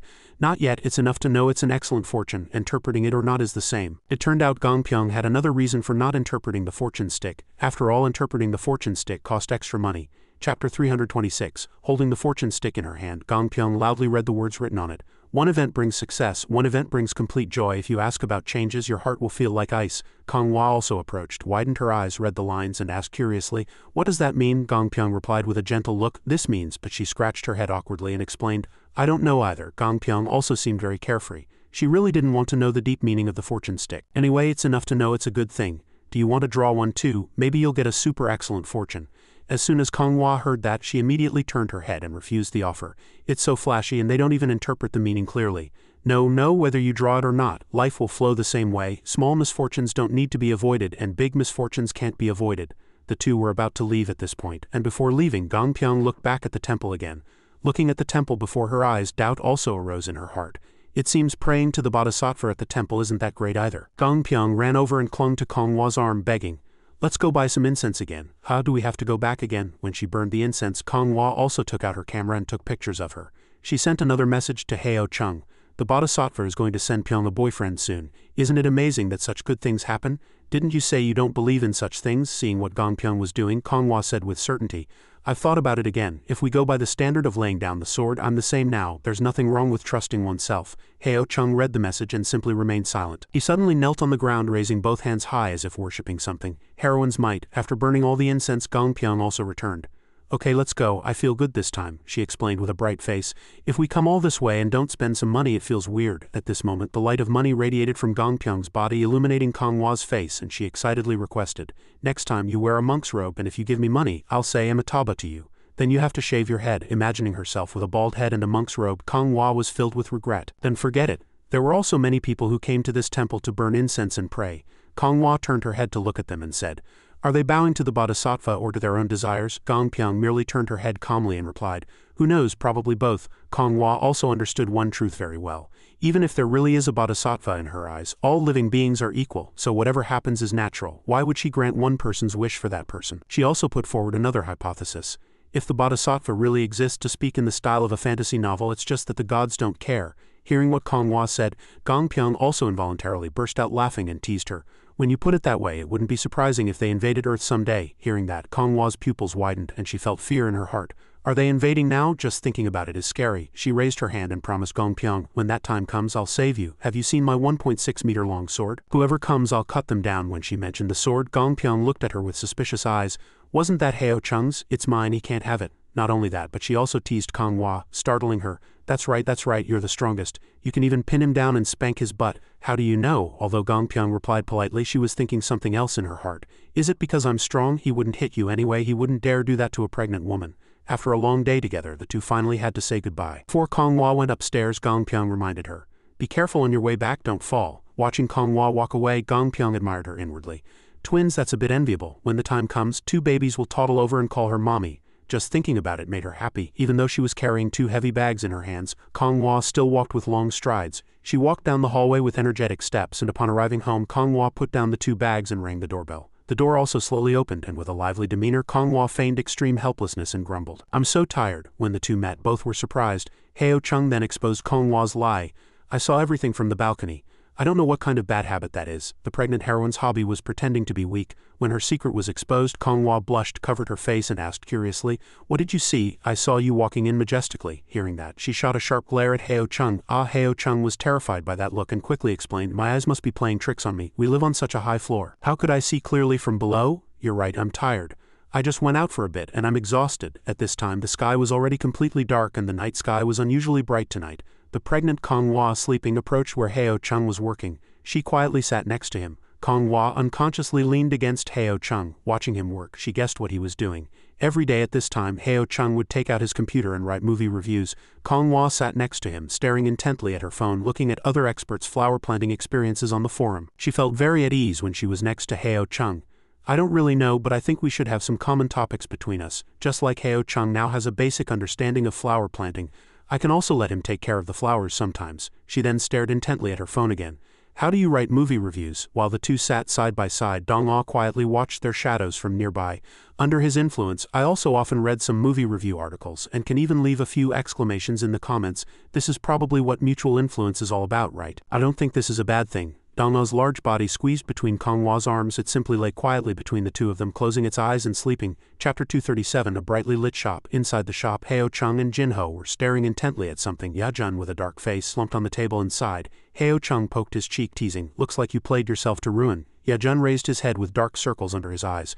"Where did the once magnificent prince go? Your appearance is scary." He merely bowed his head slightly and stammered, "Scary my foot, I'm just a little tired." Yajun pulled out a pack of cigarettes and offered it. "All right, have a puff." But this time, Heo Chung raised his hand and refused the offer. "I won't smoke. I swore I'd be your grandson if I ever touched this stuff again." Suddenly, he seemed to remember something, and seeing Yajun put a cigarette in his mouth, he grew suspicious. "Didn't you quit smoking? You can quit and then start again. Quitting smoking is the simplest thing. I can quit 3 times a week." He raised his head high, opened his mouth, and exhaled cigarette smoke into the air. Seeing Yajun's strange behavior today, Heo Chung grew worried. "No, what's wrong with you?" Yajun still replied in the same state. "Nothing's wrong." He held a cigarette in one hand and covered his mouth with the other, shouting, "Hey, some beer please." Hearing Yajun order beer, Jinho immediately stepped in to stop him. "Only 3 bottles for now. Wait, there are pregnant women at home, no alcohol." When Jinho reminded him, Yajun suddenly remembered. Heo Chung and Jinho looked at each other simultaneously at this point. As the clerk brought a bottle of beer, Heo Chung immediately got straight to the point. "Stop pretending. If something's wrong, just say it. Little Rat and I aren't strangers. Don't tell me you're bankrupt." He handed him the beer bottle he was holding and asked. Yajun quietly explained, "Nothing's really wrong. I'm just too exhausted. I don't know what the point is. I feel busy every day, but I don't even know what I'm busy with. If you 2 hadn't called me, I'd probably have been sitting in my car all day." He poured the beer into a glass. Jinho heard that and immediately pointed at Yajun's face and retorted, "Are you suffering from a rich man's disease? I think you are. If you had worried about food, shelter, and diaper money every day, you wouldn't have such idle thoughts." Hearing that, Yajun also chuckled involuntarily and teased, "Damn, maybe so. I really envy you penniless guys, how happily you live." Hearing his words, Heo Chung and Jinho both widened their eyes and with dark faces suggested, "Let's both hit him once. Hitting people is illegal. Let's strip him and throw him outside. Don't spare me. These 2 really might do it." Yajun covered his face with his hands and sighed helplessly. He revealed his current situation. "I feel like I'm going to get depressed. Even playing games is boring now." Yajun now felt completely disconnected from everything outside. It seemed that just a while ago, Wang Yajun had said he would play games until he died of old age. But now even games couldn't bring him joy. He really felt that something was wrong with himself. Jinho, who was sitting next to him, rested his chin on his hand and sarcastically said, "It seems you rich people really have many ailments. I originally came to learn some parenting experience. But now seeing this guy, I won't get anything out of it." Suddenly, the phone on the table rang. Jinho picked up his phone and explaining, walked out. "I have to go to the police station for something, so I'll leave first. You 2 take your time talking." "Officer, thank you for your hard work." Heo Chung suddenly put his hand on Yajun's shoulder and gently comforted his friend. "Don't be so depressed. Play with your son a lot when you're free. Children are born to be friends." When his son was mentioned, Yajun felt a little better. "You're right, it's a lot of fun to go home and play with my son." He brought the beer glass to his mouth and slowly savored it. After finishing his drink, Yajun became curious about Heo Chung's family. Oh right, are your children identical twins or boy-girl twins? I don't know, I didn't ask. It's more meaningful to wait until the birthday and receive it like a surprise gift. You really know how to live it up. A sumptuous meal was quickly laid out. Wang Yejun was not as talkative as before, and this meal proceeded very quietly. Yejun sat silently drinking his beer. He knew there was something wrong with him, but he couldn't figure out where the problem had started. After returning home, Heo Chung knelt down and pressed his ear close to Kong Hua's belly. Seeing him do that, Kong Hua was also very curious. As if possessed, as soon as he came back, he lay on my belly and wouldn't get up. Like a child, he kept mumbling about boy-girl twins and mixed-race children. She cupped Heo Chung's face and suggested, "How about you grow a beard? You'll look more like a dad with a beard." "Why are you suddenly thinking that?" It turned out Kong Hua's suggestion to grow a beard was to tease him. "Now you can call yourself old man. It'd be funny without a beard." "I won't call myself that. I'm still young." Heo Chung also thought to himself, "I'm not even 30 yet. What old man? You're in your prime, aren't you?" But when he was young he liked to act like a grandpa or a dad, and now he wants to emphasize that he's young, so he's probably really getting old. Soon it was late November. Yejun smiled brightly. He sat in a wheelchair and waved, "Hello, Chung Zi, over here, over here." Hearing someone call out, Heo Chung also turned his head. He was very surprised to see Yejun in such a state. Yejun slowly maneuvered the wheelchair towards Heo Chung. "Chung Zi, look at my new car." He laughed joyfully and teased Heo Chung. How is it? Isn't it cool?" "Very cool." Yejun seemed very proud of his newly acquired wheelchair and kept showing it off. Right, it has immense power and it uses some kind of brushless motor." Heo Chung went behind and pushed Yejun's wheelchair. Yejun continued to chatter about the wheelchair's features. "This cushion was custom ordered too, and the armrests and footrests. I completely customized it. It's awesome, right?" Seeing Yejun so happy, Heo Chung felt sad instead. He was worried about his friend at this moment. He really wanted to know what had happened to his legs, but it was useless to ask now. The last time his eyes sparkled like this was when he was excitedly talking about his car. Heo Chung's eyes couldn't hide his sadness, and he unconsciously gripped the wheelchair handle tightly. He thought to himself, he's not even 30 yet. How did something happen to both his legs? Heo Chung recalled the time Yejun was drunk. He was fine when they met last time, so how did he end up like this? Yejun at this moment excitedly pointed below and explained, "I replaced it with a large capacity battery. 300 kilometers is no problem." He was still excitedly talking about his car. "It has a joystick on the armrest, so driving it is almost like a car. No need to find parking, isn't it cool?" Heo Chung slowly pushed the wheelchair from behind and praised him. "Yeah, really cool." Heo Chung slowly, quietly pushed Yejun and walked along the road. Then Yejun seemed to realize something. Yejun maneuvered the wheelchair away from Heo Chung's hand and reminded him, "No need to push, there's still battery. Let me enjoy it." Seeing his friend like that, Heo Chung could only smile, but his eyes still held sadness. Alright, the two stopped by the roadside together to enjoy the scenery. Yejun was still as carefree as ever, enjoying this life in advance. Life was truly as quiet as snow. He was very optimistic even in such a situation. Finding a sunny spot and lying down for a nap was truly comfortable. Heo Chung was somewhat relieved to see his state of mind. Yeah, life is impermanent. It's not easy for him to be so optimistic. The two sat by the roadside watching the scenery and chatting. "You clearly said last time that nothing was fun, but now it's fun again." "It is fun now." Although he pretended to be happy, Yejun still hid a sad side somewhere. He had to go through a few things. Looking at the busy people on the road, he also realized, "Before I was idle and bored, so I used to ride my wheelchair here and take a big tour." Through this experience, Yejun found his own truth. "I just realized now that it's best for people to slow down a bit. It's different sitting in a wheelchair and watching compared to sitting in a car." Hearing him think that, Heo Chung was also somewhat relieved and smiled. The two sat under the tree looking at the surrounding scenery. "You're right. Life always has gains and losses." Heo Chung slowly stood up and suggested, "Want to go get something to drink?" "Sure, I'm a bit thirsty." But suddenly a thought popped into Yejun's head. He was anxious that something unfortunate might happen. "Wait, what if someone steals my wheelchair while I'm in the restroom? Who would be so unethical?" "Hey, don't go, wait for me." The wheelchair stopped in front of a flight of stairs. In front of Heo Chung and Yejun was a large staircase. Seeing those stairs, a doubt also sprouted in Heo Chung's mind. "Hey, how do we get up here? The wheelchair itself isn't heavy, but with a person in it, I can't lift it alone. Should I find a kind person to help me?" Suddenly, Yejun abruptly stood up from the wheelchair, startling Heo Chung. He ignored the suspicious stares of the people and calmly pushed the wheelchair up. "Why aren't you going?" Heo Chung just stood there dumbfounded, watching him push the wheelchair up. He couldn't believe it was true and rubbed his eyes to look again. But what unfolded before Heo Chung's eyes was the truth, and he was aghast, inwardly suspecting, "Am I still half asleep?" At this moment, Heo Chung realized the truth and trembling pointed at Yejun and shouted, You scoundrel." Yejun quickly pushed the wheelchair up. He even turned his head and scolded Heo Chung. "What are you shouting about? If I was sitting on it, could you lift it?" The two, one above and one below, looked at each other without saying a word. Heo Chung was furious and cursed inwardly, "Bastard." He ran up panting, grabbed Yejun by the collar and demanded, "What happened to your legs?" Heo Chung even bent down to check his legs. "Your legs can stand, they're not broken, nothing's wrong." "Oh, stop rubbing. When did I say my legs were broken?" Heo Chung, sweating profusely, pressed him. If they're not broken, why are you riding a wheelchair, you scoundrel? Are you out of your mind? Yejun at this point was angry and kicked Heo Chung hard.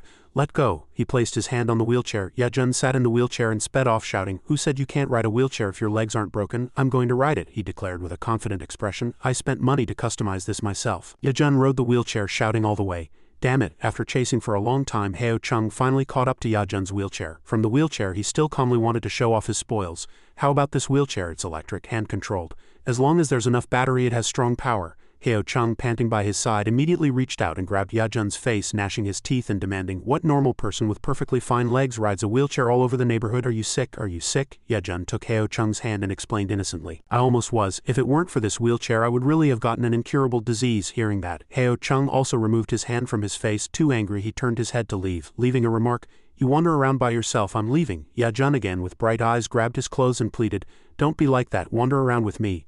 Or do you want to try it? Get lost, he suggested with a serious face. Seriously, this toy is very comfortable to ride.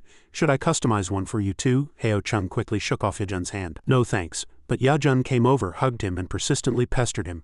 Come with me, let's go get some coffee together. In the end, Heo Chung agreed to go to Sing Baba Cafe with him. The two entered the shop. Yejun held a coffee in his hand and adamantly refused to leave the wheelchair. Suddenly he slammed the coffee cup heavily on the table. Yejun even proudly showed off his spoils. I brought my own chair. How about it? Heo Chung just looked at him blankly and didn't reply. At this moment he also wanted to know the answer. Honestly, Yejun, do you really think this is fun? Hearing that, Yejun with a blank expression was puzzled. What are you talking about? Heo Chung next to him didn't reply, just rested his chin on his hand and stared intently at him. But he soon gave up on wanting to know the truth. Never mind, it's nothing. Yejun was still sitting in the wheelchair looking at the street outside. Heo Chung thought to himself, whoever saw a person in a wheelchair encounter stairs and get off to move it themselves, his legs aren't broken, but it's clear his brain is. After drinking coffee with Yejun, Heo Chung went home and picked up his phone. He texted Yejun's wife to ask about his situation. Sister-in-law, do you know that Wang Yejun bought a wheelchair? He rode it to hang out with me. He doesn't seem to be in a very good state. Have you considered taking him to a psychiatrist? We already did. He says it's his way of relieving stress. Reading the text message from Yejun's wife, Heo Chung was also very surprised. He recalled the things Yejun had said before. So this guy's strange depression and haggardness 2 months ago were due to depressive tendencies. So that wheelchair was what cured Yejun's depression. As a result, relying on a meticulously modified wheelchair, he saved himself from the brink of depression. Knowing the reason, Heo Chung also felt good. Rich people really know how to have fun. Just then, Kong Hua came close to his face and questioned him. Who are you texting, a girl? Seeing her, Heo Chung was also startled and recoiled. It turned out Kong Hua was just acting. She was curious and wanted to know how he felt. Doesn't it feel a bit similar to a girl who's passionately in love? But Heo Chung had been truly startled just now, so he reminded her. You learned well, but don't learn it again next time. Kong Hua at this moment approached, enjoying herself, and teased Heo Chung. Were you surprised? Really? He lowered his head and looked down as if thinking about something. Heo Chung immediately ordered her, I declare that the heroine's modern learning plan is terminated. What? Seeing Kong Hua's expression, Heo Chung explained, You're a married woman now and about to be a mother. If you're still learning such useless things, it'll be a big problem. Hearing that, she puffed out her cheeks, showing her disapproval. I wasn't. Suddenly, Kong Hua leaned on Heo Chung's shoulder. She gently touched his finger with her hand and curiously asked, So what were you talking about earlier? Your expression looked very serious. When this topic came up, Heo Chung was angry and poured out everything to Kong Hua. Nothing, it's just that rich young master with perfectly fine legs is riding a wheelchair all over the neighborhood, and he even offered to give me one as a gift. His mental state really seems 50 years ahead of his peers. Hearing that, Kong Hua was also very curious. Yejun goes around doing such strange things, that's really unimaginable. What kind of magic does it have that can make him so engrossed, besides not needing to find parking? I really don't see any advantages over a car. Kong Hua just sat quietly by his side, listening to Heo Chung's complaints. She held her hand to her mouth, admiring inwardly. Modern people are really interesting. In the evening, Kong Hua went out to the balcony and lay down gazing at the night sky. She closed her eyes and calmly fell into thought. My belly has gotten so big. Kong Hua gently placed her hand on her belly and calculated inwardly. Fortunately, I have a foundation in martial arts, so besides being a little inconvenient to move, I'm not tired at all.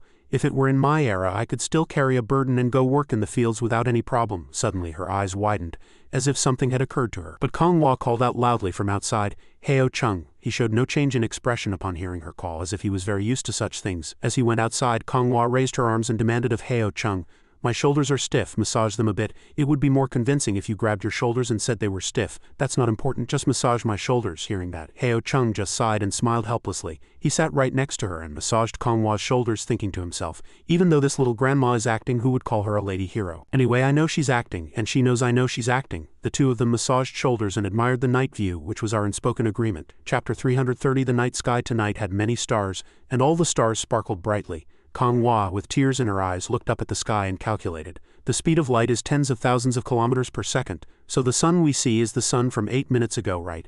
Heo Chung replied with his mouth, but in his heart he couldn't help but admire her calculation. She got it right, to calculate it precisely to 8 minutes. Konghwa continued to look up at the sky and calculate. Then if I stood on the sun, couldn't I see Earth from 10 minutes ago? Her eyes now held the shining stars and moon in the sky. But Heo Chung next to her teased her. Perhaps you could if you could stand on the sun. The two of them looked at the night sky together, solving mysteries. Then if I went very, very far, tens of thousands of times farther, couldn't I see Earth from hundreds of years ago? Hearing that question, Heo Chung also laughed and replied to her. Theoretically, yes. But your eyesight probably isn't that good. Besides, Earth doesn't emit light. If you had such an ability, you could travel through past and future at will. Hearing that, Konghwa in turn teased him. Didn't I come from traveling through time and space? Hearing that reply, Heo Chung felt a little bit guilty. You're really right. The two leaned against each other, looking at the moon and talking about fantastical things, going very, very far away and looking at Earth from 1,000 years ago. Through what Konghwa just said, Heo Chung also understood her true feelings.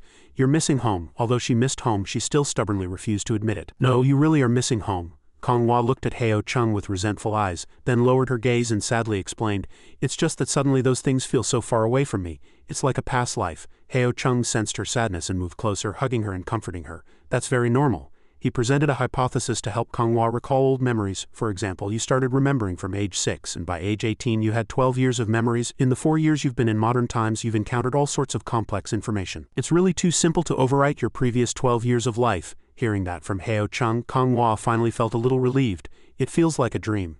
Heo Chung moved closer and gently comforted her heart. You can't dream of something you haven't seen. So everything is real. At this time the two simply looked quietly at the sky. Over here Ye-jun was also looking at the scenery outside with his son. He quietly raised his head and looked at the sky. Outside, Jin-ho was still quietly driving on the road. With the steadfast gaze of a police officer, he was still on duty. Jin-ho's small car was zipping everywhere on the main road. In an obstetrics and gynecology clinic, a voice echoed from inside. Doctor, just a little hint. Uncle Jin whispered to the doctor inside the clinic. Is it a granddaughter or a grandson in the end? The female doctor just sighed and explained. Absolutely not. Don't tell anyone else I told you. She wrote the gender on a piece of paper and gave it to old Jin. Upon learning the grandchild's gender, old Jin shouted with joy, and a grandma passing outside had to stop and listen. A granddaughter. That's wonderful. I really love granddaughters. Seeing him act like that, the female doctor stood up and reminded him, putting her hand over her mouth. Shush, keep it down a bit. Aren't you afraid others will know I told you? Oh, after learning the grandchild's gender, old Jin also came out of the clinic. His face was beaming and he kept smiling. A granddaughter, I suddenly feel like a grandfather. Outside, Jin-ho was waiting for old Jin to come out, and he was also very eager to know his own child's gender. How is it? Did you get the result? Old Jin looked around, then leaned in and whispered to Jin-ho's ear. It's a granddaughter. After learning his own child's gender, he shouted even louder than old Jin just now. A daughter. Jin-ho seemed very happy to have a daughter. A daughter is great, we have a daughter. Old Jin next to him just watched him quietly. He suddenly lightly hit Jin-ho's head and asked, Who's we and you? Wu-rio, with a big pregnant belly, opened her mouth upon hearing the news. Honey, I haven't learned much, so you name her. Jin-ho seemed surprised by the fact that he was naming his daughter. Wu-rio also gave him some necessary information. I heard you also have to consider what the birth time falls under among the 5 elements and 8 trigrams. That's feudal superstition. She added an explanation. If you believe it, it exists. If you don't, it doesn't. Naming is a big deal for life. While Jin-ho was deep in thought, old Jin appeared behind him. What to do, really? He suddenly slapped Jin-ho hard on the shoulder. Old Jin had pulled out a naming dictionary from somewhere and earnestly instructed, metal, wood, water, fire, earth. You two pick one you like. Father is truly a father. At this time, Uncle Jin was drinking tea with old Heo. He couldn't help but ask him, how do you feel about becoming a grandfather soon? Hearing that, he also fell into deep thought for a moment, and old Heo's eyes showed a hint of sadness. You feel the same way I do, Uncle Jin said with a bit of jealousy. Your family is having 2 at once, so it's clearly different from me. Hearing that, he said, then tell Jin-ho's family to have a second one. But Uncle Jin didn't think this was okay. Twins are different from having a second child. Originally that Chung fellow wasn't much to look at, and now he's even one step ahead. Who am I supposed to complain to? Suddenly at this moment something popped into Uncle Jin's mind. He then handed a piece of paper in front of his eyes. Uncle Jin smiled very contentedly and revealed. Names. I've prepared 10 names for Jin-ho's family for them to choose from. You should prepare 20 then. Old Heo raised his hand to take the paper. He unfolded it and looked. Why are they all girls' names? Uncle Jin also explained. She's pregnant with a girl. I've put away all the boys' names. I saved them for if they have another later. How about you? Old Heo raised his glasses and replied. I don't know yet. I didn't ask the doctor and I'm waiting for the drawing. Uncle Jin seemed to see through old Heo's mind. Heo-chung has a lot of ideas, so I won't need you to name them. Actually, you're dying to name them, aren't you? He raised his glasses and denied. No, Uncle Jin was surprised to hear that. I think you want to, but Heo-chung's family has their own ideas, so they don't need you. Old Heo froze when he heard that. Veins popped out on his face. Heo-chung's family is having twins, so I have to name two, which is too annoying. Old Heo's words just now pierced Uncle Jin like an arrow. Looking around, something seemed missing, so he asked, Where's your wife? She went to see Kanghua. Uncle Jin felt at this moment that time passed quickly. In the blink of an eye, both of us have become grandfathers. He suddenly recalled old memories. When I first moved here, Chung and Hao were still running around everywhere, snot-nosed. Old Heo thought they were still young. It doesn't matter, even if we're grandfathers, we're not old. At this time, the two had different perspectives. It feels like we don't have much time left to live. That's you. I'll live to 80. Although pregnant with twins, Kanghua still practiced martial arts. Heo-chung watched her from a distance at this time. The doctor advised against excessive exercise and to do it moderately. So it's fine for Lady Hero to practice some Tai Chi. There's movement within stillness and stillness within movement, which suits Lady Hero very well right now. In an instant, Heo-chung blocked one of her attacks. He was also surprised by her speed. Lady Hero, you learn really fast. Aunt Heo, who had arrived some time earlier, watched from a distance. She witnessed this scene and couldn't understand. Why is everything different from my imagination? How did Chung end up like this? Not only does he practice martial arts, but he also plants flowers. Oh well, it's better for them to exercise than to just sit still. Suddenly she heard a sound. Aunt Heo immediately turned towards them and asked, Did you two hear a sound just now? Heo-chung asked back with a blank expression. Mother, what are you talking about? I didn't hear anything. But in reality he was hiding his bright red arm behind his back. Aunt Heo was even more confused. I must be getting old and hearing things. At this time Aunt Heo was cooking soup for them inside. She recalled a few things and fell into deep thought. Lately really strange things seem to be happening at home. Before, I definitely didn't see Kanghua come out of her room, but when I turned my head she was already standing outside on the balcony looking at flowers. That Chung fellow was also quietly holding his computer. Then suddenly, a few times, dried sweet potatoes appeared in his mouth and he munched on them. All these things surprised her, but Aunt Heo had no way to explain. Could it be that my son has the ability to ruminate like a donkey? Chewing again when it's time to spit out. This house is too strange. She continued to be suspicious but got no answers. The soup Aunt Heo was cooking was bubbling at this time. Suddenly Heo-chung appeared next to her from somewhere. He held a sugar dispenser and gently asked, Mother, can I add some sugar to the soup? She frowned slightly and said, If you add sugar the taste will be strange. He then suggested, Couldn't we first take out a little, add sugar and let Kanghua try it? Aunt Heo then agreed to him. Alright, he made this suggestion because he knew better than anyone. After Kanghua got pregnant, her taste buds kept changing for a while and recently she preferred sweet things. Kanghua was watching a program called Science Around Us at this time. What exactly makes things cry at night? Why are there so many secrets in the mysterious village? Dear viewers, thank you for watching today's Unraveling with Science. Hearing up to this point she felt a little creeped out. After Aunt Heo finished cooking the soup she excitedly asked her, Kanghua, try and see how it tastes. Thank you, Mother. She held the hot soup bowl in her hands at this time. Meanwhile, Heo-chung still couldn't take his eyes off his mother. Aunt Heo was momentarily stunned and immediately rushed at him and kept searching. But Aunt Heo didn't find anything. That's strange. Where did he hide the snacks? There's nothing else in his pocket. Mother, what are you doing? Aunt Heo didn't hesitate and asked him directly, Where did you hide the snacks? But right in front of her, Heo-chung spat out food. Aunt Heo put her face close to his and meticulously searched. As expected, it's very suspicious. Where did it come from? Heo-chung struggled a bit at this time and said, Stop looking, there's really nothing else. Kanghua threw it to me. Mom isn't blind, I've been standing here watching and you two didn't move an inch. Heo-chung still tried to explain. Mother, I just ate an apple, what's so surprising? She was determined to find out and asked directly. Kanghua is 8 jong approximately. 24 meters away from you. Are you saying you're controlling food from a distance? She thought to herself. If she finds out I was feeding Heo-chung like a dog, she'll get angry. She really gave it to me. Hearing that, Aunt Heo immediately turned towards her. Kanghua, did you really give it to him? Upon hearing her reply, Mother was even more shocked. Yes, I gave it to him. Aunt Heo couldn't understand at all. I was standing there the whole time and these two didn't move an inch. Heo-chung persistently said, I'm not tricking Mother. Kanghua really threw it to me. To make her believe, he seemed to need to fabricate something. To make her forget this, Heo-chung decided to show her. If you don't believe me, I'll do it again. Kanghua will throw another fruit. She then picked up an apple and lightly threw it. Like this, and then Heo-chung immediately caught the apple with his palm. He opened his palm and showed her everything. See, just like this. Even though she saw it with her own eyes, Aunt Heo still didn't believe it. Do you think Mom is stupid? If that throwing motion was clear, I definitely would have seen it. Heo-chung threw the apple into his mouth and casually said, But that's how it is. There's no strange ability or anything. Mother, don't overthink it. She just threw it directly into my mouth. Seeing Dong-ah come onto the table, Kanghua immediately hugged it down. You can't eat that. Aunt Heo didn't give up and continued to ask strangely, Then what was that sound? What sound? Her next words immediately made his face turn pale. Sometimes Mom hears a very fast sound from the balcony. Heo Chung tried to calmly explain. Actually, she's hitting my back. We usually play around like that. Knew the next moment he was hit on the head by her. It's different from this sound. He felt very wronged when Aunt Heo hit him. If something's wrong, say it. Don't lay a hand on me. Kong Hua was still hugging Dong Ah at this time. Aunt Heo then said directly, Mom feels like you two are strange, but he felt it was very normal.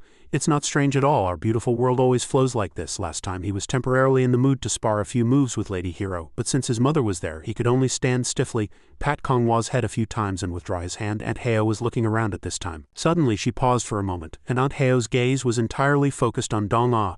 She seemed to be a little suspicious about it. This cat. Dong Ah was staring intently at her at this time.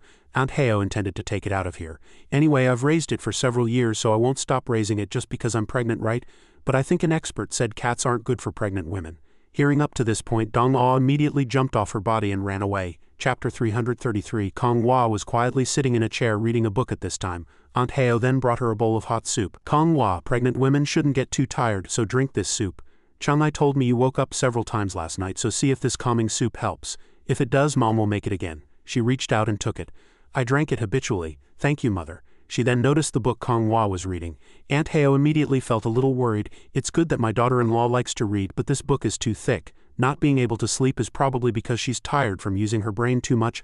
I need to have a serious talk with Heo Chung. As she thought, she immediately acted, gesturing to him. Chung-ah, come here, Mom has something to say. Heo Chung didn't delay and immediately approached her. Aunt Heo admonished him, worrying about every small detail. The corners of the desk need to be wrapped with sponge and that shelf looks unstable. It'll easily fall. Fix it when you have time. But Heo Chung only listened and had no intention of doing it right away. There were still several months until the baby was born, so there was no rush. Who knew, the next moment she hit him on the head. When you were little, you climbed banana trees and chased dogs everywhere. You weren't this fussy. Kids need to fall a lot to grow up healthy. But Aunt Heo didn't agree at all. What child? Your wife's belly is getting bigger and bigger. You need to be careful. Heo Chung didn't think that much inwardly. Lady Hero was fine dancing with her belly at 6 months pregnant, so my wife will be fine. But seeing her raise her hand again, he immediately changed his attitude, saying that he really needed to be careful. After being hit a few times by Aunt Heo, he slowly approached her. Kong Hua also felt very sorry for Heo Chung. He approached again, feigning weakness, and said how tired he was from being pregnant. Aunt Heo was peeking into their room at this time. Her gaze immediately fixated on a piece of armor. Aunt Heo, unable to understand, immediately asked, "What do you usually wear armor for?" "Yes, nothing." Hearing his answer, she was also speechless. "You're really idle." "Yes, I'm the idlest." Before Aunt Heo left, she reminded Heo Chung that he would soon be a father, so he should be more mature and not waste his time with useless things all day like before. "Yes, yes." She exited and slammed the door shut. Seeing that Aunt Heo had left, Heo Chung let out a sigh of relief and immediately sat next to her. Heo Chung leaned his head back. "It's like this now. I don't know what it'll be like during postpartum care." Postpartum care. Hearing her ask that, he was very surprised. "You don't need postpartum care." Kong Hua forced a smile and stammered, "Maybe." Only after experiencing it did she realize one thing. Modern mothers really needed a lot of knowledge to research. Kong Hua immediately nudged his leg with her foot.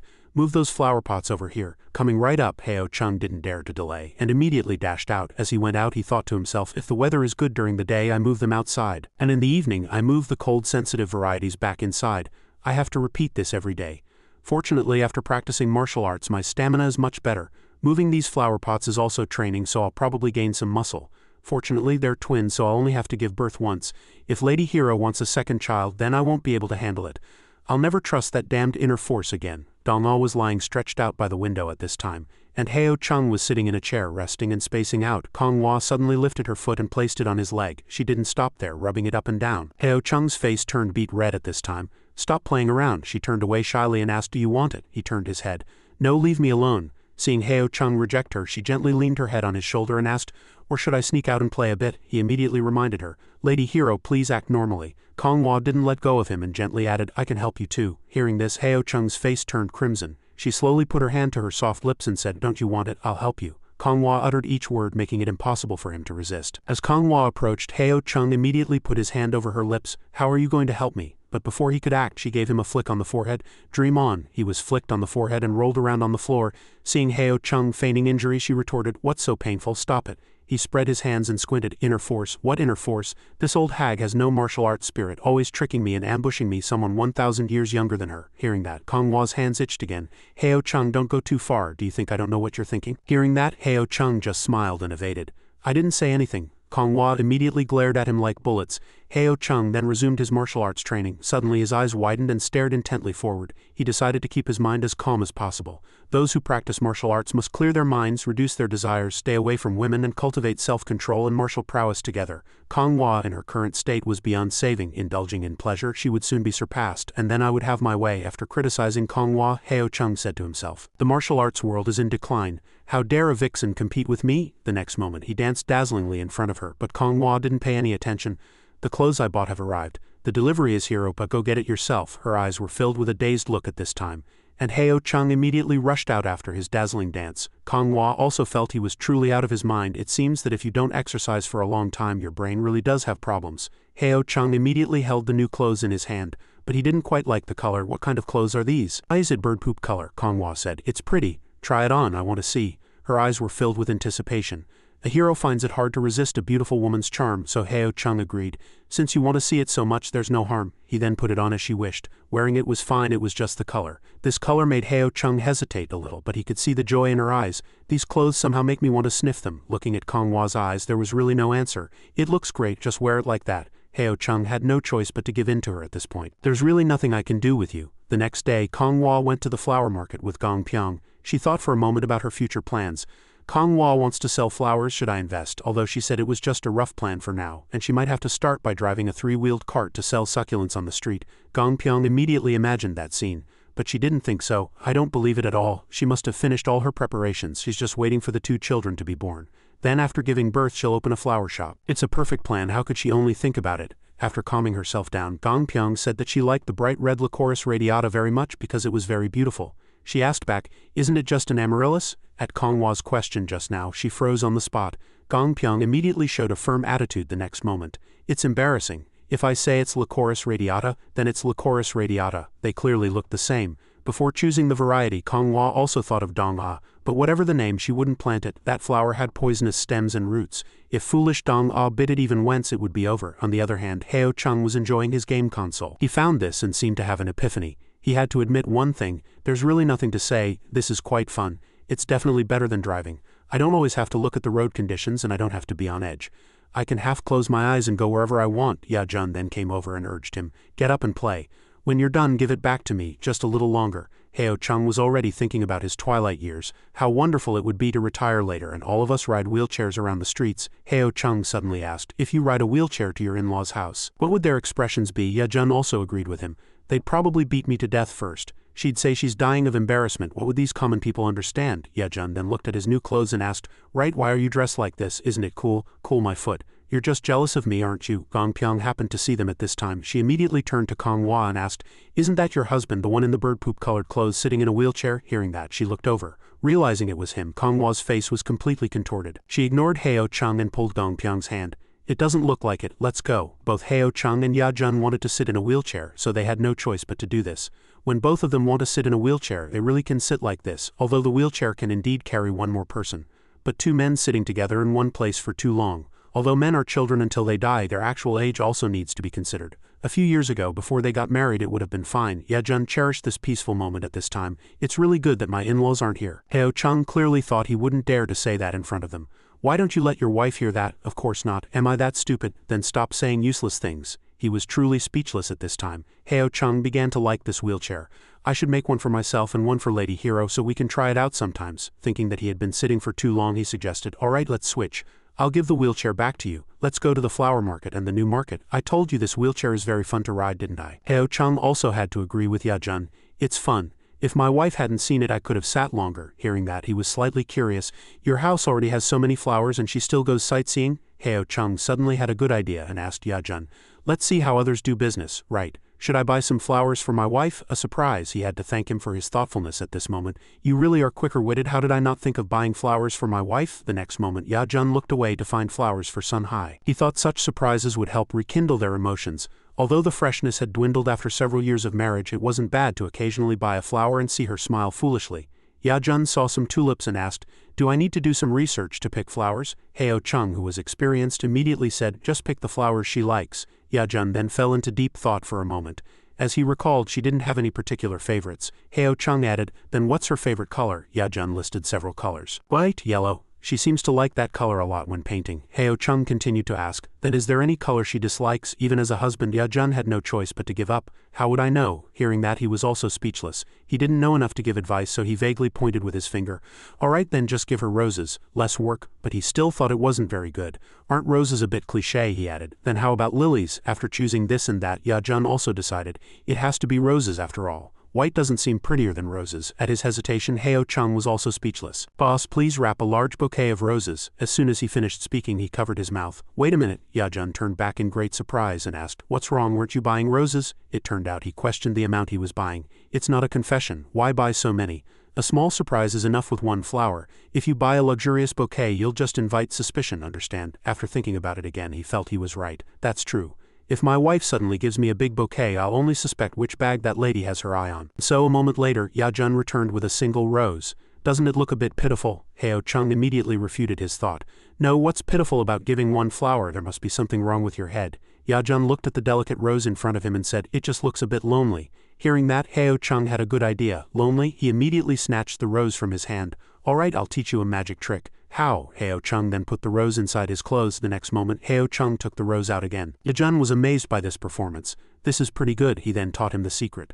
Look, hide the flower in your palm and make a fist. Then release your hand like this and the flower will look like it disappeared from your palm. Finally, flip your hand over like this and the flower will suddenly appear in your palm. How is it, did you learn? Ya-jun's eyes sparkled brightly, and he raised his hand to suggest, do it again, I didn't see it clearly. Heo Chung also slowly demonstrated again from the beginning. Look carefully, you have to hold the flower like this, just do it like this. Very quickly he finished the magic demonstration. Heo Chung then returned the rose to Ya-jun. Take it. Suddenly, nearby people applauded and cheered, and some even took pictures of the moment between them. Everyone applauded in an emotional atmosphere. Both Heo Chung and Ya-jun couldn't understand. What are those people applauding for? At home, Kong Hwa was unpacking a delivery, and just then Heo Chung also returned. I'm home. She was about to ask him about the wheelchair, but then dropped the thought. Alright, it's better not to ask him about the wheelchair. It's probably a strange modern hobby. I've lived here for so long I can't show surprise. What did you buy? At his question, she opened the box. A small cart. Heo Chung seemed a little surprised at this time. A small cart? Yeah, I just bought a small cart. What's so strange? Kong Hwa couldn't understand his expression, but he then understood even less. And why did you think of buying this? Suddenly, 7,749 scenarios popped into Heo Chung's head. Could it be that Lady Hero wants to sit in the cart and have me push her? It was certainly very comfortable sitting in a wheelchair. This is much cheaper than a wheelchair. But her answer exceeded his expectations. It's convenient to put flowers on this cart and move them. Upon hearing this, Heo Chung froze. He now realized he had been overthinking. Alright, he then picked up the cart and went outside. There's no immediate use for it, so I'll just put it on the balcony. He set the cart down and looked around. It seemed like there were more and more wheeled items in the house. Suddenly, Kong Hwa, feeling inspired, asked, I want to write a ghost story. Oppa, do you have any suggestions? Heo Chung didn't hesitate and confessed honestly, my suggestion is for you not to write it because there's a very high chance you'll be scared to death by your own writing. She retorted, I'm not that timid. Hearing her say that, Heo Chung didn't argue further. Right, you're a lady hero, you're not afraid of anything. Heo Chung didn't believe it inwardly. If she hadn't been so scared after watching a ghost movie recently that she clung to my arm every night while sleeping, I might have believed her. He then sat in a chair and sighed. Besides, your vocabulary is probably not enough to write a complete story. It doesn't matter, I want to write it. Then you need to prepare yourself. Maybe some very persistent people will explain to you every day that there are no such things as ghosts in this world, and it's not real. Whatever Kong Hwa said, he refuted it. Anyway, there will be people who believe your story is real, and that's truly strange. Immediately after, Kong Hwa actually sat at her desk and started writing.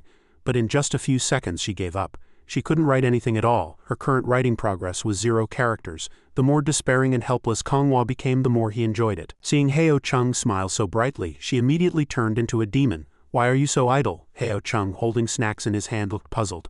Huh? Then she unleashed a torrent of questions on him. Did you mop the floor? Did you air out the blankets? It's almost Lunar New Year. Did you do the spring cleaning?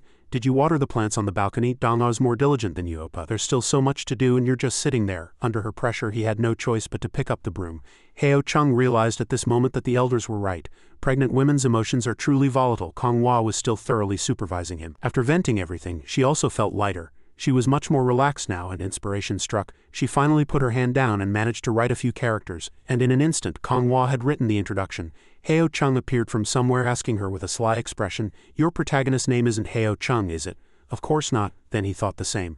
Right, I think it's very interesting to write about the foolish days of ancient people in modern times. I'm tired of playing with people's minds. Did you finish cleaning the house? Seeing Konghwa's murderous gaze, Heo Chung immediately went back to work. I'm cleaning, he was furious at this moment. Just you wait, I'll use a sub-account to argue with her later that there are no ghosts in this world. A few days later, Heo Chung also returned home.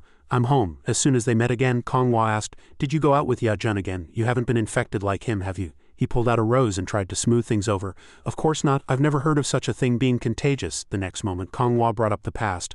But I saw you sitting in his wheelchair, Oppa. Upon hearing this, Heo Chung hadn't expected it. Then calmly explained, he was depressed and he felt a bit better after finding a new toy. I'm fine.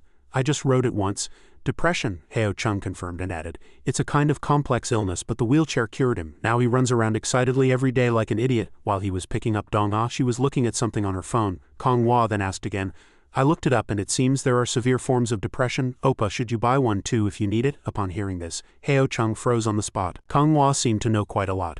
People who read a lot seem more prone to depression, just like in your era. Poor scholars are dejected and melancholic, complaining every day that they were born in the wrong time and that heaven is unfair. Ya-jun is so rich and he still got depressed. This point made her very curious. But Heo Chung thought that wasn't the core issue. Look, this has nothing to do with being rich or poor. No, maybe it has a little to do with it. Anyway, we're happy as long as we make money. They're different. They've always had money, and even if they make more, they've become numb. Instead, they worry more about their money decreasing someday. Money can have the biggest impact on people. Konghwa heard and understood. All right, it's a good thing we're poor. Heo Chung didn't expect her to say it so bluntly. It hurts me when you say that. I have a house, a car, and a pregnant wife carrying twins. I'm not really poor, I'm just not rich. Konghwa at this moment sat calmly to the side, lost in deep thought.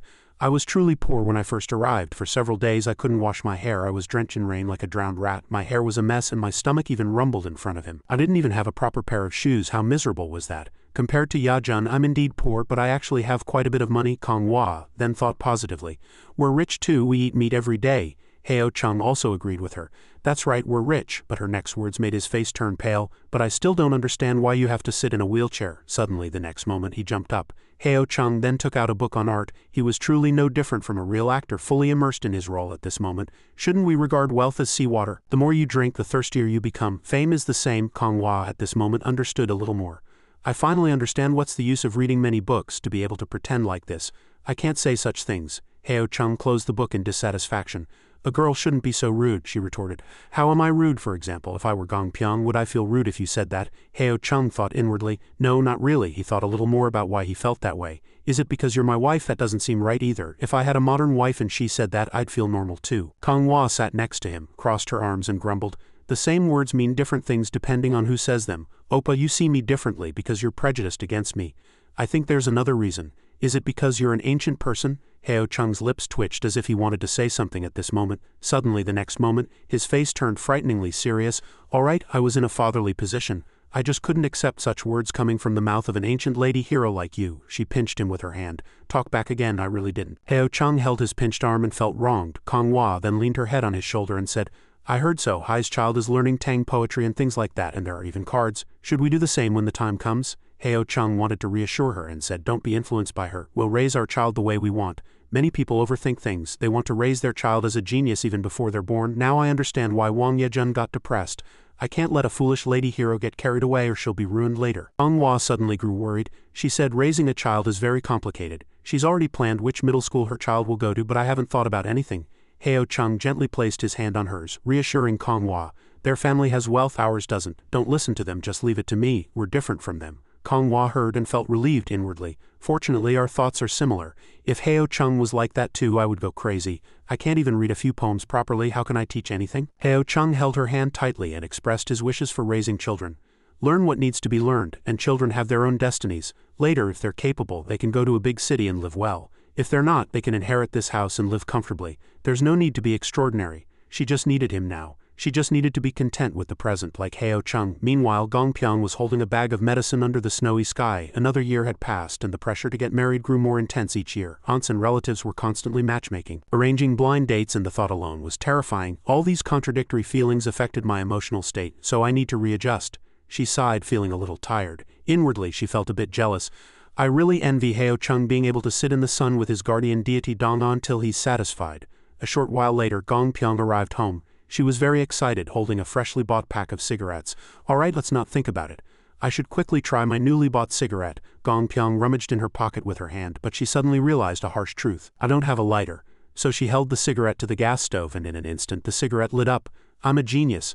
Let me see what this cigarette tastes like. But being unfamiliar with it, Gong Pyong immediately started coughing. Good girls never smoke. A short while later, a video of Heo Chung and Ya Jun was released. He looked up at him blankly at that time. Heo Chung slowly bent down and handed him a rose. Seeing the video of them released, he was greatly surprised. Wait for me. He was just teaching a magic trick for his wife. Now it had turned into a romance video. He was furious after watching it. Who posted this? I'll kill them. Kong Hwa, on the other hand, was delighted. Those are the clothes I bought for you, Oppa. Comments also flooded in below the video. Kong Hwa read all of them and became even happier. Lots of comments. They say Oppa is cheating and it's with a man. Let's do an interview, Oppa. What do you think after watching the video? Heo Chung at this moment looked as if he wanted to devour the person who uploaded the video alive. Don't mess with grumpy middle-aged men. Otherwise the consequences will be very severe. Kong Hwa heard and was very curious about his angry appearance. Oh really, how severe? Suddenly Heo Chung, who was talking, stood up. The next moment he picked up a flower pot and inhaled deeply. Then Heo Chung suddenly changed his attitude and asked, "Want to do another interview?" In an instant he switched to a cool mode, and this time the winner was none other than Heo Chung. The true Heo Chung then continued to rewatch that video. The greasiness of a middle-aged man confessing to a disabled boyfriend like a teenage boy and girl. Every word was a wound. How much pain would an entire article like this cause? There were even comments asking, "Sir, are you a middle-aged man?" The more he read, the more Heo Chung couldn't bear it. It's definitely this bird poop-colored outfit that makes me look decades older. Even if Kong Hwa praises me to the high heavens later, I'll never wear that outfit again. But to the younger generation, a man like me, almost 30, would indeed be considered middle-aged. Kong Hwa saw him lost in such deep thought and approached to lean against him. She gently raised her head and asked him, "Oppa, what's wrong?" Kong Hwa instantly became strangely alluring, and Heo Chung naturally couldn't resist. In an instant he picked her up and held her in his arms. "This body is still in its prime. What are you doing? Put me down." While the two were showing affection, Dong-ah sat nearby licking its fur. Very quickly spring went and winter came again. Gong Pyong couldn't stop laughing after watching the video of Heo Chung and Ya Jun. So funny. Why is this video so funny? Kong Hwa also strongly agreed. That's right. At this moment, only Heo Chung and Ya Jun felt that it was not funny at all. He couldn't believe such a thing had happened. Damn it, I'm being called gay. I can't believe it. That day, Heo Chung was wearing that rustic bird poop-colored outfit, and even had a 90s-style haircut. Suddenly, Heo Chung suggested, "Should we film another video?" What kind of video? He boldly decided to try at once. "That video they're watching, someone else stole the highlight. Anyway, you're also in a wheelchair, so why don't you and I get lost? If you want to film it yourself." Heo Chung then immediately waved his hand. "When did I tell you to film that? Aren't you disgusting?" "What should we film?" Heo Chung now already had a script ready. "I've thought of something. Take your wheelchair to a place with stairs. Stop there and see if any kind person will push you up. I'll hide nearby and film secretly. After it's done, we'll explain to that kind person that it's just a social experiment." He seemed to really like this idea. Ya Jun listened and thought for a moment, and the next moment his eyes also sparkled. "This is a good idea." Before starting, the two whispered to each other. "Should we find an actor? Finding an actor would make it too fake. Let's find someone who's willing to be filmed at that time and prepare a few small gifts. We'll give them regardless of whether they agree or not." Gong Pyong and Kong Hwa then also paid attention to them. "What are they planning?" To her curiosity, she just said that as long as those two were happy, it was fine. Chapter 339. After deciding what to film, they went to a plaza. Ya Jun at this moment was fully equipped from head to toe, completely immersed in his acting. He seemed very surprised by the fact that he had to act. "I've never filmed a movie before." Not wanting to miss a good moment, he urged him. "Go quickly." Heo Chung also quickly hid in a nearby bush. But their filming process was not smooth. First day, no kind person was met. Second day, no kind person was met. Third day, still no kind person was met, and so time passed and it was the fourth day. "We've waited for days and not a single kind person. Nowadays the world is truly heartless, not like before. Wang Ya Jun, am I right?" Suddenly, Heo Chung turned around and asked him, but he was nowhere to be seen. Where did he go? It turned out Ya Jun was in a different place by himself at this moment. At this moment, he was live streaming with a selfie stick. Yes, this is the great world building and it's time to end the broadcast. Goodbye, everyone. Heo Chung found him at this point. Heo Chung walked over, linked arms with him and asked, "Do you know how strange it is for you to live stream alone?" "What do you know?" He couldn't understand why he was doing this. "Others live stream to make a living, but what are you doing it for? To thank this penniless guy for the plane he gifted, right?" Ya Jun found it annoying to hear and chased him away. "Get lost. This is an acknowledgement of me." Time flew by like an arrow. Winter passed and spring arrived, and in the blink of an eye it was March. Wu Rio's due date was in April. From March, Jinho's entire family was on edge every moment, and Kong Hwa's due date was also approaching day by day. At this moment, Heo Chung was gently feeding her fruit slices. Open wide. She chewed the fresh fruit, smiling happily. Suddenly, Heo Chung's expression turned serious. "What if there's a day when she gives birth in the restroom from pushing too hard?" Hearing his question, she was also startled for a moment. Heo Chung briefly recalled the past. "I heard from my maternal grandmother that one of my uncles was born that way, so I'm a little worried. If that really happens, how much work will be reduced?" Seeing her so carefree, he was surprised instead. I don't even know how to deliver a baby. If she just gives birth immediately, there's no need to deliver the baby. The two felt that they couldn't communicate and turned their heads away, no longer talking to this person who was a mix of ancient and modern. Heo Chung went out to the balcony and paced back and forth. Soon he found that cart. Heo Chung placed his hands on it and started pushing and pulling. He kept going back and forth like that. Having a small cart at home is really convenient. It's enough for moving people or flowers. If any unexpected situation arises, I could even push her from home to the first floor with this small cart and put her in the car. No, I should try going down to the underground parking lot. Thinking that, he hurried away. Suddenly, Kong Hua tugged at his clothes. If something happens to Kong Hua tonight, I can just carry her. But her labor pains came faster than he expected. Heo Chung, I think I'm going to give birth. Hearing this, Heo Chung's face was filled with alarm. He immediately asked about her condition. Are you feeling unwell? Is there anything uncomfortable? Kong Hua lowered her head and placed her hands on her belly. I don't know, I just feel like the babies are coming soon. She gently stroked her belly, and realizing the urgency of the situation, Heo Chung helped her up. Let's go to the hospital. He quickly got into the car and started it, his hands already on the steering wheel. He tried to calm himself at this moment. I must be calm, absolutely calm, no rushing. He took a deep breath and said, text your parents to let them know, we're on our way to the hospital now. She immediately took out her phone. Okay, while on the road they encountered a reckless driver and finally they were almost there.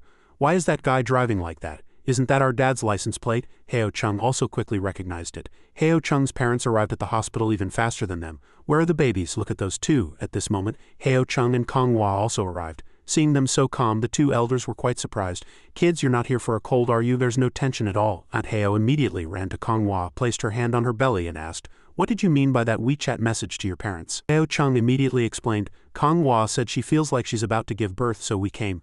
Let's quickly go ask the doctor. Kong Hua then sat with him in the consultation room. The doctor was reading the results at this moment. It would be best to go to the emergency room and monitor the progress. She'll probably give birth tonight. Yes, understood. After receiving the results, Heo Chung took her out. As they closed the door, the doctor was inwardly surprised. This calm demeanor is nothing like a pregnant woman. The atmosphere suddenly quieted. Heo Chung then asked about her feelings. Are you nervous? No, are you, Oppa? Heo Chung felt for a moment and replied, I don't seem very nervous either. After that, they continued to move forward and suddenly Kong Hua stopped and said, if anything goes wrong. Hearing those words, Heo Chung was startled and reassured her. Don't say such inauspicious things, you shouldn't say that. You have to know that you're living in the great 21st century. The medical system is perfect, even people like Sun Simiao or Bian K. A nearby nurse who overheard them talking for a moment was inwardly surprised. Why are these two talking about ancient medical masters and the development of medical technology when they're here to give birth? At this moment, Heo Chung was still talking nonstop. This is modern civilization. If they can build skyscrapers so tall, can't they handle giving birth to a baby? Aunt Heo, who heard him faintly from a distance, scolded him. What nonsense are you talking to Kong Hua about? Lady Hero was worried, so I'm calming her down. Who knew? Kong Hua immediately denied it. When was I ever worried? Do you want to fight? The two elders froze for 5 seconds at this moment, and in the end only Heo Chung was hit. Night deepened and the crucial moment was approaching. Before entering the delivery room, Heo Chung held her hand. Don't be scared, you'll be fine, I'll wait outside. Kong Hua smiled reassuringly at this moment, and then the two let go of each other's hands. The bed was pushed inside. Standing in front of the closed door, he clenched his fists. Heo Chung looked at his palms, unable to believe that he was about to become a father. Suddenly he approached old Heo. After that, Heo Chung said in an emotional voice, Father, I've also become a father. Hearing him say that, he was slightly stunned. Old Heo then unconsciously smiled. Life gradually flowed on, and his status also rose a step. He was also very happy to become a grandfather after becoming a father. Heo Chung looked up, and all sorts of emotions were mixed in his heart, but the biggest part was still happiness and anticipation. The child was born in the Kaiyuan era, so have I been a father for over 1,000 years? Unfortunately, he didn't know that this grandchild was born of an ancient person. At this moment, labor began in the operating room. Heo Chung couldn't sit still and kept pacing back and forth. The phone screen showed 2 a.m., and at this point he finally clearly felt his own anxiety. It would be a lie to say I wasn't worried, but very strangely, I knew. Just as he was anxiously worrying, the door opened. She will definitely have a smooth delivery.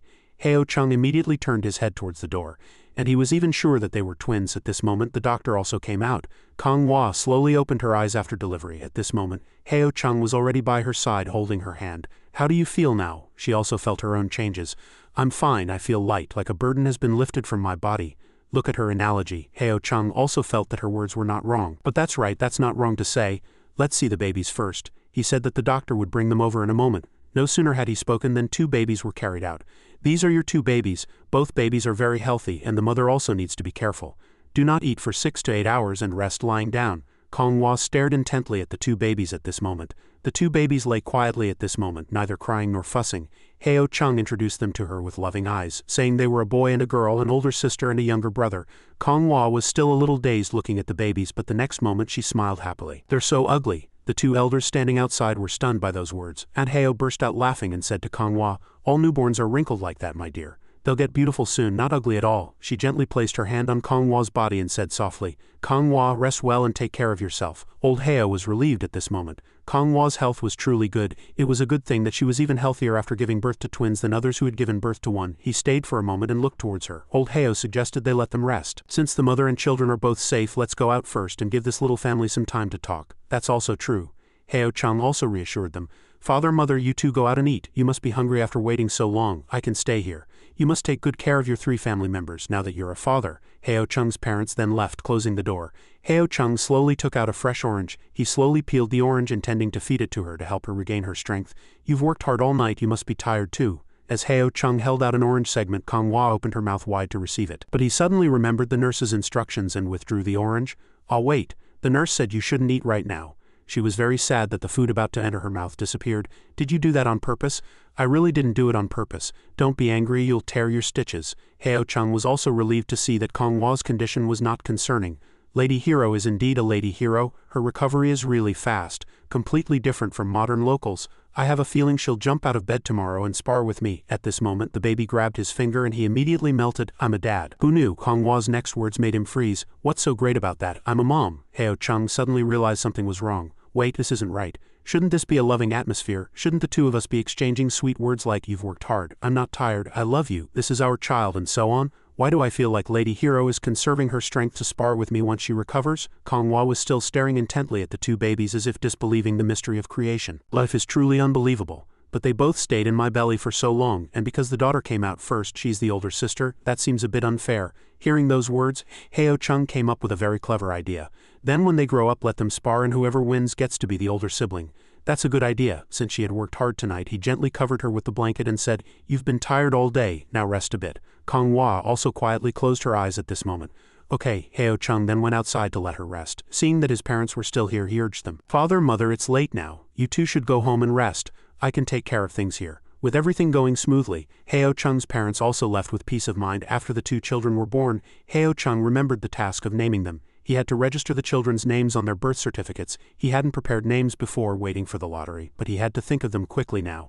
Damn it, no experience. The next morning warm sunlight shone through the window. Kong Hua also woke up after a memorable night. "Is it morning?" As she opened her eyes, she saw a familiar back. Heo Chung was sitting by her bedside, a book in his hand, and her face instantly flushed. Kong Hua wished this peaceful moment would last forever. "As soon as I open my eyes, it's just the two of us and the babies here." At this moment, Heo Chung also noticed her. "You're awake? I look like a panda now. I was just about to ask you. Do you have any good ideas for the two babies' names? I thought all night and read books all night, but nothing came to mind." Hearing that, Kong Hua also thought for a moment. Names? Suddenly she thought of two names. "How about Heo Jang for the son and Heo Yu for the daughter? What do you think, Oppa? What's with that expression?" It was clear that Heo Chung didn't like these two names at all. Seeing that, he decided to rely on himself. "Looks like I can't rely on Lady Hero. Two heads are better than one, so if many people think good names will surely be easy to come by, it's better than sitting here and reading any random book. Father might have the answer." He immediately went to ask his father for help with naming. "Get lost." Heo Chung was slightly surprised. Why is father so carefree? He doesn't seem very reliable. Kong Hua was pinching the baby's cheek at this moment, but seeing him enter, she immediately took her hand away and pulled the blanket over her head. He couldn't help but laugh at this sight. "Your children are beautiful. Why do you have to secretly play with them like you've done something wrong? What kind of bad habit is this?" Just now she disliked the baby for being ugly, but now she's playing happily. "I also have my dignity," Kong Hua thought to herself under the blanket. That morning Heo Chung's parents came to visit them again. Holding the list of names for the two children in his hand, Heo Chung was deeply moved. "Father, did you think about them all night?" Although it was true, he still maintained a cool expression. "I didn't do it on purpose, I just flipped through a few books. I have some experience from naming others before. When naming, you need to pay attention to a few important things. Avoid rare characters, avoid strange homonyms, and the structure should be unified. Like your names, one is left-right, one is up-down, which doesn't follow the rules and isn't unified. Take a look and see if there are any names you like. If not, father will think again." Hearing this, his eyes brightened. Yes, I'll discuss it with Kong Hua right away." Kong Hua also struggled to get up and said, "Thank you, father-in-law." Hearing that information, she asked back with a bit of worry, "I heard you're being discharged tomorrow, is that true? Isn't that too rushed? This hospital is really something." Kong Hua then smiled brightly and reassured her. Mother, it's okay. I think it's okay too. Lying here is driving me crazy. Then it's settled. You must rest well at home. A while later, Kong Hua and Heo Chung arrived home. Heo Chung was still very worried about her and said, I think it's better for you to lie in bed for a whole month for postpartum recovery. I don't think I need it. I'm in very good condition now. After giving birth, she also felt a bit lighter. I feel reborn after giving birth. I don't have to carry a burden of over 10 kilograms anymore. Look at her ecstatic expression. Kong Hua didn't know much, so she asked him back, won't there be sequelae if I don't do postpartum care? He thought to himself. I heard that if postpartum care isn't done well, you'll have all sorts of sequelae when you're old, like migraines and knee pain. It really can't be taken lightly. Kong Hua then shared the information she had found with him. I looked it up online, and Westerners don't need postpartum care. Our body structures aren't that different from theirs. Although many people say you need to do postpartum care, otherwise you'll be deficient in some nutrients. Heo Chung thought about it from various angles and still believed she needed postpartum care. Anyway, you just had 2 big chunks of flesh detached from your body, so you still need to recover. Kong Hua cracked her knuckles and challenged him to a sparring match. You'll know right away how much my internal energy has diminished if we spar a bit.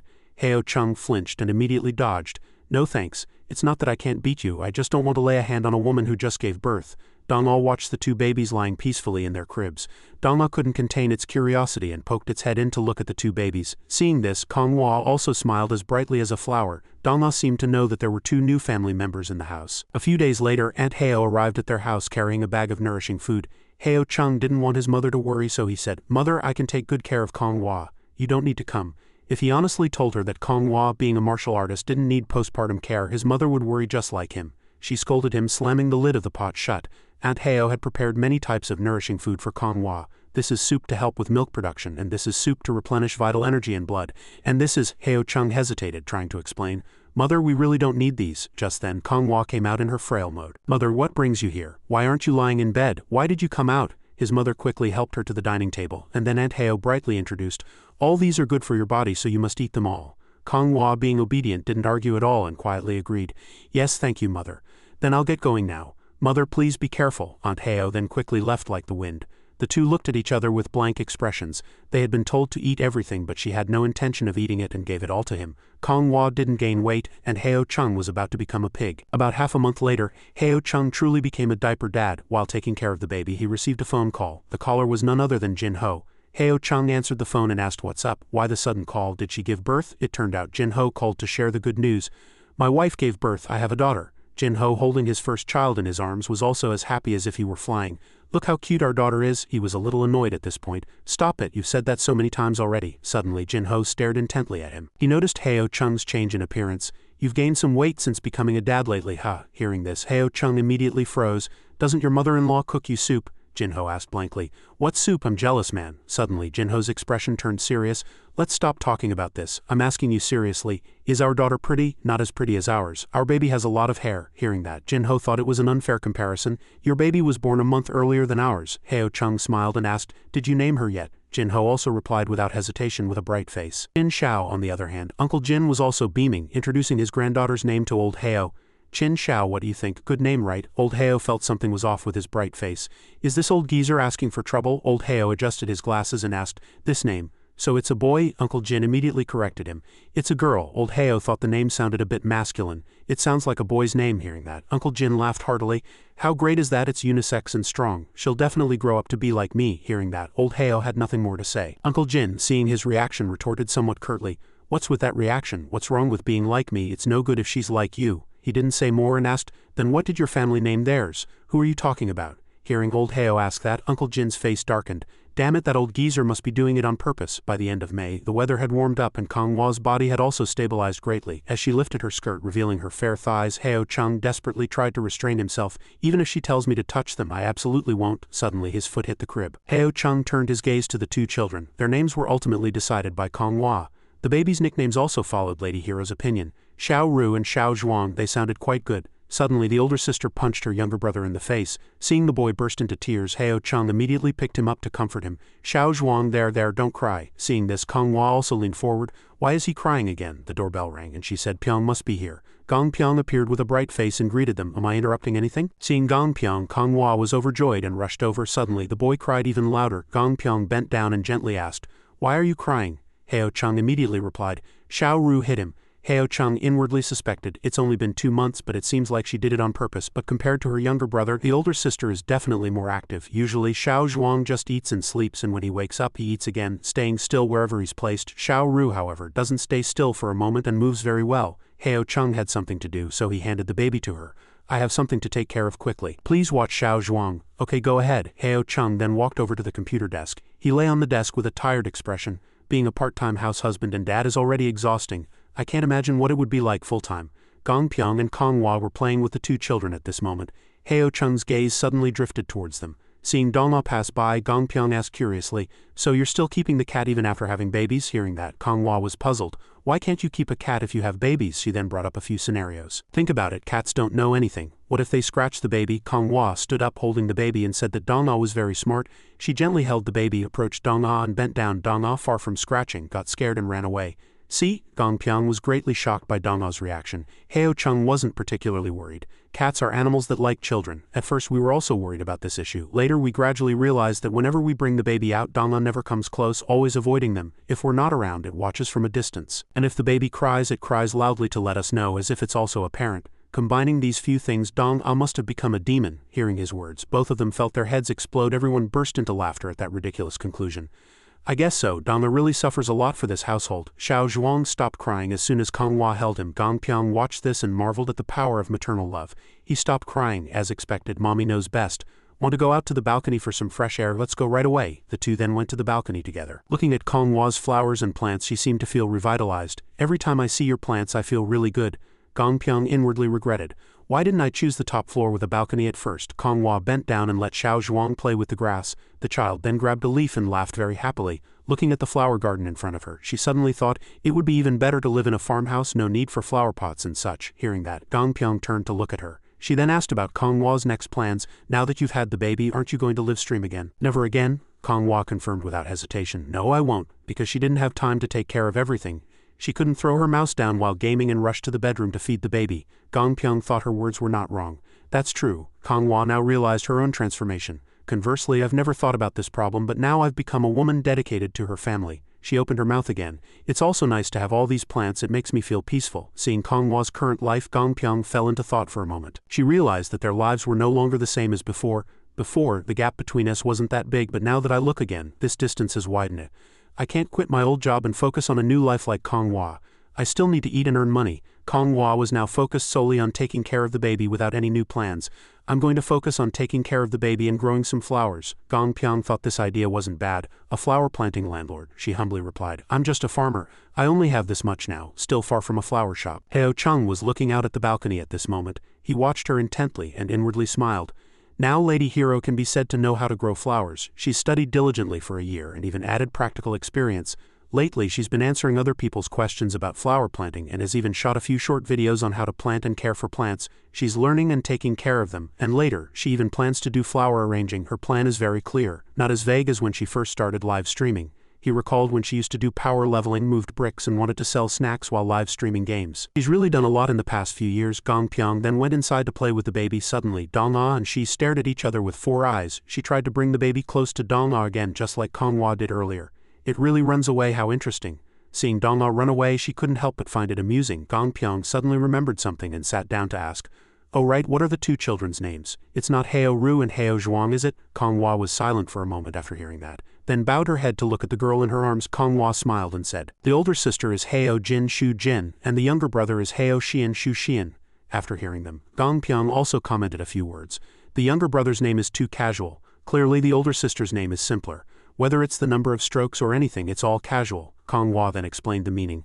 I hope all 10 directions are peaceful. This name is a bit grand, but he's a boy, so it's okay for it to be a bit grand. For the older sister, I hope she lives happily and prosperously, and it would be nice if she became a doctor or a lawyer later. Gong Pyong asked more out of curiosity. What about Zhuang Zhuang, a civil servant? A national civil servant? Kong Hua thought that profession wasn't bad either. That's good, police officer is good too. Gong Pyong then shared her thoughts. I thought you'd name them something like Heo Jaekian or Heo Miangdu. The name Heo Xian was completely unexpected, but the more I ponder it, the deeper its meaning. Kong Hua smiled gently at this moment. The names of the 2 children held deep meaning for Kong Hua. The silk of a peaceful era, a country at peace and a contented populace, this was what had most shocked Kong Hua since coming here. For me, simply coming to this era is fortunate enough and I feel very happy with modern life. Konghua couldn't help but wonder about her future life. I wonder what it will be like in 20 years. Why think so much, it'll come in the blink of an eye anyway. Now, they just needed to enjoy every moment they had together. Gongpyeong played with them for a while and then went home. Well, I'm off. I'll come visit again in a few days. Okay, please do. The door then closed. Suddenly, Konghua quickly approached Heo Chung and sat on his lap. In front of his blank expression, she looked at him with bright eyes as if wanting something. Heo Chung turned to look at the computer desk the next moment and said, "I warn you, don't disturb me while I'm working." Hearing him say that, she had nothing more to say either. After a moment of silence, Konghua carefully asked, "Can't Oppa do it?" Heo Chung was slightly surprised to hear that and asked back, "Huh." She then looked hurt and carefully said, "I knew it, some old men." Although Konghua didn't finish her sentence, his face was already beet red. Heo Chung couldn't accept her thinking of him that way. He immediately picked Konghua up and showed off his masculinity. Don't underestimate people too much. Time flew by and it was June. Heo Chung was focused on martial arts training at this time. He trained very seriously, not slacking off at all. "I've gained weight, no good, I need to double my training time." Although he was training outside, he still glanced inside. Inside the room, Konghua was also exercising. She had started yoga, he didn't know where she heard about it. Suspicious, she seems to feel incapable, no good, I need to prove myself. How can a martial artist be incapable? Heo Chung was determined not to be surpassed by her. After finishing his training, he slowly entered the room. Heo Chung paused for a moment as he walked past her. Then his lips moved as if wanting to say something. If you want to have a third or fourth child, just tell me, don't suffer in silence." Hearing that, Konghua's face flushed and she retorted, "I never did. Who wants to have more?" Oppa said, "If it's just a hypothetical." Hearing that, her face darkened again. "Oppa wants to get hit, doesn't he?" Oppa seems to want to fight. Konghua's hand suddenly itched. While he was getting a good beating, Donghua was very calm. "No, it's really not me." The next morning it was a bright and sunny day. Jun met him at this time to show off his new toy. Besides the remote control, it also has a USB port for convenient phone charging and a selfie stick and snack bag at the back. "This wheelchair is my special luxury wheelchair, the Honor Pro Max. My father doesn't understand the fun of this at all. I tried to give him one and he almost broke my legs. Or maybe I should give you one." Afraid of getting scolded by his wife, he immediately changed his attitude. "No thanks, I don't want to get beaten to death." If Konghua saw it, Heo Chung would be asking for trouble again. "If I dared to bring this wheelchair home, Lady Hero would beat me to death with her internal energy fists." Since no one agreed with him as before, he couldn't help but feel upset. Lately even little rat is busy, no time to gather, not as free as you and me, always by his wife's and child's side when he's free. Heo Chung, taking the opportunity, tried to play matchmaker for Yajun. "Oh right, your daughter is very pretty. Marry her to my daughter." He felt this idea was not good as soon as he heard it. "Get lost, just because she's a daughter she has to be your family's daughter-in-law? Be careful, my wife will beat you up." Since he hadn't seen it in person, he didn't believe it. "Your wife is that formidable?" When he didn't believe him, Heo Chung emphasized, "I'm not bragging.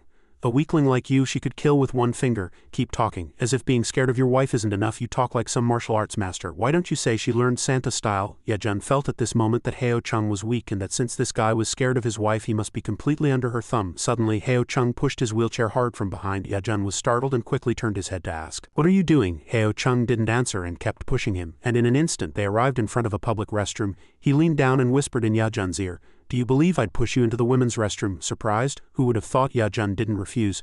"Go ahead, I'm ready." "You're the one who wants to push me. I don't want to go in." At this moment, Heo Chung suddenly realized, I forgot this guy has no shame. He was also speechless at him. "You're a dad now, can't you grow up a little?" He immediately retorted, "You're a dad now, you should keep your word." Heo Chung ultimately didn't grant his wish. "Let's go. Taking you to the men's restroom is the same." When two playful grown men close to 30 got together, they could always temporarily forget the fact that they were no longer young.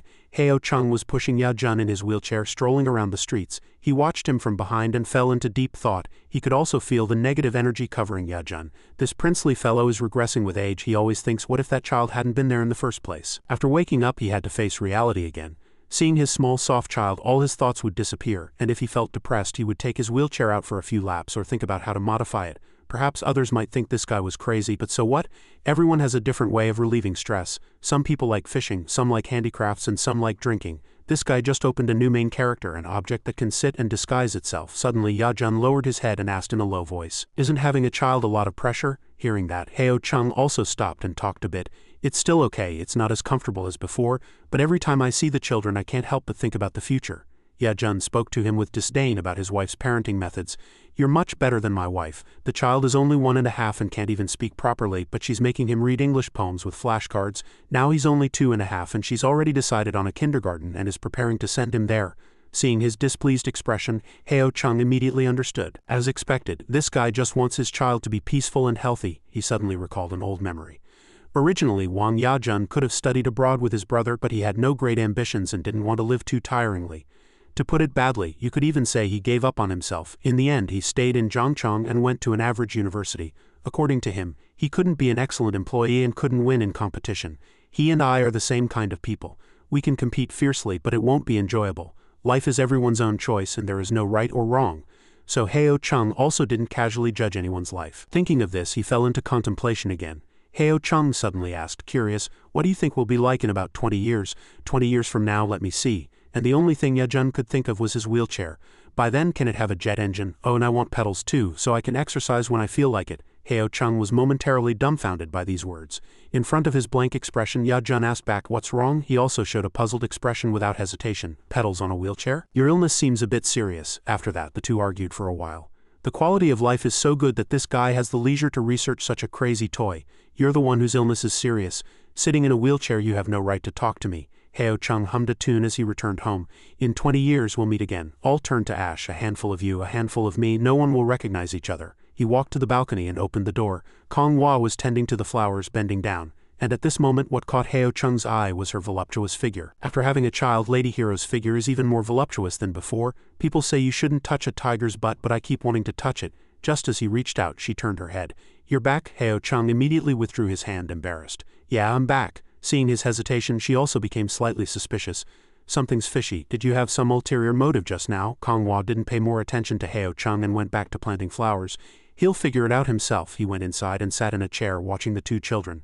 How leisurely. Seeing Kong Hua come in so quickly, Heo Chung was puzzled. Why aren't you continuing? Wiping raindrops from her body with her hand, she said, it's drizzling. Heo Chung suddenly started acting, putting his hands together in front of her. So it's Miss Drizzle, I've long admired your name, pardon my rudeness. His strange behavior made her hands itch. Kong Hua then sat down next to him. She didn't hide it and spoke frankly. Oppa, you said you wanted to open a flower shop, right? Gong Pyong wants to invest. This sudden news also made Heo Chung admire her. You're amazing at attracting investment. Kong Hua then shrunk back and explained, I didn't attract it. They saw that I grow a lot of flowers and have these ideas, so they considered it. But I don't know how to do this specifically, so I'm asking Heo Chung first. Hearing that, Heo Chung also fell into deep thought for a moment. Then he thought to himself, specifically, if Lady Hero wants to do it seriously, I should seriously research it to avoid a lot of problems later due to lack of knowledge. Kong Hua's eyes looked a little sad at this moment. She suddenly spoke as if her thoughts were blocked. Perhaps Gong Pyong was just saying it. So Hai seemed quite serious. Besides investing, she won't participate in anything else and will let me decide everything. Heo Chung wanted to hear her opinion at this moment. What do you think? She also didn't know what to do and asked back. I don't know, that's why I'm asking you, Oppa. Kong Hua then mentioned a few things needed before opening a flower shop. To open a small flower shop, the decoration, electricity, water, and inventory will cost about 40,000 to 50,000 yuan.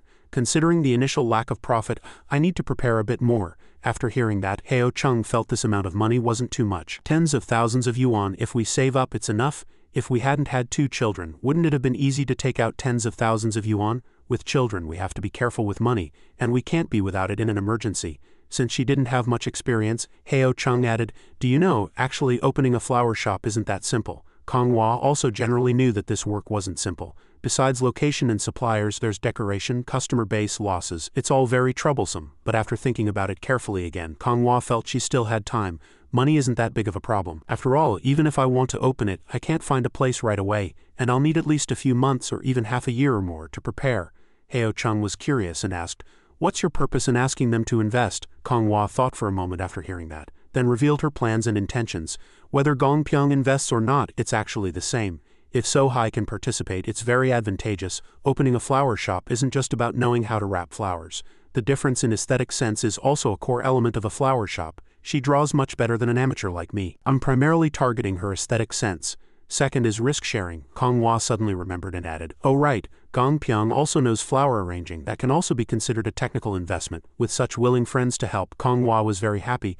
I really think this is very good. Seeing her calculate so meticulously, Heo Chung thought to himself, people usually say that after giving birth a person becomes foolish for 3 years, but why do I feel like Lady Hero is getting smarter? Ancient people are truly amazing. Kong Hua further explained their division of labor. If they all participate, I'll be mainly responsible, and they can help occasionally. Although the profits will be shared, the risks can also be shared quite a bit. As soon as she finished speaking, she lightly kissed his lips. The next moment, Kong Hua asked again with a bright face, what do you think, Oppa? At her question, Heo Chung's face flushed and he hesitated for a moment. I think he admired Kong Hua inwardly at this moment. I don't know how long she's been researching and then she comes to ask me what I think. She must think I'm a know-it-all. This matter needs to be considered more carefully. No need to rush a decision. We can calculate the investment ratio later. Kong Hua wanted him to offer more opinions. I know that too. I'm asking if Oppa has any other thoughts. She was very eager for his opinion, but Heo Chung had no further thoughts at this moment. None for now. Suddenly, Heo Chung stood up and decided to discuss this with Wang Ya. He no longer hesitated and called Ya Jun immediately. While waiting for the call, he thought to himself, Lady Hero knows how to find collaborators. Ability is more important than risk, and when fleeing, the burden should be shared. This is like showing off your literacy in front of Confucius. A moment later, Ya Jun also answered the phone. Hello, why the sudden call? Heo Chung didn't beat around the bush and went straight to the point. Kong Hua wants to open a flower shop. Your wife also wanted to join, did she tell you? Oh, she told me. She said she wanted to earn some pocket money. Besides, I suggested it to her, that doing it with your couple is very reliable. Hearing that, Heo Chung was so surprised he almost dropped his phone. Reliable, my foot. I'm not even confident myself. Why does this guy have 100 confidence in me? Ya Jun was sitting at home calmly at this moment saying, look at you, your wife wants to open a flower shop, how can you not help? Besides, she's live streaming online and has quite a few fans. You too have an advantage over others online, and besides, this costs quite a bit of money. Heo Chung thought this issue wasn't bad after hearing it. Okay, let's discuss it in detail then. He felt at this moment that he had gained an advantage, but why did he keep feeling like this capitalist was trying to exploit his couple? Meanwhile, he felt he had gained an advantage. Ya Jun was very supportive of Kong Hua's entrepreneurship. If you agree, let them do it. Anyway, Song Hai also has a lot of savings. This woman causes all sorts of trouble when she's idle, so it's good to keep her busy. But he also didn't intend to intervene much. I don't care, I don't need to agree to their business. I get beaten up every day anyway, at most I can offer some advice. Suddenly, Ya Jun continued to entice him. Or you can sit in a wheelchair too, then she won't lay a hand on you. Heo Chung couldn't listen anymore, and immediately threw his phone. You and your wheelchair, get lost. He raised his head, veins popping on his face. This guy talks about his wheelchair all the time. But what was even more terrifying was that Kong Hua had heard this conversation. Oppa gets beaten up every day. No, she didn't argue with him and went outside. Since Oppa said that, I'll grant your wish. What do you think, Oppa? Kong Hua was now radiating killing intent, and seeing her about to go into sweeping mode, Heo Chung was very scared. Wait a minute, I was just saying it casually. The next moment she looked at him again with fierce eyes. Heo Chung didn't dare to anger Kong Hua and knelt down. Please, but in the end he still got a beating. The next day Kong Hua went to the flower garden to look around. To open a flower shop one had to plant flowers, but simply planting flowers wasn't everything. Flower styling, color matching, size ratio and flower texture all required attention. She bent down and looked at each flower. Kong Hua knew she had to learn more. There's so much to learn, it feels even more tiring than reading books, but I'm enjoying it. If there was nothing to do all day, she would go out for a walk, go to other people's flower shops to secretly learn techniques and come home to research and take notes herself. She relied on no one but herself, learning entirely from online videos. Apart from the children and Heo Chung, most of Kong Hua's time was dedicated to flowers. Heo Chung suddenly appeared and guessed, I think you're pouring all your desire for farming into flowers. Kong Hua was tending to a tree at this moment and looked up at him. Heo Chung immediately bent down and grabbed her hand. Her hands were covered in wounds. It wasn't just roses that had thorns. Kong Hua's hands were a little red, but there was still a smile on her face. But planting flowers is really fun. Really? She didn't hesitate to confirm again. For example, pruning is truly too cruel. What's cruel about it? Kong Hua then gave a few simple examples. Imagine grafting Oppa's head onto a woman's body and turning into a completely new person. Enough, don't say any more. In the blink of an eye it was October and the sky was still clear. Kong Hua sat in a chair stretching quietly. I definitely won't be able to open a flower shop this year. I'll have to hurry up and prepare to open it next autumn. This year, not only do I have to study, but I also have to choose a location, suppliers and countless small details, all of which I have to learn. I must be absolutely thoroughly prepared. I can't just start because it feels good. Heo Chung smiled as he saw her determination, and he couldn't help but admire her inwardly. Lady Hero is really amazing, it's all densely packed with text. I'm truly ashamed to compare myself. What a pity. If she had received 9 years of compulsory education from a young age, she would be a giant in the industry by now, although she might have been crushed by exam pressure anyway. There's no such thing as being too late to learn. Of course I had to support her completely. Heo Chung walked over to the crib and picked up Xian. He played with the two children while thinking about Kong Hua's future. At the very least it would keep the two of them from being stuck at home every day. The children could grow up in a normal environment, and it was much better than her becoming a full-time housewife. Xian wouldn't stay still and pulled at his hair. For a moment he felt the children were too mischievous. They were just babies, but their grip was incredibly strong. This trait must have come from their mother. Autumn passed and spring arrived. In the blink of an eye it was March. Heo Chung soaked his feet in hot water to warm up, thinking about Kong Hua. I really need to train my martial arts more diligently to strengthen my kidneys and build up my body. Kong Hua slowly walked out and said, Soaking your feet and taking care of your health at such a young age. Oppa, are you finished? Who's finished? As soon as he spoke, she sat down next to him. Konghua also immediately took off her slippers and soaked her feet with him in the basin of warm water. Heo Chung looked at her with an embarrassed expression, then quickly turned his head away as if nothing had happened. Tell me honestly, you know about absorbing yin to supplement yang, right? What do you mean no? The two of them soaked their feet, each minding their own business. Heo Chung felt very comfortable at that moment. Soaking your feet in warm water before bed was better than any medicine. Konghua then asked him, Oppa, can you find my community college diploma and my notebooks? Hearing that, he was slightly surprised. Why those? Just bring them over. Heo Chung immediately went inside and brought them to her. Here, he was still curious. Why are you looking for these? You've never used them since you got them. Konghua picked one up and opened it. After reading it, she asked, Did I write all of this in this notebook? Heo Chung couldn't understand her question. If you didn't write it, did I? Konghua suddenly smiled. Have you forgotten what you said at first, Oppa? I'm asking again because you can't remember. She then pulled her feet out of the basin. But the next moment, Konghua made an unbearable request. Drink it. In an instant, all the memories flashed through his mind. You'd probably even like my foot-washing water. Faced with Konghua's mischievous eyes, Heo Chung lifted the basin. It was only then that he realized his big mouth had gotten him into trouble. Lady Hero was not as easy to deal with as she used to be. This woman had changed after giving birth. The lady hero who used to blush when teased just a little before marriage was cuter. Now that she'd had kids, she had no shame, so I had to make her feel what it's like to be without a husband by her side. After their foot bath, they lay down in bed to sleep. Konghua was still holding her phone, but she didn't look very happy. Is this person crazy? I didn't even write that horror novel. Why do they keep coming to me and scientifically explaining that ghosts don't exist? What kind of person is this? Hearing this, Heo Chung sided with the reader. Try to understand them. It's probably because the horror novel you wrote was too scary. Heo Chung said no more, pulled the covers over his head and closed his eyes. He still couldn't forget that humiliating moment. Having caused the trouble, Heo Chung slept soundly, as if he were an innocent deer. Although he was asleep, Konghua was still very displeased. Come to think of it, this was all because of Heo Chung's jinxing mouth. He had said that some argumentative person might show up to explain that ghosts don't exist, and as a result such a person really did appear. Right now, she just wanted to reach through the internet and grab that guy by the throat. She wanted to jump out of the computer screen and give him a good beating. She felt that those comments were stating the obvious, things that didn't need to be said. Who doesn't know that ghosts don't exist? You don't need to tell me. Suddenly, as if realizing something, Konghua turned to him. The next moment she asked a question that made him break out in a cold sweat. That person isn't you, is it, Oppa? Don't frame me, I'm telling you. Seeing him stammer, Konghua sensed something. It is you, isn't it? Heo Chung turned away, explaining in a trembling voice. You need evidence for everything you say, don't make a fuss in the middle of the night. Then, the next moment she kicked him. It's definitely you. Konghua was very sure of her conclusion at that moment. The next morning, Heo Chung woke up early to take care of the two children. Be careful. Heo Jin suddenly reached out to Xian. Then she scratched her younger brother. Because of this, Xian sat down and burst into tears. Heo Chung felt that this was fate. An older sister is an older sister after all. There's a saying that you have to beat your younger sibling from an early age, but isn't this too early? She makes her brother cry whenever she gets the chance. His daughter's personality was definitely like her mother's. If my son is like me, he'll just have to pray for his own good fortune. Heo Chung wanted his son to be stronger, so he taught Xian, you have to know how to fight. Why do you always get bullied by your sister? She was only born a few minutes earlier than you, right? Xian let go of his hand at that moment. The next moment he brought his hand to his mouth and sucked on it. After playing to their heart's content, the two children fell fast asleep. Looks like they're tired. With a moment to spare, he opened the parenting journal. He couldn't help but worry about them. Will Lady Hero and Sun Hai be successful in opening their flower shop? He raised his hand and read the words on the page one by one. A child will annoy you, surprise you, delight you, worry you, make you feel young again, and help you understand your own heart. A mischievous child, a joyful child will help you understand your past self, and in doing so, make your life more complete. Reading up to this point, Heo Chung had to admit one thing. You really have to become a father to understand a father's heart. Indeed, becoming a father was different. He still remembered when he was young, his father and Uncle Jin would get together and talk about trivial things. Suddenly he leaned back. He looked up and fell into thought. Now that I have the burden of children, all desires to travel have been put on hold. My mind is filled with thoughts of them growing up quickly. Only when the children are grown can I set down my burden. Then I'll travel with Lady Hero going south and then north, walking the path of chivalry.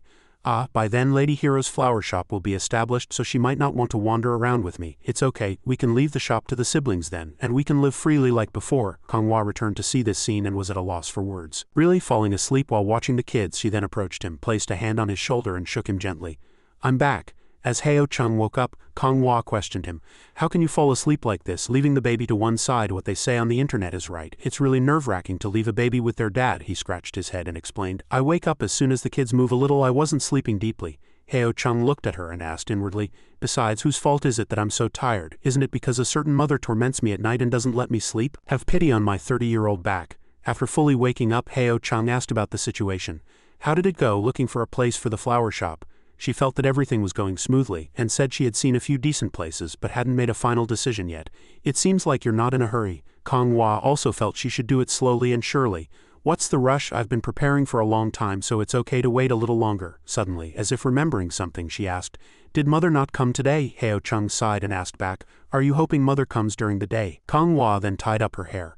I was just asking. I'm going to make dinner. Heo Chung picked up his book and started reading again. Okay. His eyes scanned the text line by line.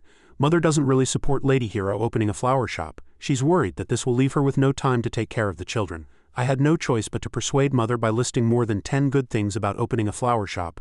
Lady Hero has wanted to sell flowers for a long time. She has things she wants to do too. How can she be tied to the house all day because of the children? And that was probably the reason Aunt Heo no longer came to their house. Suddenly, as if something was missing, Kong Hua asked, Isn't it time for Oppa to read poems to the kids now? They're only a few months old, what's the point of reading poems to them? But Sun Hai's Xiao Hao can already recite poems. Heo Chung wasn't in the mood and passed the task to her. Don't learn useless things from Sun Hai. I'll handle the kids' education or you can go teach them. And of course, he didn't think she would start reading books from scratch just to teach the children. There's no way this old lady would pick up a textbook again. At first, she packed up every book in sight and sold them to a junk dealer. Hearing that, Kong Hua didn't press him further. All right, Oppa, you do it. I trust you. Kong Hua was in the kitchen peeling potatoes one by one. Suddenly, she worried about the distant future and asked, What if the kids aren't good at studying later? Hearing that, Heo Chung sighed. He quickly put the book down on the chair, slowly approached her from behind, hugged her and reassured her. Do you think you were good at studying? Feeling like he was making fun of her, her hands itched.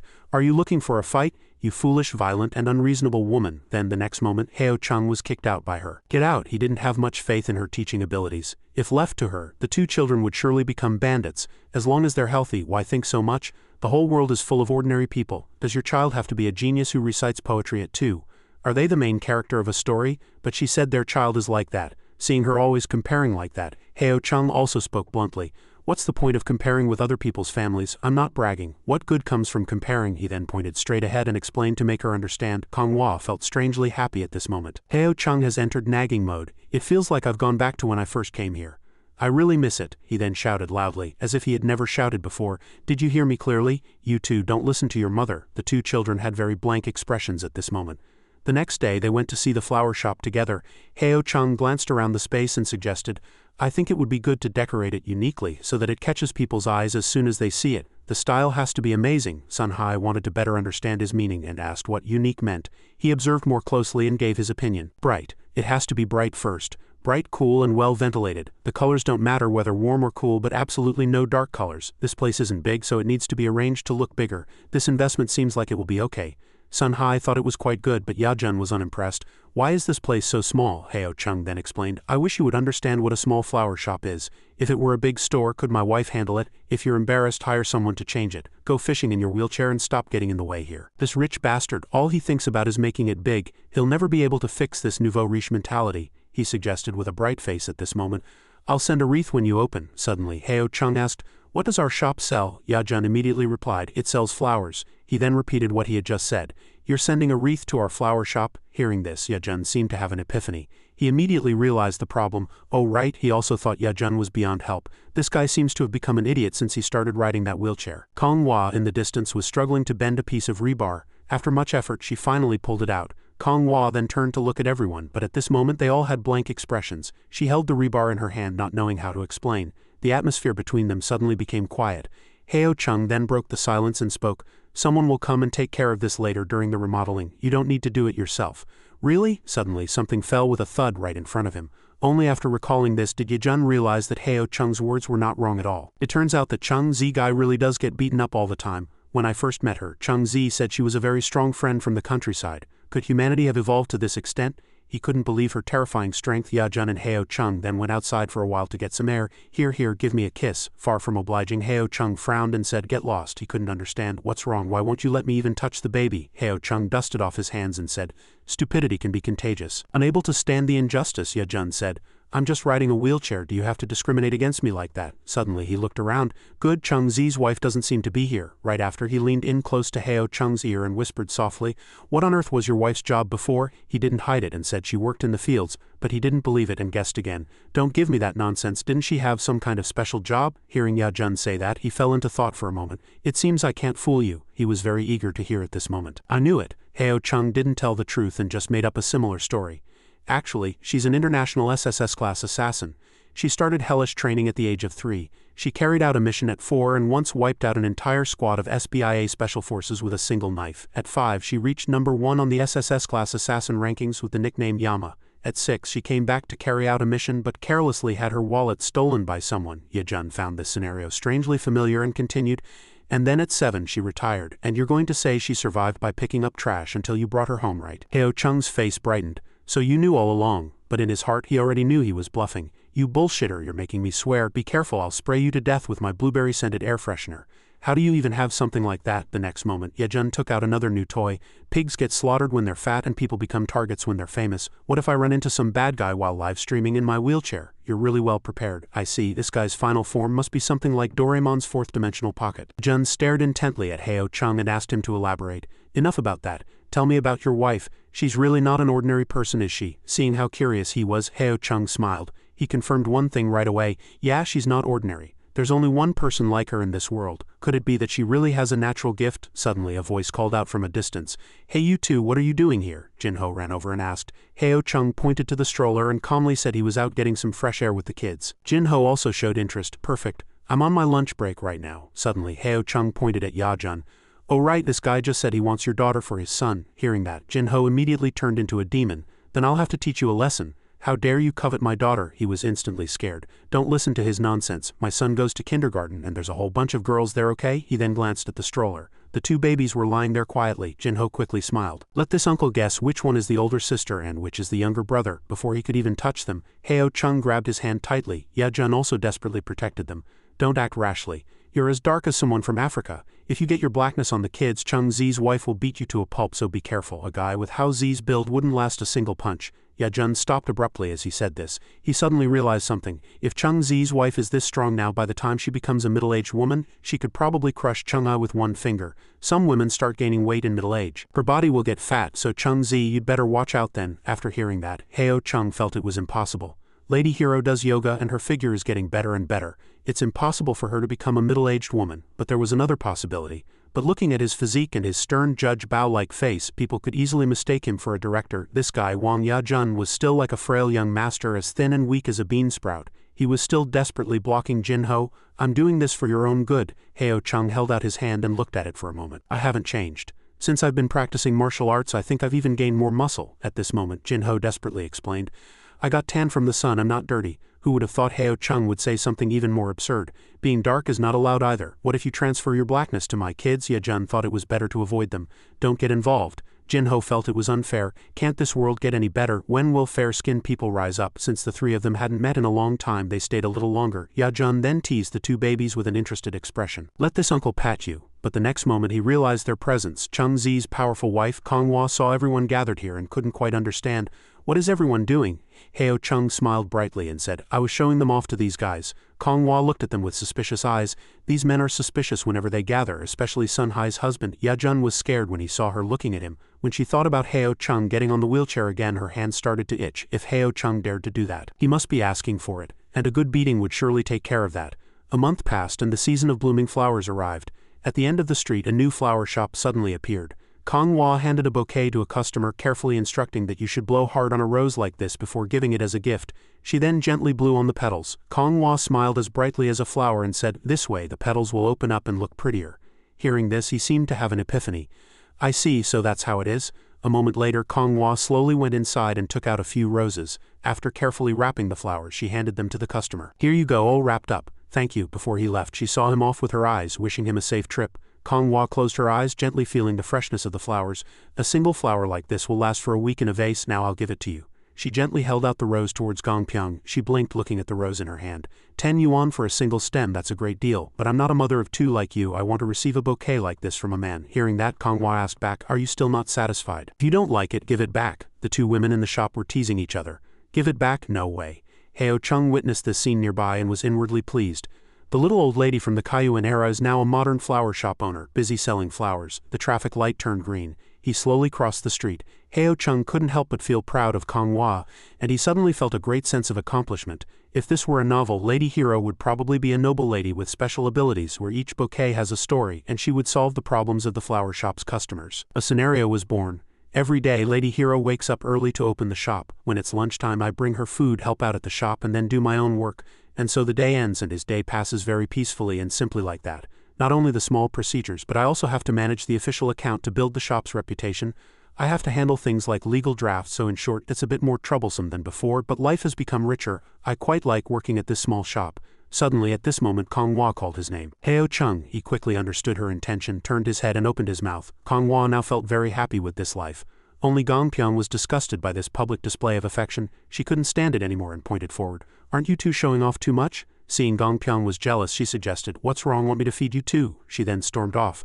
No thanks, damn it, I'm going to find a boyfriend. Hearing this, Kong Hua couldn't help but be curious. When did you get a boyfriend? And of course at this moment Gong Pyong was about to set off to find the prince of her life. Since I don't have one, I have to find one, she thought to herself as she ran.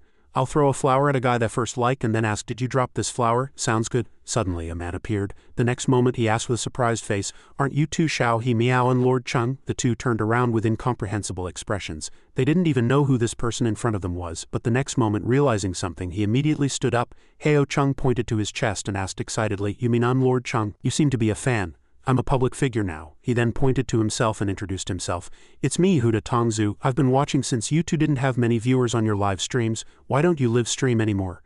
Heo Chung told him and thought to himself.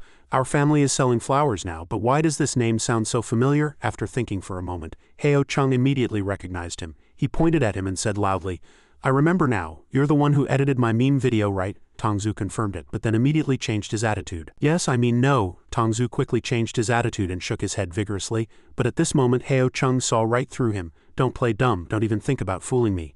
Tongzu then looked around. After observing for a moment, he complimented them. It's a real shame you two aren't live streaming anymore. This little shop looks very new. Seeing that Tongzu was a fan, Heo Chung said without hesitation, we just opened about a month ago. Would you like to buy a bouquet for your girlfriend? Hearing that, Tongzu waved his hand and revealed that he was single. What girlfriend? I was just passing by and took a few extra glances. It really is you two. Tongzu suddenly noticed something. The next moment he pointed to the stroller. Are these your twins? Tongzu moved closer to get a better look. Lord Chung, you bragged about them on the internet, but you never posted a picture. Seeing the baby girl grab his hand, he unknowingly melted. So cute. Tongzu suddenly felt that time was passing too quickly. It felt like a long time had passed in the blink of an eye. Just the other day, Lord Chung was holding medieval armor and bragging on his live stream. And now he's opened a flower shop on a small street corner with his twins. I really admire you. Gong Pyong returned to the shop at this moment. I'm back from getting some air. Oh, was there a customer? Tongzu also tactfully said he should leave. You two seem busy. Let's talk again next time, he thought to himself. Back then we chatted and joked like friends on the live stream, and now meeting them by chance on the street feels pretty good. I also met that somewhat famous guy in a wheelchair recently. Zhangcheng is really full of talented people. Before he left, Heo Chung also made an introduction. You probably know this person too. Back when we didn't have many viewers on our live streams, you two often chatted in the comments. Hearing this, the two immediately looked at each other. Really? To let them confirm it themselves, Heo Chung suggested. You'll know if you two say your IDs. At this moment he revealed his ID with an embarrassed expression. I'm Huda Tongzu. Gong Pyong also blushed and hesitated. I'm Suan. She clenched the rose in her hand with an embarrassed expression. So embarrassing, I can't bring myself to say the name Beautiful Yogurt Girl. Why did I choose such a stupid name in the first place? Beautiful Girl. Hearing this, Tongzu immediately realized. I remember, Suan, you're Beautiful Yogurt Girl, right? Gong Pyong confirmed shyly. That's me. I don't want to talk to this person anymore. At this moment, Kong Hua and Heo Chung stared at the two of them and then looked at each other. This experience really gave Heo Chung a new feeling. This is great. It's like an offline fan meeting. Who would have thought there would be two people in our little flower shop who watched our live streams? Tongzu looked around in disbelief. So the three of them were a group. Turns out these people were friends. No wonder Beautiful Yogurt Girl was even a moderator for Chung Zi's wife's channel. It's a small world. After talking with them here, he left with a smile on his face. I had a great time today. I'll come visit again when I have the chance. Tongzu and Heo Chung then waved goodbye to each other. Seeing the warm sunlight outside, he immediately decided, the weather is nice, I should take the two little ones out for some fresh air. Heo Chung then pushed the stroller outside. Heo Chung felt the tranquility of nature and thought to himself, after having kids I don't like driving anymore. Walking, looking at the green trees and feeling the gentle breeze is so relaxing. It's just that my legs ache sometimes. If only I could sit in that princely guy's wheelchair and take the kids for a walk. Suddenly, Heo Chung thought of Ya Jun's wheelchair and he immediately shook off the thought, stop, I'm not as thick-skinned as that guy, he doesn't care what others think and just does what he wants. I have to admit I'm not as good as him in that regard. Suddenly at this moment the sound of a camera shutter was heard. Heo Chung paused while playing with the child, and when he turned around a pretty woman approached and introduced herself. I'm sorry, I couldn't help but take a picture. I'm a photographer and I know this is rude, but I wanted to ask if I could submit this photo to an exhibition. Heo Chung then looked at the photos she had just taken. The photos were quite good, so he asked further. What kind of exhibition? The Zhongchang Photography Exhibition. Hearing this, Heo Chung's jaw dropped and his eyes filled with anticipation. So will it be in the newspaper? When he asked that, she also froze for a moment. Heo Chung's eyes sparkled with anticipation and excitement. The photographer didn't know how to answer and just gave a wry smile. It might be in the newspaper, maybe, I'm not sure either. He couldn't miss out on that great photo and suggested. Then it's a deal, don't forget to send me the original photo. Since Heo Chung wasn't ready just now, he said again at this moment. Wait a minute, I don't think the pose in that photo is very cool. How about we take it again? Hearing that, she stiffened and said, trembling, no need, the previous moment was the most natural. If you deliberately pose, I won't be able to get the photo I want. She thought to herself, it's really hard to imagine a dad like this making such a loving expression. The photographer then gave him her WeChat ID. Add me as a friend, I'll send you the photo. Right after that, Heo Chung also added the photographer as a WeChat friend. He couldn't wait for the moment his parents would see his photo. If it gets published in the newspaper, I have to show it to my parents at home. I got beaten a lot with a belt when I was young, and now that the opportunity has come, I have to show off to them once. At this moment, Heo Chung returned to his apartment building. He pushed the two children past Uncle Joe and greeted him. Uncle Joe, are you taking a break? Seeing him pushing the stroller, the uncle also asked. Yeah, taking the kids out? Heo Chung said it would be stuffy to stay at home. I'm just taking the kids for a walk around here. It's not good for them to be cooped up at home all the time. That's true. Heo Chung then sat down next to him. In Uncle Joe's eyes he was still the same little kid from before. You've become a father, but it seems like you haven't changed at all. But he felt that he had changed. I've changed a lot, Uncle. It's just that you're so used to us that you can't tell. Look at my muscles. The uncle saw that and burst out laughing. Stop flexing those skinny arms of yours. Uncle Joe's gaze suddenly became a little nostalgic. He felt that time was passing too quickly. I've watched this kid grow up from when he was little, date, and now become a father. It wouldn't be wrong to say we're an adult and a child or friends who have transcended age. It's really a bit lonely since I moved. The two of them sat quietly like that for a while, and Heo Chung's eyes occasionally darted around. Then he seemed to notice something, and seeing a boy in the distance concentrating very hard, he asked, Is the uncle's grandson practicing martial arts? Uncle Joe confirmed, and added, Yes, he's quite diligent. It seems to help with his diet too. His mom is very happy too, saying he won't lose even in a one-on-two fight. At this moment, Heo Chung couldn't help but laugh at the boy's shyness. This kid seems too shy to speak. It reminds me of that chubby little kid who used to follow the heroine around wanting to learn martial arts. After that, Heo Chung observed the boy more closely. At this moment he thought to himself, his horse stance is very standard, unwavering even after standing for a long time. He's much stronger than I thought. This kid has a future. Since you've blessed him with your words, Uncle Joe suddenly remembered something and asked, That's right, I heard your family's Kong Hua opened a flower shop. Yes, it's 3 streets over from here. You'll see it as soon as you turn the corner. Uncle Joe smiled upon hearing that. He then unconsciously recalled old memories.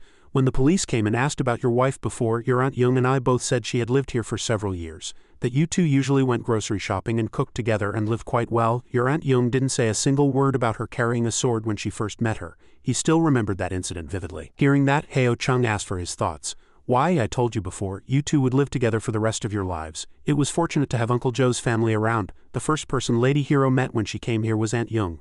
But I had forgotten about that too. Anyway, that's all in the past.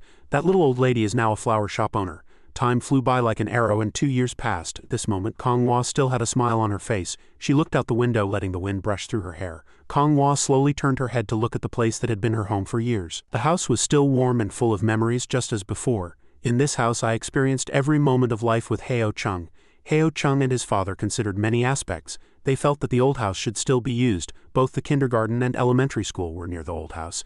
And it wasn't far from the flower shop either. If we move to the old house, Heo Chung can stay at the shop during lunchtime and I can come home to cook. When the kids start elementary school, they can come home directly to the old house after school for lunch and rest, or they can play at the shop.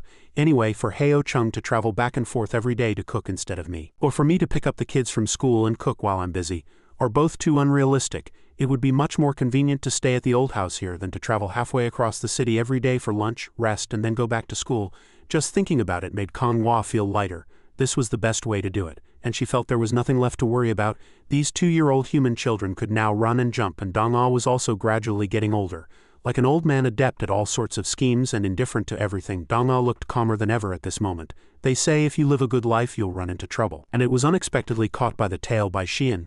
Dong-a was startled and jumped up. Whenever it encountered the two children it would jump to a higher place. Only at such a high place could it feel safe. At this moment, Heo Chung noticed a change in the two children. It seems the personalities of this brother and sister have swapped. Heo Jin, who used to be mischievous, had become more mature, while Heo Xian on the contrary became more and more restless. Suddenly a toy car hit his foot. Heo Jin then reminded Heo Chung that he was blocking the way. He thought toy cars weren't suitable for girls, so he said, "You're a girl, so play with dolls." "I don't want to. I want to play with cars." Heo Jin's face was very determined at this moment. Her face darkened again.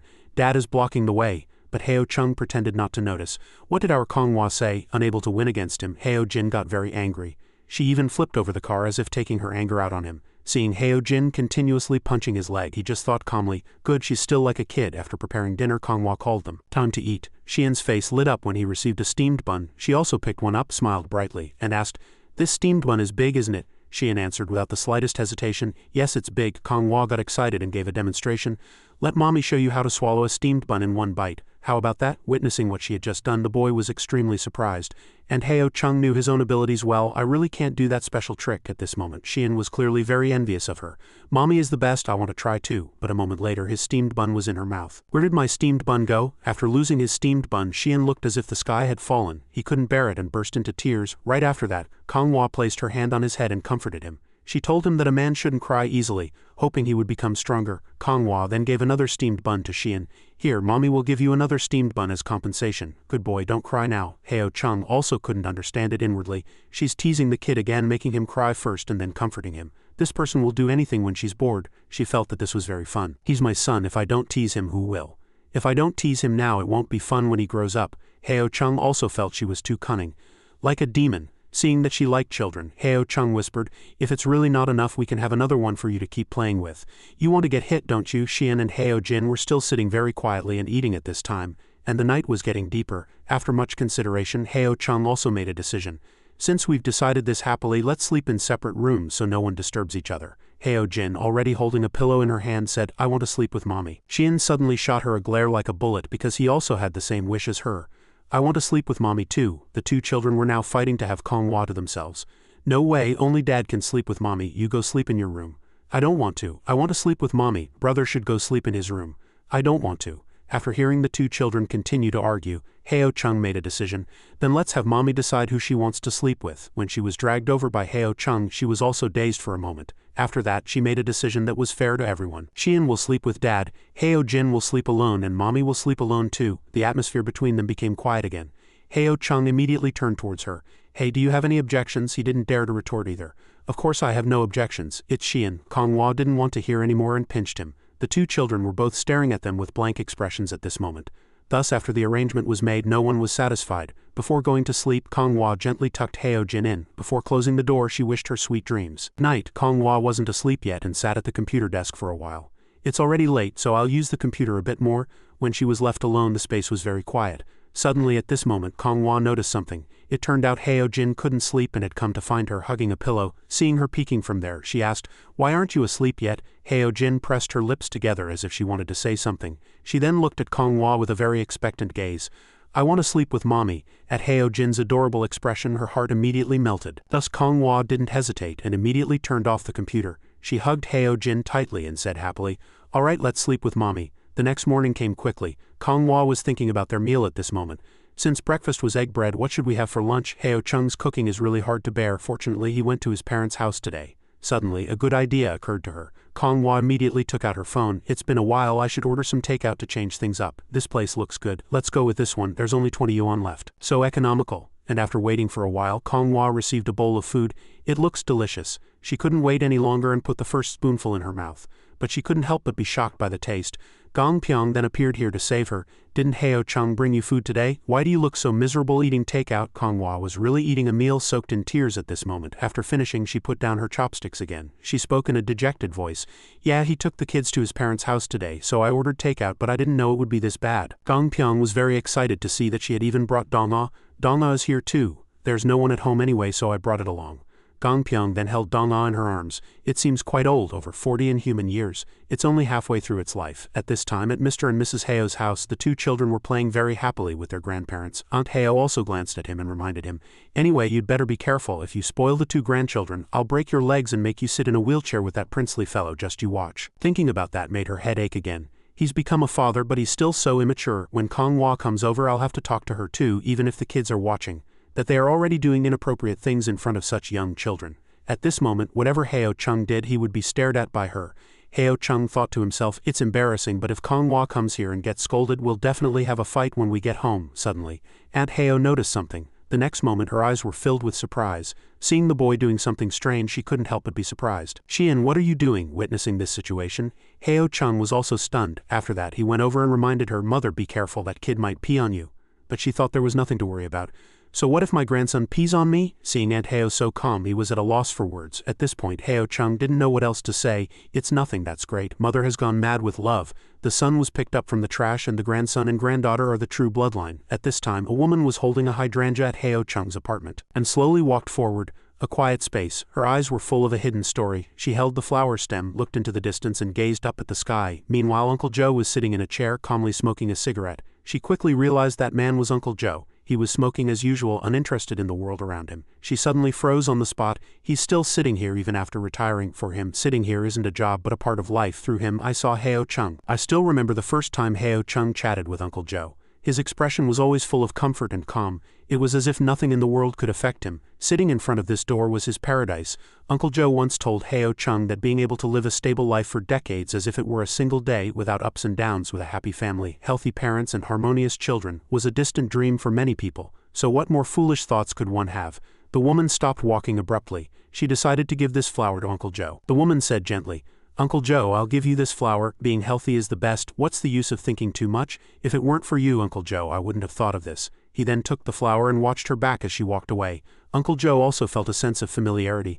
"This kid, I should take this home and give it to Grandma later." A while later, Yukhwa was also talking with Xian. The boy was very curious, blinked once and asked, "Then what about our dad? What does your uncle do?" As soon as this topic came up, the boy's eyes sparkled. Xian then bravely spoke, "He fights zombies." Hearing this, Yukhwa was also stunned for 5 seconds. He was smart enough to realize that what Xian had just said was wrong. "There are no zombies in our world. He's really like a kid, can't even brag properly." Hearing that, Xian turned to Heo Jin and asked, "Nuna, are there really no zombies?" She didn't answer and just remained silent. Faced with this situation, Xian began to tear up again. Who would have known that Jiam Hai would then ask a fatal question? "Then why do you think there are no zombies hung?" At this time, Heo Chung was also hiding in a corner observing them. Suddenly he felt someone staring at him. "Why do I suddenly feel someone's intense gaze?" When Heo Chung turned around, Yukhwa was staring at him with sparkling eyes. A while later, Sun Hai came to pick up Yukhwa. He immediately turned back and couldn't help but wonder, what mischief are those kids up to now? The two children were both playing with Dong-ah at this moment, looking very happy. Seeing that, Heo Chung also felt a bit relieved. Apparently, when these two kids learn to talk like adults, they don't like talking to us and prefer to pull Dong-ah over and whisper to it. After finishing cleaning up, Konghwa told him in advance, "Then I'll take the kids home now to cook and I'll bring it over later." Thus, the mother and two children held hands and headed home very happily. Heo Chung watched their backs from a distance and smiled unconsciously. Dong-ah appeared at this moment and rubbed against his leg. He bent down and gently stroked it. "Dong-ah, you're having a hard time too. I'm half an owner myself and I'm suffering because of this shop. Who would say we're an inseparable couple?" But in reality, Heo Chung was still very satisfied with his current life. "Welcome." Suddenly at this moment a customer came into the shop. "Hello, I'd like to buy a bouquet of roses." Hearing this, Heo Chung also understood. "Is it a gift for your girlfriend?" He was a little embarrassed to hear him hit the nail on the head. That's right. Since this was Heo Chung's job, he decided to show him a few tricks. "Then I'll teach you a trick. You'll be able to make your girlfriend happy." Welcome to Heo Chung's magic class. At this moment he showed off his magic skills again. Buying flowers and also learning magic, he was very happy. "Thank you, sir. I'll come again next time." But hearing that term, Heo Chung paused for a moment. An uncle. He didn't realize he had gotten so old. Heo Chung couldn't help but sigh at this moment. After returning from outside, Yejun sat in a chair with a tired face. Suddenly, Yukhwa approached him. Then the child couldn't hide his curiosity and whispered, "Dad, do you fight zombies?" Hearing this, Yejun was also dazed for a moment. He made up a story to go along with what the child said. After hearing Yejun say it himself, Yukhwa's thoughts completely changed. It turned out zombies really existed and there were even people who fought them. It was just that I had never seen them. But now he doesn't fight them anymore. Hearing him ask that, Yukhwa was very disappointed. Why? Yejun smiled brightly and gently stroked the child. Because I have a son now, because you have a son. Yuhua didn't understand and asked back innocently, what does that mean? Suddenly Sun Hai came in and said in a stern voice, what are you two father and son whispering about again? Xiao Hao, did you practice your writing? The child answered politely, I practiced my writing, good boy. Get ready for dinner in a little while. Yejun at this time had thought of a very fun game. When mom is drawing, dad will take you to play a round of games. That's great. Don't talk while eating and chew slowly before swallowing. This was a rule Sun Hai had set since Yuhua started learning to talk. After finishing his meal, Yuhua politely placed his chopsticks on his bowl. I'm done. Sun Hai didn't want the child to get distracted and immediately demanded, if you're done, go to your room and write. The child didn't resist at all and quickly got down from the chair. Yuhua immediately ran to his room and studied as she had told him. Yejun at this time was just submerged in silence, saying nothing. As Sun Hai also remained silent, the atmosphere became even more frightening. After finishing her meal, she quietly put down her chopsticks. At this moment, Sun Hai opened her mouth and broke the quiet atmosphere. Sister Kong Hua opened a shop and her business is doing well, so I want to open one too. I can also teach Xiao Hao about different kinds of flowers. Hearing this, Yejun was very surprised. Ha, he couldn't understand. You're already participating there, aren't you? Isn't earning a little pocket money enough? Their business is doing well, but if you open one, you'll go bankrupt. Hearing that, Sun Hai slammed the table. Why would I go bankrupt if I open one? You're not suited for that kind of work. Sun Hai still tried to explain her potential. Are you a fortune teller? When they opened it, you said they would definitely succeed. I just thought about it and you're already adamantly saying I'm not suited for it. What's so hard about opening a flower shop? I know how to display those flowers too. But Yejun didn't want to invest in her. If you want to open it, use your own money. I'm telling you in advance, don't come crying to me later if you lose money. She stood up and argued. You're my husband. If I don't turn to you, who do I turn to? But he was still firm. I told you you're not suited for that work. If you wanted to open something like a supplementary art class, I would fully support you. You just want to do whatever you think of. Do you think business is that easy? I wouldn't even object if you said you were preparing a small flower bed for your son. Hearing that, Sun Hai's face darkened. You trust your friends that much? If he said he was borrowing money from you to start a business, you'd run over and give him the money, right? Yejun affirmed without hesitation. Of course, that goes without saying. Cheng Zi and I have known each other for decades, much longer than you. You say that so proudly. At this moment, he also stood up and pointed out the difference. Just one thing, those people have never complained. Remember, not even once. Time flew by like an arrow, and it was time for the two children to enter elementary school. In September, on the day the two siblings entered kindergarten, Heo Chung couldn't believe everything was going so smoothly. He thought the two children would cry and throw a tantrum, refusing to go, but he didn't expect them to be so excited. In his pocket was a thin piece of clothing easy to change into when they sweat, and he packed another pair of pants just in case the two fools peed themselves. On the first day of school for the two children, his accompaniment was naturally indispensable. Heo Chung held one child in each hand and took them for their first day of enrollment. The two children were much more cooperative and happy to go to school than he had expected. Many children are curious about school at first, but after a few days they start to dislike it. I don't know if our two kids will look forward to going to school to play with their friends. At this time, the three of them passed by Kong Hua's flower shop. She gently bent down to greet the children. Come on, a kiss for mom. Both children went into her arms for a kiss. Heo Chung also wanted a kiss. Want one too? Go away. Before the children officially went to school, she reminded them. You have to listen to the teacher at school, okay? At this moment, her lovely children would be experiencing a modern school on her behalf. I've never experienced kindergarten either. I want to take the children to have a look, but I don't know the procedures well, so it's better to leave it to Heo Chung. It's his first time too, but for some reason, I feel at ease. A moment later, the three of them arrived. Heo Chung entrusted the two children to the teacher and waved goodbye. Seeing that the children weren't throwing a tantrum and were well behaved, he also thought. Perhaps it's because Kong Hua gave birth to smart children from a young age. The two siblings never screamed and ran around like other 3-year-olds, making him chase them at mealtime or fighting. A few months ago, the two siblings even learned to eat with a spoon by themselves. Xian learned a little faster than his older sister. In short, they're not very quiet, but they're not too mischievous either. Thinking about it carefully, it's probably because of the family environment. If the adults at home usually talk loudly, laugh and argue, it will naturally affect the children. Suddenly, at this moment, a familiar figure appeared behind him. You're finally here. I was almost late. It turned out that person was Jin Ho, who was taking his daughter to school. Jin Xiao was very polite and greeted Heo Chung as soon as she saw him. Hello, Uncle Heo. Hello, Xiao Xiao. Jin Ho's daughter also attended this kindergarten. Now that both husband and wife were busy after looking around, they finally chose the same school as Heo Chung's family. Anyway, it was reliable. This was a shared perception between Jin Ho and Wang Yejun. The parents didn't leave immediately after dropping off the children. Both Heo Chung and Jin Ho stayed to watch how the children were doing. Look there, the three of them are hanging out together? Nonsense. The three of them already knew each other. After thinking it over, Jin Ho also felt it wasn't so bad. At least he didn't have to worry about his daughter playing alone in a corner with no one paying attention to her. Suddenly his eyes sparkled. I heard that kindergartens force you to do a lot of things, do this, do that, and sometimes you have to do things like cleaning. If something like that comes up, can you do it for me? Hearing this, Heo Chung was a little annoyed. Why don't you do it for me? Jinho's mind worked very quickly as he explained. Your family has 2 kids, so you'll definitely have to come then, and since you're already here, it's easy to do my part too. He hadn't expected this situation either, but he couldn't refute it. But can you even do this for someone else? It's the first day of school and you're already thinking of slacking off. Suddenly, at this moment, Heo Chung thought of something. I have a good idea. What is it? At this time, Heo Chung was passing by a durian stall. The delicious durian was on sale. Of course, Heo Chung couldn't miss it and made a decision right away. I have to buy one and eat it secretly. After returning home, the first thing he did was pick up a sword. Heo Chung still worked hard practicing martial arts with the goal of defeating her. The clock at this time showed past 2 p.m. and he hadn't forgotten that he had to pick up the children from kindergarten. It's already this late, I have to go pick up the kids. At this time, Xian and Heo Jin had made a new friend. Heo me and Xian, it's time to go home. Before leaving, Xian happily waved to that child. See you next time. That child smiled from a distance and waved back while taking Heo Jin back. Heo Chung was also very curious and asked, how many friends did you make today? But the name that child was about to say was not unfamiliar at all. Jin Xiao. Hearing this, he couldn't help but be surprised. Didn't you already know each other from a long time ago? I got to know her again today. In that instant, Heo Chung was reminded of the old Konghua. Communicating with Konghua for the first time was just as difficult. On the way back with the children, they met Konghua. Xian immediately ran into her arms.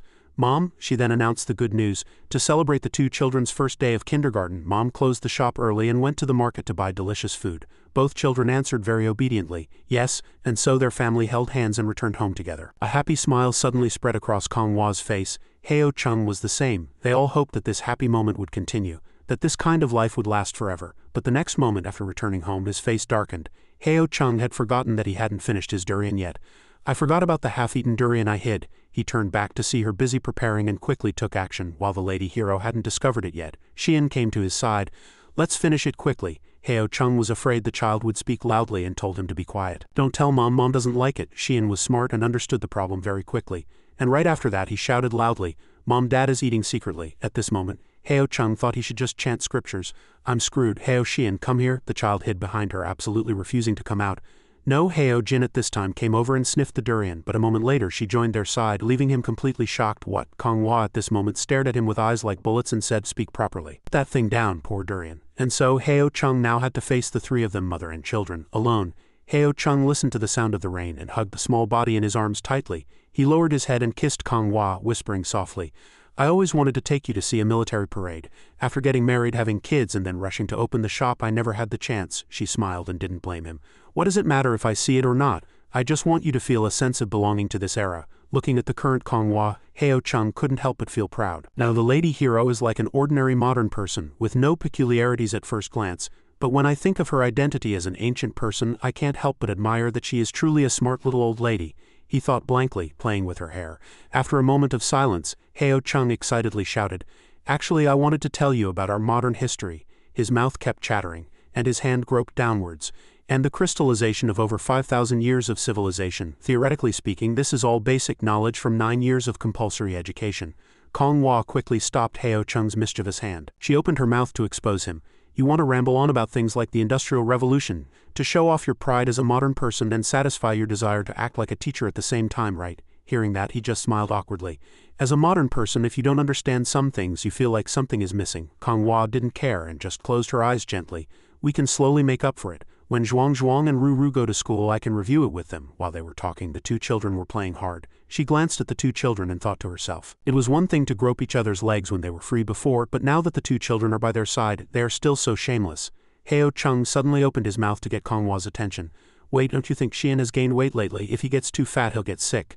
Or we could. The playing child heard this, and his face turned pale with fright, starting to have bad thoughts. Could it be that Dad isn't hunting anymore and wants to roast me instead? Seeing the child so scared, Konghua hit him. How old are you, teasing a child? She stood up. She said to the 2 children, Come on, you 2, come take a nap with Mom. Yes. Konghua held the 2 children tightly in her arms and gently patted them. She suddenly noticed Heo Chung's appearance. Seeing him sitting there idly playing, she got annoyed. This person is fiddling with straw sandals in broad daylight. Heo Chung seemed to feel a murderous gaze, turned his head to glance at her, and then turned his head back in a sulk. This made Konghua even angrier. It's raining today, so it's not convenient to practice on the balcony. I'll have to think of a reason to beat him up later. A moment later, the 2 children also got up to eat. The child calmly put the food in his mouth. The child looked up and was startled to see Heo Chung's gaze. After observing for a moment, he said quietly to Kong Hua, "Heo Jin is a bit of a picky eater, this won't do." Or we could. As soon as he finished speaking, the two of them turned around at the same time and stared fixedly. The two children were scared and immediately chewed and swallowed. "Dad wants to eat me." Seeing his child so obedient, he couldn't help but be proud. "Fortunately, I've shown the kids quite a few videos about the Hua brothers, so they're much more behaved now. It looks like I can let the kids sleep in separate rooms today." Without any intention of fighting with the lady hero for themselves, Heo Chung savored the food, imagining that he and the little old lady were the true love, so why should he have to give up his wife for these two little kids? The lady hero is soft and fragrant, who wouldn't like her? A moment later, evening arrived, and he looked at the two children seriously. Heo Chung opened his mouth and ordered the children, "You two are sleeping alone today, no crying or tantrums." He then threatened the children. Otherwise, before he could finish, the two small bodies began to tremble. "It's working." After finishing his work, closed the door to the children's room, and casually returned to his own room. There, Kong Hua was already waiting in sexy pajamas. Seeing Heo Chung return, she gave him a provocative look. As soon as he saw that, he was mesmerized. Heo Chung immediately pounced on Kong Hua like a hungry wolf.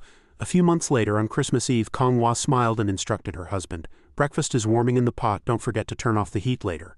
Seeing that she was about to leave, Heo Chung acted cute and said, "Or you could lie down a little longer and I'll drive you later." But Kong Hua firmly refused. "What do you mean, lie in longer? Customers will be flocking in soon. On Christmas we have to open the shop early. There are some flowers that need to be arranged and displayed in advance. I'll have to ask Pyong to help if I'm going to make it on time." Hearing that, Heo Chung couldn't help but feel sad. He always hated opening the shop around this time of year. Even wanting to hug his wife and laze around under the covers in winter was a luxurious wish. Without one person in the warm bed, it was no longer as warm, but he could only lie there alone. After lying there for a moment, Heo Chung decided to wake the children. "It's 8 o'clock, time to get up." Seeing Heo Jin come out alone, he asked curiously, "Why are you out by yourself? Where's Xian? Is he still sleeping?" Heo Chung opened the door and looked inside. Xian was startled to see him. He stood by the bed and observed the child with one glance. Heo Chung knew exactly what had happened. "If you wet the bed, get up already. Dad will dry it for you, or are you planning to stay under the covers until it dries?" Hearing that, Xian retorted in embarrassment, I didn't wet the bed." Without another word, he immediately lifted the child's blanket. A dark puddle was revealed right there. Heo Chung asked in a stern voice, "Then what's this?" The boy just smiled sheepishly and stammered, That's my drool. I dreamt of eating pig's feet last night." Hearing that, he finally spoke in a teasing tone, "You were looking for a bathroom while eating pig's feet and couldn't find one in the end, right?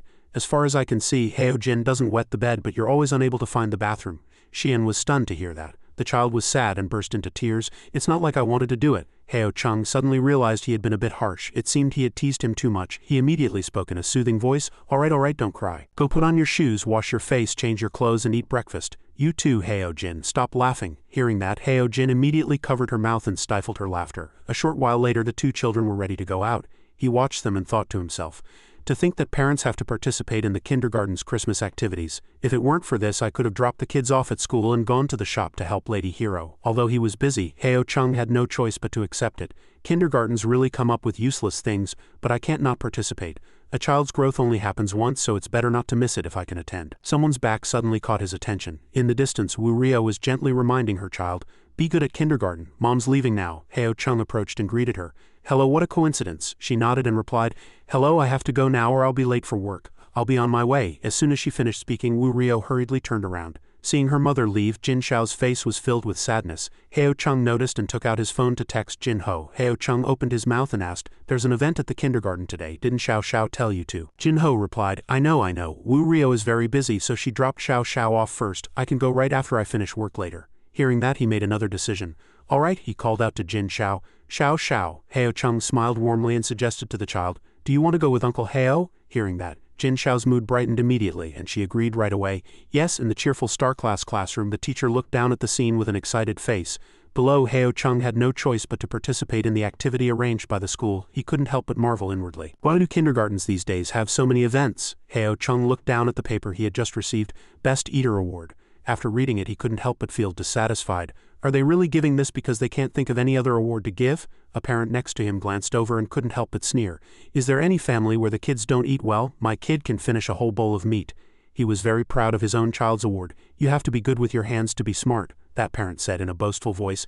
My kid received the Best Dexterity Award, isn't that amazing? Although Heo Chung was jealous, he forced himself to calm down. The Best Eater Award is much better than the Best Dexterity Award. What's the use of making all sorts of things when you're young? Being healthy and not being a picky eater is the best, you know. Just then, the teacher suddenly opened her mouth and announced, "It's common for children to be picky eaters. Let's invite this parent to share some of his thoughts on raising children." As soon as she finished speaking, the spotlight shone on Heo Chung. This made him freeze. "Me?" The teacher smiled and said again, "Yes, the parent of Heo Jin and Heo Xian." Mentioning those two names, the teacher was very satisfied. 9 out of 10 children are picky eaters. Only the Heo siblings eat their meals quietly, don't leave any food behind, and have a balanced diet.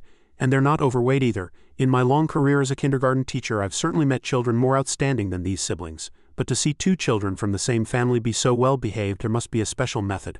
As soon as the teacher finished speaking, all eyes turned to Heo Chung. This made him feel immense pressure. A moment later, Heo Chung came to his senses. He stood up confidently and announced, "My method is to lead by example." Heo Chung shared his secret with them. "My wife and I are not picky eaters at all. That's why the 2 children follow our example. It's probably genetic." As soon as he finished speaking, the entire room fell silent. But Heo Chung still didn't notice anything and continued to boast, "Usually my wife has to eat 3 bowls of rice to feel full." The children who had just heard him were impressed, but when he uttered the last sentence, they immediately looked at him differently. "So the whole family is a bunch of gluttons." Meanwhile, at Kong Hua's shop, she was watering a tree when she suddenly sneezed. Gong Pyong saw it and asked, "Did you catch a cold?" As if she had a sixth sense, Kong Hua said in a suspicious voice, "No way, I'm very healthy. Someone must be bad-mouthing me. It must be Heo Chung," she thought to herself. "I've never once caught a cold. I'm much healthier than Heo Chung. That guy Heo Chung catches a cold once a year, and every time he has a bucket full of snot, filling the trash can with used tissues." While she was lost in thought, Gong Pyong slapped her butt. "See, you're very healthy." Kong Hua was startled, turned around and grumbled, "Where are you touching?" Hearing that, she complained loudly, "Why can Heo Chung touch it but I can't?" At these words, Kong Hua's face turned beet red and she made an excuse. "He can't touch it either. What are you comparing?" After hearing that, Gong Pyong moved closer again.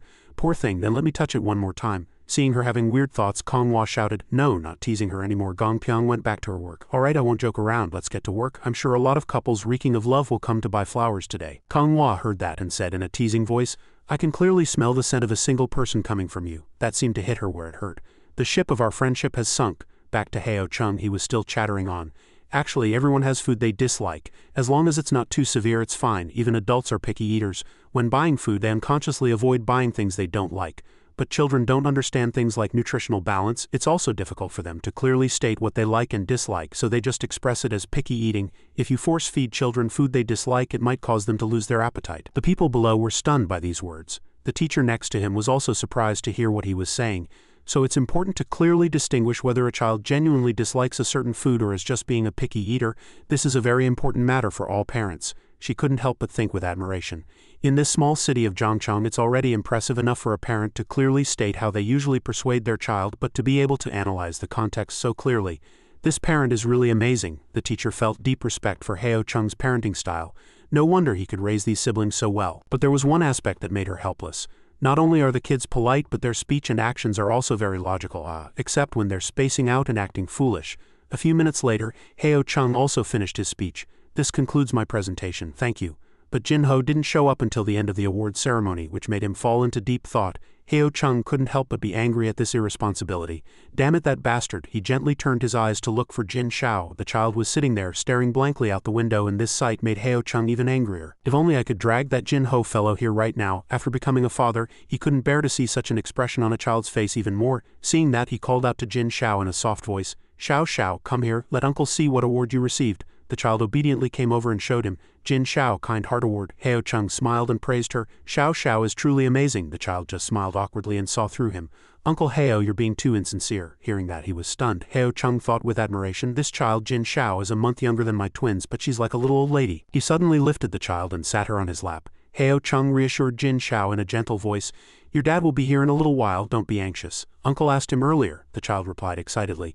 "Yes, I believe in my dad." He continued to ask about the situation. "Is your mom usually very busy too?" Jin Shao answered honestly.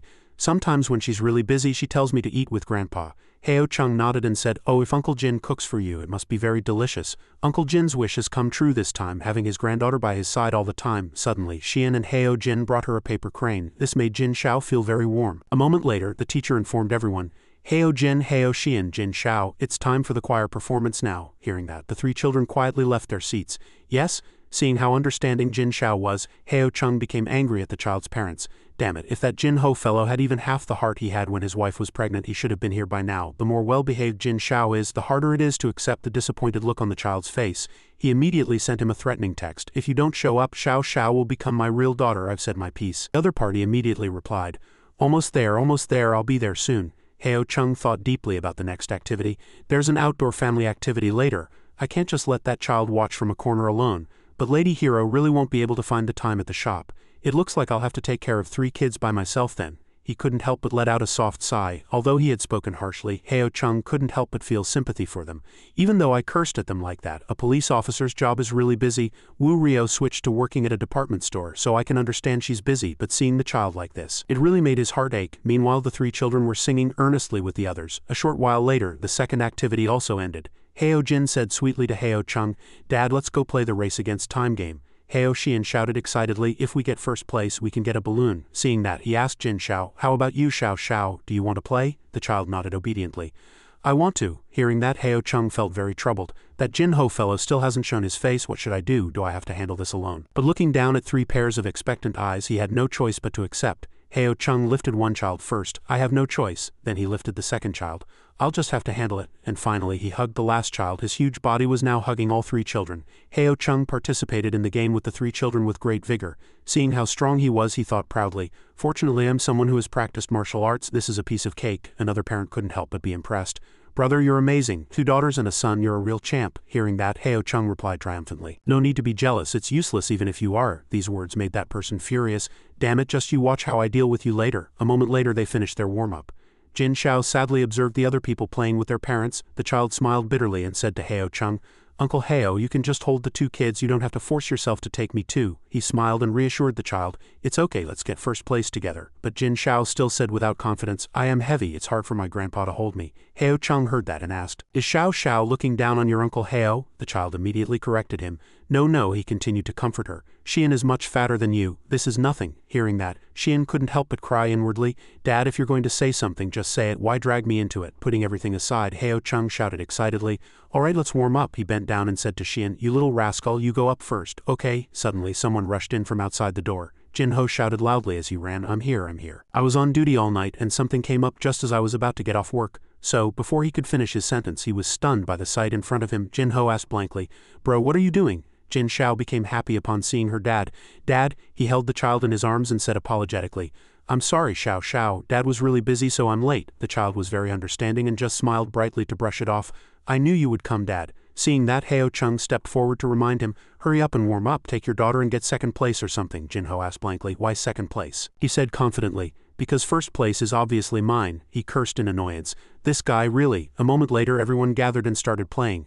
A parent said cheerfully, "Competition is secondary. Having fun is what matters most." The others heard and agreed. "That's right, competition is secondary. What's important is having fun, right? Let's have fun." Seeing them compete so wholesomely, Heo Chung felt guilty.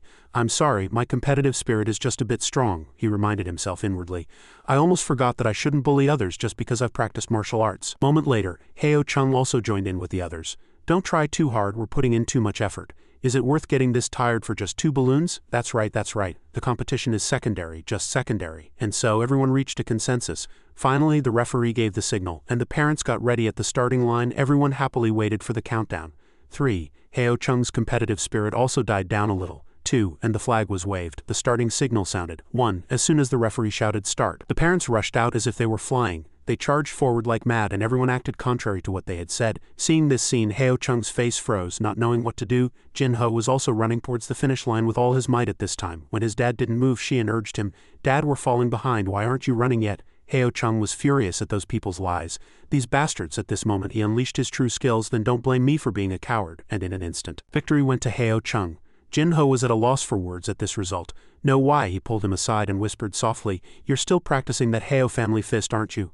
Heo Chung boasted triumphantly, "I've never fallen from the stakes. I practice my fist techniques twice a day and my mind is clear and refreshed." Hearing that, Jin Ho pleaded, "Teach me too." He flatly refused. "You can't. I'm a once-in-a-million martial arts genius, that's why I can learn it. Besides, this is a secret technique of our Heo family, passed down to only one successor per generation. It's only possible if you take me as your adoptive father." Hearing that, Jin Ho got angry and cursed, "You bastard." Jin Xiao suddenly asked him, "Dad, kindergarten ends early today, can't we go to the zoo?" Hearing his daughter's request to go to the zoo, Jin Ho then asked Heo Chung, "Hey, wanna go?" But he was busy with work so he had no choice but to refuse. "It's almost Christmas so the flower shop is very busy these days. I have to go help my wife." Heo Chung bent down and happily promised Jin Xiao, "Uncle is busy today and can't go. Shall we go to the zoo together next time? Let's make a pinky promise." The child also happily held out her hand. Jin Xiao quietly made a pinky promise with him. Yes. After it was all over, Heo Chung advised his friend, you too, you worked all night and then rushed over here. Go home and get some rest now. Hearing that, Jin Ho also agreed. That's true. Another year has gone by, and the two families said their goodbyes and parted ways. At the shop, Kong Hua finally finished making a bouquet and she looked at her creation very proudly. Kong Hua calculated inwardly. Christmas is a Western holiday, and if there's anything to celebrate, it's definitely making a lot of money. Although she was that busy, she constantly felt a sense of joy. It's busy and tiring, but sales are several times higher than usual, so you could call it pleasure and hardship. Besides, the pleasure is much greater than the hardship. What was it again? Kong Hua glanced at Gong Pyong while moving things. Pyong is single and hates seeing other couples being all lovey-dovey, so taking this chance to make some money off those couples is the best. After thinking for a moment, she also continued with her work. At that moment, Xian and Heo Jin returned. The two children ran over happily. Mom, the kids are here. Gong Pyong heard them and came out to greet the children. Oh my, the little ones are all here. Seeing the awards in the children's hands, she said excitedly, you both got awards? Gong Pyong smiled brightly and added, show this Uni what kind of award it is. Hearing the title she used for herself, Heo Chung couldn't help but feel helpless. This woman is hopeless, deliberately lowering her generation to call herself Uni. Hearing the praise, Xian showed off even more proudly. Auntie, we got the Best Eater award. Hearing him call her auntie, Gong Pyong's expression became a little awkward. The Rice Bucket Award, huh? Seeing her teasing him, Xian retorted loudly, it's not the Rice Bucket Award, it's the Best Eater Award. Gong Pyong paid him no mind and continued to tease. It's still a rice bucket. The child felt wronged and shouted, auntie. But at that title she emitted a terrifying aura. Seeing that, Xian quickly corrected himself. Uni. Gong Pyong's mood immediately brightened again. The Best Eater Award is really amazing, she thought with satisfaction. This kid knows how to read the room. The little ones are still very cute. After talking their fill, the two children decided to leave. Let's go, we're not talking to this auntie anymore. Seeing the children act like that, Gong Pyong couldn't hold back her anger. Didn't you teach them that? I'm not playing the fake auntie. Suddenly, Kong Hua's shout came from inside. You two, come here and help a bit. The two continued to bicker as they went inside. Eldest niece, let's go in. I address them differently. Kong Hua and I are sisters. Zhuang and Ru call me Uni. Don't you call me whatever you want. A moment later, they also finished their work. Kong Hua lifted her head and looked up at the snowy sky. It's already 10 o'clock. After closing all the doors, Heo Chung came over and helped her by holding the child. Only when the mountains crumble and the heavens fall will I part from you. Life is both too short and too long. After 3, 5, or even 10 years by someone's side, the initial intense feelings will gradually fade. Even the nervousness of holding hands for the first time will become as mundane as the left hand holding the right. The two walked that path together, talking about what had happened that day. Xian is unusually quiet today. Seeing him help his younger sibling hold the flowers and wait for Mom, you can tell what kind of trouble he caused this morning. After laughing and talking, the two fell into silence together, enjoying the moment. Heo Chung glanced at his wife. In the old days we would be linking arms and pushing each other around by now. Seeing Kong Hua's appearance, he couldn't help but smile. Time really waits for no one. The tumultuous emotions gradually subsided. It would be more accurate to call them family rather than lovers. It wasn't that there was no love, but that it had transformed into another more intimate relationship. Beyond blood ties, they were the two closest people in this world. Looking back from her current position, she discovered that this man named Heo Chung was actually someone who didn't want to live carelessly. 2 years ago, on a winter night like this, he must have already thought about today. To see all the world's prosperity with her and finally return to an ordinary life. While Heo Chung was lost in thought, Kong Hua suddenly asked, do you want to kiss me? Seeing him dazed, she immediately hardened her face. You don't? Heo Chung immediately answered, of course I do. The two shared a passionate kiss under the heavily falling snow, and a moment later they let go of each other. Kong Hua said shyly, oh my heart is pounding. Hearing that, he was dumbfounded. How old is this woman still acting like that? He smiled and teased, pounding my foot were very pure. An old memory suddenly popped into Heo Chung's mind. As if she had suddenly returned to her girlhood. If she wasn't holding a child, she would definitely be pestering him for a piggyback ride home. Hearing that, Kong Hua smiled and replied, of course I, Kong Hua, have nothing to be ashamed of. The two of them returned home together like that, cutting through the snowy sky. A moment later they also arrived home safely. While taking off his shoes, Heo Chung suddenly remembered something and rushed outside in a hurry. The blankets are still hanging outside. Hearing that, Kong Hua glanced at Xian. The child was extremely scared by the aura she was emitting. Seeing her son about to run away, Kong Hua quickly pulled him back. She urged Xian in a soft voice, you have to wash up quickly and go to sleep later, okay? Seeing his mother being so gentle, the child didn't know what to do. Mom isn't scolding me. Kong Hua smiled gently and reminded Xian, don't wet the new blanket today. But this smile actually gave the child goosebumps. When the child said nothing, she continued to ask, you won't wet the bed anymore, right? Xian couldn't help but tremble and stammered, please just let me keep using the old blanket. Kong Hua moved closer to the child little by little. My dear, she smiled and emphasized each word, you just have to not wet the bed. Xian said with a wrong tone, I really can't control this. As he was saying this, the child suddenly thought of something. Xian immediately spoke his mind. All right, I use Dad's balloon, I won't wet the bed. Hearing that, Konghua immediately froze. Before the child could say more, she quickly covered his mouth. It was the box of condoms in her pocket. Konghua reminded the child in a stern voice, "What do you mean, balloon? Hurry up and take off your coat and go wash up." "Yes." Heo Chung finished his work and returned to the room. "I finally dealt with the blankets, thankfully not much snow piled up." But seeing Konghua's face full of killing intent, he was immediately flustered. Heo Chung quickly spoke in a soothing voice, "It's very normal for a child to wet the bed. Just have him pee once before sleeping, don't be so angry." Before he could finish speaking, Konghua suddenly grabbed Heo Chung's hand. He was bewildered and didn't know what was happening. She smiled gently and growled, "I have something to discuss with you." Seeing Konghua's attitude, he immediately became scared. "Your son made you angry. Why are you coming to me? If you disturb my sleep in the middle of the night, it won't look good to others." No matter what Heo Chung said, she didn't care. "Then bear with it a bit and don't scream." As soon as the words were out, his scream echoed. "I'll be gentle, not there." Seeing his older sister secretly watching, Xian asked curiously, "Nuna, what are you watching?" The two quickly left the place, leaving their parents some space. At this time, Heo Chung was getting a good beating from Konghua. Having been beaten so unfairly, he couldn't hold back his anger. That kid Xian must have said something again. Konghua sat next to him and teased, "Your skills have improved lately. Keep it up. In a few more decades, you might be able to beat me." Hearing that, Heo Chung replied sadly, "Don't be so smug." He suddenly jumped up. Heo Chung approached their wardrobe. She saw that and asked curiously, "What are you looking for?" He gave a sly, wicked smile. Heo Chung took out a Santa hat. This, Konghua still didn't understand what he meant. She suddenly recalled an old memory and her face quickly turned red. Seeing that reaction, Heo Chung said with satisfaction, "So you still remember this? I was worried you might have forgotten." Konghua flatly refused. "Dream on," but he still decided not to give up on this. "Just put on the hat quietly, it's time to sleep now." As Heo Chung approached step by step, she retreated step by step. A moment later it was morning. Konghua walked out confidently. Xian and Heo Jin stared in great confusion as their mother left. The child suddenly turned his head to look back. Heo Jin asked calmly, "Dad, did Mom beat you up again last night?" Hearing that, Heo Chung immediately retorted, "Beat me up? How can you call what happens between Mom and Dad getting beaten up? Remember, both your mom and dad are martial artists. Sparring is a common thing among martial artists." Hearing that, Xian couldn't hold back his laughter. The entire space was submerged in silence. Heo Chung spoke to the child in a threatening voice.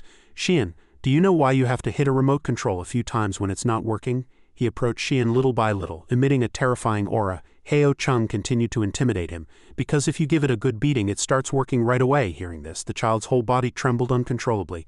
"Now Xian knows why, right?" Xian replied in fear. "I know, smart boy." The sound of a countdown echoed throughout the space. 3, 2, 1. The Heo Chung family smiled and looked at the camera, because taking a happy family photo to welcome the new year was an annual tradition. After they finished, Xian and Heo Jin happily went into the living room. The child looked at the phone with great interest. Mom had said there were a lot of pictures to see and hear. Xian asked curiously, "Are there a lot of pictures of us?" Hearing that, Heo Jin scolded him, "You idiot, we weren't even born back then." As soon as the child saw Konghua's picture, he shouted excitedly, "Well, it's Mom," and flipping one more, Dongna appeared.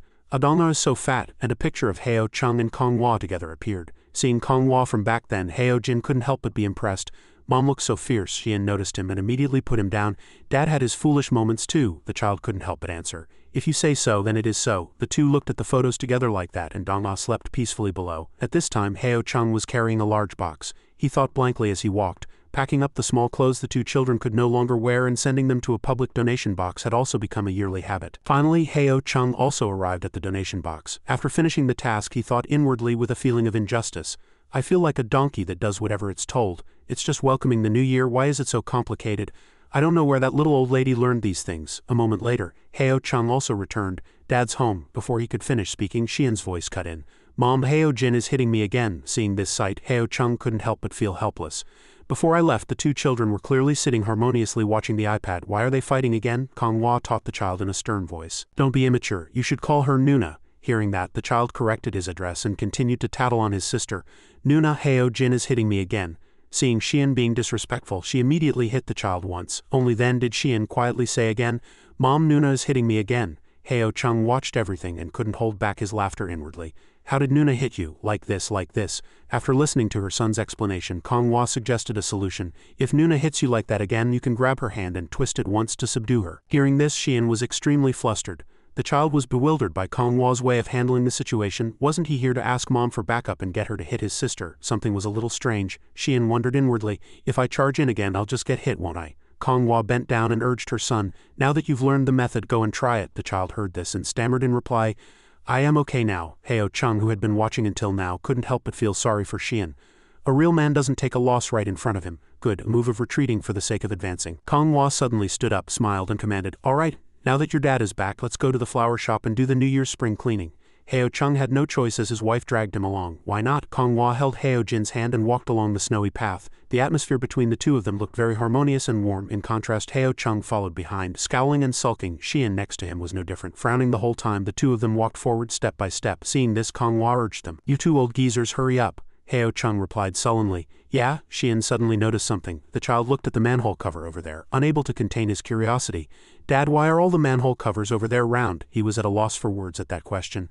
This is a dumb question that even the lady hero has never asked. Seeing Xian's expectant face, Heo Chung wondered inwardly, who in the world does this kid take after? Are all kids this foolish? He smiled and answered the child. "It's to prevent someone from asking why they're square." Xian was dazed after hearing that. The child was speechless and said no more. Hearing that, Kong Hwa turned around and scolded him. "You were teasing the kid again, weren't you?"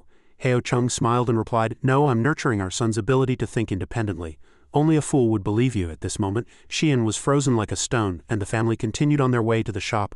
Uncle Joe saw the familiar figures from a distance and smiled. "Oh, you're back?" Heo Chung and his small family approached and greeted him. "Of course, it's almost the new year." Heo Jin and Xian said politely, "Hello, Uncle Joe." Uncle Joe came over and patted the two children's heads. "Good kids." Heo Chung explained why he was here. "Rather than coming back, we're here to clean up the old house since we don't live here often anyway." Hearing that, he also nodded and replied, "Go on then, even a house you don't live in should be clean. This is what they call good fortune feng shui." Right. Heo Chung put Xian down and instructed the three of them, "Go on ahead with Mom and be good," and so she left.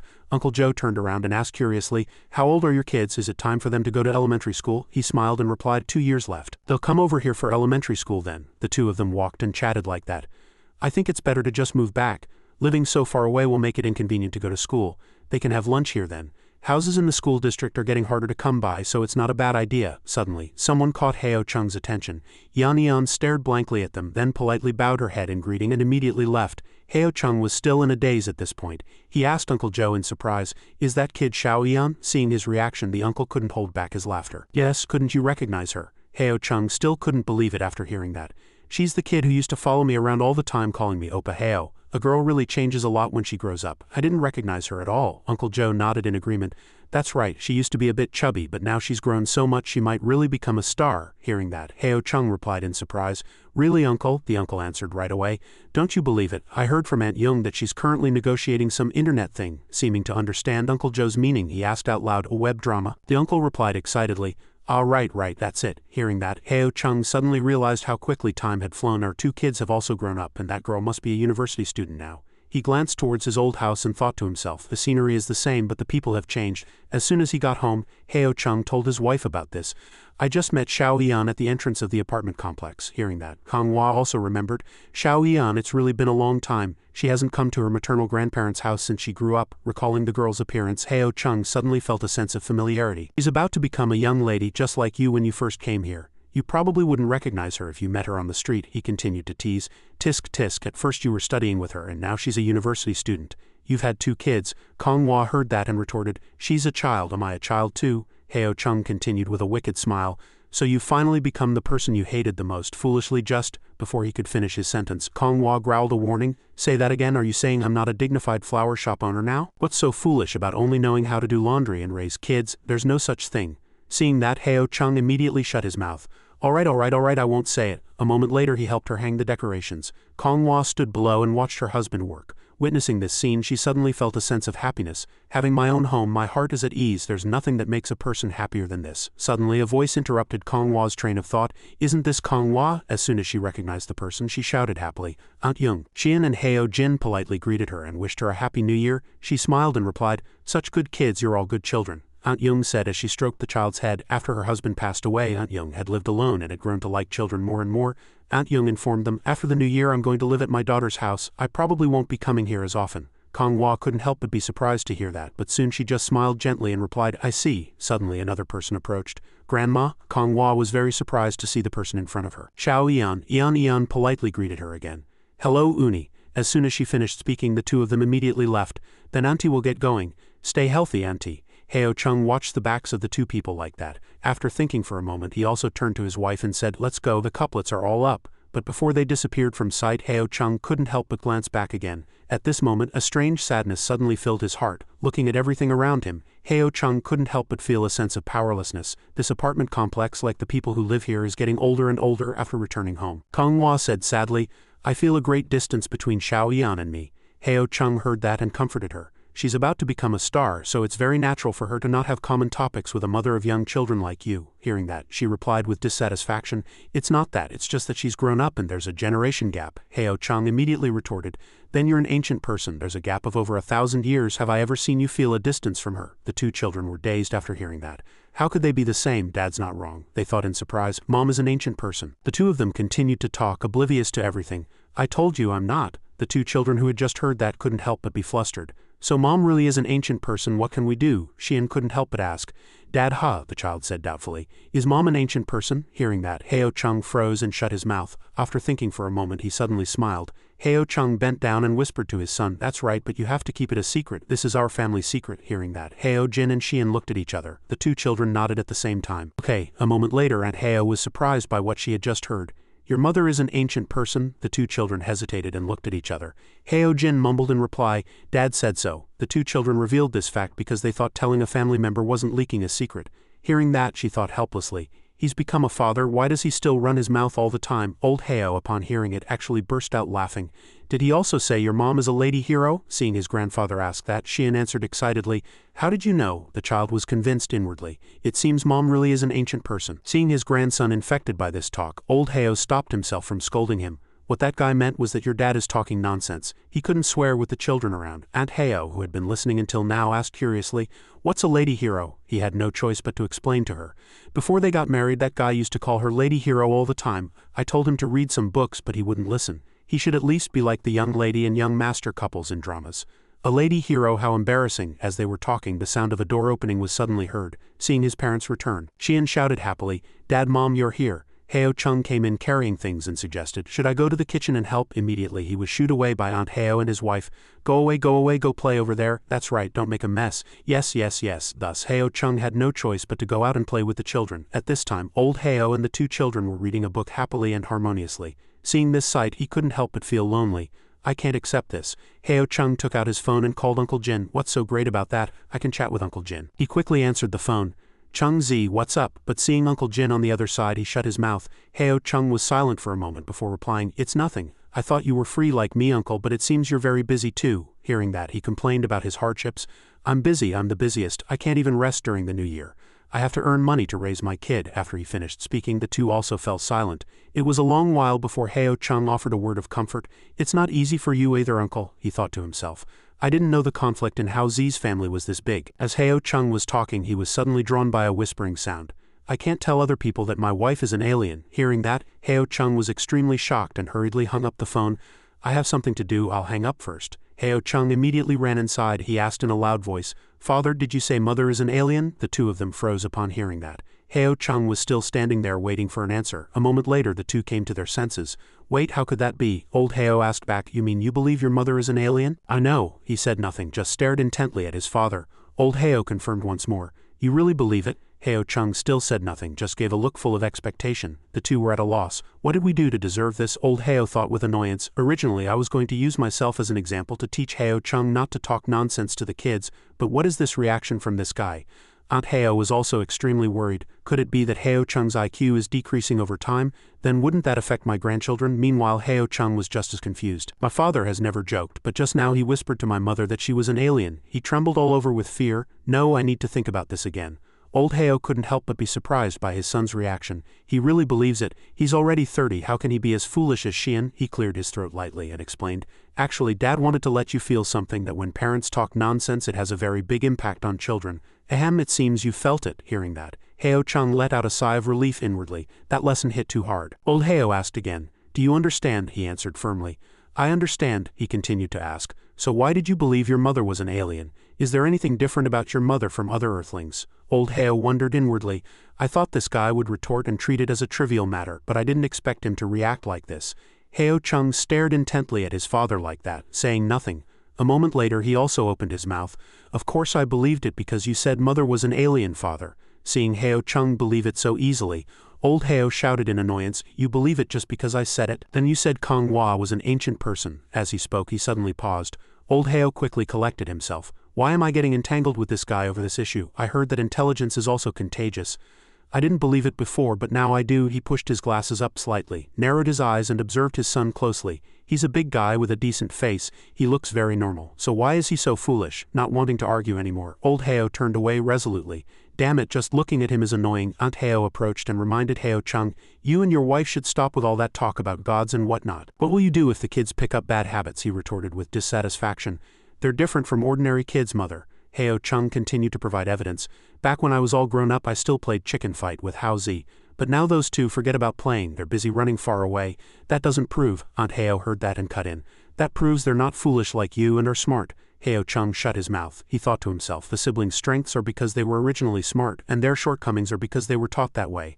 My strengths are because I was taught that way, and my strengths are because my parents taught me that way, and my shortcomings are because I was originally foolish, so what more is there to say? Old Heo suddenly shouted, Heo-chung, come here. Aunt Heo heard that and urged him. Hurry up and go, your father is calling you. I'm coming. Heo-chung opened the door, went in and said with a puzzled expression, What is it, father? He ordered in a stern voice. Sit down and talk. Old Heo observed him and fell into deep thought. This guy is very clever. If he's foolish, how many smart people are left in this world? But why would a guy like this react so strongly to a single word I said, as if he really believes aliens exist? That's not logical at all. As soon as he sat down, Old Heo said bluntly, There's something wrong with you. Heo-chung immediately retorted, I'm perfectly normal. He shook his head and denied it.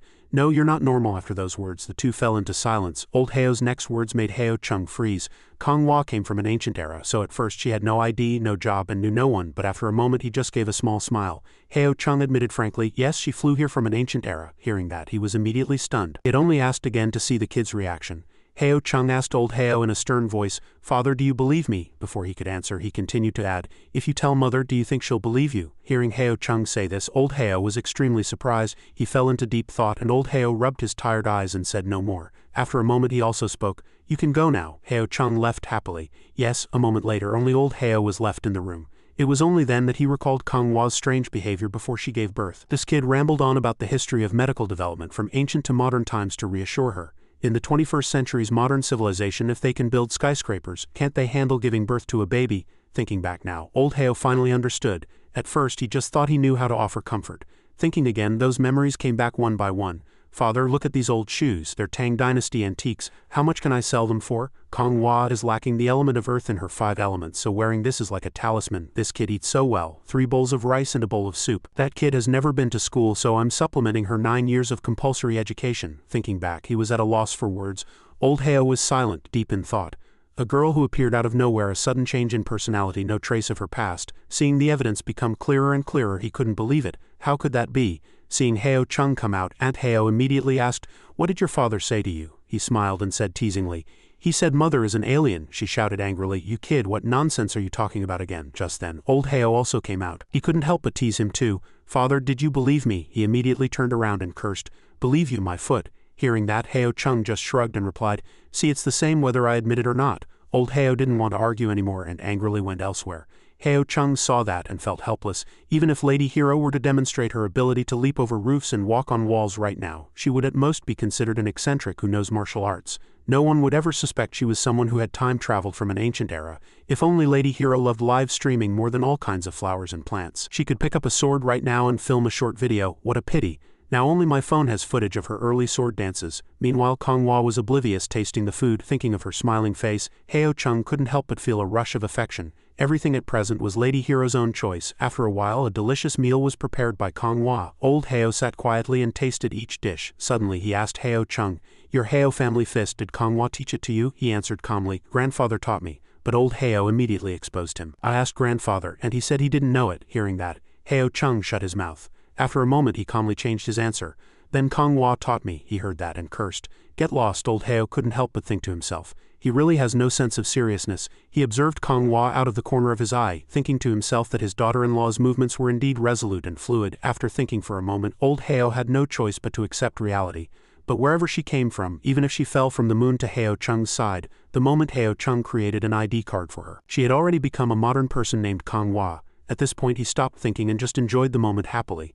And in the blink of an eye another year passed. On the 8th day of the first lunar month at the zoo, Ya-jun was strolling with his wife and son. Just then, Heo-chung's family also arrived. Seeing the familiar figure, Heo-jin shouted, Uncle Jin is here. Seeing him, she called out to Jin-ho. Jin-ho ran over carrying his child. Wu-ryo is busy and couldn't come, so it's just me. Hearing that, Heo-chung couldn't help but sigh. When work is busy there's really nothing you can do. Jin-ho saw Ya-jun and teased him. Where's your wheelchair? He just smiled awkwardly and dodged. Next time I'll ride it next time. Seeing everyone gathered, Heo-chung spoke. Alright, everyone's here, let's go in. But seeing the festival-like crowd, he froze. But since it was a rare opportunity, Heo-chung had no choice but to endure it. During holidays, it's actually not suitable to come out to play because there are too many people. The experience is definitely not good and it's not as relaxed as usual. But since not everyone is a freelancer, opportunities to gather like this are rare, so if you want this atmosphere you have to be willing to give up a few things. He glanced at his wife, even more determined in his heart. Besides, this was Lady Hero's first time at a zoo and the flower shop was left in Gongpyeong's care for a day. At this moment Xian shouted excitedly, "Wow, a big water buffalo!" In front of the child was a large water buffalo with long horns. Xian pointed excitedly. The balls are huge." Heo-chung and Heo-jin couldn't help but give the child a strange look. Xian still didn't care and continued to think. If he pees it's going to be the end of the world. Hearing that, he was speechless. This kid is beyond saving, and they quickly moved to the tiger enclosure. A big tiger. Konghwa bent down and asked the children, "Do you two want to go buy cotton candy with Mom?" The two children shouted happily. "Yes." Hearing that, Sun Hai called out to the other two children, "Then let's go together." And so they held hands and went to buy cotton candy together. Now only 3 idle middle-aged men were left. Ya-jun suddenly spoke and asked him, "Hey, can you really beat a tiger with that Heo family fist of yours?" Heo-chung answered calmly, "I don't know if I can beat it, but I can definitely feed it until it's full." Hearing that, Jin-ho suggested a method.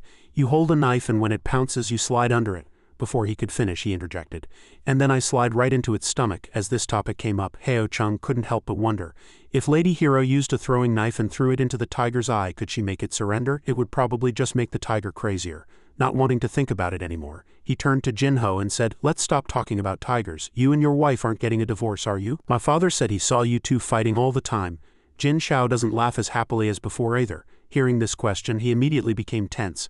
After thinking for a moment, Jin-ho said sadly, "Definitely not a divorce, just some problems." Seeing his friend in a difficult situation, Ya-jun suggested, "If you need help, just give me a call. If the conflict is because you're too busy to take care of the kid, tell your wife to try working at Konghwa's flower shop. It's better to open her own shop then. It's common to go to work early in the morning and come back late at night after working overtime. If you want, I'll tell Sun Hai to back out. You guys can do it all." Heo-chung, who was next to him, also suggested, "No need to back out, just invest more. They're extremely busy during holidays and weekends too." After he finished speaking, he fell into silent thought.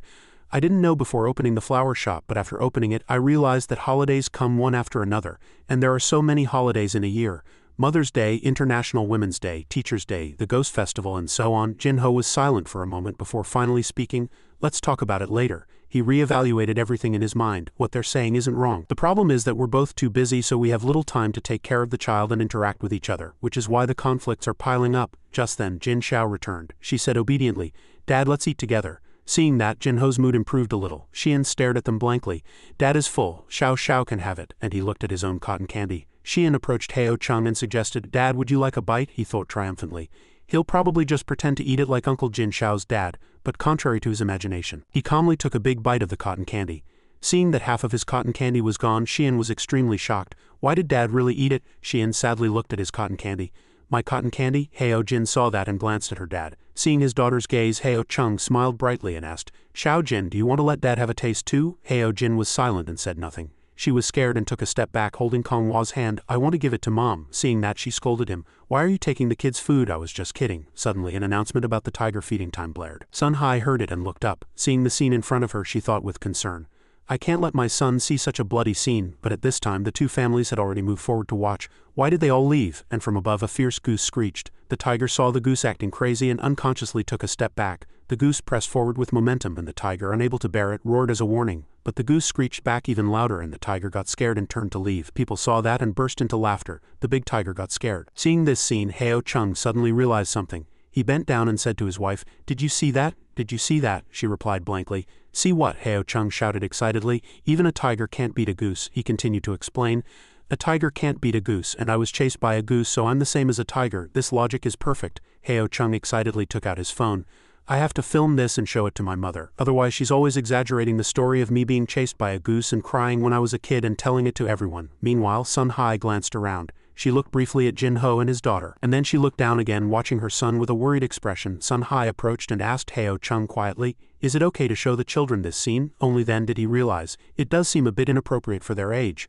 But Konghwa thought it was fine. "What's the big deal? It's a tiger eating a goose. We've eaten both." As soon as food was mentioned, Xian drooled and said, "Let's have it at our house tonight." Heo Chung replied excitedly. All right, Sun Hai looked at them feeling helpless, and in the end the winner was the tiger. After the performance, Heo Chung walked and explained to his child, "That's called the trick of the guzhou donkey. Although a goose is not a donkey, the meaning is similar. A tiger is a very cautious animal, so before it's sure it will only carefully probe. Only after confirming the goose's strength will it eat the goose." Hearing that, Xian imagined himself as a big tiger and Heo Jin as a big goose. "Although I always get beaten by my sister one day." As he said this, the child suddenly looked down as if she had read Xian's mind. Heo Jin also looked at him. She growled and asked, "Are you thinking I'm a donkey?" The child immediately answered, "No." He was so scared that Xian could only swallow his anger. "I'll get my revenge one day." At this time Yajun suddenly looked down at his son. He inwardly evaluated that this pair of siblings' dispositions were truly special. Compared to them, my son is more ordinary. And Yajun glanced at his wife feeling helpless about her methods of control. Even Xiao Hao's daily study and rest times are clearly regulated, what he does in the morning, what he learns in the afternoon. Sun Hai is too overprotective of the child and her plans are too meticulous. At this time his son looked down at his cotton candy. The child hesitated for a moment and then spoke. "Mom, you have some too." Sun Hai smiled and refused. "Our Xiao Hao is so polite, you have to be like this in the future too. This is too sweet, so Mom won't eat it." Hearing that, the child felt sad but could only grieve inwardly. Yes, seeing that, Yajun's heart ached. Look, Sun Hai is just happy that the child is polite. Raising a child like this will only make him inflexible. He'll be cookie cutter, never like that pair of siblings, he thought tiredly to himself. I'm not saying she's wrong, just that something is lacking. Yajun sighed softly, bent down and ate his son's cotton candy. The child couldn't help but be surprised to see that. Yajun chewed and exclaimed, "It's quite sweet." Sun Hai saw that and shouted, Why are you snatching the kid's cotton candy?" Hearing that, he retorted, "It's my son's, can I even have a bite?" This sentence moved the child deeply. It was only then that a bright smile appeared on his face. Later, they moved to the alligator enclosure together. Each alligator had sharp teeth along with a huge body and bumpy skin. As soon as he saw them, Jinho was mesmerized. "I think alligators are works of art." Heo Chung saw that and went over to take a look out of curiosity. "Really?" he thought to himself. "I don't like them, but I don't hate them either." Heo Jin pointed to one and asked, "I think that one looks like Dad." Xian looked around and asked, "Which one? Which one?" she said innocently. "The one that just got beaten and crawled into a corner." Hearing that, Heo Chung got angry and asked, "How does it look like me?" Heo Jin thought deeply and started to imagine it in her head. But after thinking for a moment, Heo Jin answered blankly, "I don't know." She thought with confusion to herself. "Strange, it doesn't look like Dad at all, but why did I feel it looked very similar just now?" Yajun was walking when he was suddenly drawn by something. His face was filled with excitement. Yajun shouted excitedly, "Chung Zi, Hao Zi, look over there. You can buy live chickens here and feed them to the alligators." He couldn't help but want to run over. "I'll buy one." Sun Hai quickly grabbed him and said in a threatening voice, "You just try it." She scolded him loudly. "Watching the tiger eat earlier was horrifying enough, and now you want to show the kids this bloody scene again?" Sun Hai sighed tiredly. "I'll be full just from being angry. Shall we take our kids to the bathroom?" Konghua immediately agreed upon hearing that. Okay, and so the two mothers took the children with them. As soon as they left, the men put on their sunglasses. They exchanged glances, nodded, and then ran straight to the shop. "Sir, give us one quickly." Jinho, who was taking a picture, suddenly paused. Doing this behind the kids' backs is a bit. Before he could finish his sentence, Yajun reassured him. "What are you worried about? Hurry up." And so the three men enjoyed their own little pleasure. It's eating. This is totally awesome." A moment later, the two women also returned. The bathroom was really crowded. "Yeah." Sun Hai looked at the men over there with a suspicious gaze. "What are those three doing?" At this moment, the three men all had satisfied expressions after having their fun. Sun Hai said suspiciously, "Very suspicious." Konghua just gave a wry smile. "Maybe it's one of men's strange pleasures." Heo Chung kept smiling as he recalled the moment just now. To be 30 years old and still be able to do such foolish things with close friends, it's truly a blessing, and doing it behind my wife's back is really thrilling. This must be the strange hobby of a middle-aged man. Time flew by, and soon it was late afternoon. Yejun suddenly spoke up. "Actually, I think I have a special talent." Heo Chung answered blankly. "What?" Sun Hai said casually. "Don't mind him," he explained seriously. "I'm serious. An expert once said most people have superpowers. It's just that only a very few discover them. For example, if you have the ability to never forget sheet music after seeing it once, but you never see sheet music, you might never discover that ability your whole life. When some people's talents are discovered, they become experts in their field." After hearing that, Heo Chung also reconsidered. Thinking about it carefully, it's possible. Some people have outstanding musical talent. Some are naturally sensitive to numbers, and some are more robust than people who exercise consistently without any training. Jinho came over and said in a teasing voice, "So is your special talent riding a wheelchair?" Yejun answered confidently. "No, my left knee sometimes hurts on its own, and after that it always rains that day." Heo Chung explained helplessly, "That's called rheumatism, and it's an illness that needs to be treated." He shut his mouth after hearing that. "That's it," Jinho suggested to them. "We've been searching for half a day, let's just get some barbecue." Yejun looked at the restaurant in front of him with dissatisfaction. It was hard to find a single decent little restaurant after walking around for so long. Heo Chung realized this too, and his mood sank. Times are always changing. The small restaurants of the past were now gone, and the streets were filled with nothing but large, colorful signs, he said sadly. I still like the old ways better. Hearing that, Heo Chung just gave a wry smile. You have to accept it, otherwise you'll be left behind by the times, Ya Jun said, puzzled. So what if I'm left behind? He couldn't help but be surprised to hear that. Heo Chung glanced back slightly, and the scenery reflected in his eyes seemed more special than before. Heo Chung thought in silence. I won't get used to it. In a spacious and crowded restaurant, Heo Chung and the others also found a table. Ya Jun looked around for a moment and asked, What do you think, will I hit it big if I open a Chinese restaurant? He immediately scolded him. Are you crazy? Why do you suddenly want to throw your money out the window? He said loudly with dissatisfaction. Why would I be throwing my money out the window? Heo Chung explained in a small, stern voice. That just proves what the market is like. It's like stocks. You see it's looking blue, so you just jump in blindly trying to buy low. If you don't throw it, who will? Hearing that, Ya Jun retorted. I think it's because the guys opening restaurants are all too lazy. Seeing him being so stubborn, he added, It's not an issue of laziness. To open a restaurant, you have to know how to cook. From serving to being a kitchen assistant and stir-frying vegetables, it takes at least 5 to 8 years before you can become independent. Here, you can work right away after just a few days of training and learning how to control the heat. If it were you, what would you choose? Ya Jun continued to push his own logic. Can't I just hire other people? Heo Chung said helplessly at length. In a hot pot or malashangguo restaurant, if an employee quits, you can hire a new one, train them for half a month, and they can start working right away. The taste stays the same, and if you open a branch, you can just quickly copy this restaurant's model. If you hire a chef from the outside, you can be absent, but the chef can't. That person is more important than you, and you have to worry about them quitting. If you change the chef, the taste changes, and it affects your regular customers, he asked again in a stern voice. What would you choose? Only then did Ya Jun realize, is it that serious? Hearing that, Heo Chung continued to analyze. Then let me give another example. If you have no educational background and no connections and you want to learn a skill, is it better to enter a kitchen and work under a chef for 5 or 6 years before you can become independent? Or is it better to get trained at a shop and immediately receive a salary of 4,000 to 5,000 yuan with opportunities for promotion? Jin Ho, who had been listening from the side, also chimed in. I know this. It's a developing commercial model versus an old-fashioned one. Hearing that, Heo Chung nodded in agreement. Bingo. Otherwise, why would so many people want to open hot pot restaurants? You just need to add the pre-made soup base and one person is enough. The food comes out fast too. Only then did Ya Jun finally understand. He criticized helplessly. You're really a disgrace to capitalists, he retorted in annoyance. You're the capitalist. Your family is the capitalist. Heo Chung suddenly followed up on Ya Jun's words. If we go by what you said, then Chinese restaurants that cook and serve should all disappear by now. He seized the momentum and analyzed further. For example, serious gatherings or business banquets are still needed. You can't have a group of executives stirring a hot pot with chopsticks. The market has shrunk, but it has become more high-end. Unlike when we were kids and could find a restaurant by just walking into any place next to the school, ordering a plate of pork, adding a plate of fried peanuts and 2 bottles of liquor made for a delicious meal. Kids these days would probably find it hard to enjoy something like that. Jin Ho nodded in agreement. That's right. One day I passed by our school and all the snack shops in the side alley had turned into spicy skewer places. Or it was all pre-cooked food. Even the yushang rusi wasn't made on the spot but just heated up in a microwave. As he said this, he suddenly recalled. Sometimes after fighting with Wu Rio, I'd turn on my phone to order delivery, but it's all just pre-cooked fast food. So after that, I could only shamelessly go find her and admit I was wrong. In a way, it's actually been helpful for our relationship. Heo Chung heard this and commented. Processed semi-finished products. He looked at the plate of meat in front of him and continued with admiration. The food comes out fast, the food is standardized and the cooking process is unified. The taste is stable, that's its advantage. As he said this, old memories suddenly surfaced in their minds. I miss the old fly-ridden street stalls, right? It's been a long time since I've had a jambing. Now you have to deliberately seek out old alleys to find one. Heo Chung let out a small sigh, a hint of sadness on his face. He was silent for a moment, then opened his mouth. Society is developing. Ya Jun picked up a piece of meat and said in a lamenting voice. Look now, all sorts of online sales, franchises, job-seeking platforms. Tisk tisk. Sun Hai, who was listening, asked, Are you thinking of opening a restaurant? He denied it. No, just small talk. Heo Chung spoke from his silence. Actually, it's not just food. Any handmade product that can be standardized is following this trend. He stroked Xian's head and added, In the past, if we learned a skill, we could make a living anywhere. Now even skilled artisans are just like cogs in a machine. Jin Ho was also helpless in the face of this change. I don't know if this is progress or regression. He grilled the meat, lost in deep thought. It's a bit confusing. Why is the world becoming more and more unfamiliar? Heo Chung opened his mouth gloomily.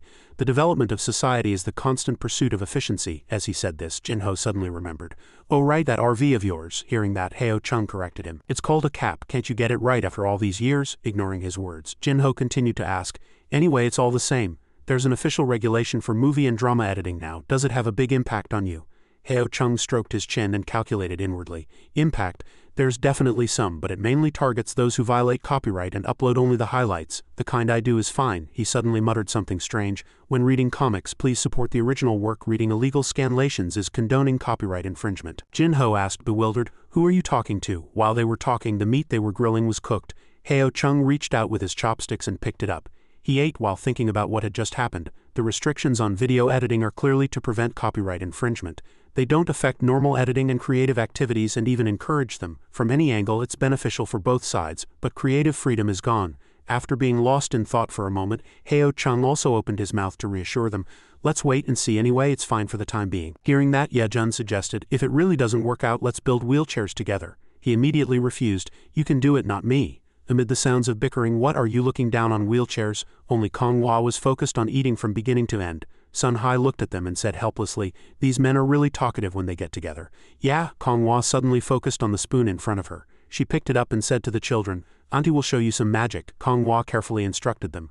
"Look, you just have to gently rub the handle and it becomes like this." After rubbing it a few times, she gently placed her finger on it. Then Konghua applied a bit of force and gently bent the spoon. A moment later, she straightened it again as if nothing had happened. Konghua smiled and asked Heo-jin, "How was that?" Everyone praised her in admiration. "That's amazing. How did you do it?" Hearing that question, Konghua was momentarily stunned. She stammered and made up a reason. "Magic is magic. If I tell you, it will lose its effect." Sun Hai picked up a spoon and started to study the method. Did she hide a handleless spoon in her hand and use a trick of the eye? But how could Konghua have a spoon identical to this restaurant's? Heo-chung, who had been watching all this, was at a loss for words. What magic? She just bent and straightened someone else's spoon with brute force. It's lucky the spoon was sturdy, otherwise we would have had to pay for it. A moment later, they also finished their meal. Konghua rested for a moment, then stood up. "I'll go pay the bill." Sun Hai silently observed her. Seeing his wife staring blankly, Ye-jun asked, "What are you looking at? You should get ready to leave." Hearing that, Sun Hai said, "I was looking at Sister Konghua's bag." After hearing that, he asked for her opinion. "Oh, that one, how does it look?" Sun Hai replied firmly. "It's so ugly." Ye-jun came closer and whispered in her ear, "That bag cost 22,000 yuan. At that price, Sun Hai was stunned. She immediately changed her tune. "Suddenly that bag looks quite pretty." He was at a loss for words at this quick change. "This woman," Ye-jun continued to tease her, "if it's pretty, Oppa will send it to you. Take your time and admire it." She shouted in annoyance. "You," he screamed in pain, "why are you pinching me?" The bill was paid. The people also headed home.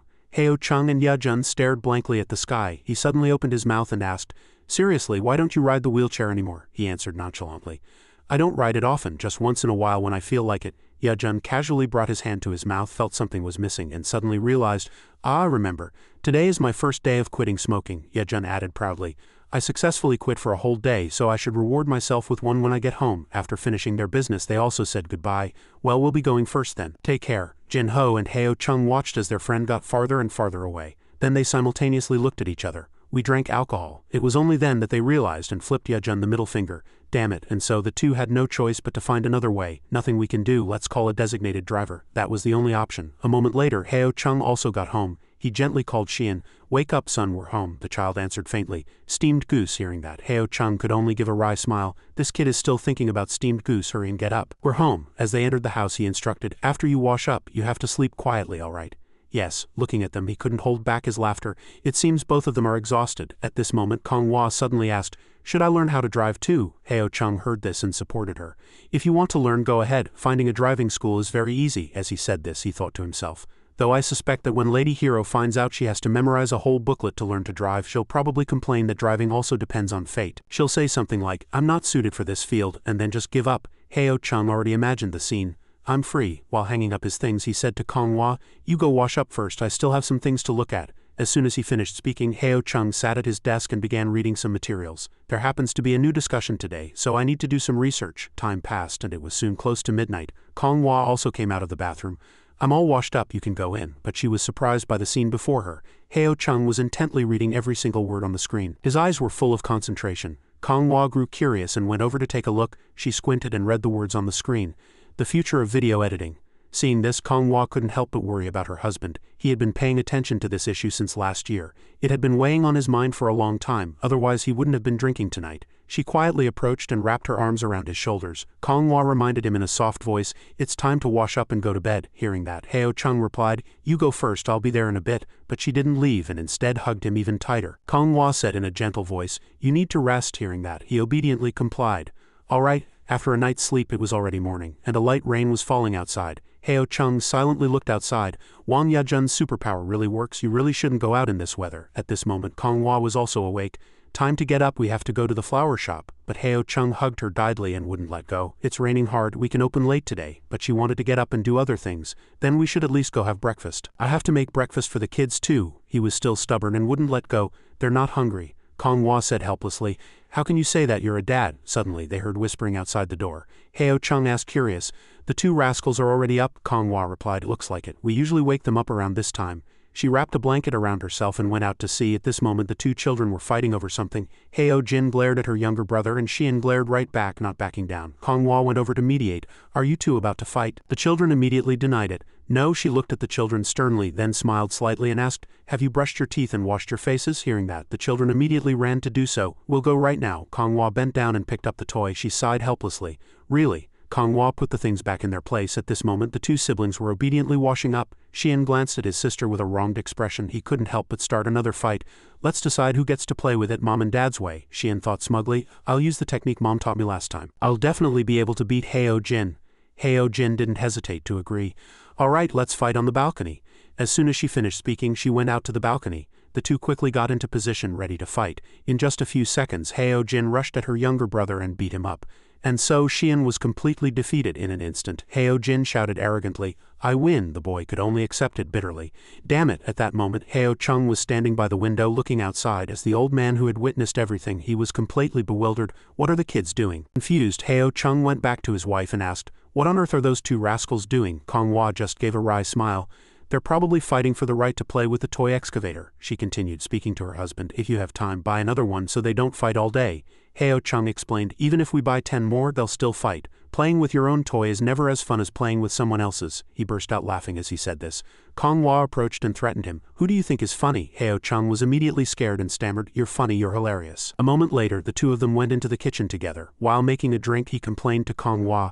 Mother always insists on using boiling water for honey, saying it won't dissolve if the temperature is too low. If you have time, you should talk to her. She doesn't listen when I say it and just thinks I'm making excuses. I'm the most educated person in this house. Hearing that, she asked innocently, do you need an education to make honey water? Heo Chung was at a loss for words at this question. It's not a matter of needing it or not, it's about science. As he said this, his voice suddenly grew quieter. Forget it, you're just an illiterate old lady anyway. After preparing the drinks, he went out to the living room. Seeing Heo Jin playing, Heo Chung remarked with a small smile, oh, she's deliberately playing in front of Xian. After watching for a moment, he walked to a chair. Heo Chung sat down tiredly. Seeing his son sitting quietly and watching earlier, he was inwardly satisfied. This kid knows how to play and how to lose. That can be considered a strength, but Heo Chung couldn't help but wonder. They came from the same mother's womb, so why can't he win? At this moment, Xian came over and stared at him, drool trickling from the corner of the child's mouth. Heo Chung held out a glass of orange juice and asked, want some? Xian immediately denied it. No, I'm just looking, but he wasn't fooled by these words. If you want to drink it, just say so, but if you drink this, you can't have milk. Heo Chung thought to himself, I was a kid his age once, how could I not know? Hearing Heo Chung's offer, Xian didn't hesitate to choose. Then I'll drink this, he thought helplessly as he replied, good choice. He turned to his daughter and asked, what about Heo Jin, are you drinking this or not? She refused firmly. I want to drink milk, I have to drink milk to grow tall, Heo Chung said with satisfaction. Good, good, good. Xian looked at the glass of orange juice in his hand with expectant eyes. He took a small sip and it was as if Xian's taste buds exploded. He happily held the glass of orange juice and ran around his sister. Seeing that, Heo Chung could only give a wry smile. He learned this from me too, losing for sure but still has to go over and show off. Kong Hua suddenly came out and announced to them, everyone come eat breakfast, okay? And so a new day began and the family of four ate together again. Before leaving the house, Kong Hua turned her head and reminded them, Mom's going to the shop, it's raining today so you two stay home and be good. Don't go outside, alright? Hearing that, Heo Chung reminded her back, be careful. The two children said at the same time with conflicting feelings, bye Mom. She didn't leave right away but smiled gently at them before closing the door. After that he turned back to Xian and said, alright, chew your food slowly before you swallow. Dad will clean up after you're done. Then Heo Chung thought to himself, after I clean up I have to continue my research on the video editing issue. He squeezed his eyes shut. At first I barely managed to persuade Father, but now a new policy has come out. In a way Father was right. Suddenly, it started raining again. Kong Hua was a little dazed. It's raining so hard, it's a good thing I didn't let Heo Chung take the kids and run around. Just then, Gong Pyong came over with an umbrella. I came to hang out with you. She folded her umbrella. Since it's slow anyway, it's a good time to chat and pass the time. Hearing that, she replied, you're right, there probably won't be any customers today since it's raining. Suddenly her expression changed completely. Gong Pyong quickly approached her. Guess what, yesterday someone asked why you weren't here. This made Kong Hua curious. Who? She paused for a moment. What, you don't know? She said firmly. I don't. Hearing that, she revealed, it's that handsome guy who always jogs past here in the morning. He looks quite young. With her sharp reasoning, an image of him came to mind. I think he's trying to hit on you. This made her pause and think for a moment. Her thoughtful expression made the other person even more curious. Kang Hua had a realization. Oh, are you talking about the person who bought the succulent? Her words left the other speechless. That's how you remember him, Gong Pyong confirmed. Yeah, that's him. But this time he didn't come to buy flowers, he just asked a little and left right away. After that, Kang Hua showed no interest at all and just looked at some leaves. Oh, on the other hand, the other person emphasized, what do you mean, oh, he's hitting on you? Hearing that, she raised an eyebrow. So what? I could just beat him up on the spot. She was bewildered. Why would you hit him? Before she could understand everything, Kang Hua raised her hand. Should I put on my ring? The other person sat down, leaning forward.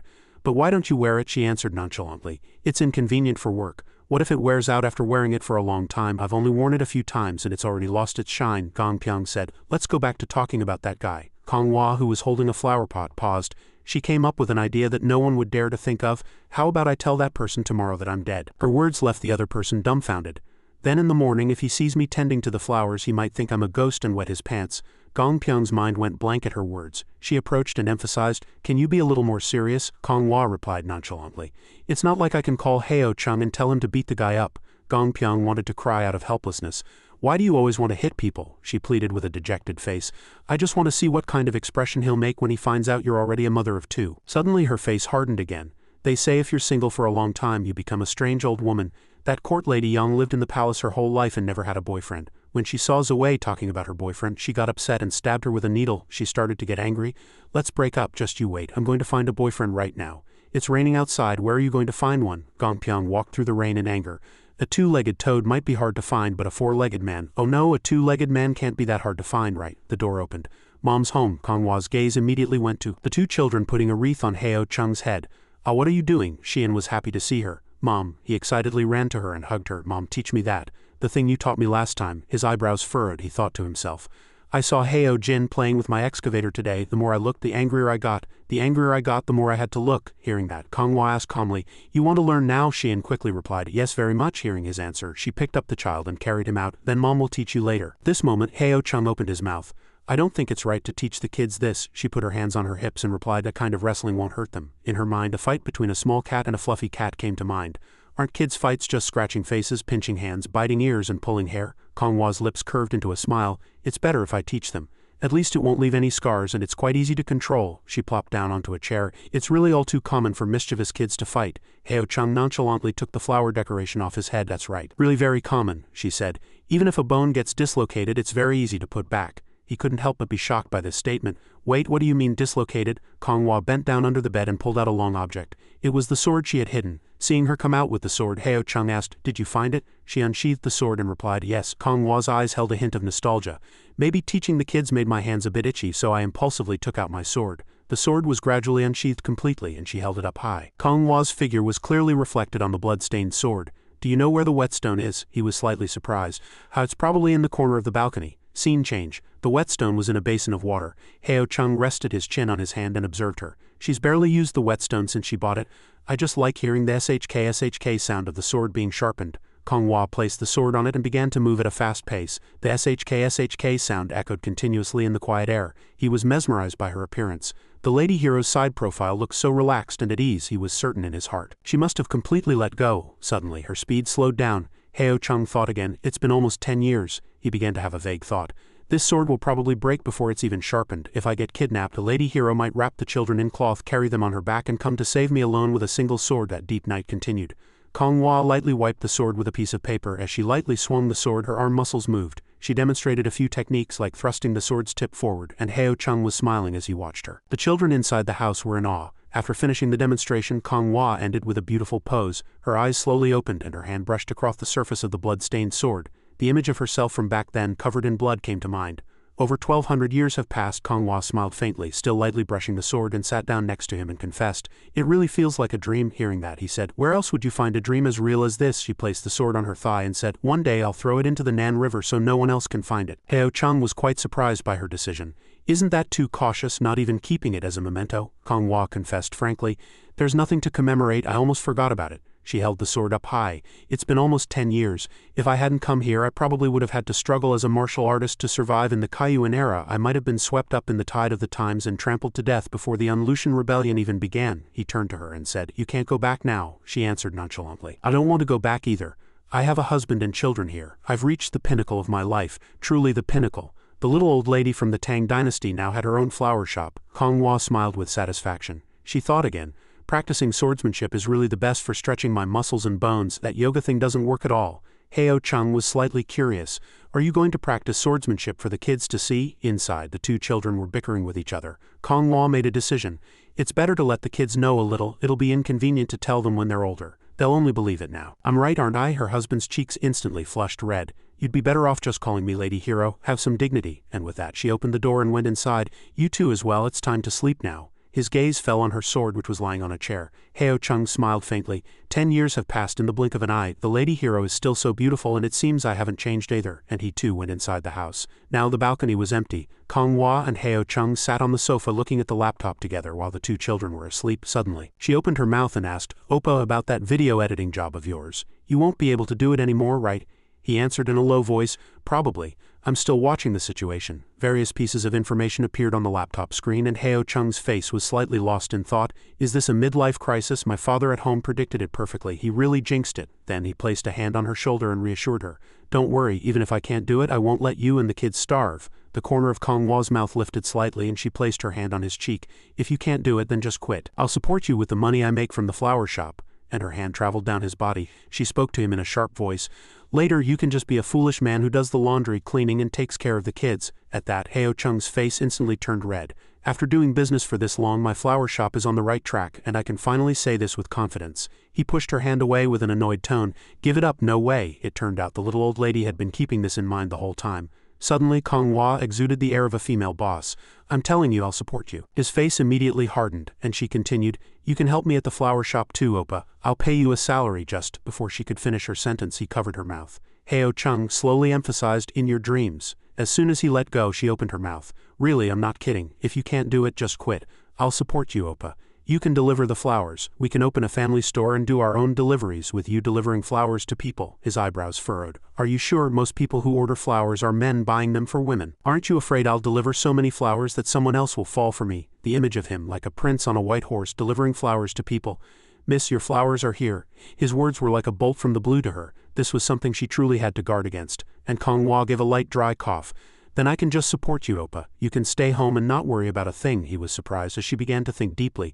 "Oh right, you know how to write movie reviews too, Oppa. That will probably be banned someday too. Can't you just hope for something good to happen to me?"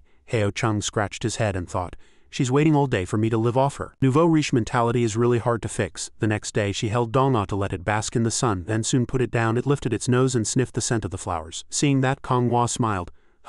Hearing an unfamiliar voice, she immediately turned around. His face was bright red and a few beads of sweat were trickling down. "Hello, I've come a few times, but you weren't at the shop, Uni." Hearing that, she answered nonchalantly. "Yes, we work in shifts." At that, he was immediately flustered. Is that so? I heard from a friend." "Are you trying to hit on me?" When she asked this question so directly, he was startled and his face turned beet red. He immediately shied away. Seeing that, she thought to herself, "How interesting.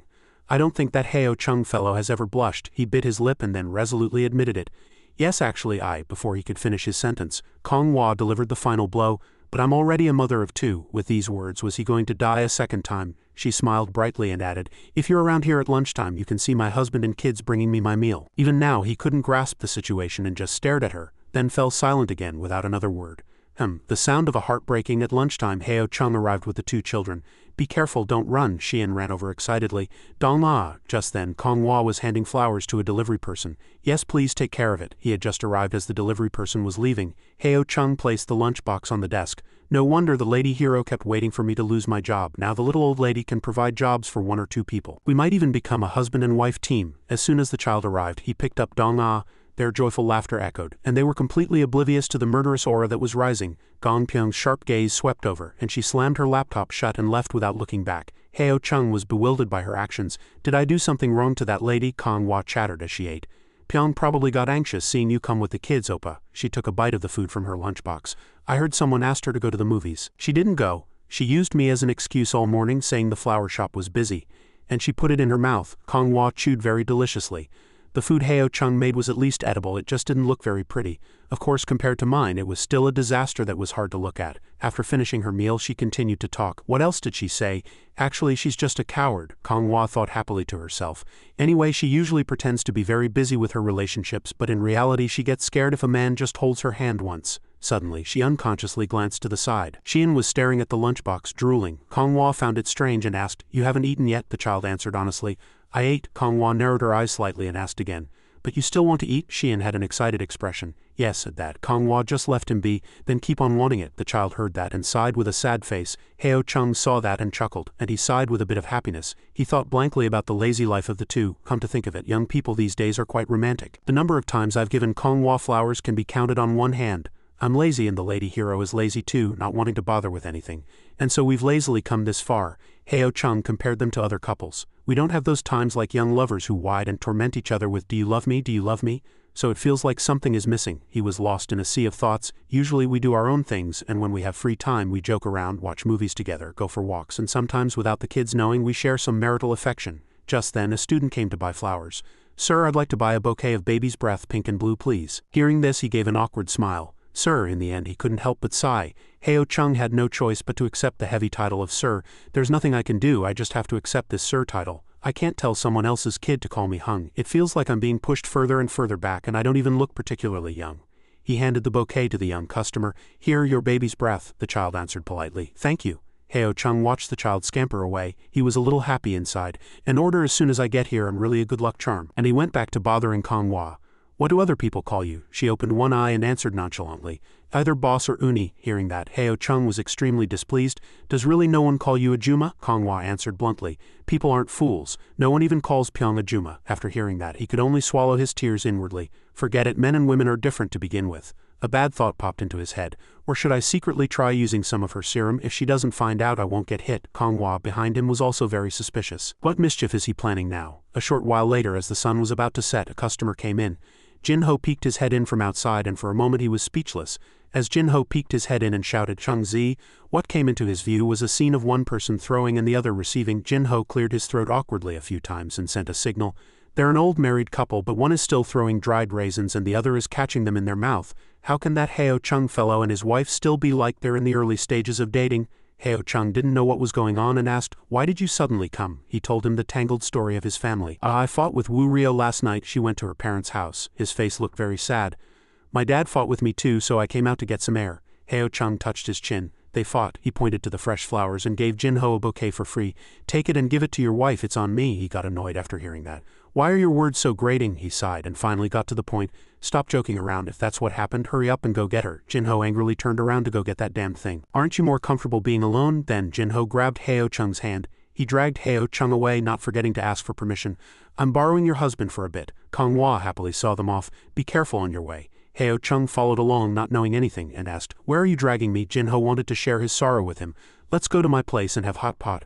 I called the prince too." Heo Chung had no reason to refuse. "All right, then I'll buy some food and meet you downstairs at your place later." A moment later, Jinho put down the hot pot. "The prince has money, and Chung Zi has free time, so I'm probably the only one with a lot of worries. If you can't find your own strengths, someone else has to find them for you." A spicy and numbing scent wafted from the hot pot broth, and just then the doorbell rang. His friends had bought snacks and were excitedly showing them off.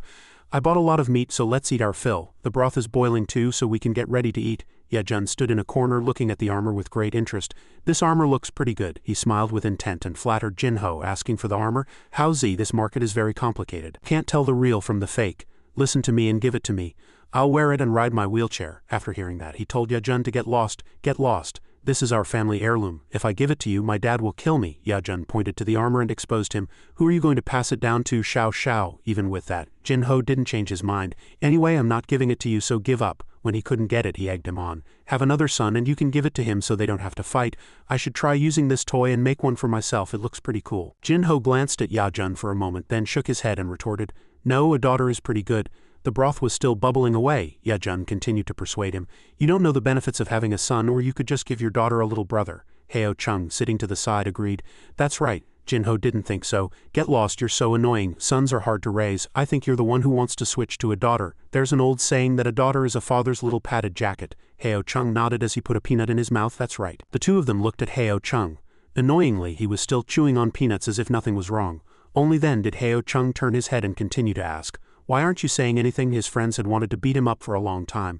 Damn it, if only this bastard didn't know martial arts. Jinho's eyes narrowed and he lowered his head and sighed. Heo Chung checked on his friend's mood. He drank some orange juice and said, "Fighting is something everyone does. Just let her hit you once to vent her anger and it'll be over." His words were very reasonable.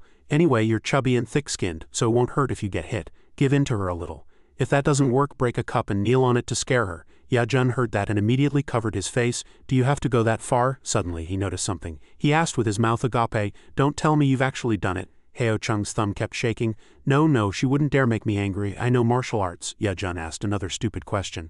"Did you train your legs to be as hard as iron so they won't get scratched even if you're stabbed?" At that, Heo Chung immediately raised his middle finger. "Get lost." Jinho was still troubled by his own problems.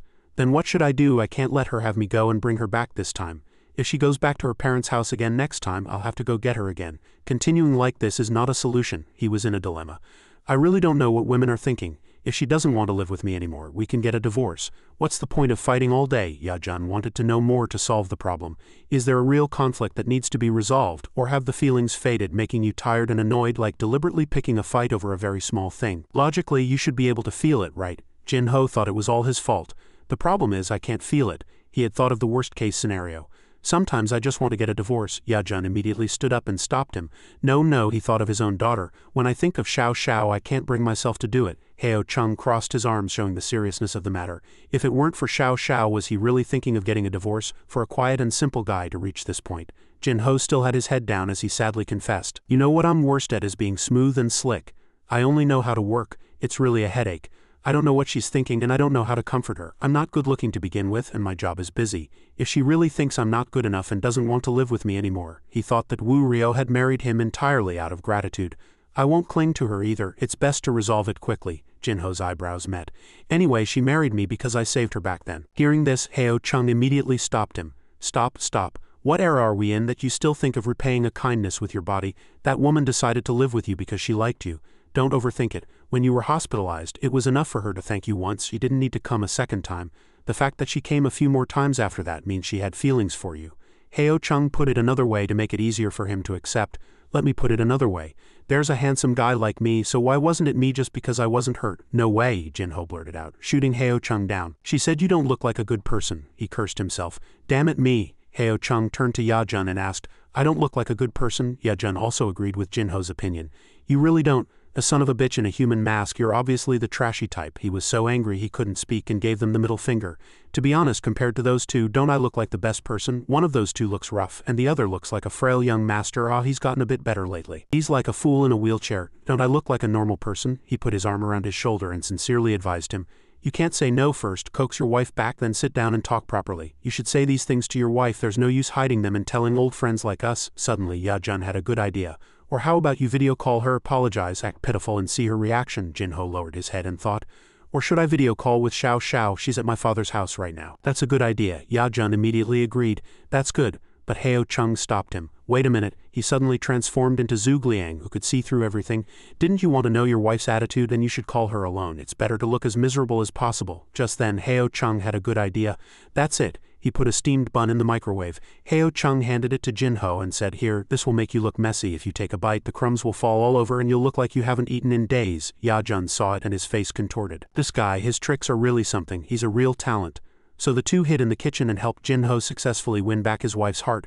"Okay, hurry up and video call your wife. Don't forget to act pitiful and don't forget to use the secret weapon I taught you." He gave him a look and turned his face to his phone. He was calling his wife. A few seconds later, the call connected. He clearly remembered what Heo Chung had told him. "As soon as the call connects, rub this on your eyes right away." Jinho rubbed his hands on his face, and before that his hands were covered in onion juice. Now his face looked extremely pitiful. "Honey." Jinho's tears and snot were all mixed up at this point. Heo Chung held the phone for him and asked, "How is it? Is it working?" He gave a thumbs up, his eyes still swollen. You're amazing." Although her tone was a bit cold, she agreed to come back tomorrow as a courtesy. Yajun put his arm around his shoulder and said in a praising voice, You're amazing." Heo Chung frowned and corrected him. "I'd like to be called smart for this." He looked at Heo Chung with increasing fondness, seeing Chung Zi so skilled. He must have used this crying trick many times himself, right? Heo Chung pushed his hand away and said to Jinho, "Come to my house tomorrow and get a bouquet of flowers first, then go out and pick her up, don't let her come back alone." Hearing that, his mind became complicated. What kind of flowers, what kind, what color, how many stems should I buy? He was also helpless with him. Sighing, alright, I'll pick one out for you then. Jinho raised his finger. "You're a good brother." Meanwhile, Yajun sat upright and slammed the table. "Okay, the problem is solved, let's eat hot pot." "I'm starving." Yajun suddenly thought of Xiao Xiao. "Oh right, where's Xiao Xiao? Hurry up and bring my future daughter-in-law. What's so delicious at Grandpa's house?" Hearing that, Heo Chung and he fought over Xiao Xiao. "Your daughter-in-law? She's my daughter-in-law." "Get lost, she's mine." Jinho came out with a cotton coat, annoyed after hearing that. "No matter how you look at it, she's mine, don't fight with me." He really didn't want to argue with these two crazy guys. He got dressed thinking to himself, the child is still young, you can't tell what will happen in the future. An engagement at a young age, this isn't an era of arranged marriages. Jinho went out and said to the two of them, "I'm going to my father's house to get Xiao Xiao. If you're hungry, you can eat first." Yajun raised his hand and pointed, "Hurry, hurry." As the door slammed shut, he took out Jinho's armor. "Hurry, hurry, hurry, help me put this on." This, Heo Chung couldn't do anything about it. Alright, since Jinho is not here." He quickly put on the armor. He was in a state of ecstasy. The best sense of security. If zombies surround the city, I won't have to worry about getting bitten wearing this. He snapped his fingers and nodded. "I agree," Heo Chung laughed inwardly. "But this armor must weigh at least a few dozen pounds. It's a problem how long Wang Yajun's body can last wearing it." But he had only been wearing it for a short time when Jinho returned with Jin Shao. He saw it and immediately pointed his finger and cursed, "Take it off now, it took my father months to make this. If you break it, my father will definitely kill me." Yajun immediately acted cute. "I'm just trying it on, don't be so stingy," he shouted. "Get lost." At this time, Jin Shao politely greeted them. "Hello, Uncle Heo." Heo Chung patted the child's head. "Good girl." "Hello, Xiao Xiao." Yajun became a jealous pot in the back. "Is Xiao Xiao and Heo Jiam in the same kindergarten and close, so she's also close to Chung Zi?" "How why?" Heo Chung noticed Yajun in the back. He smiled at Jin Shao. He spread a rumor about Yajun. "Uncle Wang is always in a wheelchair. He has a sickness, so Xiao Xiao shouldn't sit next to him." Heo Chung sat at the table and urged his friends, "If you want to fight, you can fight, but don't harm the child," he suggested. "How about you just let the kid adopt me as her godfather?" Yajun followed from behind. "I want to too." Before Heo Chung could finish speaking, "Look, you're usually so dirty. I can help when you're busy." Jinho tossed and turned and opened the door, doubting inwardly, who could be coming so late? "Don't tell me my father came all the way here to scold me." When he opened the door, Wu Rio was standing right in front with a suitcase. She came in with a cold feeling. Wu Rio glanced slightly and everyone sat frozen and motionless. On the table the hot pot was bubbling and it was full of side dishes and sauces, but there wasn't even a bowl of rice, so they looked very pitiful. Jinho's voice gradually trembled. "No." Heo Chung and Yajun slipped out at that moment. "Ah, what was it? I have something to do, so I'll be leaving first." Right, you two talk comfortably." The door closed quickly before Jinho could catch them. Jinho's face grew more and more stiff. "Honey, let me explain. It was all Chung Zi's idea," he said, "to heat up a steamed bun in the microwave." Wu Rio glanced at him. "Oh, so the steamed bun is fake too?" "Yes." Jinho froze, unable to move. The two friends came out of the apartment complex. They stood below and prayed continuously, "Please be okay." Yajun was a little disappointed as he left. "Then we can't get together today." The two friends bumped fists before parting. "Let's get together again next time." Heo Chung came home. "I'm home." He rubbed his stomach and acted cute to his wife. "I'm hungry. Is there anything to eat at home?" Konghua stroked the cat and asked. "You said you weren't eating." Heo Chung explained tiredly.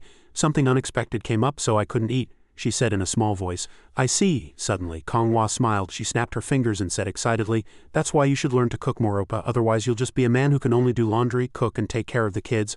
I'm a person with dreams, a modern person who has broken away from low-brow tastes." Having gone through so much today, he immediately agreed. Alright, you watch the kids tomorrow." "I'll go to the shop," Konghua shouted happily. "Really? This guy has finally given up and decided to do business with me." She was so happy her whole body trembled. Heo Chung picked up Dong-a and played with it.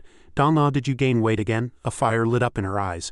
"The foolish modern man Heo Chung has finally lost to me in every way. Tonight I'll be on top." At this time, Konghua was looking at herself in the mirror and quietly combing her hair. Meanwhile, Heo Chung rested his chin on his hand, tilted his head and observed her every move, happily thinking to himself, "The moment of stroking her soft hair and kissing her in bed before getting up is the most satisfying moment of the day." He was lost in thought, smiling sweetly as he looked at Konghua. Just then a sumptuous meal was set out. Konghua quickly announced in a loud voice, "Everyone come eat breakfast." Then she quietly put down her apron on the chair, and Konghua put on her coat, opened the door and went out, not forgetting to announce, "Mom is going to the shop." Heo Chung immediately replied, "Okay, be careful." Xian came running over, waved his hand and said, "Bye, Mom." Just after that the door closed, but in less than a second the door suddenly opened again. Konghua stuck her head out and questioned with a stern face, "No, you said you were going today, Oppa." Heo Chung was holding a water cup and looking at his phone, so he was flustered and said in a daze, "Huh?" He closed his eyes and thought hard. He remembered saying he would watch the shop for the lady hero yesterday. I'm getting older, my memory is getting worse. So Heo Chung got up again and went outside, not forgetting to take Dong-ah with him. He reasoned to himself as he walked, it's not time for kindergarten yet. The siblings are probably still happily at home.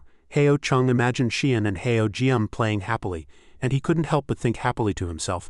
The reason I volunteered to switch for a day is mainly to let Kong Hua build a more intimate relationship with the two children. I've been playing with those two for too long, they're too annoying. After thinking for a moment, he finally arrived at the shop. The first thing Heo Chung did was pour a glass of water. He held it and tilted his head back, drinking it all at once. And Heo Chung stretched and greeted the morning sun, then said to himself, it's finally getting a little warmer. Let's get to work. At this time, he moved all the flowers on the wooden shelf outside. Dong-ah also stood by and stretched as if greeting the customers. After that, Heo Chung went back into the shop and cleaned the house. A moment later, he sat at his desk again and started trimming the flowers. He happily and carefully trimmed them one by one, quietly encouraging himself. I'm not as skilled as the lady hero at things like pruning or wrapping flowers, so I have to do it slowly. Fortunately, there's no rush. The leftover branches of the flowers were swept to one side, making a talk sound. Just then, Heo Chung suddenly lifted his head. He observed the lively street in the morning sun and suddenly fell into thought. Does the lady hero also sit here every day, watching the people come and go, feeling the morning commotion of the modern city? Suddenly, he smiled happily and asked himself, what would she be thinking? At this time at home, Kong Hua was also busy putting the blanket out in the morning sun. She covered her eyes with her hand and looked up at the sky, feeling the sunlight. By the time the first ray of morning sun shines on Zhangcheng, she would have already sorted everything out. She would be sitting there waiting for the sun to rise. She is no longer a wanderer from 1,000 years ago. She has become a person with her own warm home in this small alley corner. Kong Hua's eyes sparkled under the morning sun at this time. Gong Pyong excitedly ran over and said happily, Xiao Hua, I'm here. In less than a second her expression froze. Gong Pyong said in a disappointed voice, why is it you, Oppa? Heo Chung saw that and said helplessly, do you have to show your dislike so obviously? Then Gong Pyong put her hands on the desk and asked seriously, where is she? Heo Chung replied as he tied the flowers, she's at home with the kids, I'm watching the shop today. After hearing that, Gong Pyong's complexion became even darker than before with a look of disgust. Heo Chung couldn't help but advise, I told you not to be so obvious. Then he quickly suggested, since you're here, sit down and have some tea. After that, Heo Chung reasoned inwardly, this Ajuma likes to stay at home, so she probably doesn't have many close friends, otherwise she wouldn't always be looking for the lady hero. Hearing that, Gong Pyong couldn't help but sit down and say in a bored voice, what's the point of me sitting here if she's not here? You want me to talk to you, Oppa? Heo Chung chuckled and quickly explained, she's coming to bring me lunch at noon, you can play with her then. As soon as he finished speaking, he evaluated inwardly, she said that, but in the end she sat down right. Gong Pyong replied, that's not bad, and she turned around and played with Dong-ah while Heo Chung continued with his work. Gong Pyong sat in one place and stroked the cat. Heo Chung saw that and said in surprise, aren't you going to work? Gong Pyong replied with a dejected face, you're not working either, Oppa. Heo Chung held a flower and quickly retorted, then what am I doing now? Gong Pyong insisted firmly. You're just on a shift, Oppa, thank you. Suddenly, the red mark on Heo Chung's neck caught her attention. Gong Pyong observed every detail with a side glance, then quickly pointed to her neck and said, cover this. Heo Chung was surprised and observed, saying, huh? He quickly took out his phone and used the screen as a mirror, observing under Gong Pyong's testimony. She quietly evaluated, Kong Hua looks so delicate, I didn't know she could be so wild, you really can't judge a book by its cover. At that moment the red mark on his neck was clearly visible on the phone's screen. Heo Chung broke into a cold sweat, blaming himself inwardly. I was so sleepy when I washed my face this morning, I didn't notice anything. Just then, Gong Pyong slammed the desk in anger and warned him that according to scientific research, that kind of thing could affect an artery and pose a fatal risk. Heo Chung replied politely, okay, thanks. After that, he thought to himself that it was just the resentment of a single person. Heo Chung chuckled to himself and muttered, oh well, some people can't get into danger even if they want to. Thinking about it this way makes me feel a lot better. After that, he immediately sent a picture of the red mark on his neck to Kong Hua, thinking happily, I have to show this picture to Lady Hero. Heo Chung's face turned red as he wondered how she would react. But suddenly his phone dinged with a new message. Did you go rolling around with some other woman? Reading the message, Heo Chung broke into a cold sweat as tens of thousands of questions raced through his mind. Does my wife have amnesia? At this moment, meticulously wrapped roses were lined up on the desk with two larger bouquets below them. Finally, Heo Chung finished his work and let out a tired sigh. At this moment, Gong Pyong rested her chin on her hand and opened her mouth. So did you two end up deciding to run the flower shop together? Heo Chung frowned in displeasure and explained, why do you ask? I'm just here to cover a shift for a day. Immediately, Gong Pyong pointed a finger straight at him and retorted, there are new regulations on video editing now, aren't there? Since you're the type to be extremely critical, you'll definitely be a prime target to be made an example of, even if others aren't. Hearing this, Heo Chung just scratched his head and said in a low voice, that is a bit of a headache. The flower shop is Kong Hua's business, and I can do other things. I don't dislike flowers or plants, but I don't particularly like them either. At most I'll just cover a shift for a few days like this every now and then.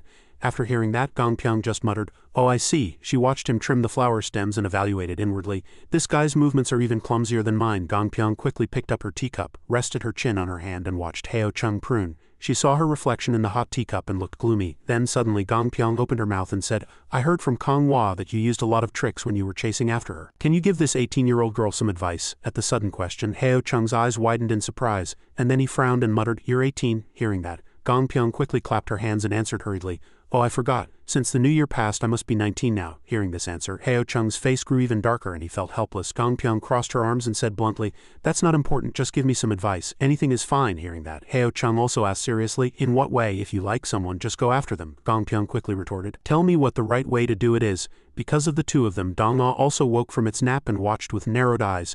At this moment, Heo Chung finally lowered his voice and said, "There are many right ways. Not everyone has a match made in heaven. It mostly depends on whether you can live together and like each other." As he spoke, he skillfully snipped a flower stem with a talk sound and then offered his advice. "If you can manage your emotions well, you might consider finding someone younger than you.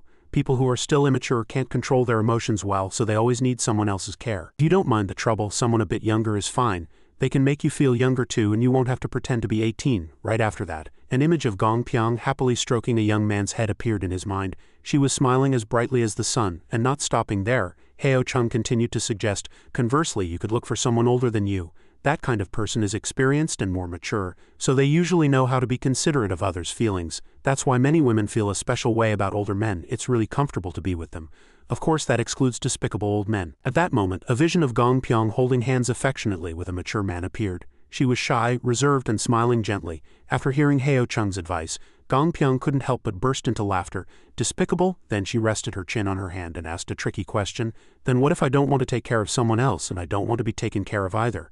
Heo Chung tied a bouquet of flowers and answered calmly, "You have to leave that to fate then. Maybe you'll meet someone who is a perfect match. It's quite difficult without a clear goal, as most people end up thinking the grass is greener on the other side. If you meet someone but feel there might be someone better out there, it's easy to miss out on each other that way. It's best to have a clear target and attack proactively."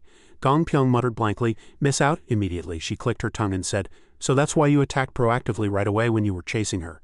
Heo Chung stuck out his tongue without hesitation and shook his head. "No way, she was the one who cried and begged to marry me." Hearing this, Gong Pyong grimaced and said, "Get lost, don't lie." Heo Chung just replied cheerfully, "Don't believe me if you don't want to." Just then, the clock struck 11. From outside the door, Kong Hwa came running with a lunchbox, and as she opened the door with a dark face, the two children also looked up blankly. She stomped her feet and came into the shop with the lunchbox looking sullen, and Heo Chung and Gong Pyong were flustered along with her. Without a word, Kong Hwa grabbed Heo Chung by the collar, giving him no time to resist. She brought her face close to his and warned him with a growl, "Go home right now, don't embarrass yourself here." Heo Chung had a blank expression, not knowing what was going on. He recalled how Kong Hwa had looked at her neck in the mirror that morning and muttered to herself, "That mark on my neck is such an eyesore. Since I'm only seeing half of it in the mirror. Thankfully I don't have one." Back at the shop at this moment, Heo Chung said in shock, "Is it that bad?" Gong Pyong, watching from the side, covered her mouth and gasped, "Oh my!" Only then did Kong Hwa turn towards her, unable to say a word. In the end, Kong Hwa kicked Heo Chung and the two kids out of the shop and roared, "Go home." Her face turned red with anger and distress. It doesn't matter what a couple does in the bedroom, but it can't be seen by others outside. Just then, Gong Pyong approached lightly with a curious expression, and Kong Hwa suddenly became shy. An emotion exploded in Kong Hwa's head, and she shouted loudly, "Heo Chung!" The sound echoed throughout the entire apartment complex. Over here, Heo Chung wrinkled his nose and opened his mouth wide, then let out a loud sneeze. He wiped his nose and had no choice but to head home, thinking worriedly, "If Lady Hero finds out I didn't take the kids straight home and wandered around, she might give me a demonstration of cracking my head open with her bare hands tonight." Over here, Xian was still playing, full of energy. The child held the toy excavator and thought happily, "It's finally my turn today." And then, Xian held the controller and glanced to the side, thinking with an inward laugh, "Heo Jin must be watching me play with the excavator with great envy." At that moment, Heo Jin was happily hugging a teddy bear. Xian glanced at her, happily hugging the teddy bear, and then the child burst into tears, pointed at Heo Jin and shouted, "I want to play with that." Right after that, Heo Chung came over, smacked the child on the head and sternly reminded him, "Behave." He scratched his head and thought deeply, "This kid, either they both don't play or they both fight to snatch it. This won't do, it will only make the two kids fight more fiercely. They might become a country bumpkin version of Kong Hwa later on. It seems like a problem has arisen since I taught the two kids martial arts." In less than a second, his eyes sparkled as he had a sudden realization. That's it. Right after that, Heo Chung crossed his arms and analyzed seriously, "The purpose of martial arts is to improve your health. To have a healthy body, you need a brain to match. Otherwise it's just savage violence. If you're not smart, you're like an ancient primitive man." Before he could finish his sentence, he was pinched hard by Kong Hwa. She shouted in anger. After that, Heo Chung hung his head low, trembling, and continued his announcement. Considering that martial power could become a weapon for bullying and oppression, our family will establish one rule. As he spoke, he made a serious face and thought to himself, we can't do without rules. This is the first rule being established in this house.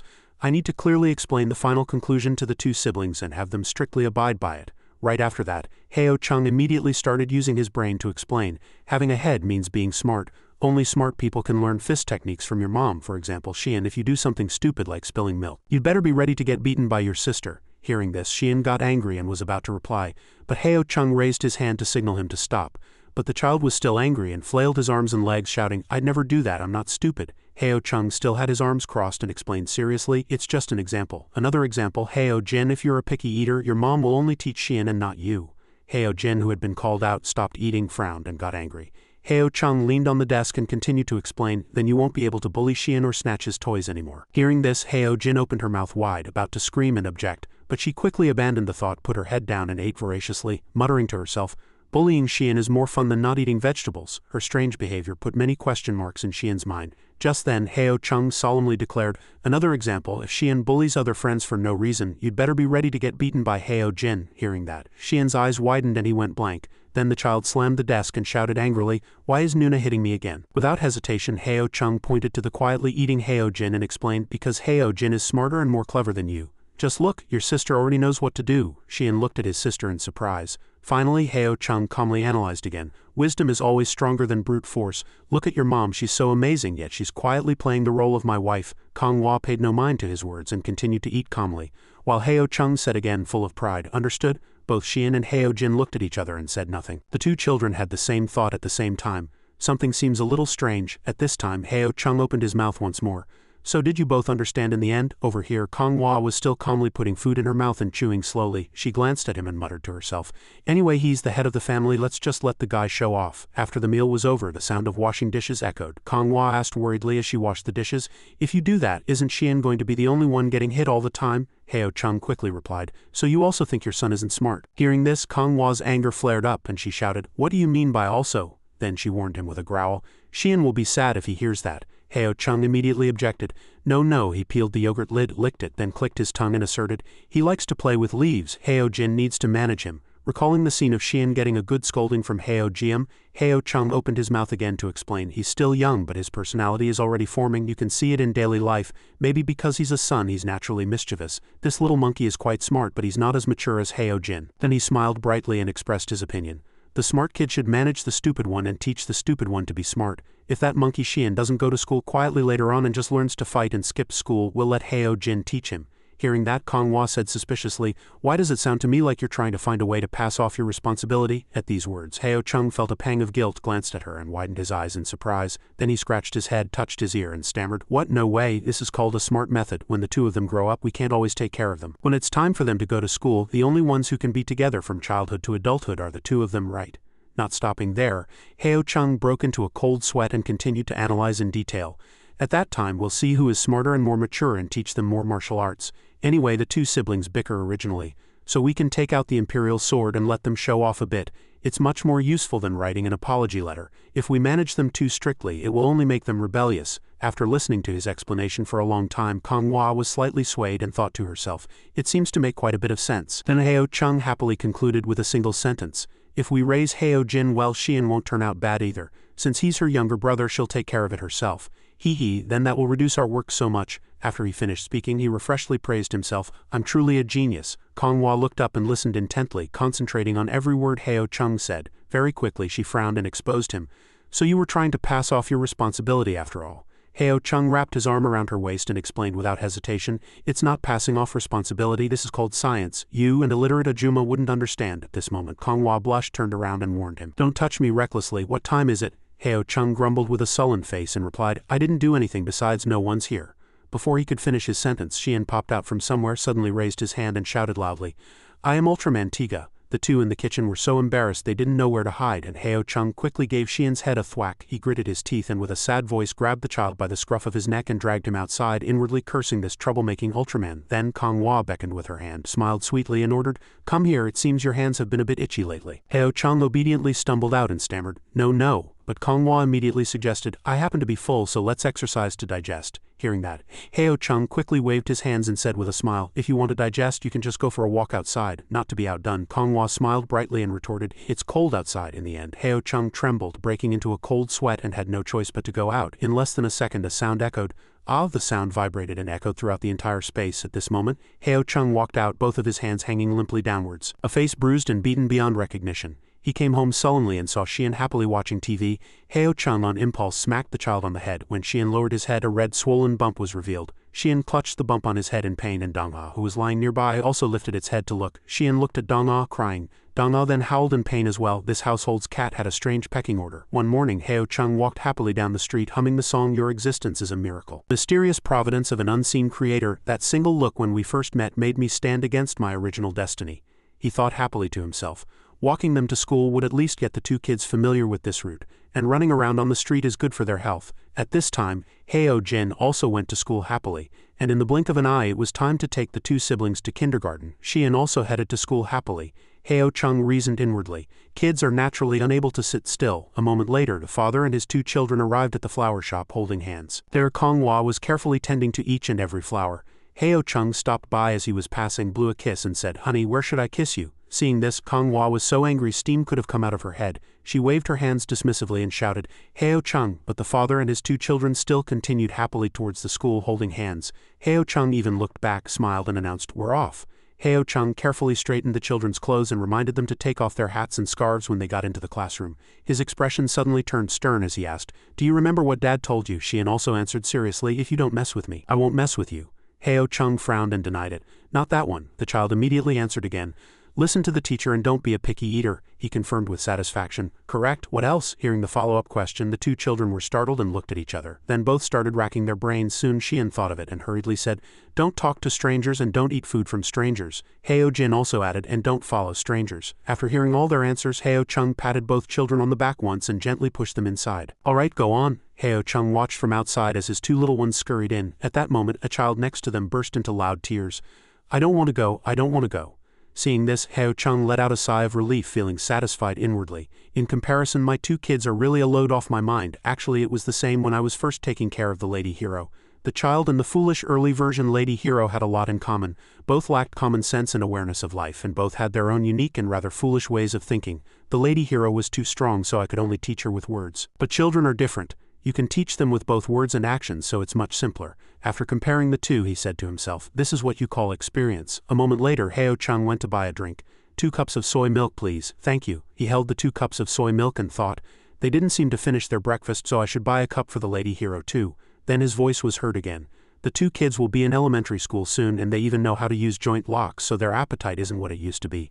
Last year's portion sizes won't be enough. Konghua drank the milk he bought and replied, you're right. She said she would cook more from next time on. Then she took another sip. Konghua's gaze briefly swept over him, and then she asked, Oppa, have you thought it over? Konghua approached and pleaded, sell flowers with me. We can stop working with the online delivery company and I'll buy you an electric scooter. Or you can deliver flowers on my skateboard. Your skills are decent enough, so it shouldn't be a problem for you to get around on a skateboard, and it's quite unique. Her tone was full of temptation as she asked softly, how about it? How about what? But Heo Chung answered firmly, how about nothing? When he refused, she pressed, why? He replied immediately, there's no why, I've never once thought about selling flowers. Konghua asked with dissatisfaction, you've covered my shift so many times recently, weren't you trying to get used to the shop's work? Heo Chung explained, I was just trying to lighten your load a bit and make you happy at the same time. In fact, he had seen through her scheme and thought to himself, of course I know what she's thinking, this woman is always happily lost in her daydreams. She wants to turn me into a house husband. She wants to give me a job in her capacity as the flower shop owner, with the ultimate goal of supporting me, making me admit I'm a fool and forcing me to kneel beneath her jeans. Although I've knelt at her feet many times, that was an exception. Thinking up to this point, Heo Chung stood up to leave and waved goodbye. You're happy enough now, right? I have to go to work. After going outside, he threw the drink cup into a trash can. He thought to himself, she always thinks the one being kissed is the weaker party, and sometimes she even tries to argue about things like this. Returning home, Heo Chung took out his laptop and started working. Suddenly a knock came from outside and he wondered to himself, who's looking for me? As soon as Heo Chung opened the door, he saw old Heo and asked a little surprised, Father, what are you doing here? He came into the house and replied, nothing, just came to see how you're doing. Old Heo walked to the sofa and spotted his laptop. He pointed at it and said, how is it? What did I tell you? That job of yours was obviously unreliable from the start. Heo Chung crossed his arms and explained, Father, every job has the risk of unemployment. But in old Heo's eyes it just looked like an excuse. Don't be stubborn. Do you know what this is called? This is what they call you only lose out if you don't listen to your elders. He was angry inwardly at his disobedient son. Now that the reality is so obvious, what is this kid still trying to argue about? Heo Chung sat calmly in his chair and reassured old Heo. You're overthinking it, father. It's not like I can't continue doing it just because of this. He spoke up to that point, but said inwardly, it's just that after the incident with the unauthorized editing of creative works, I don't want to make content anymore. In fact, I can continue to work in this field while complying with the new regulations. But I don't want to do that.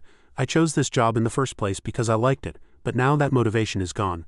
A friend who used to do honest reviews has started blurring out the entire screen. It's better not to do it at all than to do that. At this time, old Heo asked with concern, so, do you have any plans for the future? Heo Chung answered confidently without hesitation, I have many plans. Maybe one day you'll turn on your phone and see that your son has become a kung fu star. Then the atmosphere suddenly fell silent.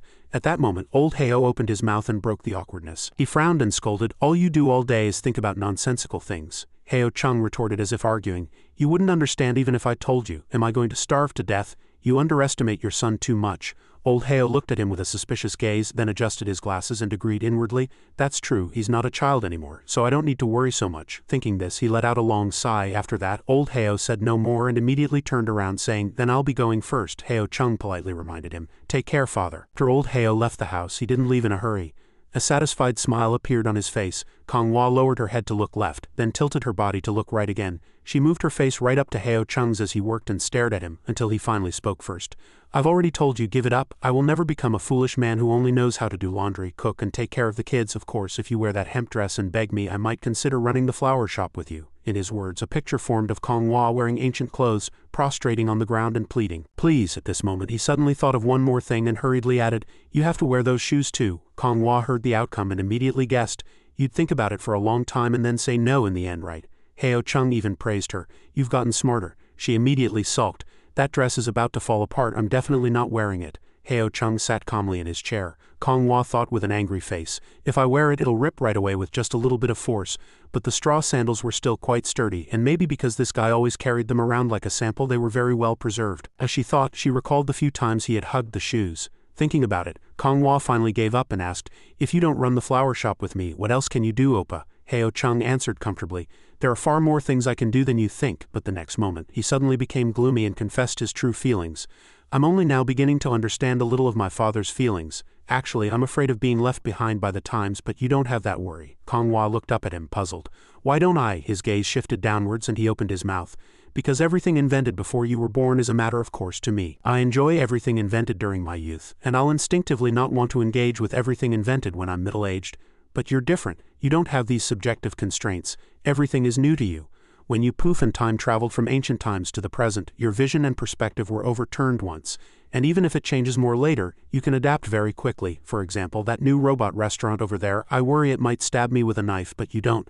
Heo Chung said the two children would be the same. Having said this, Heo Chung placed his hand on her thigh and continued to share his worries about robots.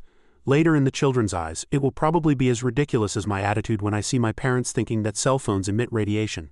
Manhua slapped his hand hard and replied, that's proof that you're about to become a stubborn old man. In her mind, she hadn't forgotten what had just happened, and she thought to herself, don't touch me, who told this guy he didn't want to open a shop with me. Heo Chung held his slapped hand and spoke his true feelings inwardly. Actually, I want to give myself a vacation and help her watch the flower shop on the side. When there are no customers, I can sit quietly in the shop and play with Dong Ah. As he thought this, his gaze grew heavy, and he thought again in his mind, I don't have to worry about what content to make tomorrow. I don't always have to be holding my phone to jot down sudden inspirations. After letting go of a long-held habit, I feel that my stress has been greatly reduced after that. Heo Chung once again opened his mouth to refuse. Anyway, give up that idea. Whether I write movie reviews or switch to another way of making videos, there are many things I can do, Manhua asked with a side glance. What if you can't? He propped himself up with his arms and walked somewhere. It turned out Heo Chung had gone to the bookshelf. He reached out, fumbled around, and slowly opened his mouth. Even in the worst-case scenario, Heo Chung took out a red graduation certificate, turned around and said confidently, even if I really can't continue working with just this graduation certificate and a computer, with my Shiji years of video editing and operations experience, finding a job isn't difficult. Seeing Manhua's speechless reaction, Heo Chung thought to himself, although I've never used this after graduating, I still have it, and besides it can provoke a foolish ancient person. She couldn't retort any further, just turned her face elsewhere and thought of revenge inwardly. This guy is so annoying, I need to think of a way to make him drink my foot-washing water. Seeing her like that, he sighed softly, chuckled lightly, and thought, she's a mother of two, but sometimes she's as innocent as an 18-year-old girl. A moment later, the scene changed to outdoors. Heo Chung and Ye-jun were sitting together. He glanced at his eyes once, and Heo Chung was focused on his laptop. Ye-jun looked at him and evaluated inwardly. This guy has no awareness of being unemployed. He wanders around every day, hugging his laptop, and I don't know what he's looking at. He's as relaxed as if he's on vacation. At this time, Ye-jun finally opened his mouth and asked, "Are you really having a midlife crisis?" Heo Chung frowned and answered, "What are you talking about?" He suddenly moved his face closer and guessed, "Aren't you planning something big?" he asked, unable to understand. "Why would I be planning something like that?" After that, Heo Chung suddenly thought of something and said immediately, "Right, lend me that wheelchair of yours for 2 days." As soon as Ye-jun heard this, he didn't understand and then asked in a flustered voice, "You called me out to borrow my wheelchair?" He answered seriously, "Mainly because I feel like if my 2 feet aren't touching the ground like this, my thoughts might become sharper." Seeing his attitude, Ye-jun was speechless for a moment. Heo Chung continued with anticipation, "When the 2 kids at home go to school, I'll be too idle at home. The shop is noisy with people coming and going, so it's best to go outside, finding a quiet place in a bustling area. If I had a wheelchair that could race through the forest as I please, nothing would be better than basking in the sun and feeling the breeze outside." Ye-jun was still unable to say anything, his facial muscles contorted on their own. And then he agreed, "All right, take it." In the blink of an eye, Heo Chung was sitting in the wheelchair with a satisfied face. Ye-jun was surprised and realized something inwardly. Why does it seem like this guy is a better fit for a wheelchair? Then he was the first to offer a word of comfort. "What's the big deal? If you don't do that video editing job, then don't do it. Don't overthink things." Heo Chung was silent for a few seconds, then answered, "Get lost." He lowered his eyes and thought seriously. This Prince guy isn't as crazy about wheelchairs as he was 2 years ago. He only takes the wheelchair out for a spin when he's really bored, but he has never stopped modifying it. His hand touched a few switches on the wheelchair. He even added an automatic positioning function, a CD player, headphones, and wall-mounted speakers. If all the functions were turned on, as he thought this, an image of himself transformed into a cool rider on a motorcycle appeared in Heo Chung's mind, and after that he opened his mouth and answered, "Is it retro?" Ye-jun asked, puzzled. "What retro?" Heo Chung pointed his finger and said teasingly, "It would be perfect if you dyed your hair red too." Jin-ho cursed in annoyance. "Get lost." Gong Pyong looked outside with a surprised face. Kong-hwa, already used to such things, watched with an indifferent gaze. It turned out Heo Chung had appeared in front of the shop in a wheelchair, his face full of smug self-satisfaction. Gong Pyong covered her mouth and asked quietly, "Is there something wrong with him up here?" Without taking her eyes off him, Kong-hwa replied, "Men just have strange ideas sometimes." She inwardly recalled Heo Chung eating a yellow lump and thought this guy could eat poop, so riding a wheelchair is hardly strange. Just then, Heo Chung wheeled himself inside. Kong-hwa asked right away, "What are you doing here?" He reached out, picked up Dong-ah, placed it on his lap, and answered, "I came to get Dong-ah to let it get some fresh air." She asked, puzzled, "Couldn't you have driven?" Heo Chung stroked Dong-ah and explained, "If I drive, I have to find a place to park, and if I park on the street, I'll get a ticket. What's good about that?" Gong Pyong, who was next to them, was at a loss for words. She thought to herself, "It sounds a bit strange, but it's quite convincing." Then she suddenly realized something. Her eyes widened and she screamed inwardly, "Wait, shouldn't he be driving here to pick up Kong-hwa and take her out for some fresh air?" Heo Chung gently rubbed his head against Dong-ah, smiled with his eyes, and quickly left with the cat. Gong Pyong gritted her teeth, stared at Heo Chung, clenched her fists, and questioned inwardly, "Why would he ride a wheelchair to pick up Dong-ah for some fresh air?" Kong-hwa saw her spacing out and reminded her, "Stop staring, you need to keep wrapping the flowers." After speaking, she focused on wrapping the flowers again, and a moment later a bouquet was in her hands. Gong Pyong rested her chin on her hand, looked at her, and said, "If I were a man, I would have definitely fallen for you." Hearing that, Kong-hwa immediately smacked her on the head and asked, "What are you talking about? Are you done wrapping the flowers?" Gong Pyong clutched her head, looked at her, and emphasized what she had just said.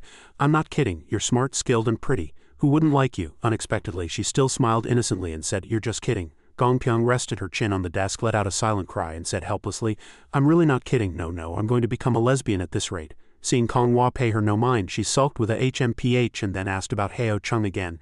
"Do you think he's in so much shock that his head's gone a little weird?" She just said. "You're overthinking it." She trusted him deeply and thought, he must have some kind of plan. Maybe he's planning a long vacation to have some fun. Gong Pyong glanced sideways and pointed out, "From what I can see, he's unemployed now. You can't possibly support him with your business."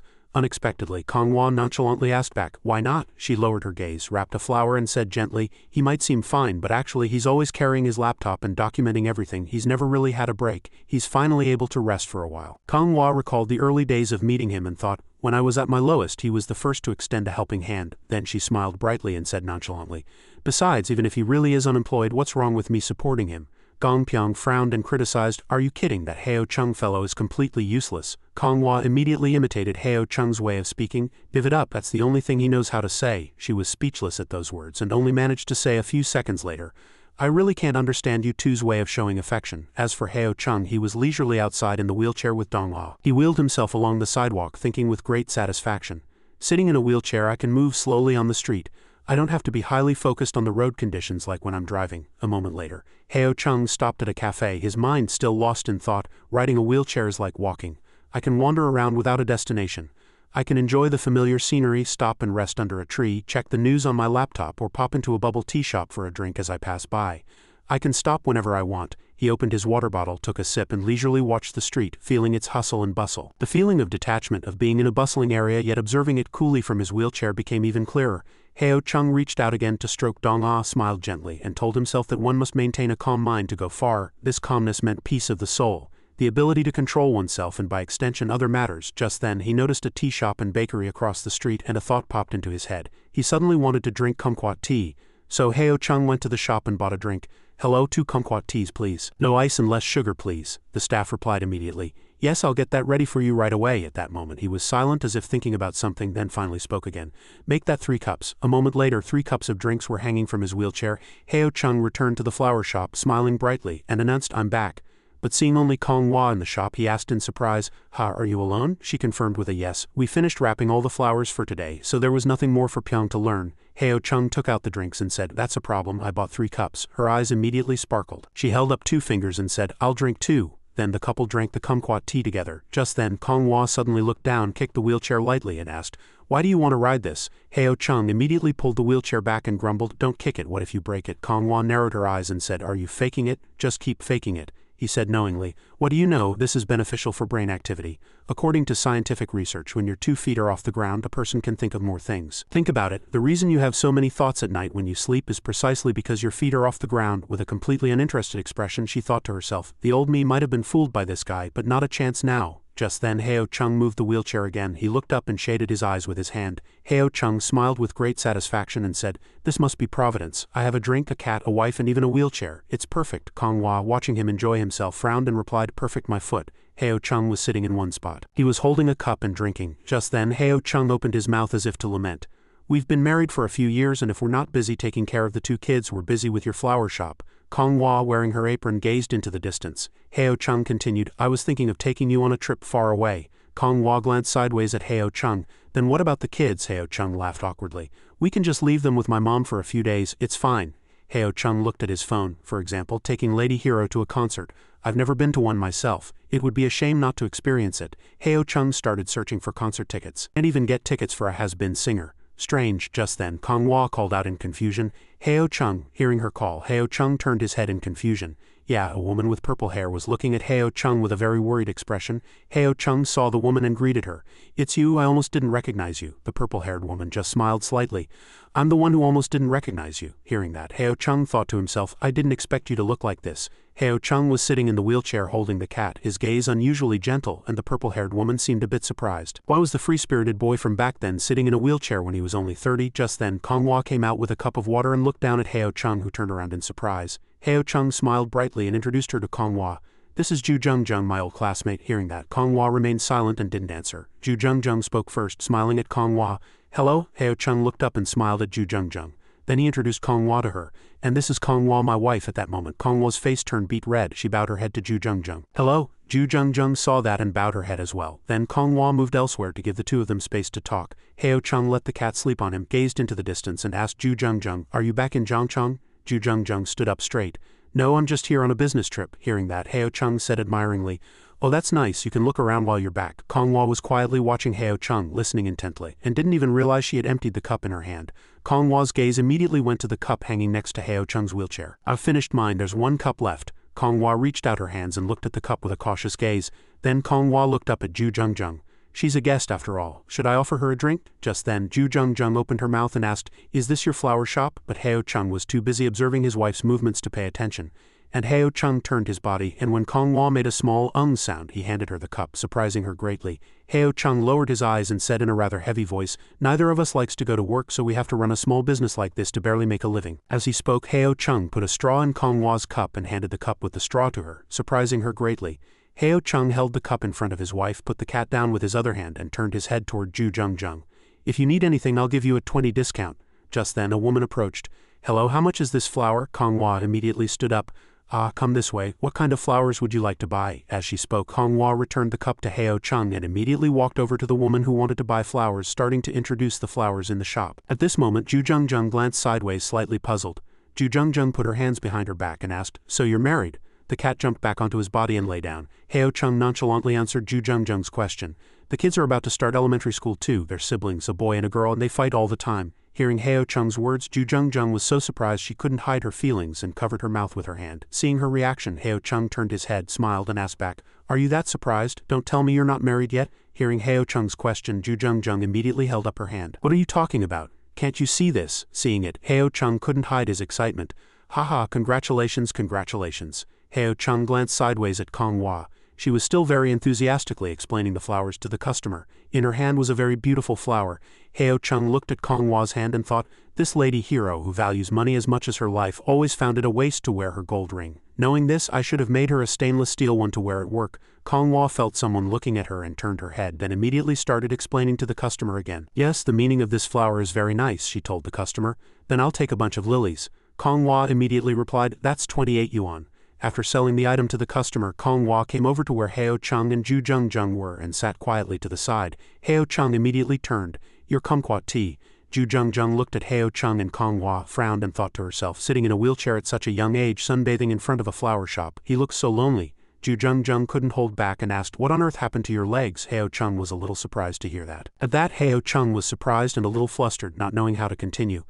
Well, the truth is, Konghua opened her mouth and answered, "He got hit by me." Hearing that answer, the two of them looked at her with incomprehensible gazes. Their minds were filled with question marks. Meanwhile, Konghua was still calmly drinking her kumquat tea. Konghua smiled brightly at the two of them and asked back, "Why?" Heo Chung's face turned pale with worry. "It's nothing." He was extremely flustered inwardly. "Damn it, I think Lady Hero is jealous. I need to find an excuse to escape." Thinking that, Heo Chung immediately scratched his head and said, "It's about time to pick up the kids." And then he immediately threw his cat to Konghua. After that, Heo Chung looked at Ju Jungjung and said his goodbyes. "I'll be going first, you two talk comfortably." Then he dashed off at breakneck speed, leaving the two of them staring blankly, not knowing what was going on. Heo Chung went to pick up the kids and his daughter had a completely uninterested expression about this story. His son's face, like his daughter's, didn't look happy at all. Xian held Heo Chung's hand and chattered, "Dad, can I ride it with you?" Heo Jin didn't pay much mind. Hearing his son, Heo Chung just laughed. "You want to ride this?" "Of course," Heo Chung answered firmly. "No," Xian answered angrily, stingy. After walking for a bit, they finally arrived. "I'm back," Heo Chung called out in front of the shop. Heo Chung went inside and looked around, but no one was there. Konghua had a murderous look on her face. Knowing Ju Jungjung had left, Heo Chung let out a small sigh of relief. Although Konghua was holding a flower pot, she stared at Heo Chung with eyes like bullets. Seeing that look in her eyes, Heo Chung was inwardly scared. Heo Chung wheeled the chair over next to Konghua with a playful look on his face. He leaned his body closer and closer to her, but she avoided him. Heo Chung smiled brightly and said to her, "Are you still jealous?" Konghua's face reddened slightly, and she turned her head away. "No," seeing her like that, Heo Chung laughed as if it were even more amusing. "You were jealous." Konghua's face turned beet red and she denied it once more. Heo Chung moved the wheelchair right in front of her and said with an all-knowing look, "You were definitely jealous." At this point, Konghua got genuinely angry at his teasing. She asked with a growl, "Do you want to be in a wheelchair for real?" Konghua's hand turned into a fist, making a cracking sound. Konghua came up to him and shoved her fist in his face, and he hurriedly dodged to the side. After he stayed with his head down like that for a while, Konghua went elsewhere. Heo Chung was a little flustered by the situation. HMPH, they say petty people and women are difficult to appease. Heo Chung glanced sideways at Heo Jin and Xian playing with their orange cat. "I just ran into a parent I know, and they asked why I'm suddenly like this when I was fine just a few days ago." Hearing that, Konghua immediately retorted, "So what about it?" Heo Chung smiled foolishly and continued to tease her. "That you hit me." Konghua grew even angrier at his words. She frowned and clicked her tongue. Konghua's face flushed red with anger. "This man is really annoying." Konghua took off her apron, set it to one side and said, "You watch the shop, I'm going home to cook." Heo Chung immediately replied, "All right." After speaking, Konghua took the two children by the hand and went home, leaving only Heo Chung there. Watching his wife and children's receding backs, Heo Chung finally turned the wheelchair around and went into the flower shop. He placed his hands on the edge of the desk, grabbed it and stood up with great ease. "It's really inconvenient to do business sitting in a wheelchair. I should stand up." Thinking this, Heo Chung stood up with his hands on his hips. The sky was already nearing dusk. At this moment, Xian was dawdling behind a pillar. Konghua frowned. "Aren't you coming over here? You'll get it from me if you don't," the child shouted. "No, I don't believe you." Heo Chung had just arrived home and froze upon seeing the conflict between mother and son. A purple light flashed in Konghua's eyes, showing that she was extremely angry. Konghua's hand shot forward as if to grab Xian. Konghua grabbed the back of Xian's clothes and lifted him up in a flash. "Let's see you run now." Xian was caught instantly and immediately called out to his dad, Heo Chung, for help. Dad, save me. Heo Chung was helpless at this moment. Dad can't beat your mom. Who told you to make your mom angry? He pretended not to see and walked past the mother and son. Heo Chung went to the sofa to tidy up, getting ready to see his son get a spanking. Xian cried out in despair.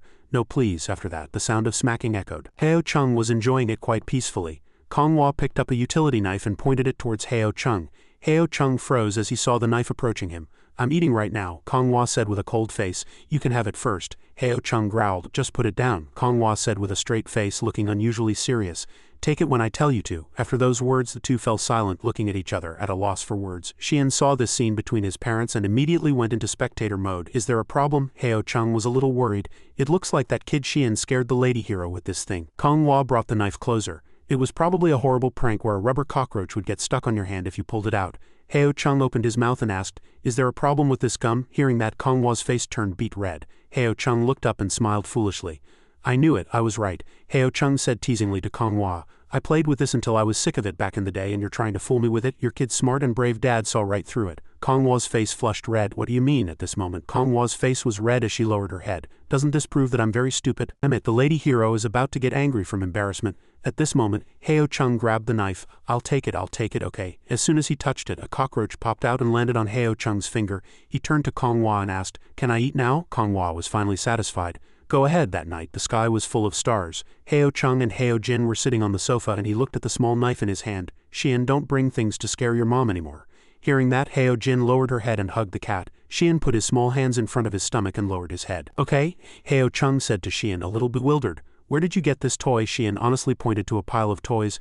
I traded toys with another friend. Hearing that, Heo Chung held the toy out in front of Xian and instructed him. Trading is trading, but you have to keep your promise. Don't go crying and whining later, asking your friend to trade back or begging Dad to buy you the same one, Xian said in a firm voice. I won't do that. At this time, Konghua came over, picked up the knife, looked down at Xian and said curtly, I'm confiscating this, otherwise you'll just scare another friend and make them cry. Hearing his mom, Xian was a little defiant. Oh, Konghua hardened her face and threatened, do you want another spanking? Hearing that, Xian got a little scared and backed away. I have no objections. Seeing this sight, Heo Chung smiled with satisfaction. Why isn't Heo Jin joining in to criticize Xian today? So quiet at this moment.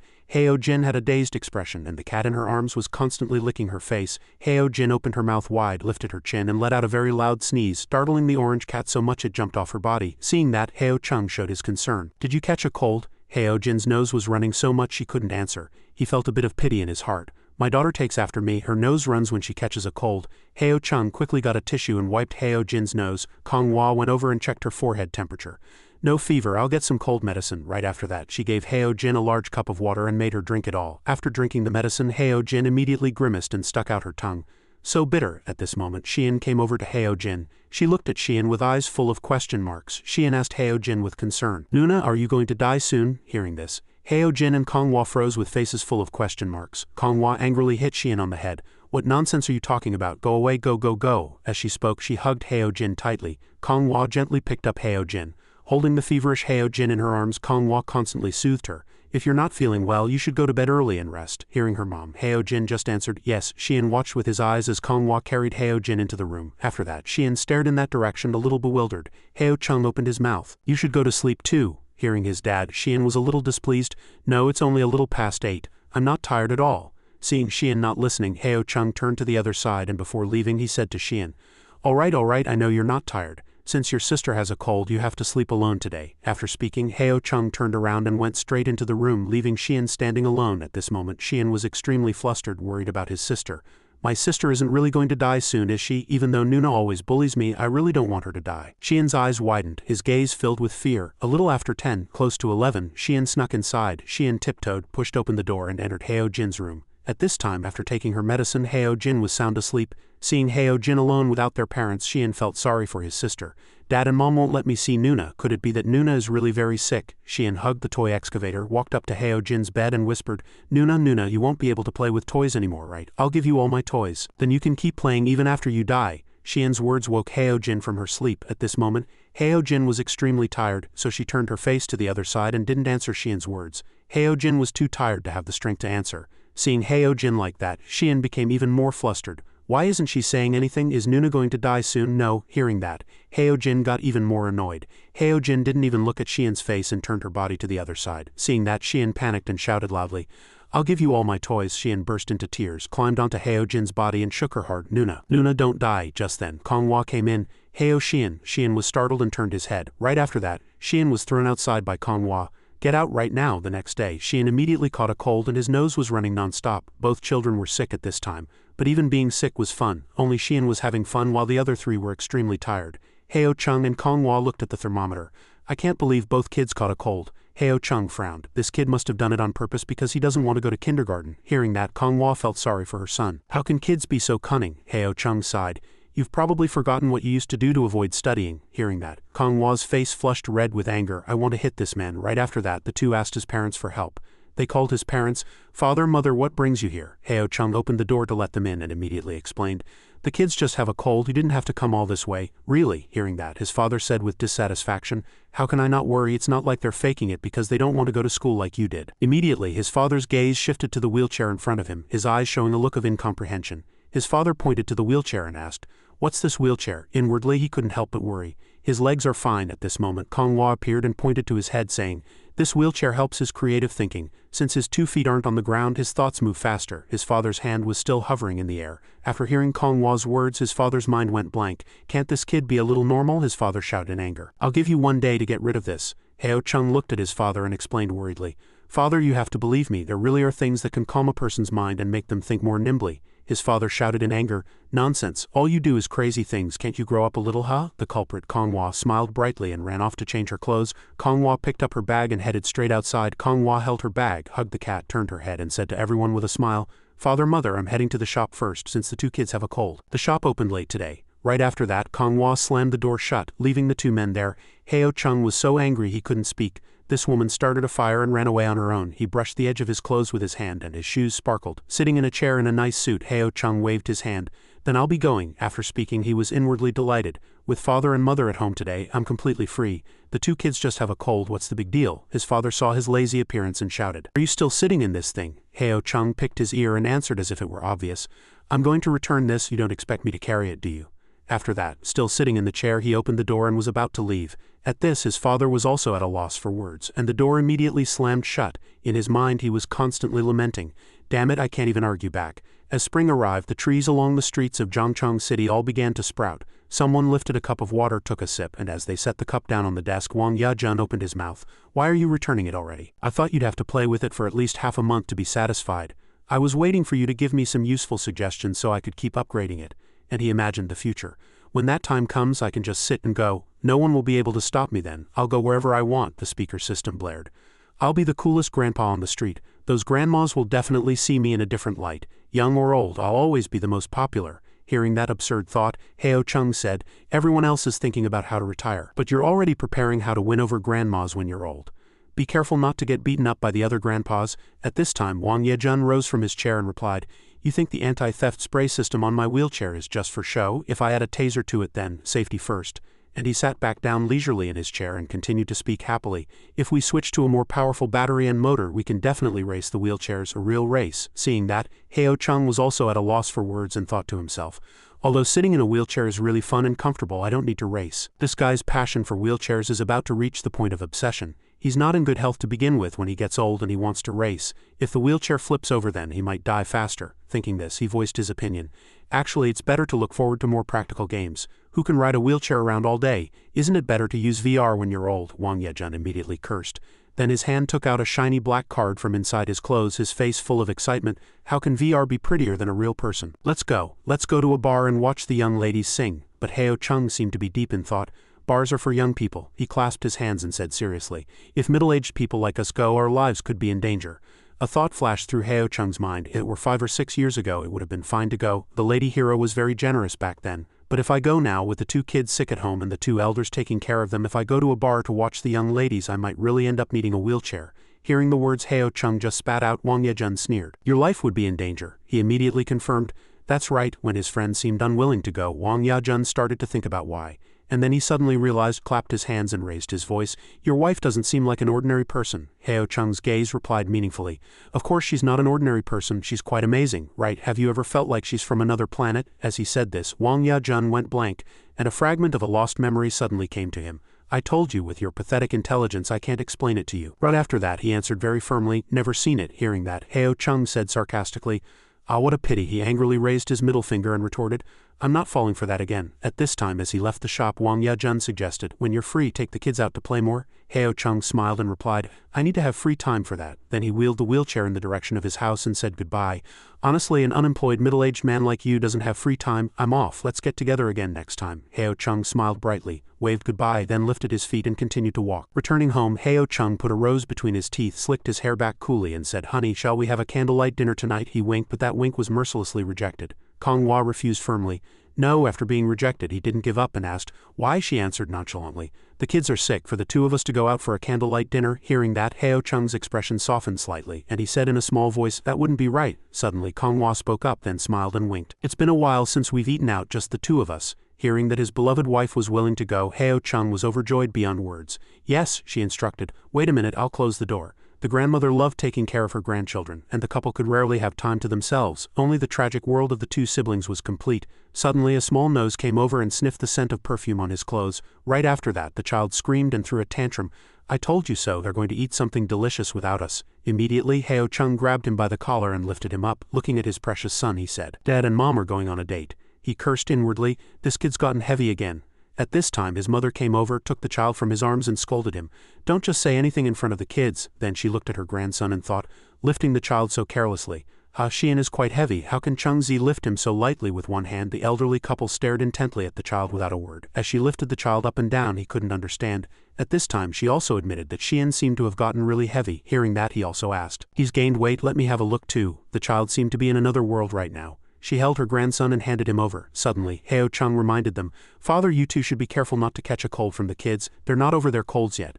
The child's state was dazed, not understanding what was happening. Where am I? Who am I? At this time he took out an alphabet chart and read along where he pointed with his finger. The two children focused on the screen and listened to their grandfather's pronunciation. B-D-T. The girl learned very quickly and read along. A-B-D-T. Meanwhile the couple stood and watched the children study. Suddenly, Heo Chung pushed Kong Hua outside and said in a small voice, let's go to the balcony, let's not disturb them. She silently looked back at the three of them, grandfather and grandchildren, sitting and studying together. The grandfather praised them. Good job, let's read it with Grandpa one more time. Kong Hua turned around and scolded him. Why weren't you that patient when you were teaching me at first? At the sudden question, Heo Chung was startled and said, ha, she cursed inwardly. He just made fun of me all the time, calling me a fool. The more she thought about it, the angrier she got, and she rushed at him and gave him a good beating. What do you mean, ha? Ouch, don't hit me. Hearing the smacking sound from the balcony, old Heo took notice. What's that noise from the balcony? But all he saw was the couple standing very affectionately. He was suspicious, turned to his wife and asked, did you see that just now? She just slowly took a sip of water and answered calmly, it's nothing to be surprised about.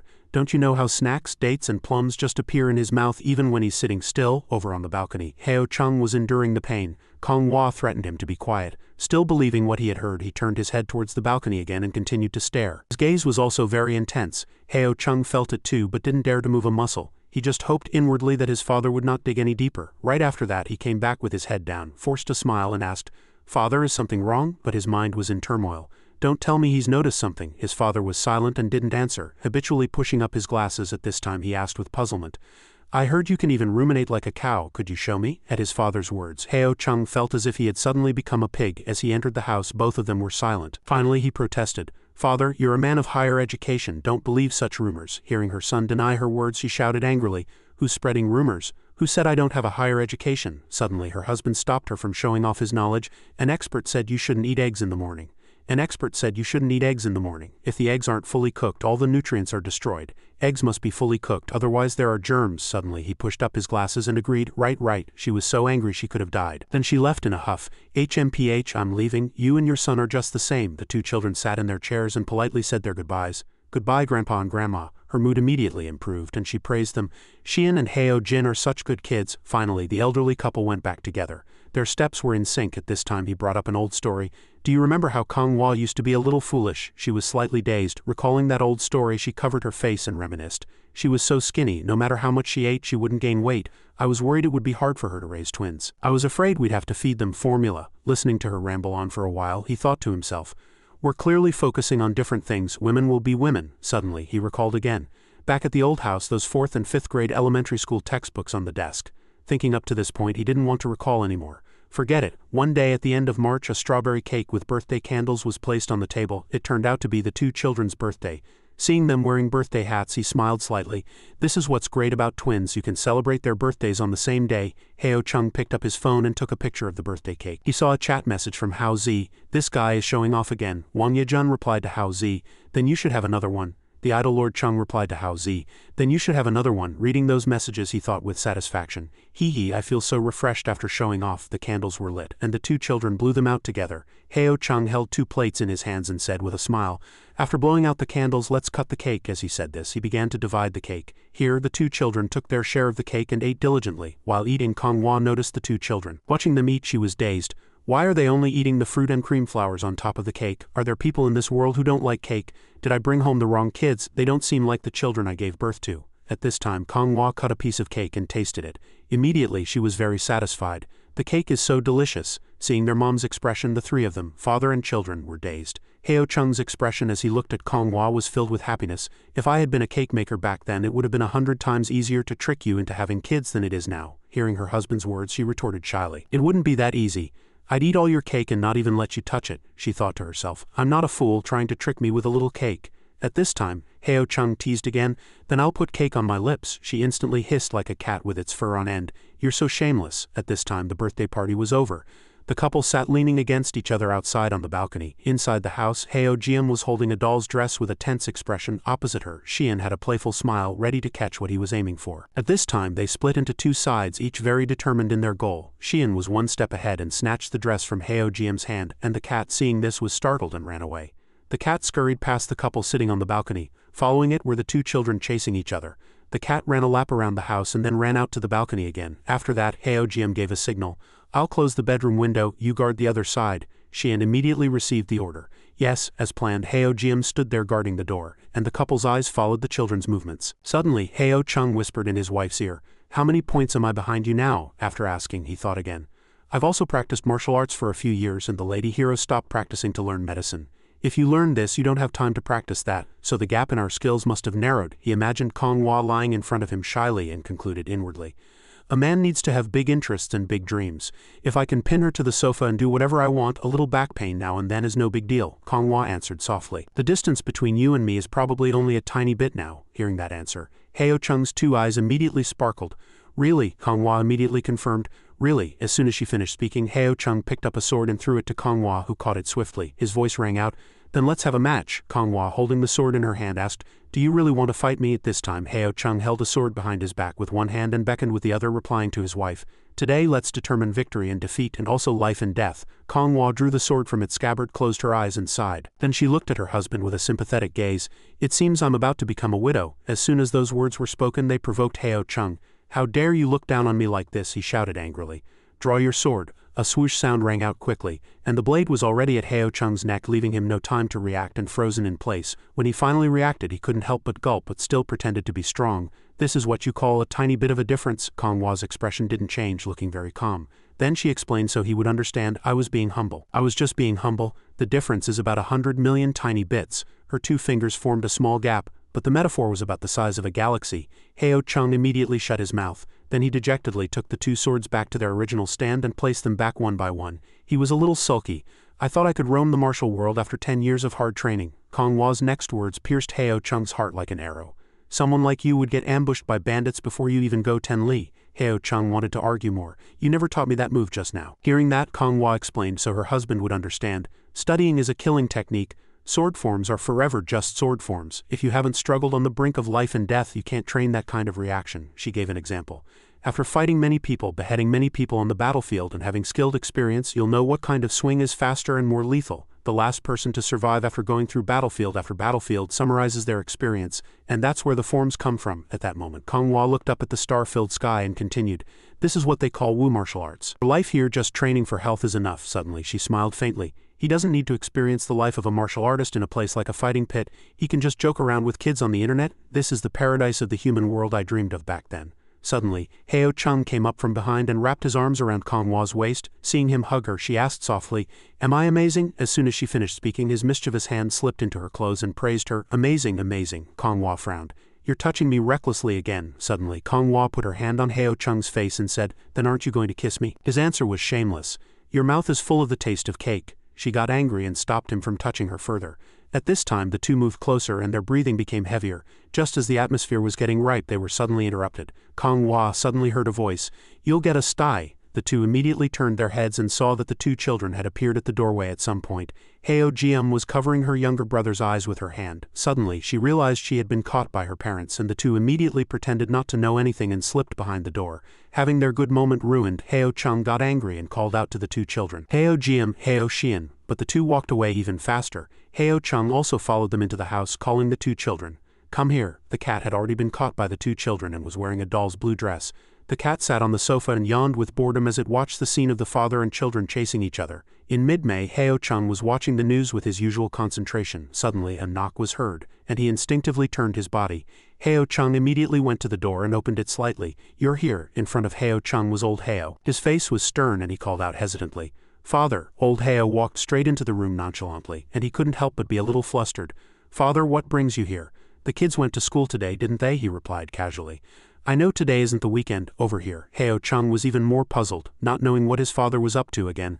"I clearly haven't caused any trouble, nor have I spent money recklessly." Thinking up to this point, he resolved inwardly, "I'm not like I was when I was young. If someone's going to manage me, it should be the lady hero first. He shouldn't have any reason to keep nagging me about my content creation. Besides, I'm not doing anything right now." Then Heo Chung calmly walked over to the sofa and sat down. He sat there, staring intently at the lit screen with both eyes. After a moment of silence, Heo Chung suddenly opened his mouth. "Where's mother?" Old Heo turned his body, avoided his gaze, and coughed slightly. "She went to play mahjong." He quickly sensed something was off. "So father came because he was too bored." As he said this, old Heo suddenly started looking around Heo Chung's room. Suddenly his gaze stopped in front of a pair of straw sandals. Old Heo reached out his hand as if to touch them. He held the straw sandals in his hand and at the same time tilted his head in curiosity. "Are these still the original ones? They're very old. You said it was Liu Bei, didn't you?" "No, which dynasty was it?" Heo Chung smiled awkwardly. He hurriedly explained, "That wasn't a joke over here." Old Heo suddenly started counting, 1, 2, and he muttered casually, "It must have been 10 years already." At those words, Heo Chung couldn't help but be startled. He turned his head, his eyes full of thought. At the same time, old Heo carefully placed the straw sandals back in their original spot. He turned towards Heo Chung and said sarcastically, "A useless thing. You've kept it for 10 years and preserved it so well." After finishing his words, old Heo narrowed his eyes and looked at him, thinking to himself, it wasn't until he got home that day that he thought about those useless straw sandals this kid had always kept. A useless item brought from the old house to the new, yet he couldn't bear to throw it away. Unless it was a real antique, it couldn't be. But if that were the case, it would be even stranger. What family's antique wouldn't be cherished like this? Not to mention he didn't even know where this antique came from. There's a cause for everything and every action has its logic. If it doesn't, it's only because it hasn't been discovered yet, or it's beyond the scope of one's comprehension. Old Heo quietly turned around and he was unknowingly lost in thought. For example, the thoughts of a mental patient are difficult for others to understand with contradictions everywhere, and the only rational guess is often the most bizarre one. But I'm afraid this kid is deliberately deceiving me to hide his true purpose. When that time comes, I'll be the only one with a problem. By the time I discover his true purpose, he will have already achieved it, or the outcome will already be set. At this very moment, old Heo couldn't help but feel a little suspicious. He carried a pair of old straw sandals for 10 years, even when moving, and they still haven't broken. He reached out his hand once more, intending to touch those straw sandals. This is a bit strange. At that moment, Konghua's image appeared in old Heo's mind. In that instant, he was startled. Old Heo recalled Konghua in confusion. There didn't seem to be anything particularly irrational. As he recalled the past in detail, he suddenly realized something wasn't quite right. Although she wore an apron and looked like a demure girlfriend, there was a sharpness unintentionally revealed in every action and gesture, a decisive attitude without hesitation. Although she tried hard to hide it, there was always something slightly different from ordinary people. At the same time, Heo Chung suddenly asked, "Father, have you ever considered it? It's perfectly normal for a man like me to have a few strange hobbies, you know." At the sudden question, old Heo was almost at a loss for words. He turned to avoid it, changing the subject at the same time. "Right, that sword. I think there was another old sword," he called out helplessly. "Father?" A moment later, Heo Chung answered frankly, "Konghua broke it and threw it into the Nan River when we went fishing. That sword was originally rusty, so it will probably disappear completely before long." Hearing this, old Heo asked back with a shocked expression. "She broke it," Heo Chung answered calmly, enunciating each word. "Yes, she crushed the sword by squeezing it." Recalling the past, Heo Chung lifted his head. Those shattered fragments were scattered in the river, so they couldn't be retrieved even if one wanted to. Most of them would have drifted far away with the river's current, impossible to find. Even if they were found, what would they have to do with an ordinary couple like us? All this time, old Heo remained silent. He turned his body once again to avoid his gaze. After a long while, old Heo finally spoke coldly. That Heo family fist or whatever you practice, she taught you that too, didn't she? That sword and these shoes are all yours, but perhaps it should be said that she gave them to you. Her background is unclear. Meanwhile, Heo Chung just wore a heavy expression, his lips moving slightly. Her background is very clear. She was tricked and sold to human traffickers when she was young, and later followed an old woman collecting scrap paper. After the old woman passed away, she drifted to Zhangchong City, worked in an illegal factory and even sold alcohol. Heo Chung said in a gentle voice, and now she's just the owner of a flower shop over here. Kong Hua was happily focused on arranging flowers. Time can erase everything. Even Kong Hua herself sometimes felt as if that past never existed, thinking of herself as a true modern person. 10 years in modern society during her most vigorous learning years, her most beautiful age, her most wonderful experiences were all deeply rooted in the 21st century. Only occasionally, when dreaming in the middle of the night, would memories from 1,000 years ago surface in her mind. She would secretly recall the second mistress and compare herself, realizing she was now the second mistress's age, perhaps even more mature. After all, she already had 2 children, and in terms of life experience, age, and seniority, she was at the top level. She probably hadn't learned the kind of wisdom the second mistress had. She just had to happily do what she wanted to do. Heo Chung would take care of the other matters. Returning to old Heo and Heo Chung, the space was strangely quiet. He was silent for a moment, thinking with an uneasy heart. If you look closely at anything, problems will emerge, and sometimes the truth discovered through speculation is harder to believe. I want a logical answer. At that moment, old Heo suddenly sat down right next to him. Suddenly he proposed, "Tell me a story." Heo Chung glanced at old Heo as if to size him up. He smiled slightly and leaned back in his chair, just like how his father often told him stories when he was young. "Come on, you tell your father a story." Heo Chung's lips curled into a smile. It was like a story about an elegant swan that brought back a mummified toad, thinking it was a delicious meal only to find it was all cloth and no flesh, so it had to let it go with regret. Hearing this, old Heo didn't reply and he just chuckled nonchalantly. After a long while, Heo Chung gently placed his laptop on the chair, and suddenly he asked, "Father, in your opinion, what would happen if an ancient person came to the modern era?" Old Heo fiddled with his fingernails, hesitated, and then spoke. "It would become a sensational public event." Heo Chung smiled faintly, tilted his head, and asked again, "Then let me ask you again. If you picked up an ancient person, how would you help her adapt to this society?" Old Heo muttered unconsciously. If an ancient person came to the modern era, eating, sleeping, getting around, the most important thing is to have a place to stay and then to be able to eat at that moment. His eyes were full of thought, and Kong Hua's image appeared even more clearly. Old Heo confirmed inwardly, "Everything fits." At this time he added seriously, "Then you have to find help. If she could come, maybe she could also go back." Heo Chung looked ahead and immediately retorted, "Life isn't a movie. Where would you find so many miracles in reality? It's like in the movies where they jump over walls and run into the street, fight with weapons, and even have enemies come along to fight with modern people while having a romance. In the end, they find some divine artifact, treasure, or ruin to go back to ancient times. Finally, they meet the heroine again by chance while wearing a vest." A smile spread across his lips. It was as if he was telling a serious yet slightly playful story. "Before you really meet one, neither you nor I could have imagined it. Only after really experiencing such a thing can you do your best to handle it according to your own situation." Old Heo's eyes grew heavy with thought for a moment. He pushed his glasses up slightly, and a sharp glint shone from behind the lenses. His calm voice rang out, "Indeed, first you need a place to stay, and then you need to fill your stomach. Only then can you slowly get to know everything here." Hearing that, Heo Chung wore an expression of agreement. "There's really no other way?" Old Heo asked, curious. "So this is why you bought books to supplement her 9 years of compulsory education?" Heo Chung shrugged slightly and quickly replied, "I had no choice. We all grew up in this social environment from a young age, subconsciously learning and engaging with the world.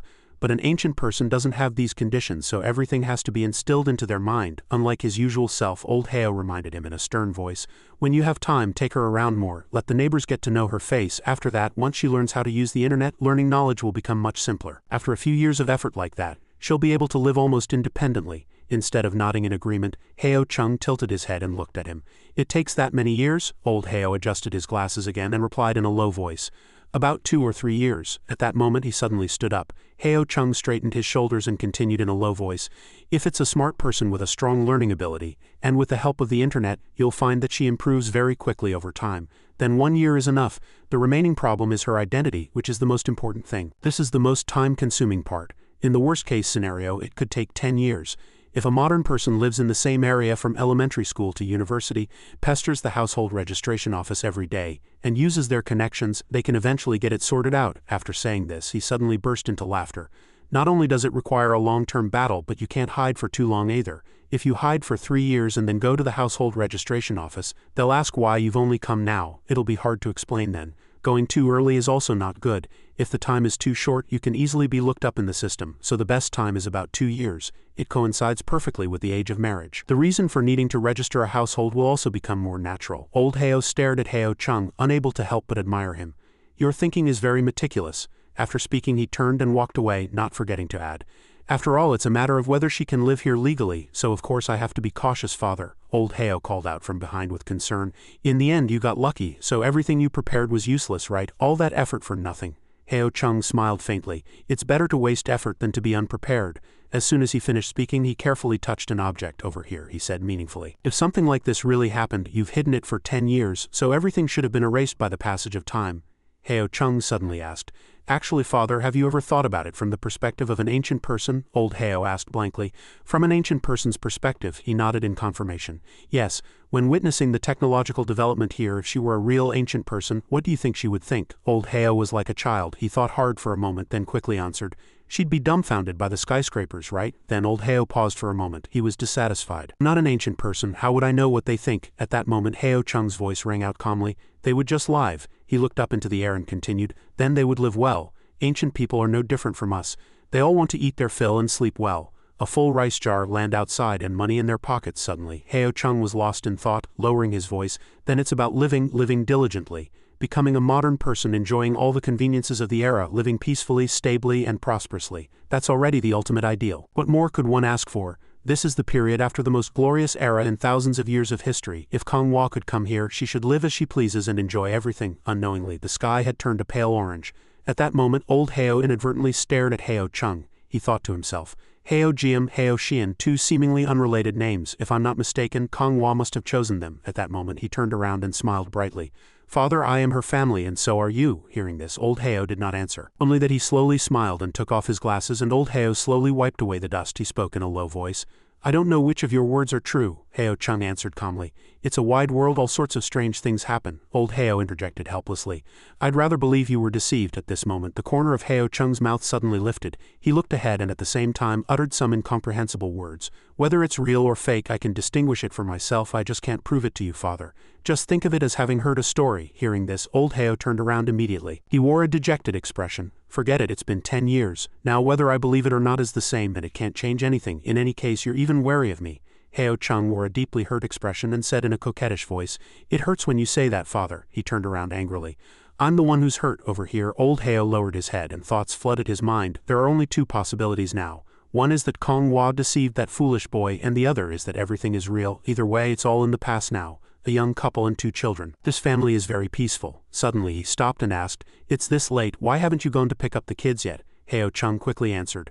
Manhua said she would go. She happened to drive out today to find a new supplier. On the other hand, Manhua got out of the car. She gently brushed her glossy hair. On the way to the kindergarten, Manhua was dissatisfied. Heo Chung looked down on me. He said before that I wouldn't be able to learn to drive, which made me so angry I had to take the theory book out of the trash and study it again. I studied every day at the flower shop when there were no customers. Sometimes I would drag Gong Pyong over to teach me, and then I slammed the driver's license on the table right in front of that guy's face and made him bray like a donkey 3 times. Manhua's eyes quickly scanned the surroundings. Many parents were already there to pick up their children. Her 2 eyes lit up and she saw the children. Across the way, the children came out of the school one by one, and one of them waved happily. Goodbye, teacher. She smiled gently. Goodbye. At that moment, a group of innocent children stared at Manhua. They bowed forward and greeted her politely. Hello, auntie. After greeting her, the children walked straight ahead. At that moment, Manhua suddenly tugged lightly at Xian's clothes. She smiled faintly and asked in a low voice, What did you just call mom? Manhua thought to herself. Heo Xian inherited Heo Chung's foolishness. It seems this kid wants to learn how to bray like a donkey too. Xian turned around in a panic. Mom, she pretended to urge. Go home with Xiao Xiao, the child shouted in fear. No, right after that, Manhua took Jinso's hand. Let's go, let's leave that kid. Xian hurried to catch up. Mom, in the quiet space. The child's cry echoed. Mom, back at Heo Chung's place. The sound of the door opening reached his ears. Heo Chung looked straight at the door, excited. You're back. Manhua looked inside with a puzzled expression. Father, you were here too? Xian peeked out and looked. Grandpa, the child quickly approached Old Heo. He slowly opened his mouth. I had some business with your husband. I'll be going now. Hearing this, Manhua was momentarily stunned, but she spoke politely. Yes, father, take care. At that moment, Old Heo unconsciously turned his head to look again. On the desk still lay the old straw sandals he had touched. Old Heo turned around and thought, It's truly surreal that an ancient person became Heo Chung's wife, even had his children, and now pretends to be a modern person growing flowers and raising cats. Just after that, he left the house without hesitation. At the same time, Kong Hua looked at Heo Chung with a worried expression. What was father here for today? He seemed a bit strange, he answered directly without hiding anything. Father suspects me for keeping your straw sandals for over 10 years. She was momentarily flustered. Father suspects my identity, in front of Kong Hua's worried eyes. Heo Chung answered calmly. He probably suspected it long ago. He leaned lightly on Kong Hua's shoulder and added, I've already told father. Whether he believes it or not is up to him. Anyway, he won't make any wild guesses anymore. She asked back suspiciously. You told father? What if father believes it and asks me about my era's court? I don't remember it well. Kong Hua grew more anxious. Father is in the field of archaeology. He's going to investigate his daughter-in-law. Seeing her worry, Heo Chung spoke in a reassuring voice. It's been 10 years. What would a country bumpkin like you know? Who's never touched fine clothes, only rags and old shoes? Right after that, he nonchalantly poked Kong Hua. What the rich people in the court eat, wear, and drink, what the emperor looks like, whether he digs the ground with a golden shovel every day. Father probably knows more about the court than you do. Economy, culture, politics, the rise and fall. Do you know how those noble lords play? You can't even imagine. They've dug up tombs and even found toys used in bedrooms. She got angry and pinched Heo Chung hard. A blood-curdling scream echoed through the apartment. A kitchen knife rhythmically struck a wooden cutting board. Kong Hua frowned, annoyed. HMPH, how dare he call me a country bumpkin from the Tang dynasty? She finally chopped the cilantro on the cutting board. Although she had never been to Chang'an nor had she ever touched pretty clothes, but Kong Hua smiled to herself as she pushed the vegetables with the back of her knife. I've been to Suzhou and I know how to make shepherd's purse pancakes. Who knows the real taste of the Tang dynasty? No one, only I can make it. Outside in the living room, Chung Zi was on his computer while the two kids fought over a toy when suddenly the phone next to him rang. Ding dong. Chung Zi pursed his lips. Who's calling at this hour? The phone screen showed the caller's name as Xiao Xiao. It was the kindergarten teacher. He quickly answered the phone. Hello teacher, what's the matter? Kong Hua peeked her head out from inside. Seeing him on the phone, she thought, could it be? A moment later, the other person hung up. Yes, I understand, thank you. Kong Hua came over from the kitchen. What's wrong? Chung Zi frowned. He said with a puzzled look. She said that I shouldn't favor my daughter and neglect my son, as it could easily cause psychological problems for the child. Kong Hua tilted her head and stood there blankly. He continued, the teacher said our daughter brought pretty flowers, but our son brought flowers he picked randomly from the roadside, and that's not right. As if on cue, they both turned their heads toward Xian at the same time. Chung Zi frowned. Xian, where are your flowers? I definitely prepared 2 beautiful bouquets of flowers. Heo Jiam took the roses, and Xian took a bouquet of bird of paradise flowers. The child's face turned pale as he stammered guiltily. Xian unconsciously raised his hand and scratched his bottom. Chung Zi smiled wryly to himself. There's that habit of scratching his bottom when he feels guilty again. He pinched his son's cheek and said, hurry up and tell the truth. The child winced in pain. Heo Jiam holding Dong answered calmly. My brother traded flowers with Xiao Xiao, and the child's hand was his prize, the TV remote control. The Chung couple both gaped, frozen on the spot. The sky was turning the color of chicken fat. Grandma Heo put her hands on her hips, her expression displeased. She knocked on the wooden door. You came home and locked yourself in the study without a word, and you're still not out. Remember, it's almost time for dinner. Old Heo quietly opened the door and came out. She was puzzled as her husband walked past without a word. What are you doing? He said in a low voice. I'm going to Chung Zi's place. A table was filled with delicious food. What, is something wrong with our son? Old Heo put his chopsticks down on the desk. His expression was serious. Nothing's wrong with him, but you're about to get sick. Chung Zi's wife Kong Hua is no ordinary person. Grandma Heo's eyes widened as if she didn't understand what he was saying. Then suddenly she shouted, her 2 eyebrows furrowed. Of course she's not an ordinary person. Can an ordinary person give birth to boy and girl twins? The probability is extremely low. Old Heo leaned forward. That's not what I mean. I mean her identity is not ordinary. His wife straightened her back. Refuting the thought, she said, why not ordinary? Don't tell me she's the young lady of some powerful family? Grandma Heo's eyes widened, imagining a scene in her head where the Chung couple, chased by men in black, escaped together. No wonder Kong Hua was forcibly separated from her family. After that, the couple ran away together, and now her family has come to find them, wanting to take Xian back to inherit the family fortune, leaving only Heo Jiam with Heo Chung. Or maybe they won't even leave Heo Jiam. Or maybe Kong Hua is the illegitimate child of some big family who was wandering outside, which is why she had no family when she got married, and now she's been accepted back into the family. Old Heo asked helplessly, what are you talking about? His wife was blank and didn't understand. Then in what way is she not ordinary? Old Heo adjusted his glasses. His eyes were deep in thought. If I told you she was from the Tang dynasty, would you believe me? Grandma Heo was silent, her expression stiffening. She lowered her head, pursed her lips, and swallowed hard. Grandma Heo's eyes widened as she looked at her husband with concern. Honey, can't we just stop excavating ruins? Take a leave of absence and transfer to another position, he said in a low voice. No need to transfer, I'm retiring in a few years anyway. She frowned and stood up from the table, placing her hands on it. I'm going to call that rascal Chung Zi and give him a piece of my mind. He almost made his own father believe him. Hurry up and transfer. In my opinion, you're the one with the problem. Thinking Kong Hua is from the Tang dynasty. No, I need to go to Chung Zi's and ask what on earth he told you. Suddenly, his hand came down and grabbed his wife's. Old Heo closed his eyes and shook his head. I was just joking. I was just saying anything to you. His eyes held a deep anguish. No one would believe this, no matter who he told. Old Heo took off his glasses and lightly wiped the corners of his eyes with a handkerchief. He smiled unconsciously after being scolded by his wife. From now on, stop listening to that rascal's nonsense. You know it too. He's been very cunning since he was a child. A person from the Tang dynasty. Did she crawl out of a coffin? Tell him to bring evidence, then I'll believe it. He lightly put his glasses back on. That rascal will make sure we can't find any evidence. At most, he'll make you half believe, half doubt, and protect her very thoroughly. I still remember when Heo Chung secretly closed the curtains and asked how much those straw sandals were. At the time, I didn't pay attention to his strange behavior. What a pity. He held the two palm-sized old shoes preciously. Kong Hua supported herself on the bed with her hands and was puzzled to see her husband staring at the worn-out shoes. Why is this person playing with this again? She rested her chin in her hand. In my opinion, Xian learned it from you. Don't teach the kids strange habits. Chung Zi was startled, frowned, and shouted. What did he learn from me? Kong Hua answered calmly. He learned from you how to deceive other people's daughters. He sat on the bed. How many times have I given you flowers? Why are you blaming me? When I was deceiving you, he wasn't even born yet. And why do you say I deceived you? You're the one who approached me. Kong Hua was startled and her cheeks turned red with embarrassment. She quickly grabbed the pillow in her hand. Kong Hua was so embarrassed that she angrily threw the pillow at his face. You're the one who deceived me. I'm a noble female warrior. How could I approach you? Chung Zi hugged the pillow and frowned. Why wasn't it you who approached me? As I recall, just before Kong Hua was about to lift me up, you were the one who dragged me into the room. How did I deceive you? You're a woman who's really good at twisting black and white. Hearing those words, she shouted angrily. That's because you were being shameless. I just wanted to switch rooms. Chung Zi blinked his eyes. His blue-green pupils sparkled, pretending to be very pitiful. As if I wouldn't know you were smitten by my good looks and wanted to sleep with me. You were the one who ran over first and said we should share a blanket. I didn't want to because it was hot, but you forced me to. Kong Hua recalled his appearance that day and sat there blankly. The way he shook the cup in his hand with a vibrant face, she blushed with embarrassment. She clenched the pillow in her hand, bristled like a cat, and shouted. It was all your scheme, wasn't it? Shameless Heo Chung. You did it and you can't even admit it. Kong Hua reached out and unbuttoned her dress. She threw off the blue one-piece dress. I'll fight you to the death. Old Heo stood outside the house, lost in deep thought. In the twilight, his face was filled with deep contemplation.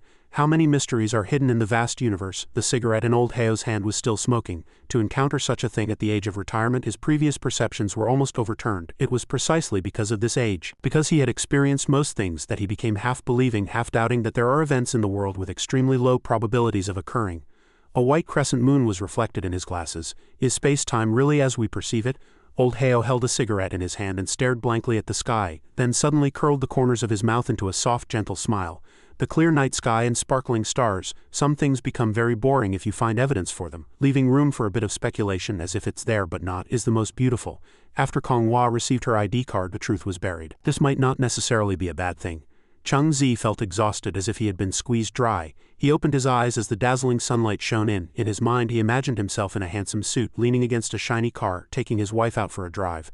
People are like cars, they need regular maintenance to last longer. When he was young, he felt he had plenty of horsepower, could run all night, and if the fire went out, a little oil would get him running like crazy again. But as time went on, even if the car's performance didn't decline, the increasingly aggressive driver began to feel a little overwhelmed. In his mind, Kong Hua was like a reckless driver, zigzagging and speeding along. Chung Zi curled up and pulled the blanket over his head. It was only after turning 30 that he gradually became humble. Kong Hua was in a good mood, her skin glowing. She pulled at his clothes, but his whole body was dry and trembling. Today, cough, I owe you one, I'm tired. He again imagined two men with their legs in casts fishing next to a no fishing sign. He often heard older people say, youngsters, you think women are fun because you haven't reached the right level yet. When you reach my level, you'll understand. Fishing is more fun. The man with slicked back brown hair had a gaunt face and sunken dark circles under his eyes, looking haggard. It was only at this age that I realized my kidneys are weak, I'm not good with women. The sound of slippers dragging was heard from outside. Kong Hua, wearing a soft pink dress, swept her hair back and smiled faintly at him. She approached, bent down and kissed Chung Zi on the corner of his eye. He suddenly moved aside, his two eyes wide as he froze on the spot. He had dodged unconsciously out of surprise. Kong Hua cupped his cheeks with her two hands. She held him tightly. Bent down and kissed Chung Zi on the cheek. After finishing her business, Kong Hua smiled brightly and ran out. Then I'll be going. Chung Zi sat motionlessly on the bed, stroking his cheek with his hand, staring blankly at his wife leaving the room. His brain seemed to have stopped. His mind was filled with the question, I suspect she has some kind of technique to absorb my yang energy. Look at that firm face, those eyes shining with vitality. She definitely absorbed my yang energy. Chung Zi clenched his fist and extended it forward. His whole body was drenched in sweat as he practiced his fist techniques with all his might. No, I must train my body to be healthier. The Heo family fist will be passed down from my generation. Changzi straightened his back and retracted his hands. He suddenly asked when Heo GM peeked her head out from behind the living room door. What time is it? The child thought for a moment. My stupid brother isn't up yet, it's just me and Dad, so Dad must be asking me. It's 8:30. Changzi smiled happily at his daughter. It's the weekend today, so you can sleep in. Why did you wake up so early? Are you hungry? Heo GM trudged over to him. I woke up, so I got up. The child suddenly bent her knees, raised her hands, and followed him in practicing fist techniques. Changzi squatted down next to the child. Do you want to learn martial arts? Xiaonu pursed her lips. Yes. He reached out and took down the hair tie on the child's wrist. Changzi went behind her and carefully tied his daughter's hair. Even if you like it, you can't always bully your brother. That kid is going to get sick from anger because of you, the child quickly answered. I like it, but I won't bully him. He tied the child's hair up high and secured it with a tie. Good girl. Changzi narrowed his eyes and said affectionately. Everyone in our family knows right from wrong. Most of the time it's that troublemaker Heo Xian who deserves to be hit and wants to challenge his sister Heo Jiam's authority. He and his daughter practiced fist techniques together outside the living room. Changzi turned his eyes and glanced sideways at his daughter. Through Heo Jiam he seemed to see the young Konghua. In that small village 1,000 years ago, perhaps the young female warrior also started learning martial arts like this. It's just that the environment was tougher, and maybe one practice session would last a whole day, combined with standing on stakes, fighting with other children, or carrying a small basket and following the second mistress to pick herbs and grains. Changzi smiled unconsciously. I really want to see it for myself. Xian held Heo Jiam's hand and excitedly looked around. On a normal weekend, I always take the two kids to the flower shop. It's not bad to come out and play sometimes. Changzi put his hands on his hips and shaded his eyes from the sun with his hand. He suddenly noticed a familiar figure approaching from a distance.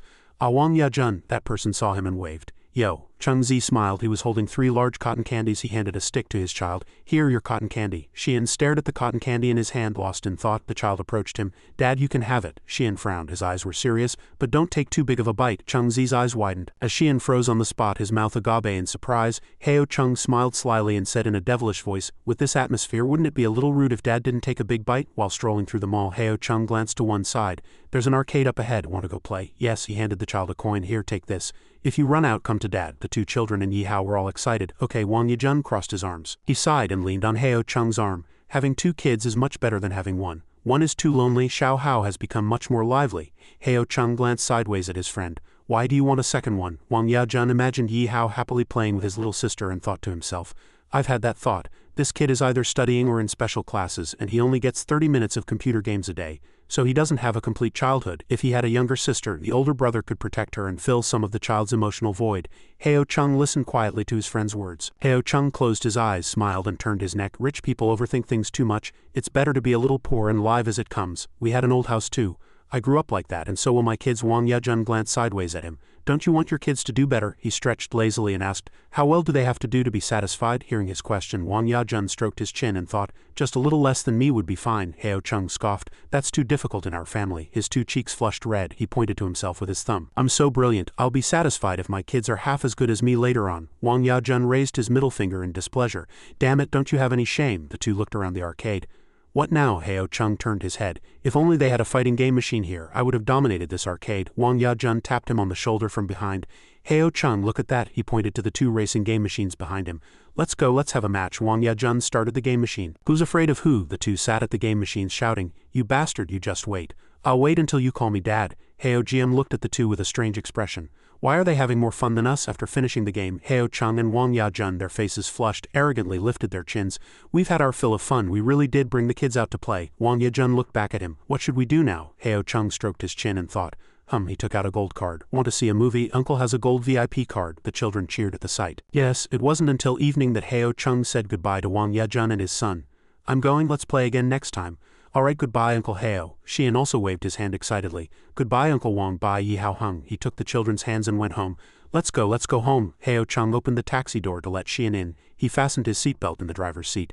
Heo Chung turned the steering wheel, tilting his head to see the road. The father and his 2 children returned home and took off their shoes. After changing his clothes, Heo Chung sat in a chair in the living room and used the computer, his eyes wide. With an awkward smile on his face, his mind was filled with thoughts. Have I really become a foolish man who only takes care of the kids? He imagined his wife again, happily smiling while holding a fresh bouquet of flowers. How did a foolish ancient heroine end up putting on makeup every day and becoming a diligent flower shop owner, while a smart modern man like me has to run around with 2 kids? The night deepened, and a crescent moon rose high. This is definitely a conspiracy. A turtle was inside a large bowl. Xian and Heo Jiam put their heads together and watched with interest. Konghua happily approached the 2 children. I'll give you a pet, you can name it. Dalna leaned down from the chair and approached, sniffing with its nose and then examining it with its face close. Dalna placed its paw on the turtle's shell. Xian was even more amazed by the sight. Wow, it retracted. Xian asked curiously, "Where did this turtle come from?" Konghua looked back at her husband. Pyong caught it while fishing and brought it for the kids to play with. He narrowed his eyes helplessly. Is that even allowed? Suddenly, a shout was heard, catching the Heo couple's attention. "Let's name it Xian," the siblings shouted and fought. "Why should we? Let's name it Jiam." Heo Chung smiled at the corners of his mouth, but his expression was angry. These name-greedy kids, the family of 4, rolled around together in the living room. While Heo Chung worked, Konghua also sat next to him and watched. 2 children were also playing with Dong-ah. Heo Chung stared at the computer with sleepy eyes. Konghua also sat next to him, leaning her head on his shoulder and wondered, Gong Pyong is still getting ready like that. While Heo Chung worked, she also sat next to him and talked to him. Is she determined to become an old maid? Is she really not getting married? I have no prejudice against people who choose to be single or not have children after marriage, but there's a pretty nosy person next to me. Dong-ah approached and observed the turtle inside. Meanwhile, the two were still talking about Gong Pyong. She's looking. It's not that she's not getting married, it's just not the right time yet. Not the right time yet? Our kid is about to start elementary school. Hearing that, Konghua got angry and pinched Heo Chung's arm hard, reminding him, it's not up to me to say. She has to like him. She's waited so long, she can't just meet anyone now. If she finds the right person, she'll get married. Or she won't. It's not like she's missing anything anyway. A hint of admiration flickered in Konghua's eyes. She's so free. In my opinion, she's the real heroine. The Gong Pyong in her eyes had a brilliant halo, was independent in everything, and had no ties. A heroine who freely did whatever she wanted, living like that, waiting for a person who might or might not appear. A hand holding a piece of yellow durian. Heo Chung happily held up the piece of durian and called the whole family, "Won't you all try some real durian? It's very delicious," but the durian in his hand looked grotesque and smelled foul to others. Seeing the piece of durian, Konghua, Xian and Heo Jiam all kept their distance. Xian blamed Heo Chung with a look of contempt. "Dad, why do you keep trying to make us eat smelly things? Smelly. This is super delicious." Konghua also placed a small piece of durian in front of Dong-ah. Unexpectedly, Dong-ah got up and pretended to bury it with cat litter. The whole family quietly watched Dong-ah's burying motion. It seemed to think the durian was its own poop. Konghua threatened Heo Chung with an angry face. "If you keep messing around, you'll be sleeping in the living room tonight. Just you wait and see. Don't you come begging me to come back to the room then." Soon the night deepened and sparkling stars filled the sky. Heo Chung stood quietly in front of the door. He paced back and forth in front of the 2 rooms, trying to gauge the situation. Heo Chung, with a flushed face, thought to himself, the 2 rascals must be asleep. Adults have so little private space. After carefully observing, he went to the computer desk. While he was having a wicked thought, Konghua came close to the computer screen and asked curiously, "Finally, you can play a new dirty game." "New game?" Heo Chung was startled by her sudden appearance. "I was wondering where you went in the middle of the night." Heo Chung smiled, pointed to the computer screen and explained, "It's a new release and there are a few sub-endings." Suddenly, Konghua's face turned beet red as she scolded him. Vulgar and low. Despite her anger, Heo Chung continued to tease her. "Games are made to be played. How can you call it low? Don't play if you're so twisted." Nevertheless, Konghua plopped down onto the chair. She shoved Heo Chung hard. Move. Having his spot taken, Heo Chung protested. "Why did you take my seat? Stop talking nonsense." Jin Shao bowed politely with a bright face. "Hello, Uncle Heo." Heo Chung also replied cheerfully upon seeing the girl. "Hi Xiao Xiao." Soon Jin Shao started playing with Xian and Heo Jiam. "Let's play dress up." "Okay." Seeing the children playing well together, Heo Chung and Jin Ho were also happy. Chronicles of an Angel. At this time Jin Ho glanced to the side. He was surprised to see Heo Chung's bookshelf. Late Introduction to French. Jin Ho approached and took out the book. "Wait a minute." He couldn't help but be amazed. "Damn it, Wang Ya-jun's kid is learning English at most, but here they're doing English, French and German." Heo Chung also took this opportunity to boast to Jin Ho, "A person who doesn't read is no better than a pig. What can a kid that young learn? Are you planning to make them a translator later?" "Who said I'm making the kids study? I'm teaching myself." Knowing that Heo Chung was the one studying those books, suspicion sprouted again in Jin Ho's mind. "When that guy Wang Ya is free, he fiddles with his wheelchair. When I'm free, I take Xiao Xiao out to play, camp by the Nan River, buy snacks at Gangsung Square and go to the swimming pool to learn how to swim." Heo Chung is amazing. Whenever he's free, he learns sword dances, plays with swords, practices tiger fist anyway, not a single normal thing. Thinking this far, Jin Ho was dumbfounded. "Even if you start practicing immortal arts one day, I won't find it strange, ignorant and stupid." Heo Chung glanced sideways at him and thought to himself, "This guy only has thoughts of catching thieves, being a cop and women in his head." Jin Ho was lost in complex thoughts and sat blankly for a while. As someone in the cultural field, it's very necessary to learn a foreign language. You don't have to be fluent, just being able to listen and read is enough. Heo Chung had his nose buried in the computer, doing his own thing. A film critic needs to watch a sufficient number of films and form an information network to be able to evaluate the quality and depth of a film. The movies he had seen so far were not bad, and from there he drew a conclusion. Movies have developed for many years, and the film material is truly vast. One should not be satisfied with only high-rated movies but should find ways to explore more new and unique works. Heo Chung slowly approached Jin Ho. He wanted to know his situation with a serious face. I heard you two got divorced. Hearing that, Jinho was silent for a moment before answering.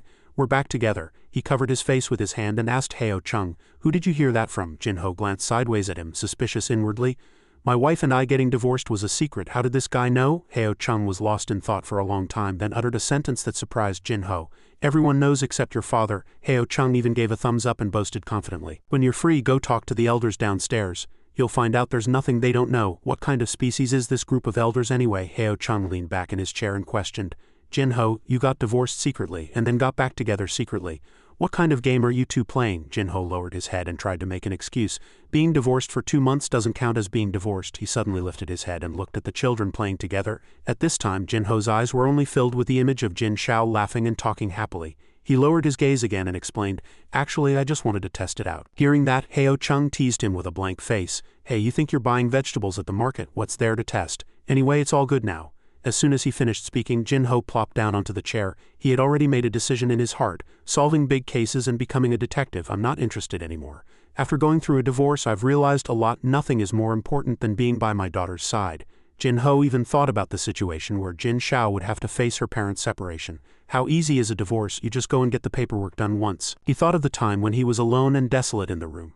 At that time, he thought very simply. It was just being alone a little earlier, and he even breathed a sigh of relief that he finally didn't have to fight noisily. But when he walked alone down the small path the two of them used to walk together and returned to a house with cold furniture, a dark room with no people and no lights on, when he covered himself with a blanket and said good night alone, the other side of the bed was empty, no longer an answer. Only those who have experienced that feeling would know. As Jinho was lost in thought, his hand accidentally touched a pillow. He held the pillow in his hand and questioned Heo Chung. I've been meaning to ask, why are there a pillow and a blanket on your sofa? Do you sleep on the sofa? Did you two fight? Heo Chung denied it with his mouth, but inwardly he thought, it's quieter. I can go back to the room if I want to. In the end, the heroine kicked me out and made me sleep on the sofa and wouldn't let me back unless I learned to bray like a donkey. Jinho shot him a bullet-like glare and reminded him, bragging again, be careful not to regret it later. Heo Chung laughed arrogantly and teased Jinho. I'm not a coward like you. After talking for a long time, Jinho and his daughter said goodbye to Heo Chung's family and went back. Xian waved at Jin Shao with a flushed face. His eyes were full of reluctance to part with the girl. Noticing Xian's feelings, Heo Chung bent down and teased the child. Reluctant to leave, he patted Xian's shoulder and suggested, or you can go live at Xiao Xiao's house. Hearing that, the child's eyes sparkled as he asked back, can I? Heo Chung poked the child's cheek with his finger. He stood up, dusted off his hands and retorted to Xian, leaving the child stunned. Dream on. Heo Chung was inwardly jealous of his son. When this dad was young, he would collect ice cream sticks with a fat dark kid to make a fan. We only played stick-pulling games. How come this kid has a friend of the opposite sex since he was young? He turned back to the sofa and happened to see the blanket and pillow on it. Holding the pillow in his hand, Heo Chung was in a bad mood. Sleeping in the living room for a night is quite comfortable at night, but when I wake up in the morning and can't hug a soft body, my whole body feels sore. I need to think of a way. At this time, Kong Hua came out of the room, tilted her head with a curious expression and looked outside. Outside, Heo Chung was sitting in front of the computer screen listening to something. Seeing this, Kong Hua was once again puzzled. What is he doing, learning some kind of bird language? Is there anyone who could understand that language without hand gestures? As Heo Chung continued to stare outside, Kong Hua approached and asked, what are you looking at? Outside, Heo Jian was twisting Xian's hand hard, which made him even more anxious. Who's going to want to marry our daughter in the future? Seeing that, Kong Hua could only give a bitter smile, unable to retort. Heo Chung even listed Heo Jian's family's strengths as if they were criminal charges. Look how well she fights. Her aunt also practiced martial arts. Her grandmother can break a large tree with a swing of her hand. Her grandfather, he may not look like much, but he once knocked someone down in a single blow and they couldn't get up. Having said this, Heo Chung became even more worried inwardly. This is bad. Not only is my daughter strong, but she's also incredibly smart. That's just terrifying. A moment of silence for my future son-in-law. At this, the Heo couple began to argue again. So what? I'm sure there's someone out there who's gutsy and fearless. You used to be the same when I pointed my sword at you and yelled at you to explain where the people on TV came from. If what you say is true, then you must be gutsy too. It's wisdom, I tell you. I subdued you with wisdom, got it? Recalling those words, Kong Hua's face darkened as she thought to herself. I was feeling sorry for him sleeping on the sofa, so I was going to let him back in the room after 2 more days. She had already formed a plan in her head. How dare he say he subdued me with wisdom? I'll make him learn to bray like a donkey before he's allowed back in the room. This time I'll record it. There will come a day when I make that man drink my foot-washing water. As night fell, a hand gently covered Xian with a blanket. Kong Hua looked at the child with affectionate eyes and reminded him, you have to cover your stomach when you sleep at night, okay? Otherwise you might catch a cold and give it to someone else. Hearing that, Xian's eyes widened in surprise. Then the child made a suggestion. If I'm going to catch a cold soon anyway, I'd rather catch it first and give it to others. Before Xian could finish his sentence, Konghua clamped her hand over his mouth. She held back her anger and reminded the child, "Be honest with mom and dad, okay?" After that, Konghua went over and kissed Heo Jiam on the forehead. She looked at the two children and reminded them, "Okay, mom's leaving now. You two go to sleep quickly." Xian was very obedient, covering his stomach with the blanket and answering, "Okay, good night, mom." The child very politely turned his head to look out the window and greeted everyone.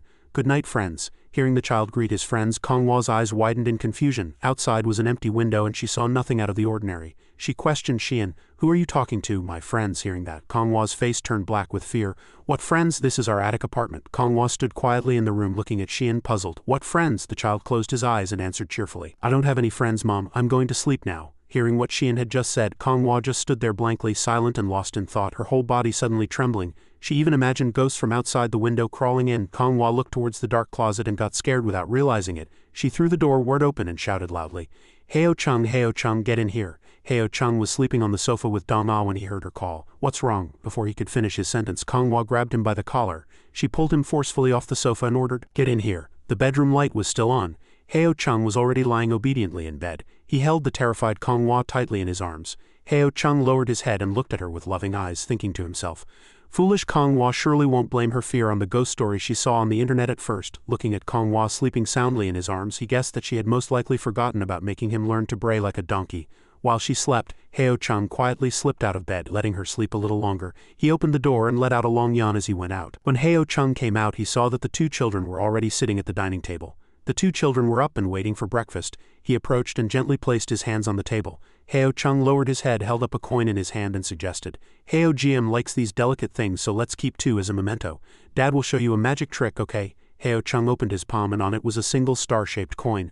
"Watch closely." He closed his hand tightly around the coin, then brought it to his mouth and blew on it. After that, Heo Chung slowly opened his other hand. This time the coin was no longer in his palm. Xian saw it and shouted in surprise, "It disappeared, it disappeared."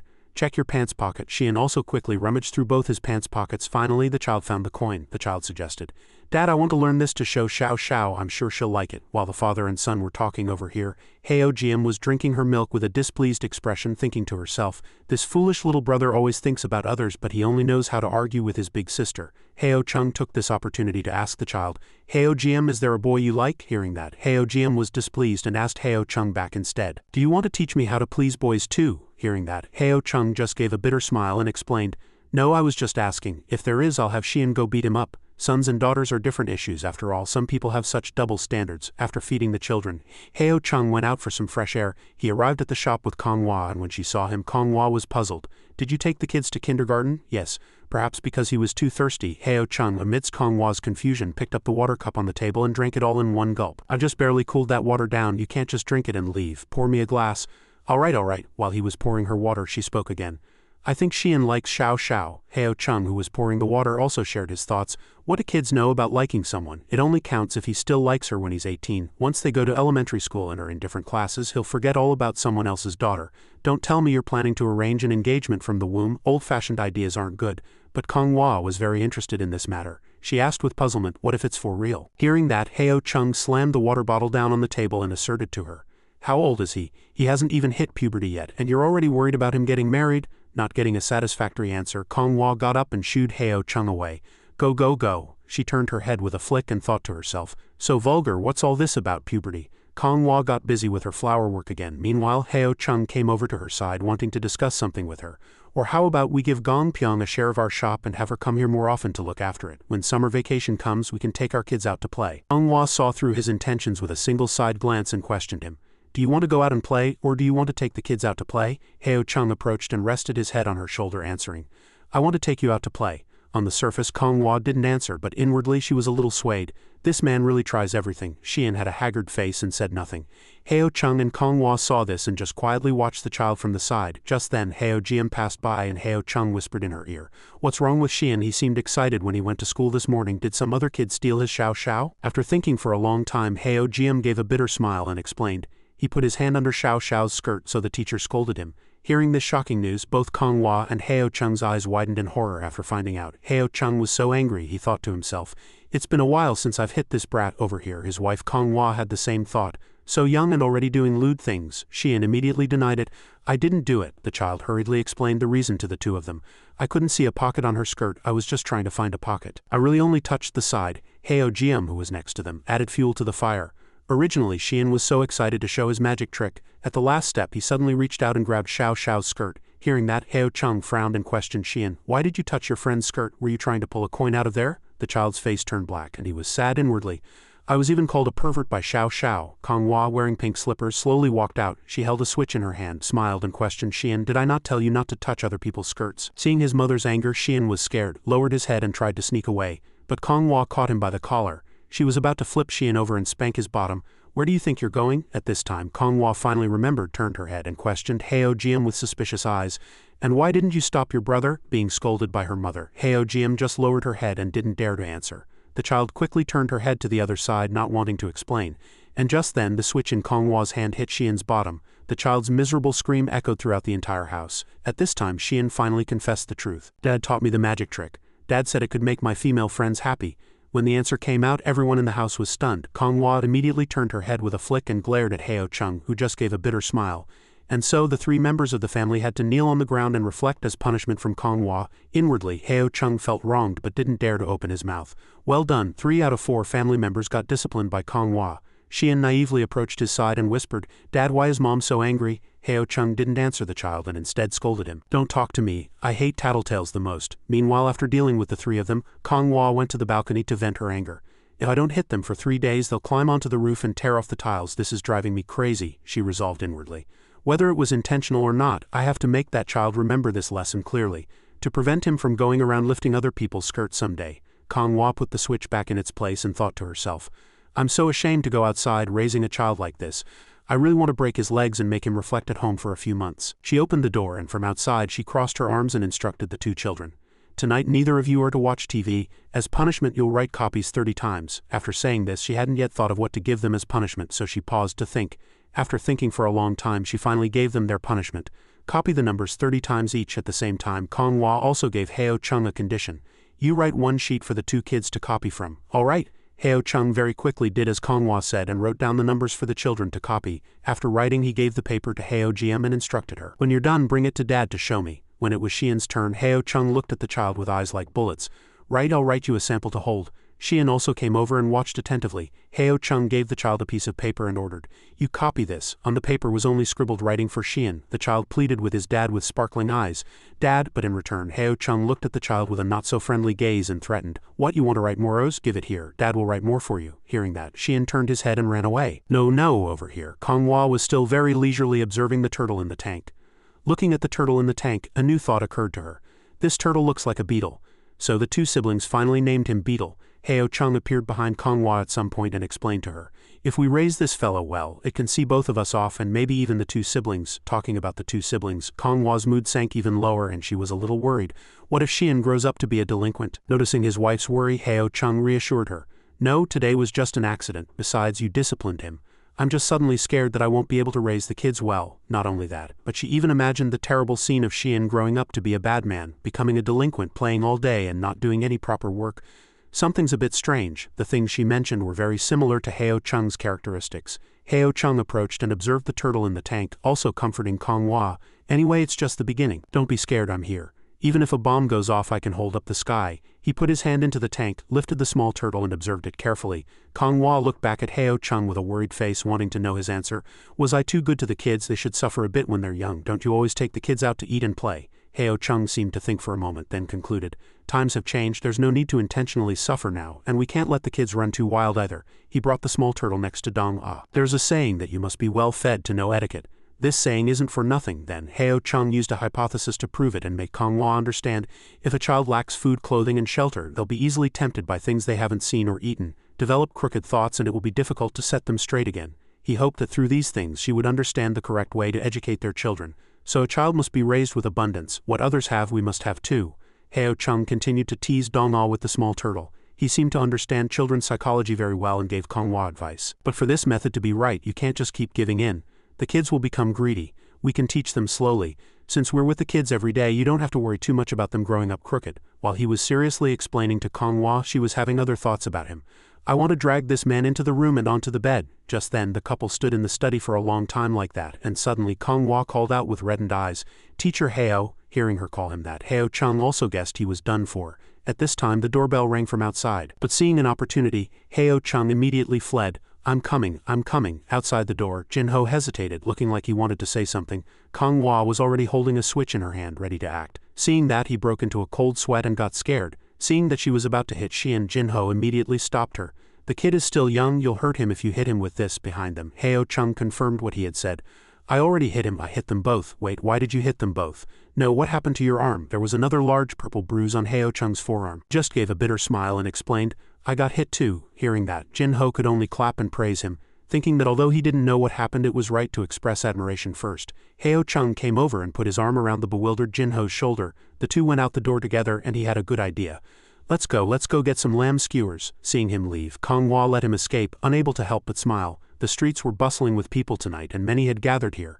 Heo Chung and Jinho walked down the street looking for a restaurant. Finally, the two found a restaurant and sat down together to eat lamb skewers. Heo Chung chewed the meat in his mouth and thought to himself, Jinho, you can't underestimate this guy just because he's gotten fat and looks slow lately. If some woman shouted robber right now, this fat guy would kick over the table and dash out in an instant. Thinking that, Heo Chung asked Jinho curiously, if a situation like the one when you first met Wu Ryo happened again, would you let someone stab you and jump in again? At the mention of this story, he froze for a long time. Jinho lowered his head and thought deeply, finally giving an answer.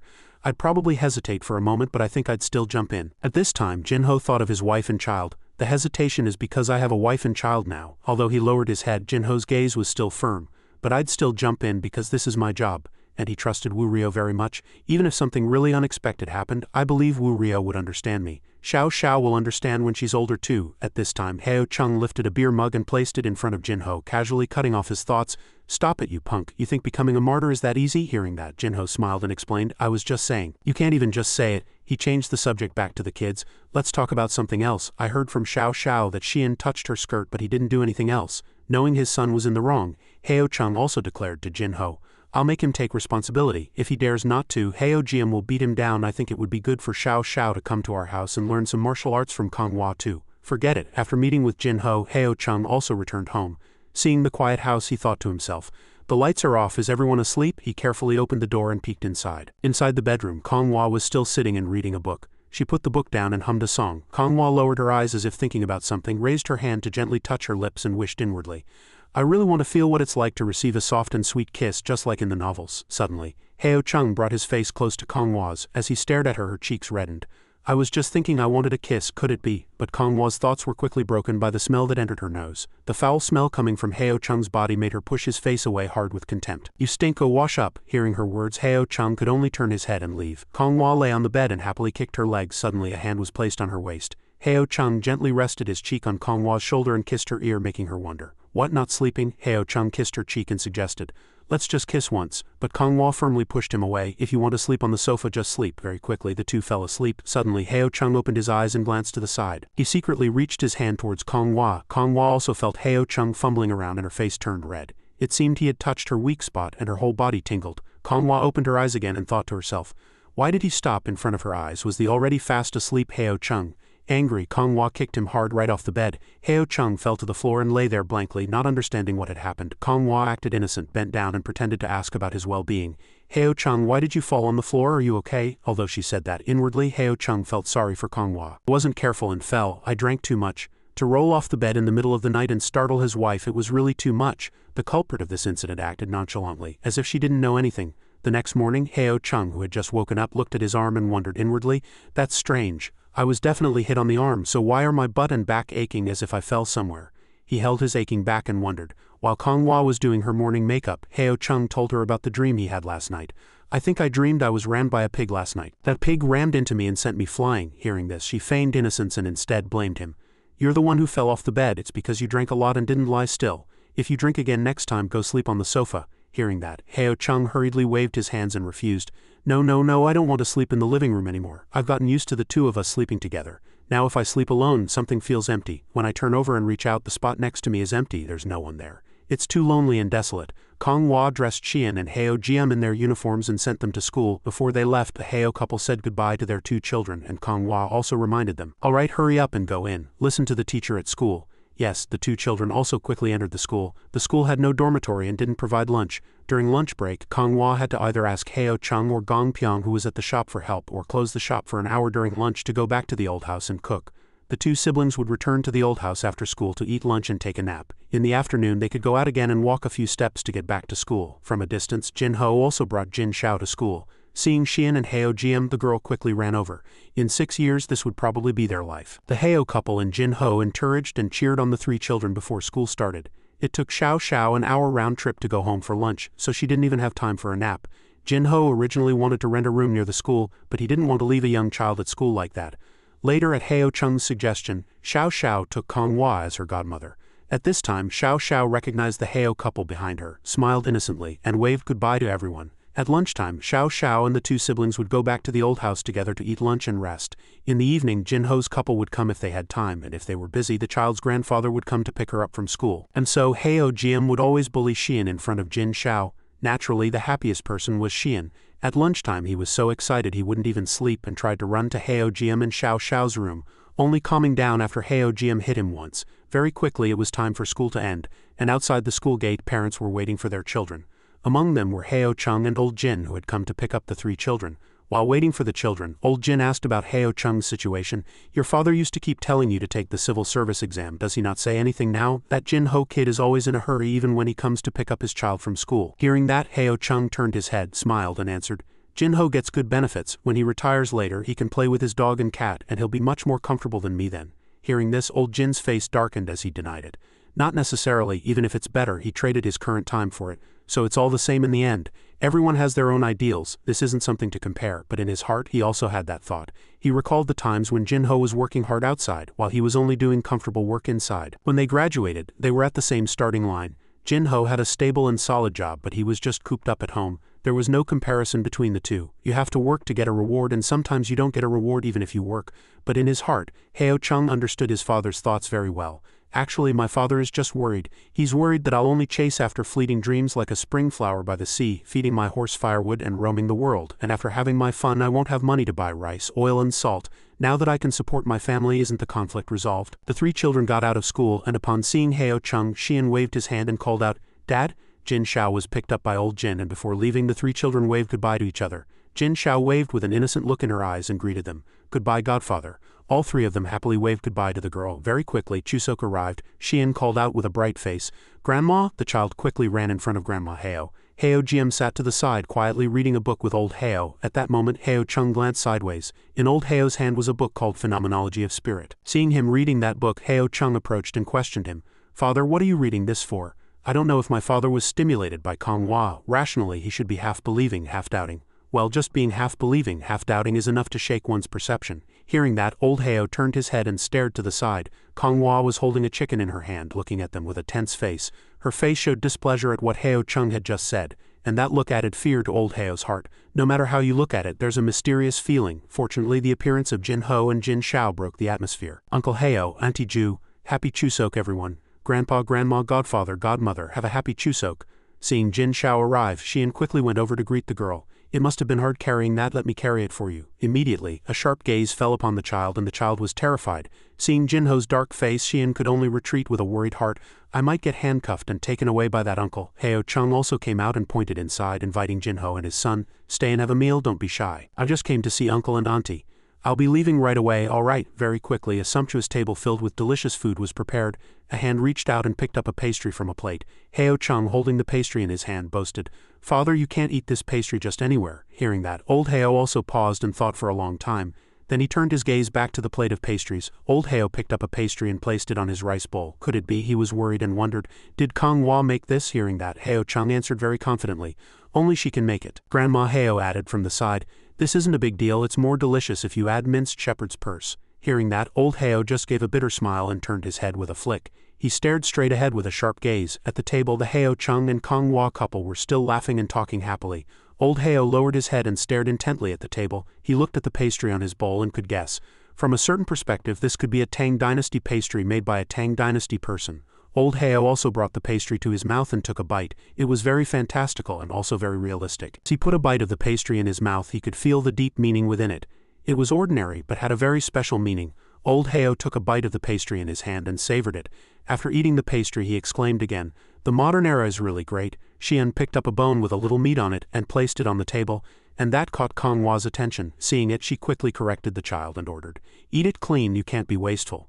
Heo Chung, who was next to them, saw it and could only sigh helplessly and think to himself, maybe because the lady hero suffered too much in the past, she has to eat every last bit of meat on a rib bone to be satisfied. After finishing their meal, the Heo couple went out to the balcony to see the view. Old Heo looked at the sky and asked about the two children's situation. "How is school for the two kids?" Hearing that, Heo Chung explained everything to him.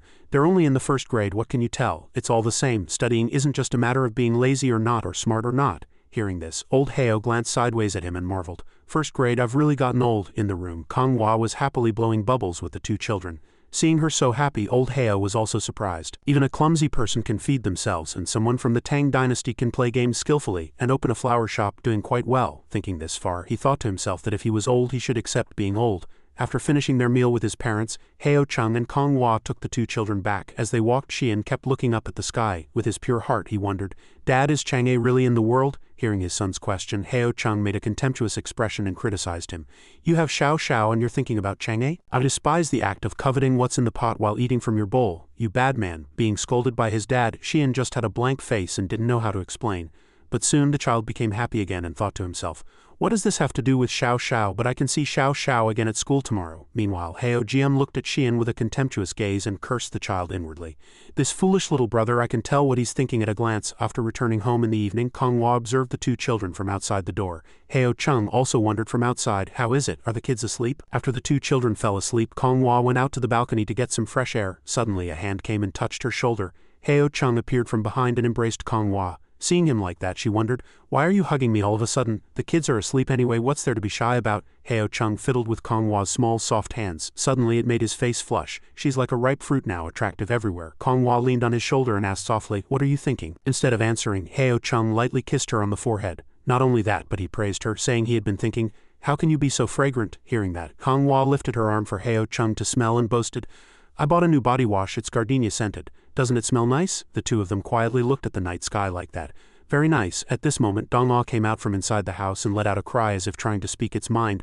"My wife is an ancient person I picked up. Who would believe me if I said that?" Kong Hua also came over and gently held Dong Ah in her arms. The two people and one cat sat quietly on the chair like that, looking at the sky. Heo Chung glanced sideways at Kong Hua and thought to himself, "More than half of my life has passed in the blink of an eye." He still vividly remembered when he first met Kong Hua. It felt like he had met that imposing lady hero just yesterday. Heo Chung suggested to Kong Hua again, "Shall we make another younger sister for our kids?" "Oppa, are you crazy?" As he said that, he held up 5 fingers and teased her. "You said it yourself. You said Oppa is a lecher and should have 5 kids. Do you want to get hit?" But Heo Chung pulled Kong Hua's head towards him again and said earnestly, "Stop joking. I'll just hold you for a moment." The shadows of the two people were cast on the ground, leaning closely against each other. Suddenly a thought occurred to Heo Chung. "Do you think there's a next life?" Hearing that, Kong Hua looked at him with teary eyes and answered seriously, "Maybe there is." She recalled the time she had seen the second mistress on a billboard. "I once saw someone who looked a lot like the second mistress." But Heo Chung, who was next to her, quickly denied it.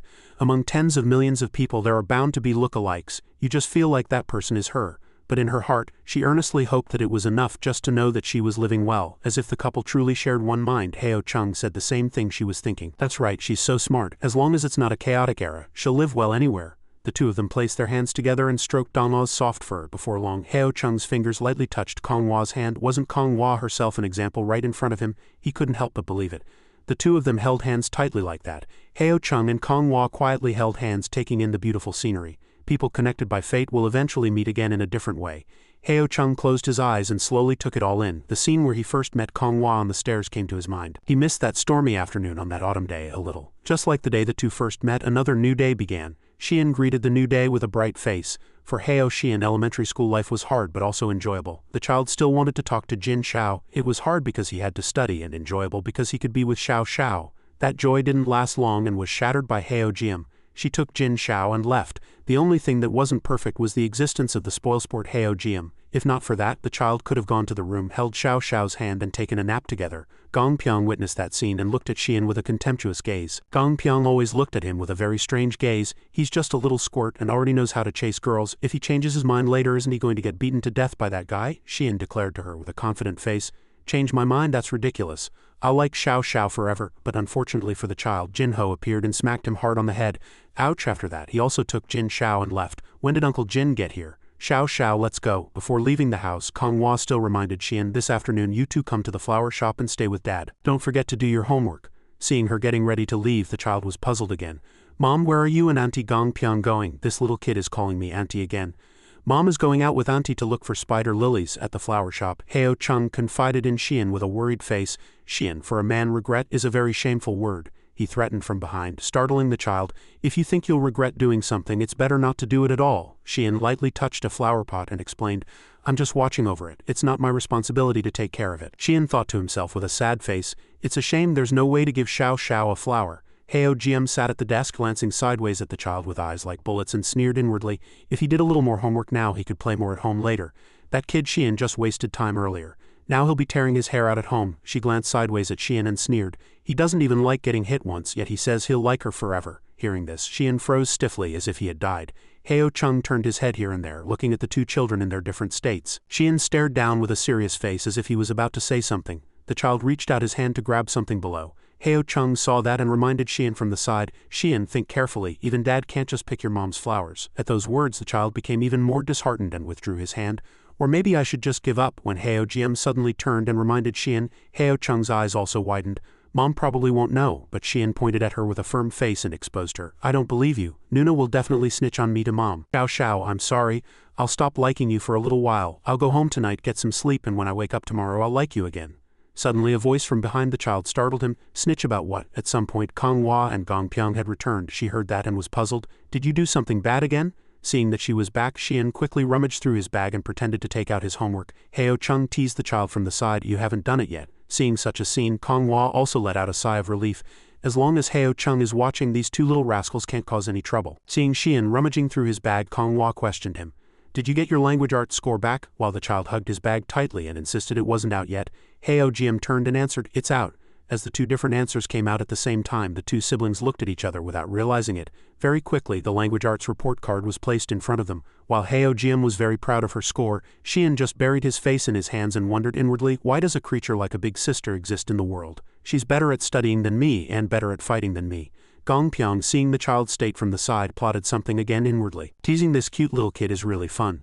I like watching Heo Jiam bully that kid. He gets so angry but can't do anything. So what score did Xiao Xiao get? When Xiao Xiao was mentioned, Xian's face brightened again as he answered, she got an 80. You two are quite a match. Xian quickly sat at the desk and did his homework. The child with a sad face just lowered his head, did his homework and blamed himself inwardly. If I don't finish my homework I can't even watch TV. A small turtle was crawling on the floor. Heo Jiam also sat and played with the turtle. Heo Chung was working, then looked up at her puzzled. Heo Jiam, did you finish your homework? Hearing that, Heo Jiam thought for a while before answering. But in her heart, she grew more worried. Yes, I finished my homework quickly again. Dad isn't going to give me more homework, is he? Over here, Heo Chung was also thinking to himself. I can't give Heo Jiam more homework. If Heo Jiam does more, Xian will have to do more too. That kid is already overloaded. After thinking for a long time, a good idea came to his mind again. Isn't there something else I can have her do? There is. Kong Hua had a serious face, staring straight ahead with a contemplative gaze. She quickly slapped Heo Chung's hand away from the food plate. Kong Hua crossed her arms and questioned him. Heo Chung, what did you whisper to Heo Jiam? He didn't hide it and told her his plan. Oh, I've finished negotiating with her. I'll give her 3 yuan for doing the dishes once. Hearing this, Kong Hua scolded Heo Chung with displeasure. You're trying to pass off your responsibility for the dishes, aren't you? No, I'm fostering a sense of financial management in the child. She needs to know that earning money isn't easy, so she won't just buy things recklessly to collect pencil cases anymore. Heo Chung went over, rested his face on Kong Hua's shoulder and soothed her. When you first came, you stared at a steamed bun but couldn't eat it. You could have bought 2 buns for 1 yuan. Where can you find 2 buns for 1 yuan now? The purchasing power has changed. Heo Jiam asked with a serious face. I just have to finish washing the dishes, right? Heo Chung pointed forward and instructed, you have to wash them cleanly. Heo Jiam received the order and quickly turned to go to work. Got it. Heo Chung, out of curiosity, went to the 2 kids' room, pressed his ear to the door, his heart full of suspicion. Why did she go into Xian's room instead of the kitchen? I have a bad feeling about this. Inside the room, Hyeojim was discussing something with Xian. If you just do a good job, getting a flower is very simple. You saw my pencil case, right? If you listen to Nuna, you can't go wrong. You take the initiative to help mom and dad with the housework. You can go wash the dishes right now. Hearing this far, Heo-chung also marveled at Heo-jim's cleverness. That kid Heo-jim, she's becoming a handful. A small hand was washing the dishes one by one. While Xian washed the dishes, Heo-jim supervised him from the side. That plate isn't clean yet. The soap suds haven't been rinsed off completely. And that one for my flour. Suddenly, someone pushed the door open hard and came in. After completing the mission, Xian came up to Heo-chung. The child had sparkling eyes as if waiting for praise from him. But instead of an answer, Heo-chung just remained silent and said nothing. Inwardly, he had already decided to teach that kid what cruel reality was. Heo-chung took 2 coins from his pocket, held them out in front of Xian and explained, Xian, your Nuna already discussed this with Dad beforehand. Dad promised to give your Nuna 2 yuan if she washes the dishes cleanly. Even if you help her wash them, Dad still has to give it to her. Hearing this, Xian got angry, pointed to his own face and was puzzled. You should give it to me. Hearing that, Heo-chung calmly answered the child. Dad made a promise with your Nuna, so I have to keep it. How you two divide it later is your business. Heo-jim heard that, thought deeply for a long time, finally thought of a way and negotiated with Xian. Then let's do this. Nuna will give you 1 yuan. From now on, every time we do the dishes, Nuna will give you half. Xian gritted his teeth and held back his anger. Then finally exploded, beat his chest and declared, Dad, give this job directly to me. I only need 1.5 yuan. Seeing the child so determined, Heo-chung wondered inwardly. No way, the competition is this fierce. At this point, Heo-chung felt like something was wrong. I just had a meal. Why did I suddenly become a villainous capitalist? Heo-jim approached and offered Xian a deal. Xian, do you want to buy Xiao Xiao some latiao? Xian, do you want to buy Xiao Xiao some hawthorn candy? Although he heard those tempting words, Xian was still very firm in his heart. If I buy snacks for Xiao Xiao, Nuna will definitely take a cut.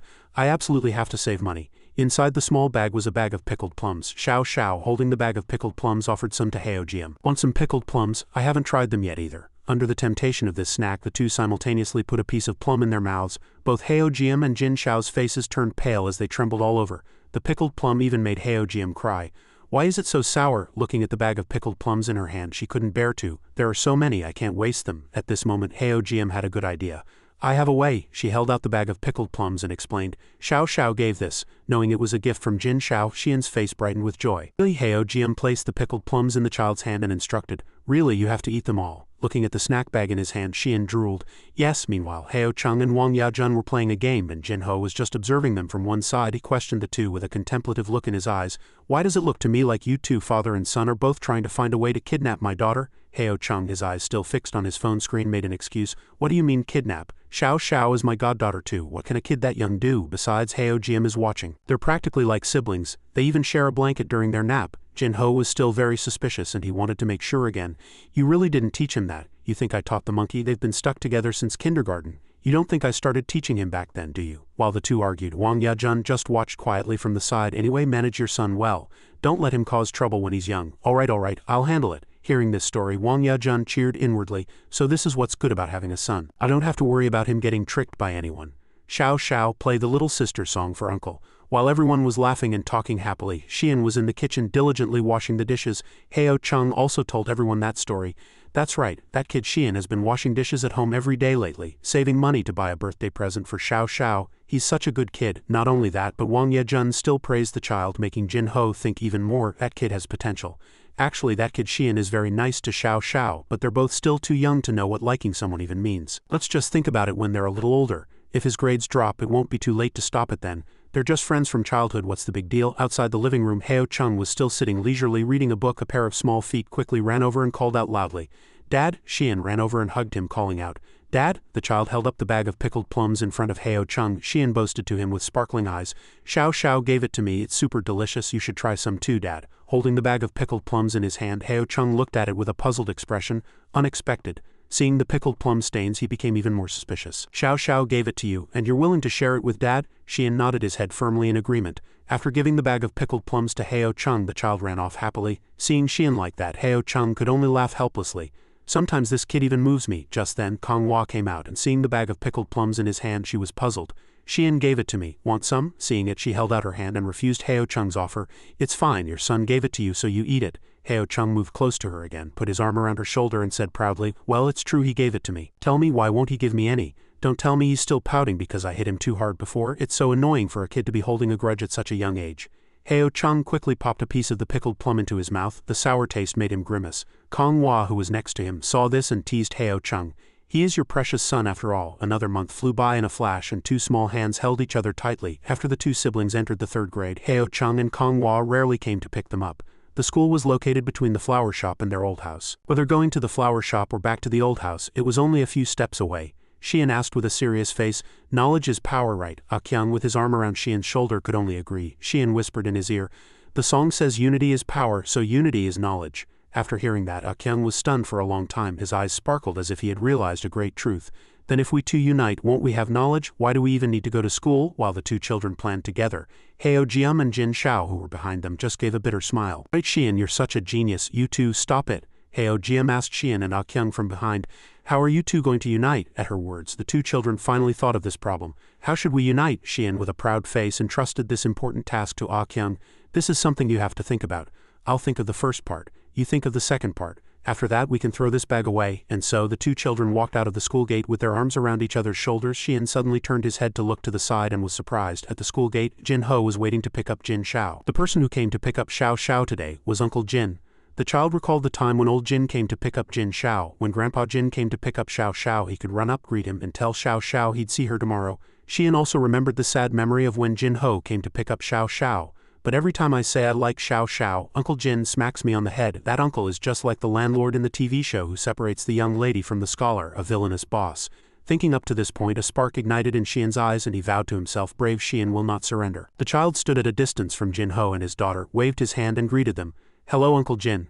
Seeing Xian do that, Jin Shao also smiled to herself. Seeing his daughter smile so brightly, a ripple went through Jin Ho's heart. Xiao Xiao used to be introverted, but she's become more cheerful as she's grown up.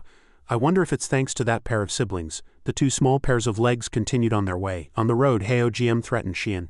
When that uncle becomes your father-in-law later, he's going to hit you every day. Then I just won't let that uncle become my father-in-law. Hearing that, Heo Jiam was flustered and argued with the child. You're not going to marry Xiao Xiao. How can a boy be like this? You said you'd like Xiao Xiao forever. But now you're saying you won't marry her? Xian answered nonchalantly with an innocent face. I'll marry her, but I won't let that uncle become my father-in-law. Hearing that, Heo Jiam looked at the child with a contemptuous expression. If you marry Xiao Xiao, that uncle becomes your father-in-law. You can't change it. Really? Xian fell silent and was lost in thought. Then I have to think of a way. How can I marry Xiao Xiao without getting hit? The Heo siblings soon walked to the front of the flower shop. Kong Hua saw the two children and asked gently, Are you back from school? She urged the two children. Hurry up and go in to do your homework. Xian didn't go in, just stood there for a long time clutching his pocket. The child lowered his head, his eyes sad. Then Xian held out the small amount of money in his hand to Kong Hua and said, Mom, I want to buy a flower. Kong Hua was taken aback by her son's action. Xian pointed to a flower pot next to them and said, Yes, I want to buy that pot of flowers. The child's eyes were wide, filled with anticipation as he looked at Kong Hua. Xiao Xiao will definitely say it's pretty, because Xiao Xiao is like that flower. Kong Hua was surprised to learn that Xian wanted to buy a flower. So he was saving money all this time to buy a flower. A few days ago, Heo Chung and I were wondering what our son would buy when he saved up all his money, and it turns out he wanted to buy a flower. She squatted down in front of Xian and urged the child, Think carefully, no refunds after you buy it. This flower will only last a few days, it'll be no use calling for Mom then. Yes, Heo Jiam, who was behind them, heard everything and was angry inwardly. Right, it's such a waste. That should have been my money. Xian, with a confident face, was certain of his decision. I've thought it through. I'll get hit if I take a flower secretly, but now that I'm buying it with my own money, there's no problem, right? At this time, Heo Jiam came over and tried to persuade Xian. Are you stupid? Isn't it better to buy something delicious? No, I want to buy a flower. What a foolish kid. The Heo couple returned home. While he was playing with his phone, Kong Hua sat quietly by the bed. She seemed worried about Xian's situation. Xian is so young, is it normal for him to like someone already? Heo Chung continued to play with his phone while gently explaining to Kong Hua, It's very normal. You don't know because you haven't been to school. Back then, we would secretly pull the pigtails of the girl sitting in front of us and pass love letters as notes. Having a vague feeling of liking someone is very normal. If you don't believe me, ask Heo Jiam if she's ever passed notes with another kid. Xian beat his chest and declared to everyone, It's just that Xian is a bit bold. Back then, we all did it secretly, afraid that others would find out. I'll like Xiao Xiao forever. This kid doesn't even know what shame is, does he? Kong Hua couldn't hold back her anger, gritted her teeth and argued. Do you know what shame is? Your face is all red, isn't it? Hearing that, Heo Chung just smiled slightly and didn't explain. Then he gave his reason. It's all because of you guys. You made me realize that liking someone isn't something to be ashamed of. Kong Hua glared at him with fiery eyes. Who's it because of? Say it clearly. This man has gained some weight lately. I need to train him more. Sensing danger, Heo Chung quickly got up from the bed and said, I need to use the bathroom. Before Konghua could answer, the bathroom door slammed shut. She stood quietly, lost in thought for a long time. Konghua recalled what Heo Chung had said to her. Having a vague feeling of liking someone is very normal. If you don't believe me, ask Heo Jiam if she's ever passed notes with another kid. Konghua's mind was now in a tangle of thoughts. Should I be more concerned? Konghua quietly opened the door from the outside and peeked inside. At the desk, Heo Jiam was still diligently doing her homework. Konghua tiptoed in at this moment, sat next to Heo Jiam, making the child even more anxious. Konghua cleared her throat a few times and then asked Heo Jiam, Heo Jiam, anything fun happening at school? Hearing that question, Heo Jiam just gave a short answer. No, at this time, Konghua questioned Heo Jiam with eyes like bullets. Then isn't there a boy in your class who's very good at studying? Heo Jiam would like the smart boy type, right? Hearing this, Heo Jiam seemed to remember something and confessed, there is one. The kid who snatched my first place spot several times is him. Heo Jiam confessed to Konghua with great confidence. I want to hit him once, but he hasn't done anything wrong to me, so I can't find a reason to hit him. After talking to Heo Jiam, Konghua thought to herself outside the door, I should go find Xian. She tiptoed again and opened Xian's door. Inside, the child was tearing his hair out over today's homework. Xian's eyes were wavering as if he was about to fall into a state of chi deviation. That child was the resonance of studious children. Konghua, watching from the outside, also felt a strange sense of familiarity. Why is that? She sat on Xian's bed and asked, why didn't you buy a doll for Xiao Xiao? Did Xiao Xiao say she likes flowers? Xian answered with a nonchalant face. I guessed. Hearing the child's words, Konghua grew even more worried inwardly. This kid is a bit stubborn. He doesn't seem as smart as Heo Jiam. If that girl doesn't like it, isn't he just wasting the money for the flower? The flower will wilt in 3 or 4 days. Will that really be okay? Seeing Xian's determination, Konghua could only urge the child a few more times. If you're so sure, don't come crying to mom later and ask for your money back, Xian declared with a confident face. A man should never regret. Konghua went over and smacked the child hard on the head, thinking to herself, this little brat is acting like a man. Heo Jiam, wearing pretty pajamas, came out to the living room and asked, Dad, is it my turn to do the dishes now? Heo Chung was surprised to hear that. Didn't you hate it? In fact, Heo Jiam proposed it out of concern for her younger brother. No, I like it very much. Xian has been doing the dishes for a whole month. He should rest a bit. I'm the big sister. It's okay for me to be more tired than him. Xian, who was eavesdropping on the whole conversation from his room, opened the door and came out to refute her.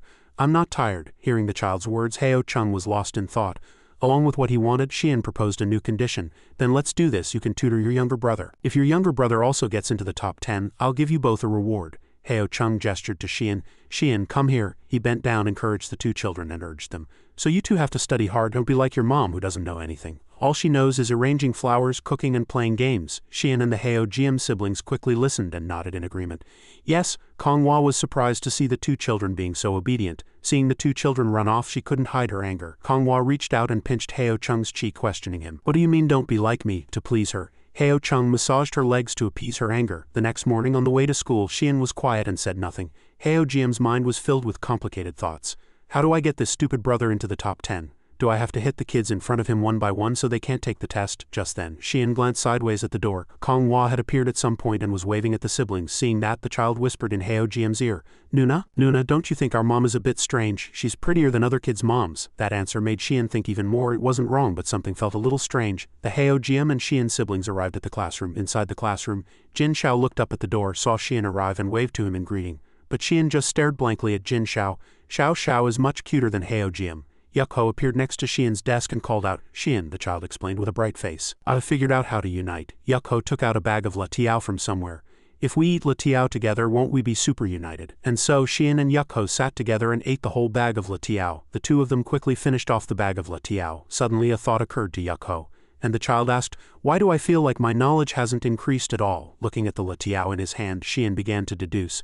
Maybe it's because we haven't eaten enough yet. If we just eat often, we'll definitely gain knowledge. And so the two continued to eat while Heo Jiam watched helplessly. You're right, one more, I want to eat too, you fools. Not only that, but Xian also offered the latiao to Jin Xiao. Xiao Xiao, want some latiao? It's okay. Thanks. Yukho, who was next to them, put his hand on Xian's shoulder and reminded him.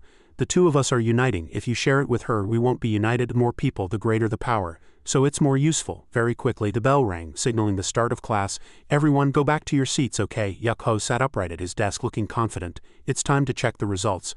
Kyung and Xian sat together in a corner doing something. Kyung, holding a bag of things in his hand, said with an excited face, I secretly looked at the division table yesterday. I know how to do it now without listening in class. At the same time, Kyung couldn't suppress his inner joy and thought to himself, at this rate, Xian and I will soon be able to beat those guys. Then Dad will give me a reward and I'll buy snacks with the prize money. The two of us can increase our knowledge just by eating snacks. It's a perfect perpetual cycle. Shion listened and nodded in admiration. You were already smart to begin with, and with us uniting it's a piece of cake. As he spoke, the child reached into the bag of things and took something out. He took it out and put it in his pocket, thinking to himself, I have to give the gum to Xiao Xiao and Heo Jiam at lunchtime. Akyung looked at the bag of things, fell silent, and was lost in thought. Tearing open a bag of latiao, Akyung said, but it's still too little. When we collect a backpack full of latiao later, the two of us won't have to do our homework. Then they shared the latiao, their mouths munching, and said with bright faces at the same time, we unite. And they sat happily picking out things and shouting, let's eat more. Suddenly someone approached. A fifth grader, Jo Jip Ryong, came over with an annoyed face and asked, what are you doing here? Akyung saw Jip Ryong's face, was startled and stuttered. Jo Jip Ryong. Shion saw his friend like that, frowned and glared at Jip Ryong. He stood defiantly in front of Akyung and asked with a growl, who are you? What are you trying to do? Jip Ryong was angered by Shion's attitude, sneered, clenched his fist and asked, how rude, I guess I'll have to teach you a lesson. As he spoke, Jip Ryong rushed at Shion, throwing a punch. Shion's eyes flashed and the child pinned Jip Ryong to the ground. He said in a loud voice, if you don't mess with me, I won't mess with you. Akyung behind them was frozen as he watched Shion fight with Jip Ryong, his face filled with astonishment as he thought to himself, I feel like I don't recognize Shion anymore.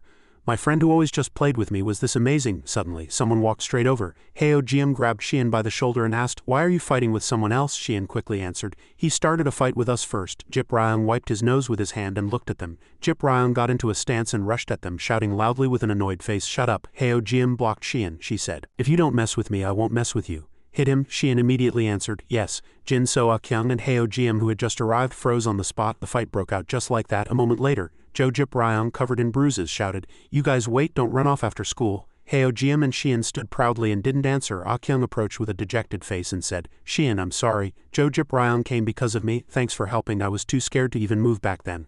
Akyung didn't dare to look at the kid. Shion smiled brightly and answered, we're friends, aren't we? Behind the child, Heo Jiam was wiping the dust from her face. The scenery around her sparkled strangely. At this sight, Akyung's face turned beet red as he thought to himself, Heo Jiam is like a female warrior from a library book. At this moment, Heo Jiam noticed Akyung's gaze. She frowned and said, if you keep staring, I'll hit you. Hearing that, Akyung immediately answered, yes. Time passed just like that, and it was time to go home. Shion waved his hand and greeted them. Hello, Grandpa Jin, bye Xiao Xiao. And then he approached Heo Jiam. She realized something and asked, wait, didn't that kid this morning tell us not to leave after school? Hearing that, Shion asked back in surprise, so we have to wait? I don't remember if I agreed to him. If I agreed but don't wait, I'd be breaking a promise, right? Hearing those naive words, Heo Jiam said, are you stupid? What are you waiting for? Let's go. At the same time, she thought to herself, if we fight again, Mom will definitely hit us when we get home.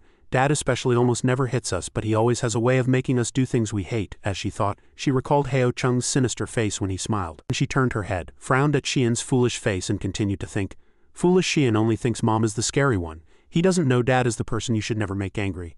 I have to hide what happened today from Dad. The scene changed, and a woman touched her red lips with a piece of cloth in her hand. When she smiled, the air around her sparkled.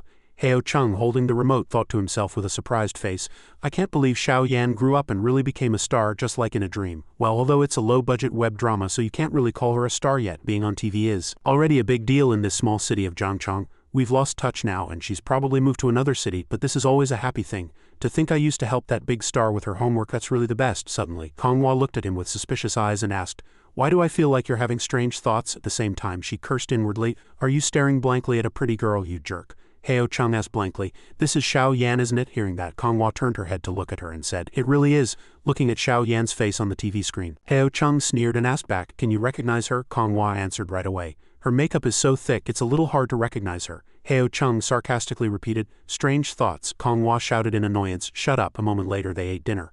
While picking up food, Heo Chung saw Heo Jiam. She picked up some vegetables, put them in Xian's bowl and said, little brother, you can't be a picky eater. Eat lots of vegetables. Xian answered loudly, yes. Then Heo Chung glanced to the other side again and saw Xian, his eyes sparkling, holding up a grain of rice. Oh my, there's a grain of rice here. Every single grain of rice on the plate is the result of hard work, so you can't waste it. Seeing the two children, Heo Chung thought to himself, something's a little strange with these two kids. After finishing the meal, Xian quickly gathered the bowls and said, I'm done, I'll go do the dishes. Only Heo Jiam and Heo Chung were left at the table. The two were silent and said nothing. As the atmosphere started to get heavy, Konghua smiled and said, you're in charge of disciplining the kids. Hearing that, Heo Chung said, alright, spill it. What did you do at school? Hearing that, Heo Jiam flinched, fidgeted with her hands behind her back and answered hesitantly, I know, Xian fought with another kid. I tried to stop my brother, but the other kid started it first, so we fought with him. He really started it with us first, we didn't hit first. Hearing his daughter's explanation, Heo Chung's face hardened. He asked, Xian, you tell me, why did you fight over there? Xian was startled. He bit his lip hard and answered loudly, He was bullying my friend. Kyung was scared of him, but I'm not. Heo Chung tried to recall the person Xian mentioned and asked back. Kyung, you mean that foolish kid you're so close with? Hearing that, Xian answered, he's not a fool, he's just a little dumb. After listening, Heo Chung said, Dad understands everything, you two can go. Seeing that her dad wasn't doing anything, Heo Jiam asked back, that's it. Heo Chung then asked, why is there something else? Heo Jiam scratched her head and answered, he told us not to leave after school but we forgot and just came home. Heo Chung laughed to himself and thought, telling them to stay after school, I used to say that all the time when I fought back in school, I was like that too. Now it's Heo Jiam's turn and it's still the same, then he asked. So did you guys win? The two children looked at each other. They answered at the same time, we can beat them until they cry. After hearing that, Heo Chung said with satisfaction, good then go to your room. The two kids quickly answered, yes. Then the couple watched the two children trudge off to their room. Kong Hua sat on the sofa and said, I thought you were going to give the kids a good scolding. Heo Chung answered right away, kids fighting is a perfectly normal thing, you can't avoid it. Then he thought, even Wang Yajun's son, that kid who learns karate, wouldn't be able to beat these two siblings. Then he continued, you may not know because you've never been to school, there are always a few troublemakers at school who don't study themselves and won't let others study either. They can come and bully you just to show how cool they are, for reasons like you being good at studying, being fat, or just being quiet. Hearing that, Kong Hua asked back, what if our kids bully someone else? Heo Chung smiled lightly and answered, I trust Heo Jiam. If Xian bullies someone else, she would never help him.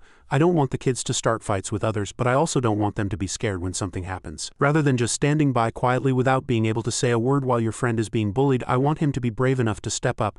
Telling a teacher about these things doesn't solve the root problem, and it can even lead to worse bullying next time. I don't like to say it, but there really are some kids who only learn their lesson after getting hit. Hearing that, Kong Hua was startled, stood up and asked, should I teach the kids a few more moves? What if they fight and lose? Heo Chung waved his hand and answered, no need, no need. What's important for kids is whether they have the courage to fight, not whether they win or lose. Their world is very simple. As long as you have the courage to fight back, you won't get bullied anymore, even if you can't win. At this time, she nudged Heo Chung with her shoulder and asked, were you ever bullied before? Then she thought to herself, as I recall, the last time Heo Chung fought was when I first ate cake. He gave a good beating to a guy who spoke rudely. Back then, Heo Chung was still young and his sharpness was clearly visible. Now he's gotten calmer as he's aged. At that moment, she recalled the scene where Heo Chung had to fight several people. Heo Chung recalled the scene and answered nonchalantly, actually, I was bullied quite a lot. When I was young, I couldn't beat those big kids and Jin Ho would always come to help, but he was strong but didn't know how to fight, so he'd just grab people's clothes and get beaten up badly. Every time that happened, I was so angry I could have died. And he recalled the scene where he looked at his own hands with a bruised face and thought to himself, why don't they bully other people? I was very curious about this question for a very long time. Then he said, in the end, I thought that if both sides just kept accepting their fate, nothing would change. Why don't I become the one who bullies first? So I took Hao Zi and kept fighting the guys who bullied us. And finally, no one at school dared to mess with us brothers. And he thought to himself, even though I'd get scolded by the teachers and my father, at least I wouldn't be bullied anymore. I solved this difficult problem myself. If it weren't for those things when I was young, maybe I would have become a gentle and simple Korean literature teacher. I'd be standing at the podium in a clean, neat white shirt writing confidently on the board, with beads of sweat on every single letter. At this time, Kong Hua fidgeted with her cup and answered, right, Pyong and I are going out tomorrow if you have time. Can you watch the shop? Heo Chung smiled slyly as if plotting something and said, about that, I think I need to go see if the kids were really told to stay after school by another kid tomorrow. Kong Hua asked back, from what I see, you just seem to find this whole thing amusing. Heo Chung laughed amusingly and answered, recklessness isn't the same as being smart. At this moment he thought to himself, foolish Kong Hua should be in awe of Lord Chung. Hearing these incomprehensible words, she pushed Heo Chung's face away and thought to herself, I don't get it, but I know this guy definitely isn't saying anything good. It's just like how Xian always teases Heo Jiam when he's free, gets hit once and then quiets down. So Kong Hua grabbed Heo Chung by the scruff of his neck and said, let's go to the balcony and have a little talk. The scene changed to a school where students were arriving. Jo Jip Ryong grimaced and asked, why did you two run away after school yesterday afternoon? Xian and Heo Jiam looked at each other. Heo Jiam thought to herself, let him hit me once and then we can give him a good beating. Xian asked back, why don't you let him hit you, Nuna? Then they looked at Jo Jip Ryong with expectant eyes. Or just hit us. Jo Jip Ryong saw their expressions, got scared and backed away. When Jo Jip Ryong didn't do anything, Heo Jiam walked past and said, you've got no business, move, we have to go to school. Jo Jip Ryong looked at them with a terrified gaze. The scene changed to class 3A. Xian waved with a bright face and greeted her. Xiao Xiao, good morning. Jinso answered right away. Good morning. Xian suddenly approached, tidied her hair and said, don't move. Jinso was dazed. After tidying her hair, Xian said, you look much prettier like this. Xian smiled brightly. Jin-so also replied with a gentle smile. At this sparkling sight, Hyo-jim, who was sitting next to them, her face hardened suddenly. From behind, Ah-kyung said, Hyo-jim, good morning. Hyo-jim saw Ah-kyung's excited face and frowned. Then she suddenly slammed the desk and shouted, don't copy what my brother says to Xiao Xiao. Hearing that, Ah-kyung was scared and answered, oh. Then Hyo-jim sat down and said, good morning. Jin-so also answered, good morning. At this time, Ah-kyung leaned close to Xian and said quietly, your sister is really scary. Xian said again, she doesn't just look scary, she is scary. Hearing that, Ah-kyung said dejectedly, really? A moment later it was time to go home, and the three of them were walking together when suddenly a voice was heard, stop right there. It was Jo-jip Ryung, and behind him were other goons. Hyo-jim stepped forward to block them and asked, you again, what do you want? At the same time she thought to herself, why is this guy so persistent, like a leech, so shameless? Jo-jip Ryung sneered and asked, what do I want? You guys were so arrogant before. Brother, dang, it's those two kids. The guy over there took off his glasses and said, I don't hit girls, you kid, come here. Hearing that, Hyo-jim asked back in annoyance, what did you say? Only I can bully my little brother. Hearing that, it felt like something broke inside Xian's heart. He turned his head to look at Jin-so, his eyes welling up with tears. Damn it, I'd rather fight those guys myself. Hyo-jim still said imposingly, if you don't mess with me, I won't mess with you. Jo-jip Ryung heard this again and his face brightened. That again? What are you going to do if I mess with you? Before he could even finish, Hyo-jim pointed her finger and said, little brother, hit him. Hearing that, Xian immediately rolled up his sleeves and answered, hit him. The two guys heard that, were flustered and backed away, but the siblings rushed at them. Meanwhile, the two guys thought blankly to themselves, where are the rules, where's the trash talk, the pushing, the emotional provocation? While they were still fighting, Jin-so looked around in a panic. Behind them there was only one person watching them. She turned her head, saw the person and thought, what should I do, what should I do? It's my godfather, so I'm relieved. After the fight, Hyo-jim asked, do you surrender? Then Jo-jip Ryung's gang ran away saying, you just wait. Xian turned his head to look at Jin-so and said, check if there's dirt on my back, I can't let mom find out later. Jin-so brushed off the dirt and answered, okay. Hyo-jim saw the footprint on Xian's pants. She thought to herself, this footprint won't come off, I want to drag those two guys back and beat them up again. And the two guys left with dejected faces. The guy named Dang annoyedly hit Jo-jip Ryung on the head and said, can't you find some quiet, nice kids to bully? Why did you pick a fight with them? We fought with 3 middle schoolers today and they beat us up badly. Got it? Jo-jip Ryung rubbed his head and answered, yeah. Meanwhile, Hyo-chung smiled brightly and asked back, you're not hurt? Seeing their dad's face in front of them, Xian and Hyo-jim froze. She thought to herself, could it be that just as we suspected, Dad really knows everything? The table was filled with all sorts of food. Hyo-jim frowned and said, we're not hurt. In fact, we beat them until they were about to cry. Hyo-chung rested his chin on his hand and explained nonchalantly, okay, you can tell the teacher about this when you go to class later. Hyo-jim, you do the talking. I'll go home and get a pair of pants later. Xian, you get changed. Xian, excited, answered obediently. Yes. Hyo-chung continued to look at them and reminded them, but Dad isn't encouraging you to fight, okay? If you start a fight first, you'll still get hit by Mom. Hyo-jim frowned and corrected him once more. They were the ones who started it with us today too. I warned them not to mess with us. I wouldn't have hit them either. Jin-so, who was next to them, chimed in emphatically. Yes, I saw it too. They said they were going to hit Xian. Hyo-chung acknowledged with a smile on his lips. Dad saw it too. You did well today. Fighting isn't a shameful thing, but it's not something to brag about either. You just need to be clear about why you did it and how you should resolve it afterward. For example, what will you do if they go back and call 10 more people to block your path next time? Xian declared. I'm not scared even if 100 people come. Hearing that, Hyo-jim immediately cut him off. Xian, you fool, what do you mean fight? We have to run, and then we have to tell Mom and Dad. Even with 2 more of you, you can't beat 10 people. Hyo-chung smiled with satisfaction. Hyo-jim is right. The reason Mom taught you martial arts wasn't for you to recklessly show off your strength, but to prevent you from being in a situation where you don't even have the ability to resist when something happens. You should be good, kind, and diligent students, but when necessary, you should also be able to tell someone to get lost. Got it? The child shouted excitedly. I got it. Hyo-jim also answered after some deep thought. I got it. Good. Hyo-chung replied with satisfaction. As long as you understand, keep eating. Over here, Jin-so pouted as she looked at the piece of bitter melon in front of her. I don't like bitter melon, what should I do? I should secretly have Xian eat it all. Thinking this, she placed it in Xian's bowl. Unexpectedly, this action was immediately discovered. Xiao Xiao, you can't be a picky eater. She tucked out her tongue and giggled, and Xian confidently declared he would take care of it all. Jin-so rewarded him with a kiss. While Dad was on his phone, the story quickly reached Gong Pyong's ears. I heard Hyo-jim's family fought with another kid. Hyo-chung reluctantly corrected her. They beat up another kid. My word, she asked back with a sneer. Are they that good? Hyo-chung proudly pointed at Konghwa. Of course, Konghwa taught them. If you're going to teach kids martial arts, you have to put more effort into teaching them martial ethics too. Otherwise, if they cause big trouble later, it'll be too late for tears. Gong Pyong didn't believe him at all. Konghwa taught them. With the way she looks, how could she be as violent as them? He's lying again. Only then did Konghwa ask, what was the result? Hyo-chung continued his story. Xian got kicked once, but he seems fine. I'll have to check again tonight to see if he's hurt. Still, it's okay for kids to get a little hurt in a fight. Gong Pyong, who was next to them, started to have some wild thoughts. If I hadn't been busy just now, I definitely would have gone to see who was bold enough to mess with those two siblings. I don't know why, but I'm really looking forward to seeing Heo-chang get angry. I want to see him smash a desk in the school office with a single punch. Well, that's a bit of an exaggeration. At this moment her gaze shifted to the side and she immediately saw a guest appear at the door. The person had a bright smile. Gong Pyong hurriedly got up. I'll get going first. He came to pick me up. She smiled excitedly next to her lover. They left holding hands. Heo-chang was still so surprised his jaw had dropped. Only then did Konghua explain. I heard he's a writer. He paused for a moment and looked at her quietly, then said with admiration, Amazing, that old auntie is actually getting married. Unexpectedly, as soon as he finished speaking, he was hit by Konghua. Why are your words so mean? Heo-chang hurriedly corrected himself. 18, she's 18, okay? Then he walked down the road, muttering about things related to Gong Pyong.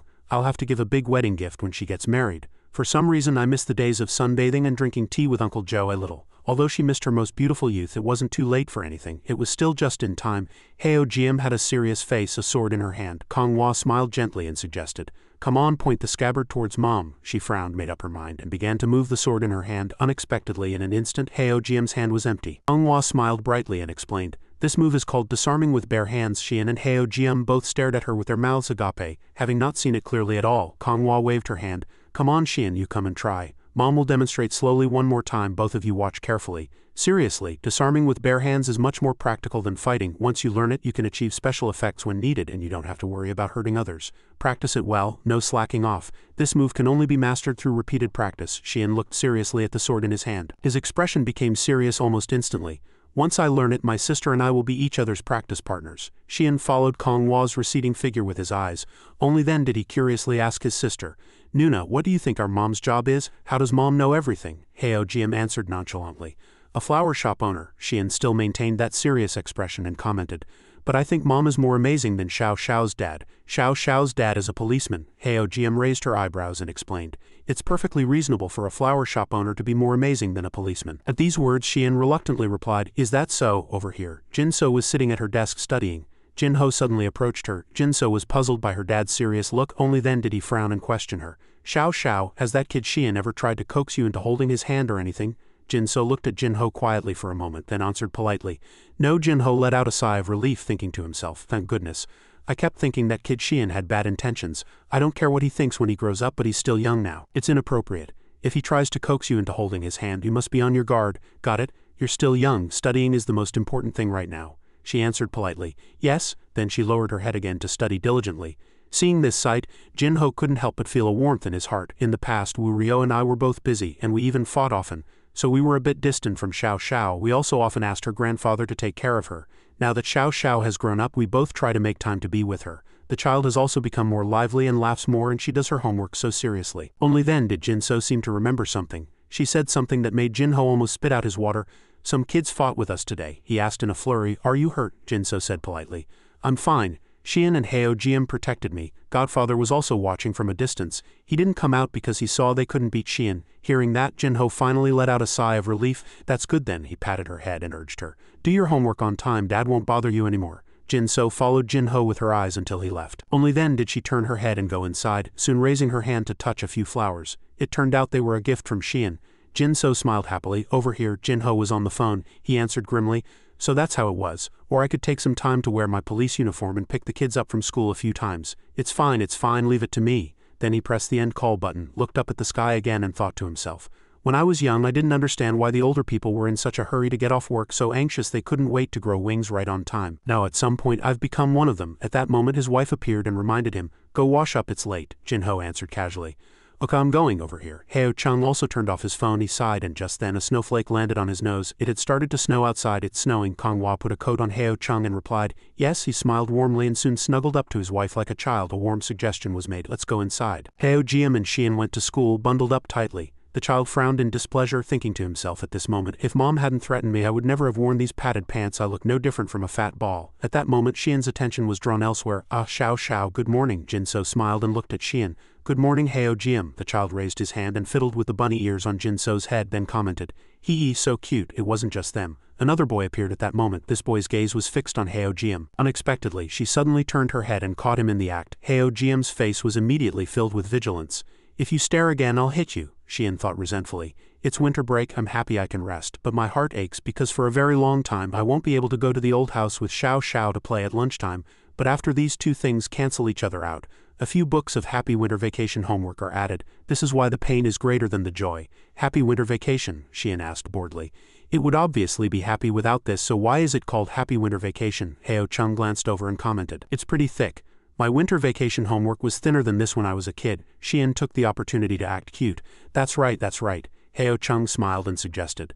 Want Dad to make it a little thinner? Xian's face immediately lit up. Really? Heo Chung smiled brightly, opened the homework book and then raised his hand and tore out several pages of the reference answers. Xian dejectedly took the notebook and Heo Chung spoke.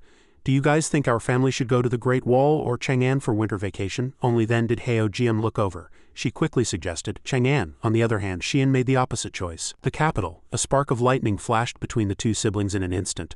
Only then did Heo Chung conclude, Dad will take you to Grandpa Turtle's house, you two can discuss it there. The turtle was swimming leisurely at old Heo's house. Heo Chung sat next to his dad and started a conversation.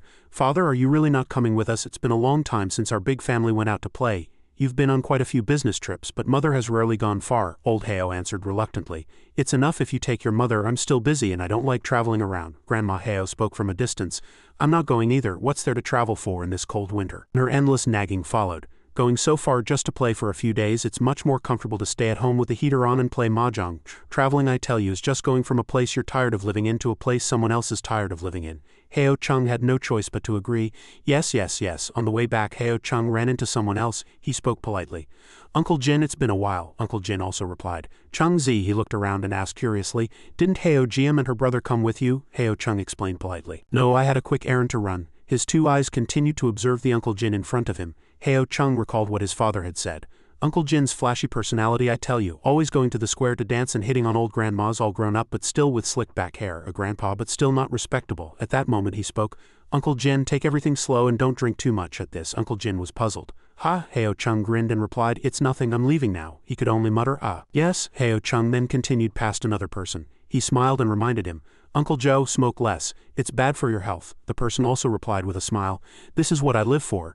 Uncle Joe is retiring next year. This winter is the last winter he will shine in his position. That day, if those two troublemakers had come close again and been spotted by Uncle Joe, he would definitely have put his hands on his hips, come out to scold those brats and protected all three children from behind. Neighborly affection, the warmth of human connection, has become harder to feel in new apartment complexes. Heo Chung continued to walk and soon arrived at Changhua Garden.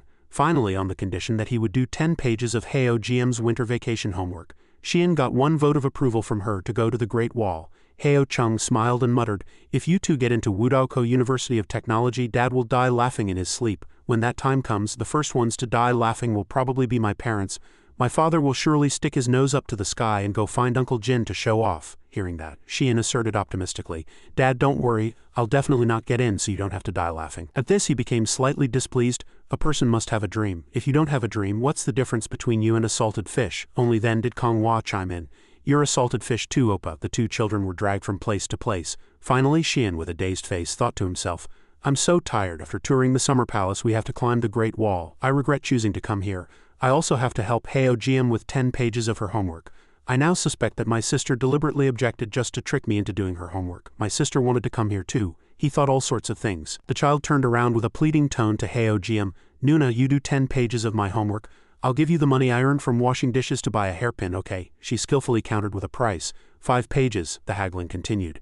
8 pages, 5 pages, Xian continued to suggest. Then 7 pages. But Heo GM answered coldly. Then forget it. The child hurriedly raised his hand in agreement with Heo GM, sealing the deal. Xian gritted his teeth and thought to himself, how hateful. Then the child regretfully watched as Jinso stood side by side with his sister, looking at his own child's test paper. It was, oh my god. This problem is really hard to digest. Changhua looked at her child's homework until her head was about to explode, but she couldn't understand anything. Heo Chung, who was sitting next to her, could only glance sideways helplessly. Her mind was more tangled than a ball of yarn, and she asked herself why middle school exams were so difficult. Soon, she pretended to have met the author in it before time traveling and commented in an arrogant tone, I've beaten Li Bai until he cried. What's so great about his poems that they have to be learned?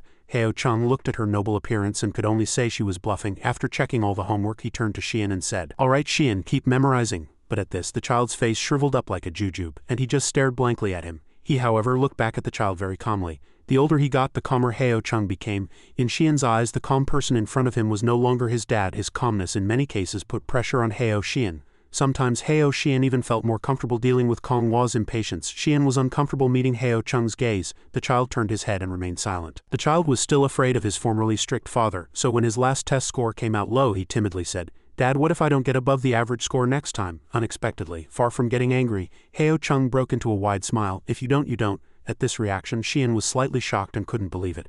"Yes," Heo Chung added a joke. "Heo Jiam, come here, Dad will teach you a move from the Golden Moon Eclipse." Xian, embarrassed, waved his hands and shouted at Heo Chung, "Don't say it, Dad, you can't do that." The child cried out helplessly, "We haven't even taken the test yet." Heo Chung teased him with a very calm attitude. "Oh right, then let's talk again after the test." Xian was so scared his heart was about to jump out of his chest. He turned to the side and under the halo of a wild fantasy, fell into the illusion that he possessed invincible power. The child boasted confidently.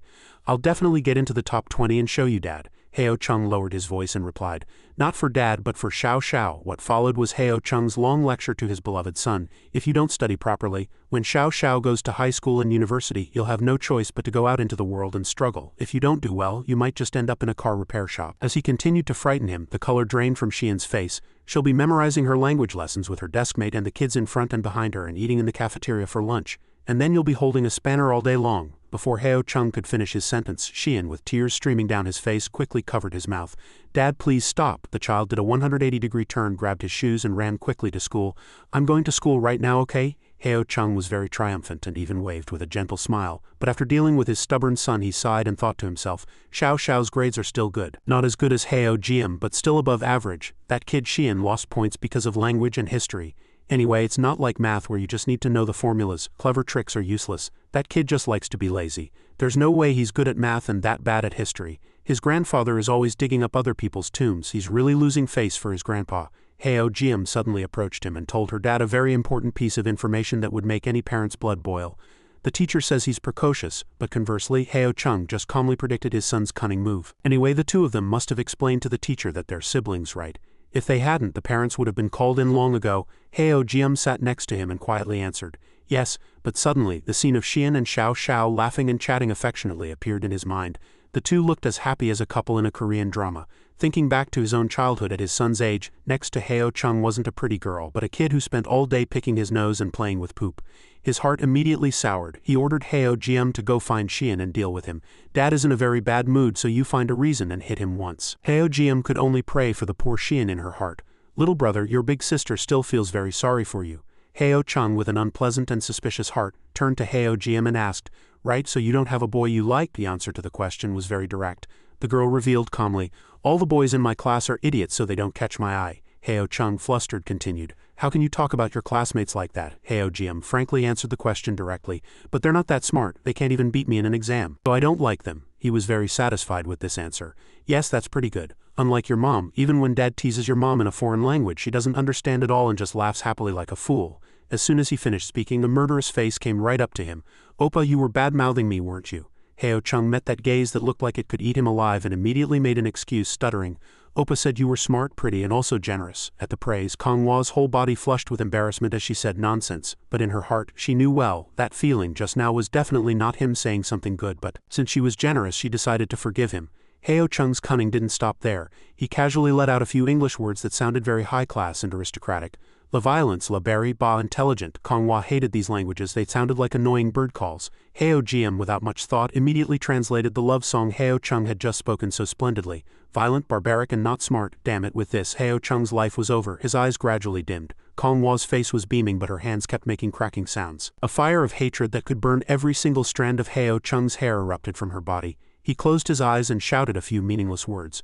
"DM." Kong Hua didn't understand, so she stopped and glared at Heo Jiam, signaling for her to continue translating for her mom. Heo Jiam, as usual, didn't show any change in her expression, perhaps thinking about the meaning. Then, after knowing the meaning, her face turned pale. There was no other way, she could only listen to her mom. "It means mom is a pig."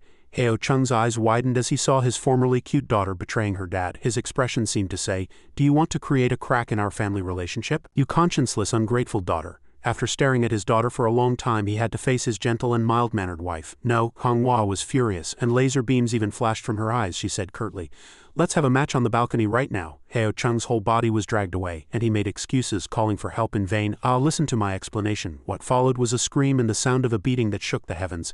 Ouch! Heo Jiam was sad and didn't know what to do. A moment later, after the beating was over, Heo Chung was just sitting alone and lonely. He was playing with the turtle. Heo Jiam saw her dad sitting alone after being hit and felt sorry for him. She trotted over to ask how he was. "Dad," but in Heo Chung's eyes there was no longer any desire to talk to Heo Jiam. He was too angry at his daughter. "Don't talk to me." He refused her shameless attempt to be cute. Heo Jiam asked Heo Chung with a blank face, "Dad, why is Mom so strong?" At the girl's question, he immediately chose silence, not giving up. The girl immediately ran and stood next to Heo Chung, but he immediately moved his body to the side, avoiding the girl's gaze. Then once again silence fell. When her dad still didn't speak, Heo Jiam finally ran over again, hugged him and rubbed her cheek against his. Then the girl called out sweetly with sparkling eyes, "Dad." Seeing the girl act cute, Heo Chung couldn't help but blush at Heo Jiam's cuteness. Then he sighed and with no other choice spoke, "Your mom is a female warrior from an old era. She came to repay Dad's kindness." The girl knelt beside him and asked with a suspicious look. "Really?" he answered. "How could it be fake? Didn't you hear me say that your mom beat Li Bai until he cried? That was your mom bluffing. The truth is, your mom was beaten by Li Bai until she cried." After hearing that, Heo Jiam was curious and kept asking, "Why did Mom come to repay Dad's kindness? Did Mom drop her hairpin on the street and Dad picked it up for her?" Heo Chung smiled slightly and answered, "It's much more amazing than that. Your mom broke Dad's TV as soon as she got here. Then she said she came to work to pay off the debt and stayed at Dad's house. After that, she had impure thoughts all day." As he spoke, he couldn't help but imagine Kong Hua doing yoga. She looked at him with a murderous gaze and said, "I feel like Oppa is bad-mouthing me again." Thinking this far, he cleared his throat once and concluded the story.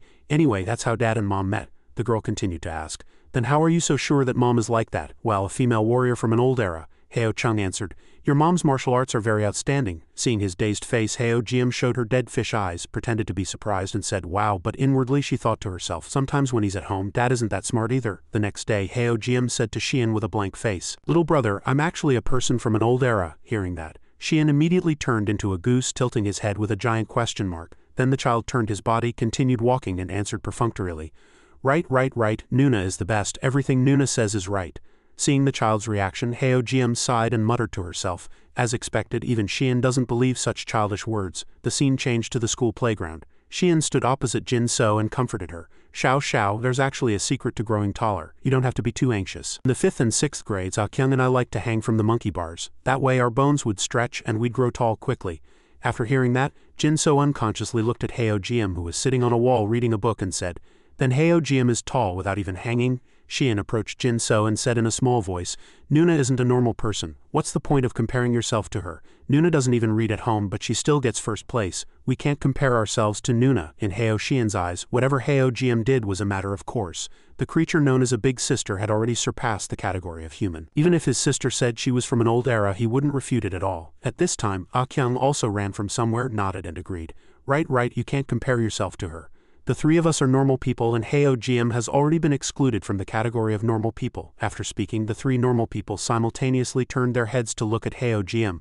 Then Jin So looked at the towering monkey bars and asked with a slightly reluctant expression, "Do I have to hang on that monkey bar up there?" The girl thought to herself, "It seems very long for some reason." Without answering the girl, Xian at this time went over, lifted the girl high up and said, "I'll help you get up." Then the girl's hands tightly gripped the monkey bars, but soon she was just quietly hanging there with dead fish eyes. Xian at this time asked with an excited face, "How is it? Do you feel your bones stretching?" Jin So answered, "I don't." The child continued to encourage Jin So, "This has to accumulate. How can you grow taller as soon as you hang on the bars? Just hang on a little longer. When you get tired later, I'll help you down again." The girl looked at Xian with a suspicious gaze and said, "For some reason, I feel like my IQ is dropping because of you." But she thought to herself, "But it sounds quite reasonable." At this time, Kyung stood not far away quietly watching the two happily chatting. His gaze shifted slightly downwards and he thought to himself, "How long has it been since I started playing with Xian, and since when has no one bullied me anymore?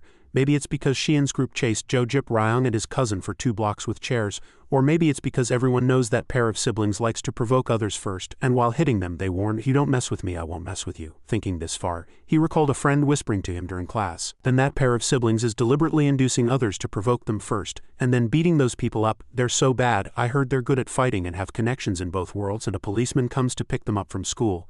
He slowly approached Heo Jiam. Kyung asked with a shy face, "Why aren't you over there with them?" but before he could finish, houseguest shot him a glare like a bullet and said in a low voice, "Don't talk to me." Hearing that, he left with a dejected face. He approached Xian and said with an overflowing face, "Your sister is still so amazing." Xian looked at him and slightly surprised said, "Stop talking nonsense." Akyung continued to ask, "But why is she sitting alone not far away?" The child pointed at Akyung, smiled and answered, "Because you look like a fool on the monkey bars." Jinso said with a blank face, "No, it's because you two look like fools." After speaking, the girl recalled what houseguest had said, "When a person is alone they can think most effectively and calmly, and that's where wisdom comes from. This is what Dad said, if I stay with Xian for too long I'll become a fool." Recalling this, the girl thought to herself, "Although I know Xian isn't a fool at all, he spends most of his time playing, and I have to study very hard for a long time to barely surpass him. I can't, my hands are so sore." At this time the girl's hands began to tremble. The girl hurriedly called out to Xian for help. "Xian, I can't hold on anymore, help me down." The child heard this and without hesitation quickly went over, held the girl and brought her down, saying, I'm here, don't worry," as if they had seen something terrifying. Akyung coughed 3 times in a row to send a signal. Jinso at this time sent him a look as a signal, and then froze. The girl quickly pretended to be innocent and said to Xian, "Thanks for helping me down, Oppa." The child saw that and was dazed, not understanding what had happened. As if to answer his question, the dean of students suddenly appeared with a terrifying presence and said, "Don't play such dangerous games, what if you fall?" The child answered without the slightest delay, yes. At the same time he thought to himself, "Why does the dean of students keep following us around so persistently?"